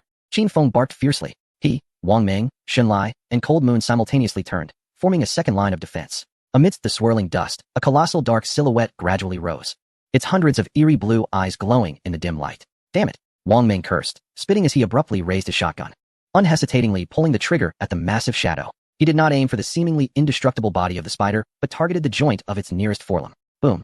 The resounding gunfire echoed throughout the cavern, deafening. Countless steel pellets, infused with tremendous kinetic energy, struck the spider's leg with ferocity. Its obsidian-like shell shattered, splintering outward, and a noxious, dark green liquid gushed forth. That leg visibly buckled inward, seemingly suffering severe damage. However, the gigantic spider merely emitted a sharp hiss. The injured leg remained firmly planted on the ground, its speed of movement showing no sign of diminishing. It seemed utterly devoid of pain receptors. For it, physical damage was merely a malfunction in a component that required repair. Futile. Wang Ming's expression instantly darkened. The spider had stirred. Its massive body moved with an agility that belied its size, charging towards Qin Feng and Wang Ming with alarming speed. 8 long legs alternated in swift motion, producing a jarring, grating sound against the ground, its velocity astonishing. Qin Feng's gaze sharpened. He leaned back suddenly, engaging his core, his arm muscles tensing as he hurled the freshly crafted dark green spear like a javelin, pouring every ounce of strength into the throw. With a piercing whistle, the spear transformed into a green blur, precisely aimed at the multitude of compound eyes on the spider's face. Thud! The razor-sharp tip, fashioned from the bone of a salamander, pierced the spider's exoskeleton, embedding itself deep within. Yet, this force capable of penetrating rock seemed but a mere prick to the colossal creature. It showed no sign of hesitation as its massive pincers rose, slicing through the air with a gusting wind, sweeping menacingly towards Qin Feng and Wang Ming.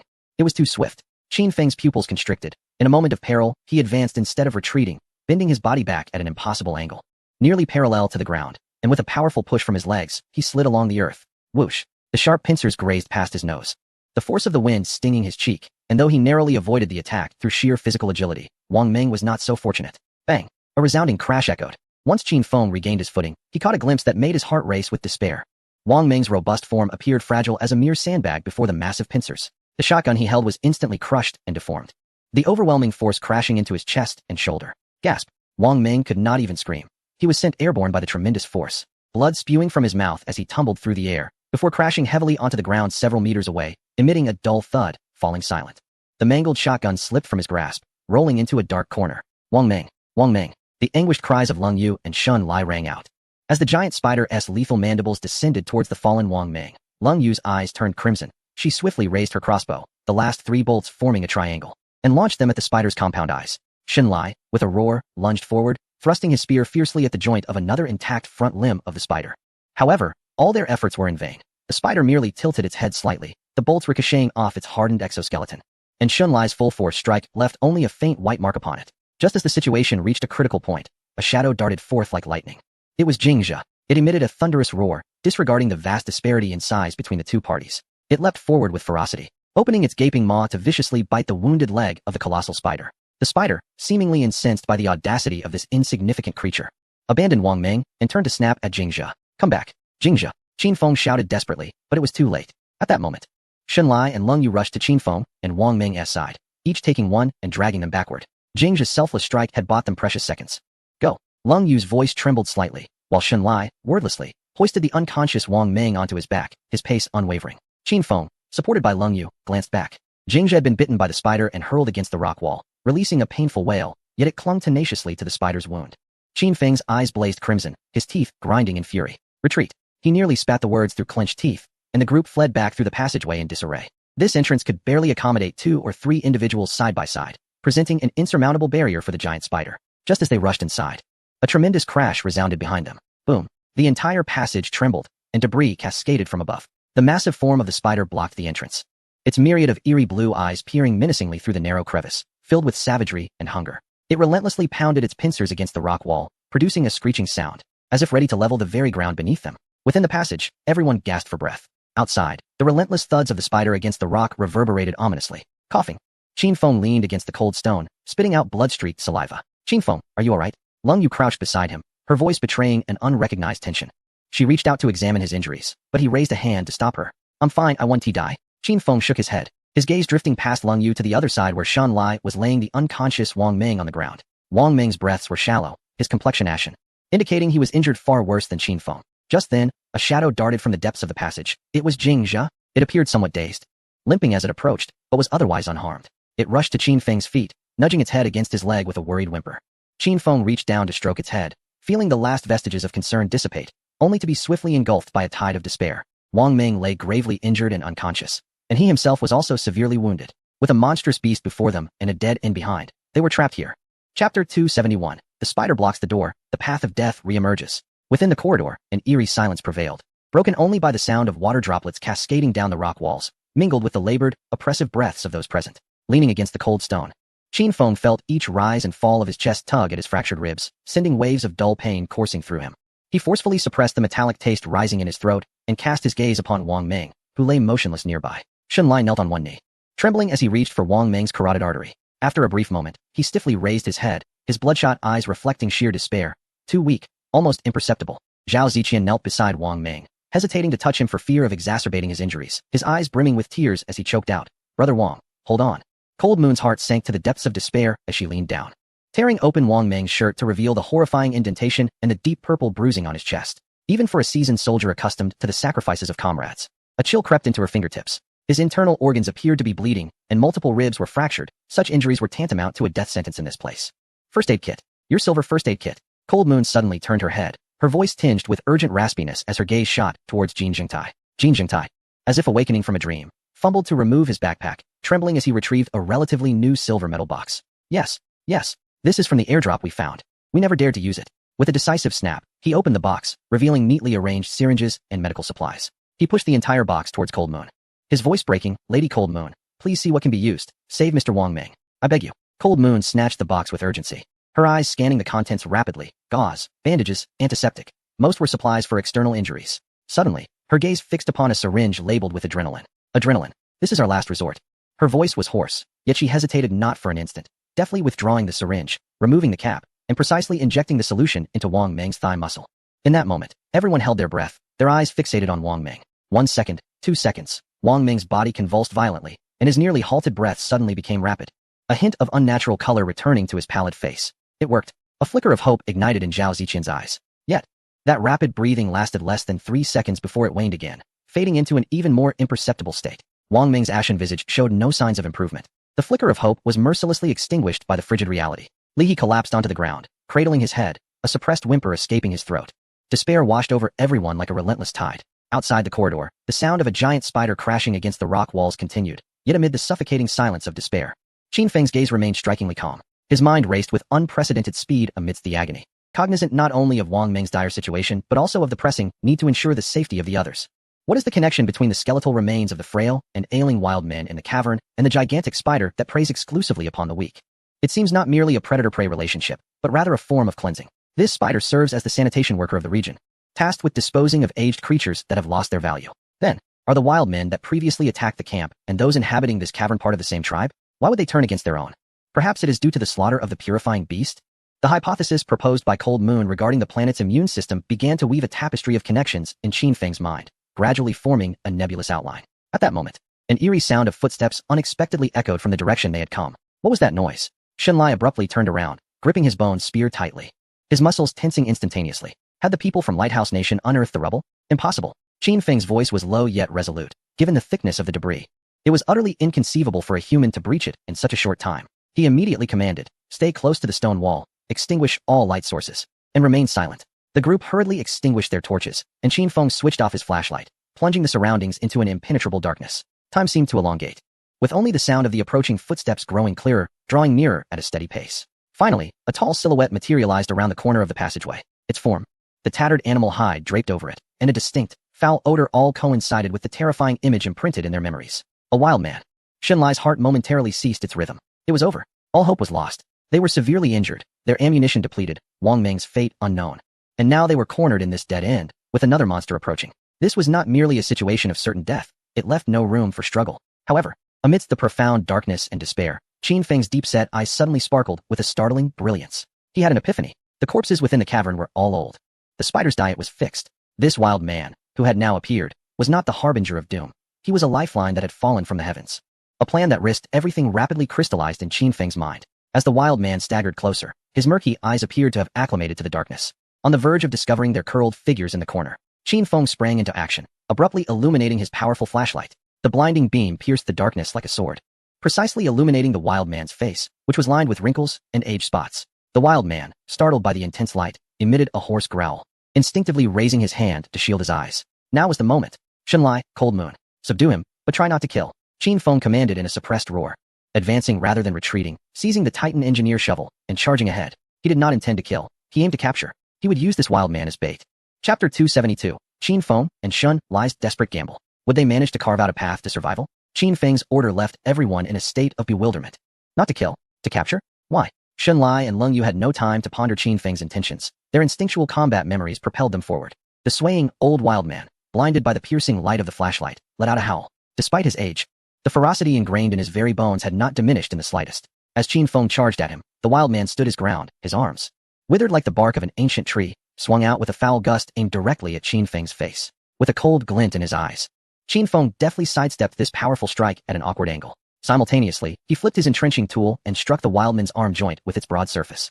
A resounding thud echoed through the air as the wildman let out a pained roar, his arm momentarily numbed and his movements distorted. Yet, his other hand was quicker, fingers curling like claws, lunging for Qin Feng's throat. Though aged, this creature possessed a physique far beyond that of an ordinary man. Suddenly, Shun Lai surged in from the flank, opting not to use the tip of his bone spear, but rather sweeping the entire length of it to strike fiercely at the wildman's midsection in an attempt to topple him. Astonishingly, the old wild man remained remarkably stable, absorbing Shun Lai's blow with a slight wobble, before retaliating with a powerful kick. Shun Lai grunted, feeling an overwhelming force travel through the spear, leaving his hands numb as he stumbled back 2 steps uncontrollably. Use the rope.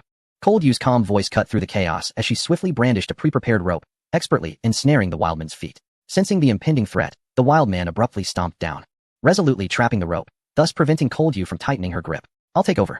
Zhao Ziqian, who had been lurking in the background, was now filled with a surge of bloodlust. Gazing at the unconscious Wang Meng, he picked up a stone from the ground and, with a fierce cry, hurled it at the wild man. Although the stone did not inflict any significant harm, it successfully diverted the wildman's attention, his chaotic gaze shifting towards Zhao Ziqian.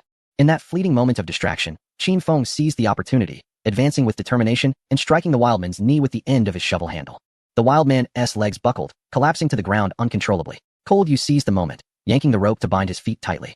Shunlai then leapt from the opposite side, securing another rope around the wildman's upper body and arms. Roaring like a trapped beast, the wildman thrashed wildly on the ground, his immense strength nearly toppling Shunlai. Quick, restrain it, Qin Feng shouted, pressing down with all his weight, using the shovel's blade to pin the wildman's neck against the cold ground. Cold Yu, Shunlai, Jin Zhengtai, and Li He rushed in, pooling their strength together like a human tower, finally subduing the aging monster completely. The ropes wound around him like a zongzi, binding him tightly, panting heavily in the corridor. All present were drenched in sweat mixed with dust, their appearances utterly disheveled. The old wild man continued to writhe on the ground, emitting a hoarse cry of defiance. Yet the tenacious ropes were tightly embedded in his flesh, rendering all his struggles futile. Why must Brother Qin capture him alive? Zhao Ziqian sat slumped on the ground, as the gaze of the crowd converged upon Qin Feng. Slowly rising to his feet, Qin Feng's eyes swept across the weary and despairing faces, ultimately settling on the thrashing wild man, a grimace more grotesque than a cry twisting his lips. Let us see if that spider takes the bait.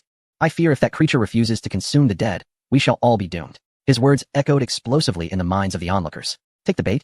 Leng Yu and Shun Lai exchanged glances, instantly comprehending Qin Feng's audacious plan, to use a living monster to detonate another monster. Without further ado, Qin Feng approached the scattered backpacks and retrieved the last beast skin package, a flickering hope earned through the lives and sweat of Captain Miao Mingyuan and his team. A trust delivered with blood by Li Jianjun and Xiao Ningxue, and the final trump card that Wang Meng had carried with utmost caution. The package was heavy, and Qin Feng could distinctly feel the compacted granules within. Silently, he secured this explosive package, weighing at least 20 pounds, firmly onto the chest of the aging wild man with ropes, then pulled out the long, grease-soaked fuse. Outside the passage, the relentless sound of the spider's collisions persisted, each impact echoing like a death knell. Qin Feng struck the flint to ignite the fuse. With a sizzling sound, the fuse ignited, releasing sparks and a wisp of smoke, steadily advancing towards the explosive package at a measured pace. Everyone, retreat to the back. Cover your ears, Qin Feng commanded sharply, but instead of retreating, he bent down and seized the tightly bound wild man. Sensing impending doom, the wild man struggled even more violently, emitting a fearful shriek from his throat. Qin Feng inhaled deeply, the acute pain in his chest causing his vision to blur. Grasping the rope binding the wild man with one hand, he exchanged a resolute glance with Shun Lai beside him. Understanding immediately, Shun Lai grasped the other end of the rope, locking eyes in silent communication. They simultaneously channeled all their remaining strength into their arms. Now, together, Qin Feng and Shun Lai let out a scream of sheer determination, their waist and abdomen flexing in unison, as they hurled the 200-pound humanoid bomb with all their might towards the vast cavern outside the passage. The aged wild man arced through the air, letting out a desperate howl, crashing heavily onto the cavern floor, rolling twice before, in that very instant. The frenzied sounds of collision outside ceased abruptly. After throwing the wild man, Qin Feng swiftly retreated deeper into the passage with Jingzhe, crowding together with the others. He shielded Leng Yu and Zhao Ziqian with his body, signaling for everyone to cover their ears and open their mouths. In the hushed confines of the narrow chamber, silence reigned, broken only by the faint, sizzling sound of the wick burning. Each passing second felt elongated, as though stretched across a century. Through the constricted entrance of the corridor, the ethereal glow of the azure or within the cavern was visible. The colossal spider appeared momentarily perplexed, for this prey was unlike those it typically ensnared. Yet, the unique scent belonging to the wild man was an irresistible temptation that stirred its primal instincts. With its 8 elongated legs moving in an elegant, yet lethal manner, it stealthily approached. The bound wild man watched in horror as the monstrous figure loomed closer, observing the gaping maw that opened and closed like a guillotine. Instead of screaming, he seemed to embrace his fate, tilting his head in resignation as the spider's mandibles precisely clamped onto his skull. The creature seemed to relish this appetizer, delaying its consumption, instead using its sharp foreclaws to tear away the wild man's hide and flesh. The wick was nearing its end, just as the giant spider lowered its massive head. Preparing to indulge in this feast, a minuscule spark ignited upon the heavy hide that enveloped the wild man. In the next instant, a deafening explosion resonated, one that defied description. A blinding flash of white light instantaneously engulfed the entire cavern. A ferocious shockwave emanated from the epicenter, like an invisible hand forcefully pushing outward. The subterranean space trembled violently, and the corridor where the group stood shook as if it were a candle flickering in the wind, with countless stones crashing down upon them. Even with their ears covered, the terrifying roar penetrated their eardrums, leaving everyone's minds buzzing and spinning. After the explosion's brilliance faded, an overwhelming darkness and acrid smoke enveloped them. A noxious blend of sulfur, charred flesh, and some burnt protein surged into the corridor. Coughing violently, Shin Lai felt as though his lungs might burst from the effort. Time lost meaning as the tremors gradually subsided. Is it over? Li He asked, his voice trembling. No one could respond. Qin Feng struggled to raise his head, shaking off the daze, and, fighting through the ringing in his ears, swiftly activated his powerful flashlight. The beam pierced the darkness, illuminating the scene beyond the corridor, causing all who regained their senses to gasp in shock. Chapter 273, The Collapse of the Dome. At the end of hell, the light of day appears. The giant spider seemed not yet dead. Its massive form still stood in the center of the cavern. Yet it was a pitiful sight. The once fearsome head, adorned with countless compound eyes, had lost nearly half of itself.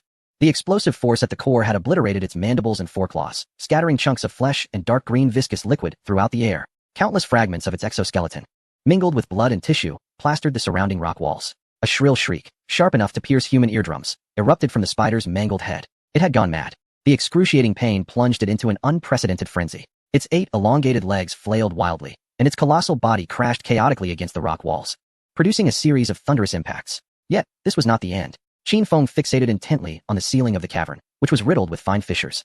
This was his wager. The earth-shattering explosion moments ago was not the true lethal strike, but rather the massive stalactites overhead. Under the intense tremors, the pre-existing cracks expanded instantly. A crisp crackling sound echoed. A relatively slender stalactite plummeted from the cave's ceiling, spinning as it descended. With a sharp thrust, it pierced the relatively soft joint of the enormous spider's carapace, embedding itself deep. This seemed to signal the onset of a catastrophic chain reaction. More cracking sounds followed in quick succession, merging into a cacophony. Qin Feng's pupils constricted as he beheld an unforgettable spectacle. The entire cavern's ceiling, adorned with hundreds of sharply pointed stalactites of varying sizes, resembled a torrential downpour of death, descending upon the frenzied behemoth below, propelled by an unstoppable gravitational force. One after another, the massive stalactites, weighing hundreds of pounds, fell like colossal spears from the heavens, effortlessly piercing the spider's once impenetrable armor. Its back, its relatively fragile abdomen, and its venom-storing tail erupted with a fountain of dark green bodily fluids from every corner. The wild screeches gradually morphed into agonized wails. Its immense form was pinned to the ground by the gigantic stone spears, rendered immobile, while its 8 legs twitched helplessly. Finally, the largest stalactite, resembling a stone pillar, plummeted with a resounding crash, striking true upon the remnants of its head. A heavy thud reverberated. At last, silence enveloped the world. Within the cavern, only the sound of settling dust and the rhythmic dripping of water from the rock walls remained. The monstrous creature had now transformed into an eerie sculpture, composed of shattered carapace and countless sharp stalactites. In the passageway, everyone maintained their defensive stances, frozen in place. After what felt like an eternity, Xunlai was the first to move. He released his grip on the bone spear, crafted from the leg bone of a salamander, which clattered to the ground. His entire being slumped against the rock wall as he gasped for breath, his eyes vacant. Had they truly won? They had indeed triumphed. From the despair of being besieged from all sides to the madness of surviving against the odds, this brief experience of less than half an hour had been more exhilarating than the entirety of his past 30 years. Heaving uncontrollably, Jin Zhengtai could no longer suppress his retching, his stomach already empty, producing only a bitter bile. Qin Feng leaned against the wall, his complexion as pale as parchment, yet his eyes shone with an astonishing brilliance. Gradually straightening his posture, he was the first to venture out of the corridor. The beam of his flashlight swept across the newly formed stalactite graveyard, ultimately resting upon the thoroughly pierced corpse of a colossal spider. A profound sense of relief, mingled with an indescribable fatigue, surged within him. At that moment, however, Qin Feng halted. The beam of light freezing upon a small fissure in the cave wall on the opposite side, a result of the recent violent explosion and tremors. From this crevice, an incredibly bright golden beam pierced through the swirling dust and darkness, quietly illuminating the littered ground below, forming a warm patch of light. It was sunlight. Qin Feng's breath caught for a moment. He took a step forward, inching closer, while behind him, Xunlai, Leng Yu, and the others noticed the light, supporting one another as they dragged their weary bodies forward. When they stood before that fissure, feeling the faint warmth of the sunlight, and inhaling the fresh air infused with the aromas of earth and grass from outside, something rigid within each of their hearts crumbled silently. Xunlai, the tough man, abruptly turned away, his back to the others, his shoulders trembling violently. Jin Zhengtai and Li He, 2 sturdy men, could no longer contain themselves, embracing each other as they wept like 2 children weighing 300 pounds. Leng Yu closed her eyes, allowing a single scorching tear to cascade down her cheek. They had finally emerged from this hell. Yet, the euphoric relief was fleeting. Almost simultaneously, all gazes instinctively shifted towards the depths of the corridor. There lay Wang Meng, cold on the ground, his fate uncertain. The despair that had just been suppressed returned with a heavy weight upon each heart. Qin Feng was the first to withdraw from that brief warmth. He turned, a sharp pain in his chest causing him to stagger, but he persevered, making his way to Wang Meng's side. Zhao Ziqian and Hong Yingji were tending to him, their faces ashen, utterly at a loss. Wang Meng's breaths were feeble to the extreme, his chest barely rising and falling. Were it not for the occasional sound of air escaping, he would have seemed lifeless. The once deafening cries were instantaneously stifled. Qin Feng glanced back at Jin Zhengtai and Li He, still entwined in their sorrow. Stop crying, he urged. With a surge of remaining energy, they resolved to prepare something to eat, hoping to provide Wang Meng with a morsel. The 2 Han men, their bodies trembling, quickly wiped away the tears and mucus from their faces, nodding earnestly as they scrambled to rummage through their backpacks for cookware and jerky.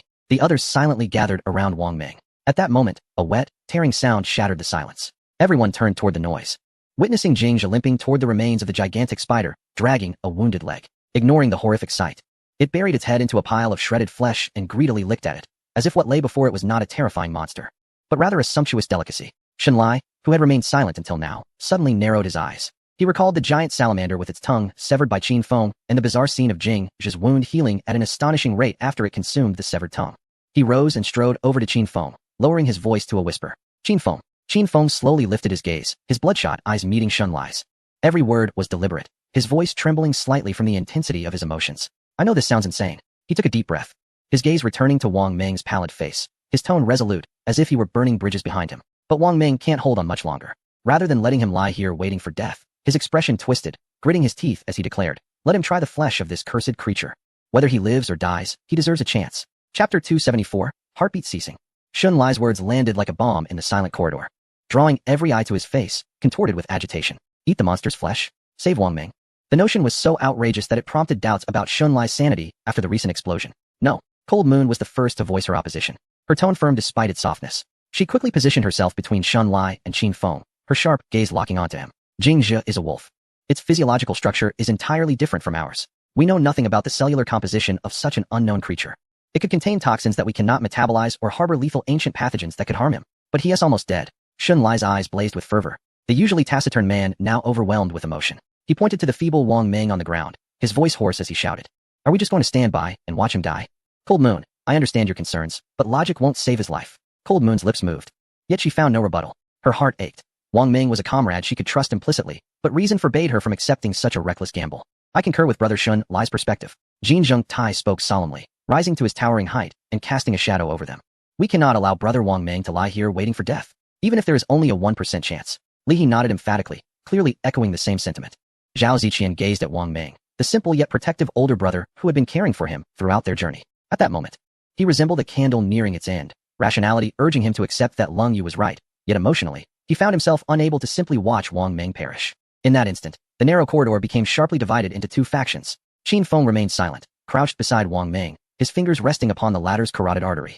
Feeling the barely perceptible, feeble pulse, he reached out to check Wang Meng's breath. The exhaled air was icy, akin to a flickering candle in the wind. Gradually, he stood up, and everyone fell silent, awaiting his final verdict. Qin Feng's gaze swept across each individual, ultimately resting on Wang Meng's pallid face. Wait, Leng Yu exclaimed, her eyes widening in disbelief. Qin Feng, his current state relies entirely on that single injection of adrenaline to sustain his last breath. Qin Feng interrupted her, his tone calm and unembellished.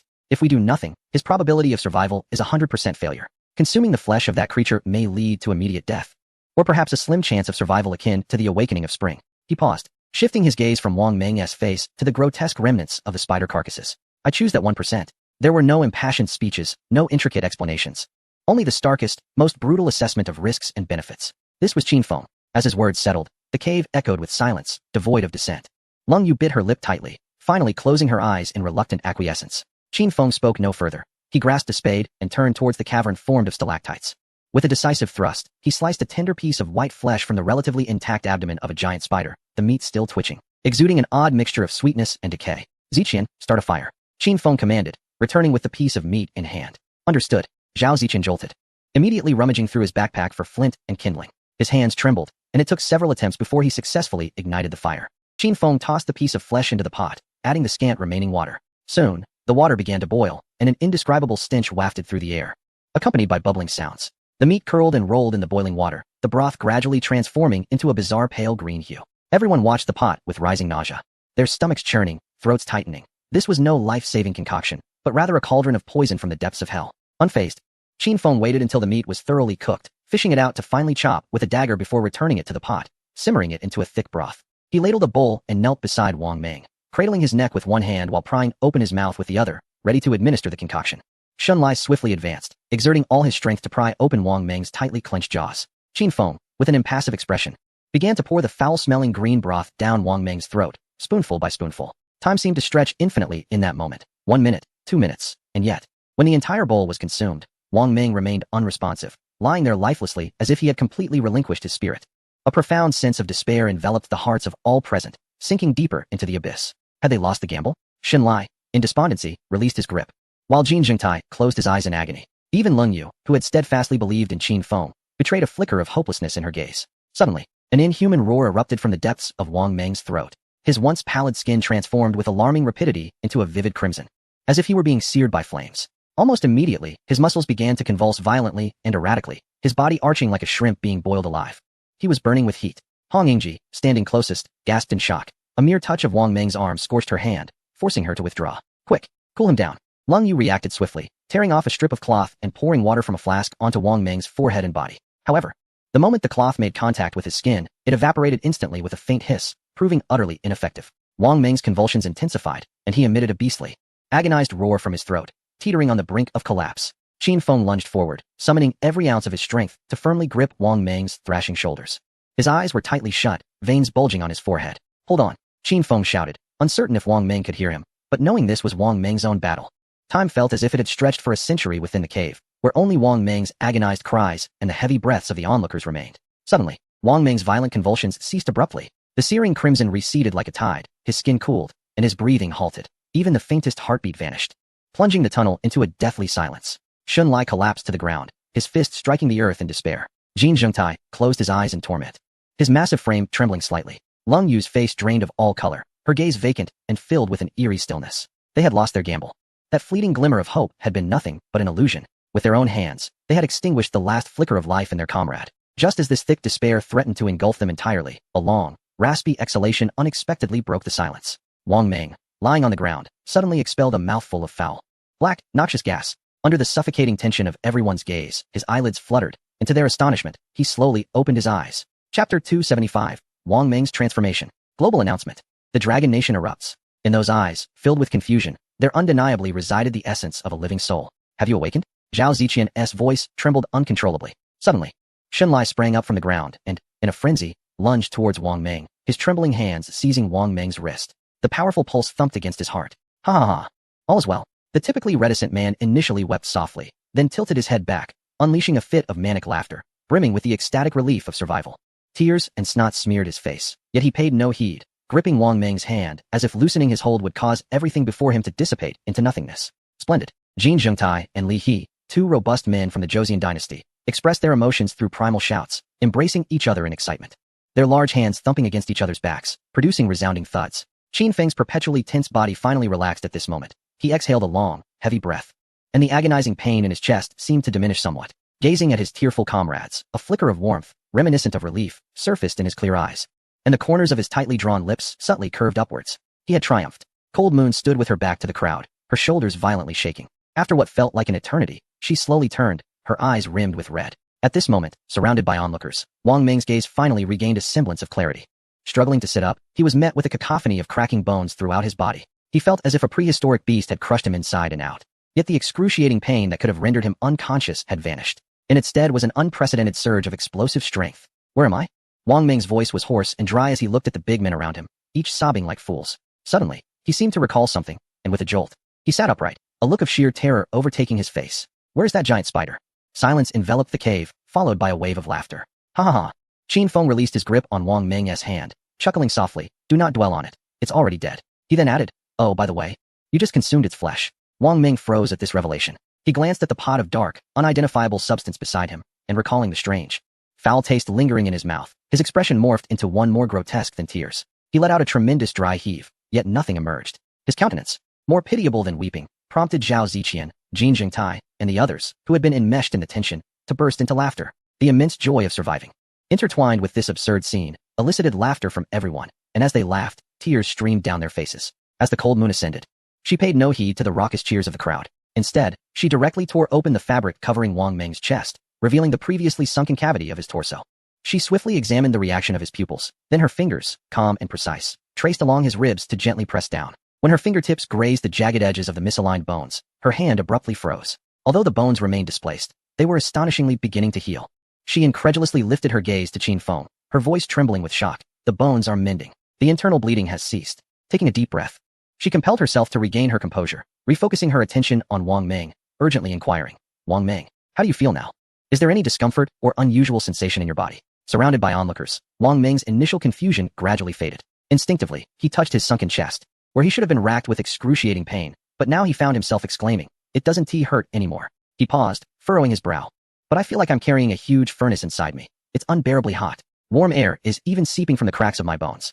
Wang Meng stood up, stretching his neck, then lowered his gaze to his hands, suddenly clenching his fist. An unprecedented surge of explosive power coursed through his limbs, converging in his palms. He abruptly raised his head, his eyes alight with ecstatic joy, and threw a powerful punch into the air. Whoosh! The force of his fist cut through the air, stirring a tempest that made the campfire roar and even swept back the hair of Jin Jingtai. Dumbfounded, Wang Meng stared at his clenched fist, then at the surrounding crowd, who were equally astonished. With his mouth agape, he boomed a curse. Damn.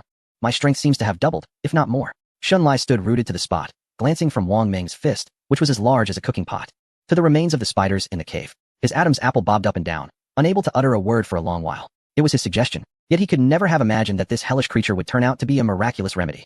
Just as the crowd was enveloped in a surreal moment of jubilation and relief, a sudden chill swept through the cavern, accompanied by a grand, emotionless mechanical voice that resonated in the minds of everyone present. The proclamation it delivered left all, including Qin Feng, utterly stunned, their eyes filled with unprecedented shock and elation.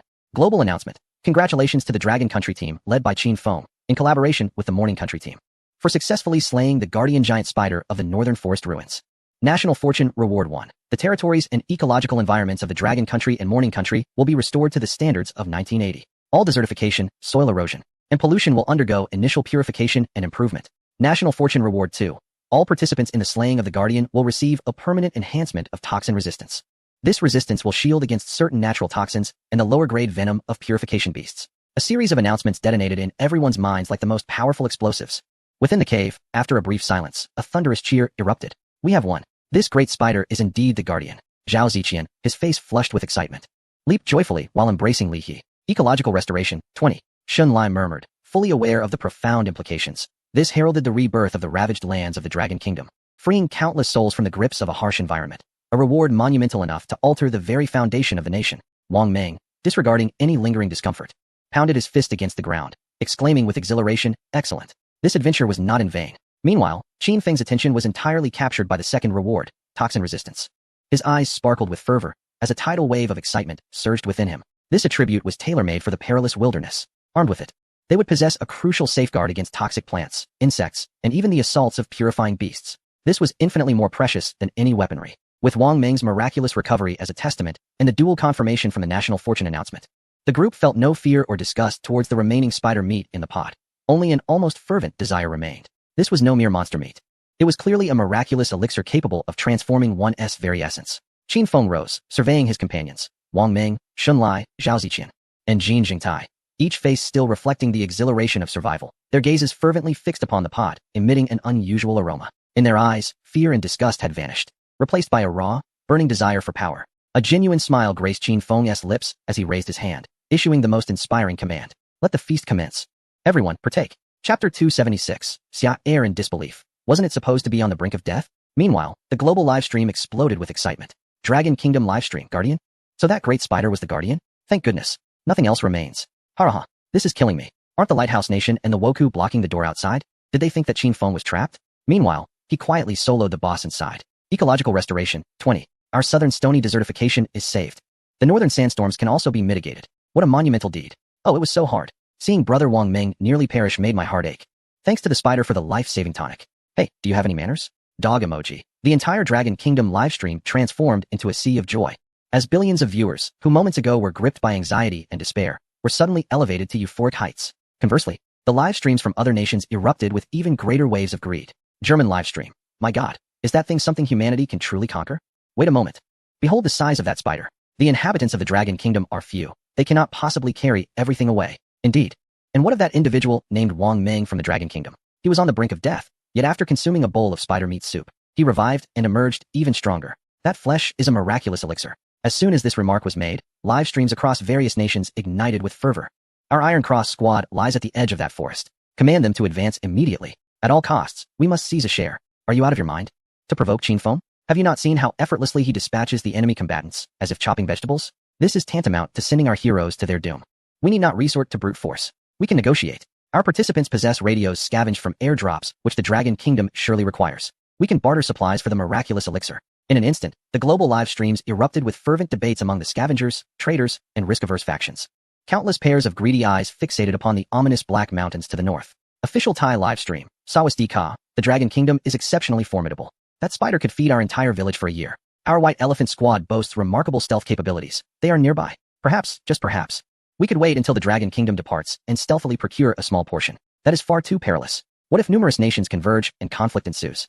We cannot afford to lose more participants. Our nation may face annihilation. Yet, we are in desperate need of a miracle. If this continues, we will inevitably be eradicated. This is our singular opportunity. Even a mere leg of the spider could alter the fate of us all. In that moment, the fallen giant in the northern forest ruins transformed into a treasure trove radiating lethal allure. Countless eyes, filled with avarice, trepidation, and desperate hope, turned resolutely northward. Within the cave, Qin Feng issued his command, prompting everyone to spring into action. Zhao Ziqian and Li He set the pot to boil, while Shen Lai, his expression impassive, wielded a spade to slice chunks of tender white flesh from the colossal spider, casting them into the pot. An indescribable stench permeated the air once more. Stop staring and eat, Qin Feng commanded with a low voice. This time, no one retched. All suppressed their gastric discomfort, their eyes shimmering with a fervent light.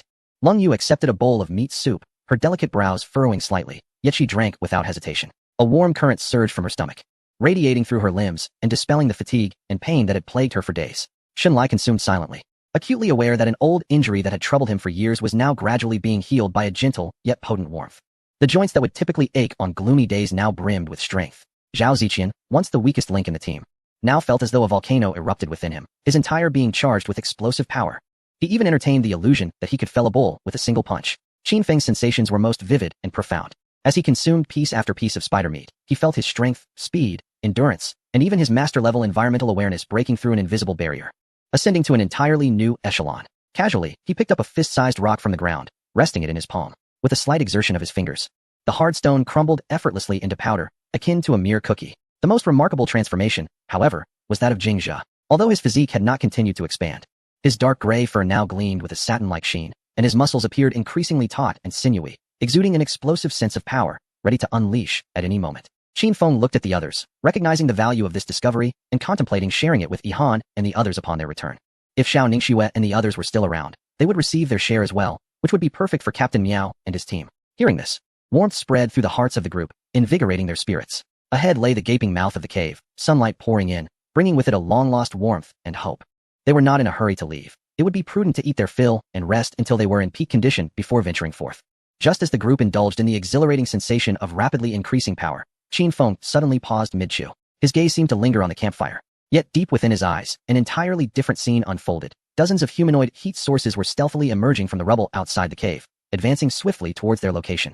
It appeared that guests were arriving. Qin Feng swallowed the morsel in his mouth. His voice, though not loud, resonated clearly in everyone's ears. Hey, Wang Meng, who had been engrossed in his meal, froze momentarily, then broke into a sinister grin. He gulped from the nearby water flask to wash down the meat, then cracked his knuckles, producing a series of sharp, popping sounds. Perfect timing. I was just thinking I had this newfound strength with nowhere to unleash it. Shen Lai remained silent, finishing the meat soup he had been consuming, and casually grabbed the bone spear leaning against the rock wall. Meanwhile, Lung Yu discreetly pulled her short spear closer as she continued to eat, urging the others not to stop. Qin Feng spoke once more, his tone unperturbed. Let them in. Understanding his intent, the group resumed their hearty eating and drinking, though each pair of eyes now held a glint of icy mockery. Outside the cave, Xia Er, Xiao Sun, and Sato, along with a dozen others, had finally tracked down this newly blasted exit, following the signs of explosions and collapses. The global announcement had declared that they had indeed slain the Guardian. Xiao Sun from the Lighthouse Nation wore a grave expression, gripping his dagger tightly, while Xia Er scoffed disdainfully. These Dragon Nation rats must have paid a heavy price, perhaps exhausting all their trump cards, or even sacrificing half their forces, just to achieve the luck of killing the Guardian. He greedily licked his lips, a cruel glimmer dancing in his eyes. The announcement only states they won, but it does not mention how many breaths they have left. Now, they are nothing but a bunch of useless beings. This is our finest opportunity to seize all their harvests and claim their final breaths. Following closely behind, the resentful Sato, his men nearly decimated, was determined to make Qin Feng pay with his life for this blood debt. Lord Xavier is indeed correct. They must be merely putting on a brave front. Slay them. Avenge my comrades. Forward. It is our turn to scavenge. With a thunderous roar, Xavier, his corpulent form resembling a bull, was the first to plunge into the cave's mouth. A dozen men trailed in, envisioning a scene of rivers of blood within. The citizens of the Dragon Kingdom on the brink of death, each face adorned with a cruel grin. Yet as they traversed the narrow passage, the sight that greeted them rendered their smiles frozen in disbelief. The anticipated carnage was absent. Instead, a blazing bonfire flickered before them. Qin Feng, Wang Meng, and Shen Lai, those who should have been gravely injured and near death, were gathered around the fire, each with a bowl of hearty broth, voraciously devouring their meal. Though adorned with wounds, they radiated vitality and unwavering spirit, exhibiting no signs of weakness whatsoever. At their feet lay what should have been the guardian of the ruins. A colossal spider, now reduced to a dismembered carcass. Is this a celebration feast? Xavier and his cohort were utterly bewildered. What is happening? Shouldn't they be groaning in despair on the ground? Why do they appear more vigorous than before entering the cave? Xavier's mind was a blank. The visage of terror and hopelessness he had envisioned among the Dragon Kingdom's warriors was entirely absent. On the contrary, when Qin Feng's team beheld them, their faces reflected not fear, but a glimmer of excitement. Yes, excitement. Like hungry wolves encountering a plump lamb. Most unsettling for Xavier was Qin Feng. Almost the instant they appeared, both he and the prone Jing Zhe lifted their heads. The once leisurely atmosphere of meat consumption froze, replaced by an icy intent to kill. Qin Feng slowly set down his wooden bowl and raised his gaze toward them, his eyes eerily calm, as if surveying a banquet of willingly offered prey. Something is amiss. Xavier felt his mind falter. Why were they not afraid? Why did they seem even more exhilarated than he? Shouldn't they be the prey? This cognitive dissonance unleashed an unprecedented wave of humiliation and rage within Xavier. Are they toying with us? Die, Dragon Kingdom warriors. His reason overwhelmed by a torrent of fury. Xavier was the first to react, unleashing a thunderous roar as he brandished his colossal axe, charging forward in a frenzy. He sought to obliterate this bizarre scene with sheer force, proving that he was the true hunter of this jungle.